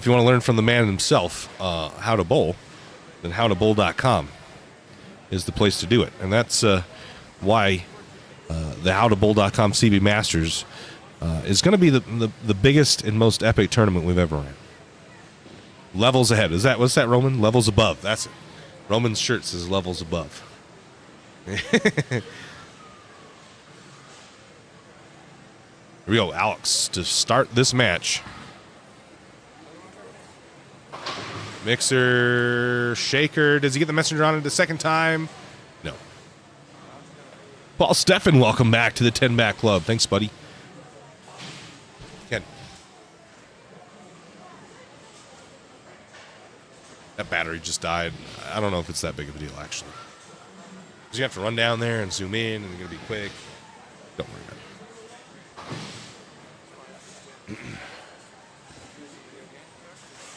Yep, Paul Steffen joins us here at the 10 Back Club. YouTube doesn't really give out verified check marks anymore, to be honest. Okay, guys, in the fourth frame of this game, we will draw for the giveaway. The fourth frame. Here we go, Bagaro, right lane, looks good. Bang, got it, high flush. I don't know, Bagaro's rev rate and speed is going to make it really hard for him to beat because that ball's going to the pins real nice. Alex had to label the shots that he struck on. Got lucky once, got pretty unlucky a couple other times. Nick, I don't think has to be as good as far as release and stuff. So, big Nick. User. I mean, 3 bills back to back. 24 in a row. And LPS. I keep wanting to say NPLS, the MPLS store, but an LPS. We go, Bagaro. Oh, dead flush. I don't know, guys. I really don't know if Bagaro gets beat.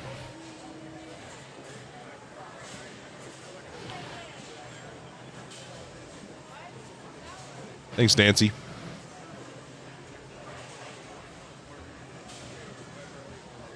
Okay, guys, fourth frame. So if you guys say Storm and the ball that you would choose, you want to be entered in this giveaway. So, how many other drawings? It's too late? Nope. You got to do it by the fourth frame. Storm and the ball that you would choose. Storm and the ball that you would choose. Here's Nick. Alex on the right lane. Needs to hook. Shaker 5-pin does fall this time. So Alex goes 9 Spirit Strike to fire off. How fast is Nick rolling? It says 17. 17.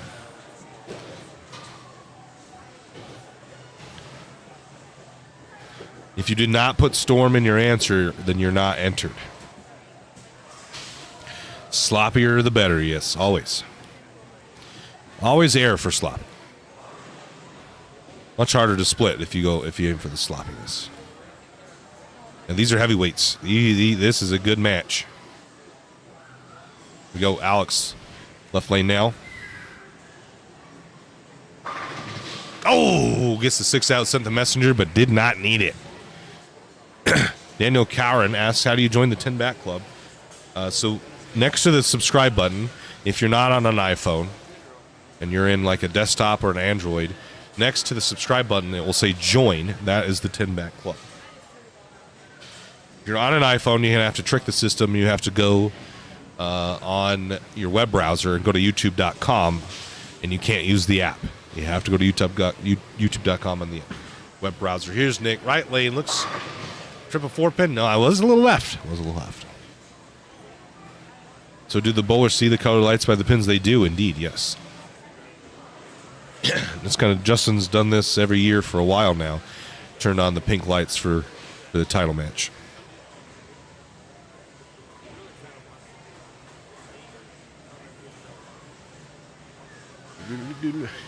Right. Seen the spare shooting be really poor today. And that one was no doubt. Okay, we're into the 4th frame. Andrew Madsen joins the 10 Back Club. Welcome, buddy. Thank you guys for your support. Buddy of mine bowled back-to-back 300s and beat me in 2 brackets of each of the first 2 games. 300, 2-something, 300, 240. Dang.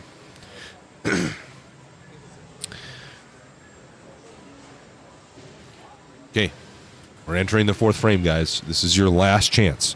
Storm needs to be in your answer. We're going to be drawing here very shortly. That is packed. Nick Pagaro. Are we ready? Here we go. A lot of people in this giveaway. We're letting her let her rip. This is your final chance.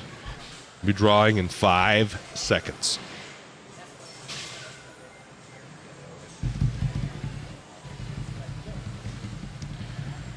Oh, well, I hope this game comes down to 10th. This is spicy. Last chance. Here we go. Set in the 4th frame. Oh, gets a 10 out. Here we go, baby. Giddy up. Okay, that's the end of the 4th frame. So I've given you guys some time.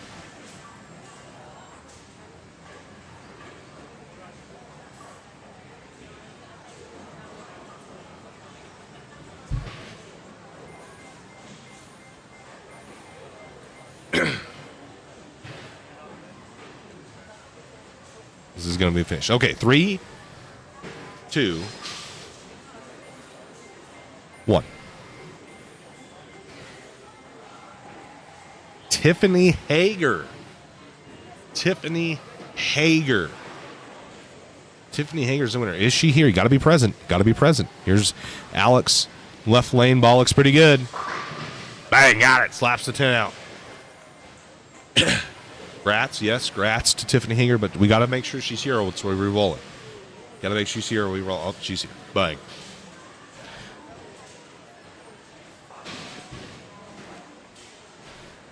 Everybody give her a grats. This is a big grats. Caps grats for the ball.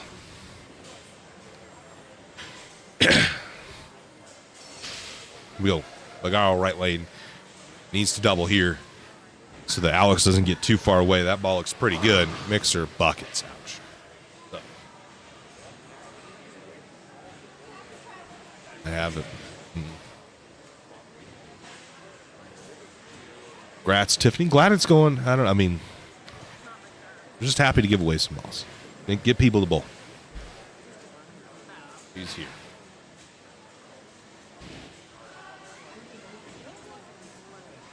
Look, this is a huge pair. Needs to have it. We'll chop the back 2 off of it. Well, Alex is kind of big chilling right now, guys. He's kind of big chilling.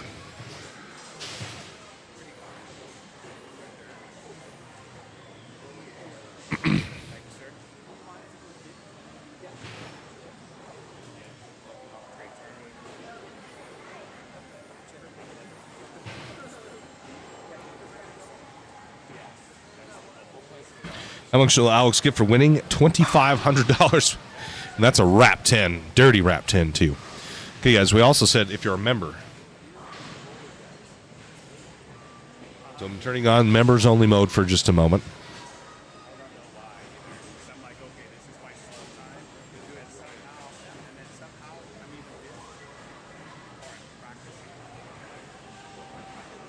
So I need my members to type in 10 back. If you're a member, type in 10 back into the chat right now.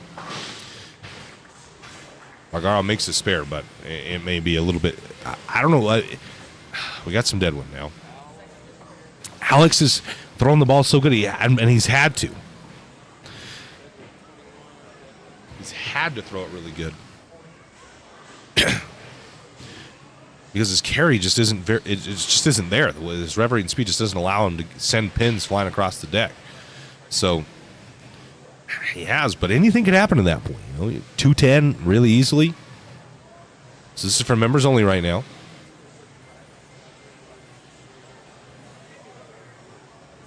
And then we'll turn it back as soon as we draw this.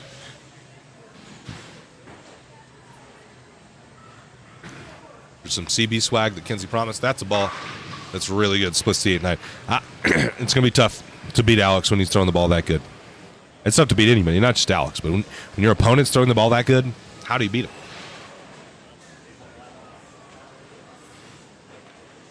Here at Snake River Bowl. Shout out to Justin Studer for doing all the work to put in this tournament, and this bowling center, the brand new panels, keeping the competitive game alive. We appreciate those proprietors. Thank you all. And thank you, Justin, especially, for having us out. Okay. Alex left lane. No doubt. I mean, no doubt. He's throwing the ball so good. Okay. Are all the members in? This is your last chance. I'm going to draw this one for some swag that Kenzie promised.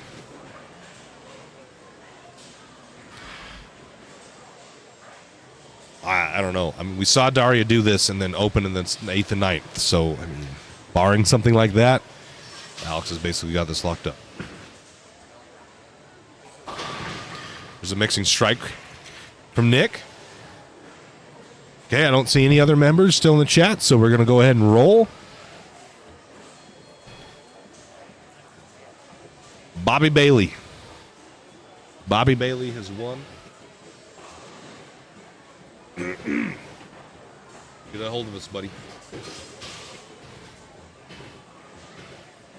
Jasmine, we can just get you some, though.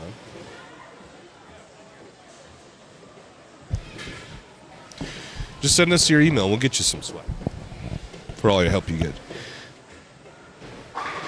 Switch to reactive, it looks like. Well, he doubles. I mean, it ain't over till it's over, but it's getting pretty close. Poker Man, how's it going? It ain't over till it's over, but we're about to cusp the waterfall and start heading down.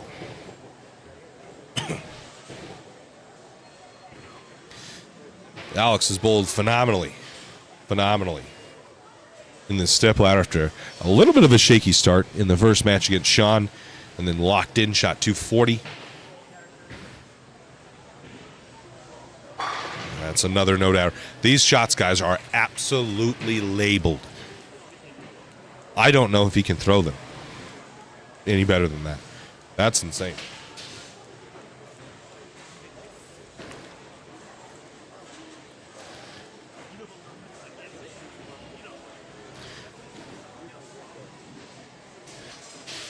Game over, brother. Yep. How do you beat? You got to tip your cap to that. Alex is so good. He's going to be dominant in the Masters. I think so. On a loop, right?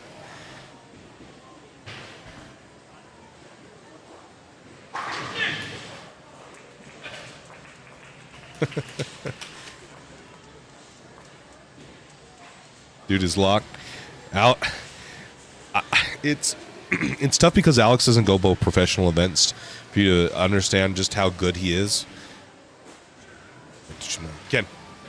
Kenzie. Did you get that in a video or pictures?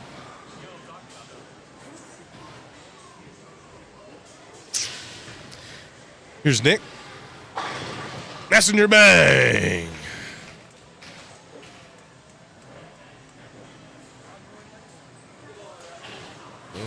Maybe. Maybe. Did you get a good picture at least? Like a cool one? You get like the point or whatever?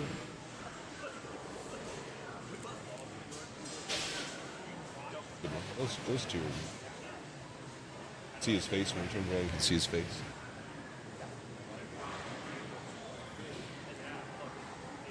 That's good.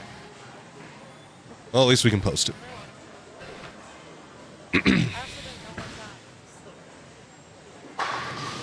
I think he was shut out for that personally, but yeah, I hear you. You never know with this homie.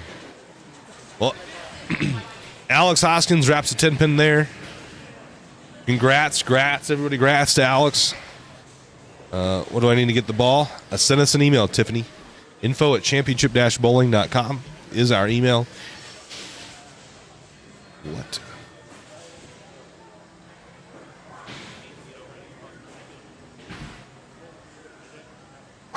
I want to thank you all for being here and hanging out with us.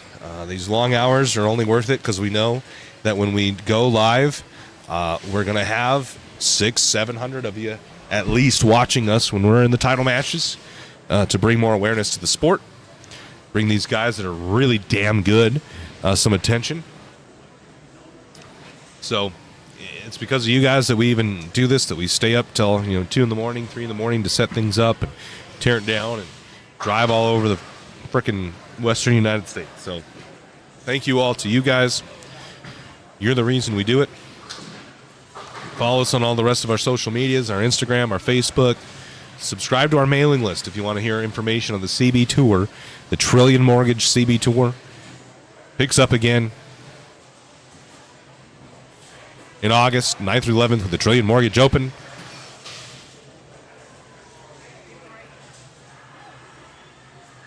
He's going to drink out of it. Yay! Yeah! Oh, chugging. Sheesh. $2,500. But yeah, subscribe to our mailing list so we can get you emails so you're informed. You know when registration opens up. I don't want to hear it be like, I missed out on the on signing up and the squad sold out because you didn't know or whatever. If you subscribe to the mailing list, super easy. We have 1 million emails a month. I want to get them out. Thanks, Adam, for watching. It was pretty cool to watch back-to-back 3 bills. Lost overall, yeah. It's bowling, man. We'll be here for the Idaho Junior Open next month. In about a month and a half. It's in the middle of that. And then at the end of April for the Railroader Scratch Classic in Nampa, Idaho. Championship-bowling.com. You got any final thoughts, Kens? No, but you guys are awesome. We had like over 600 of you in here at the very end, so that's great. We have 16 new members. I think that's like 20 for the weekend. So that's awesome. We appreciate you guys. I think that... Oh, and hopefully we see you guys on the CB Tour because it's a really good time. We give away free swag if you bowl. So if you're in the chat, we do the same things, but also if you come bowl, you get swag too. Get like whatever you needed, pictures and stuff. Yeah, so like Kenzie said, we have the junior series that we are starting next year. $50 or $60 for the junior bowlers to bowl. Really good deal for them to make some scholarship money. The challenge series that we rolled out in Reno, a handicap, side event that you can bowl just by itself. And yeah, thanks guys. Dave, it's good seeing you, man. What's that? What? I think so, yeah.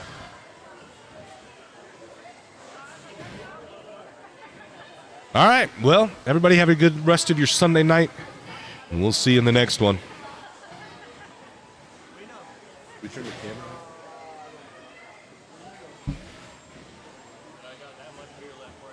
See y'all later.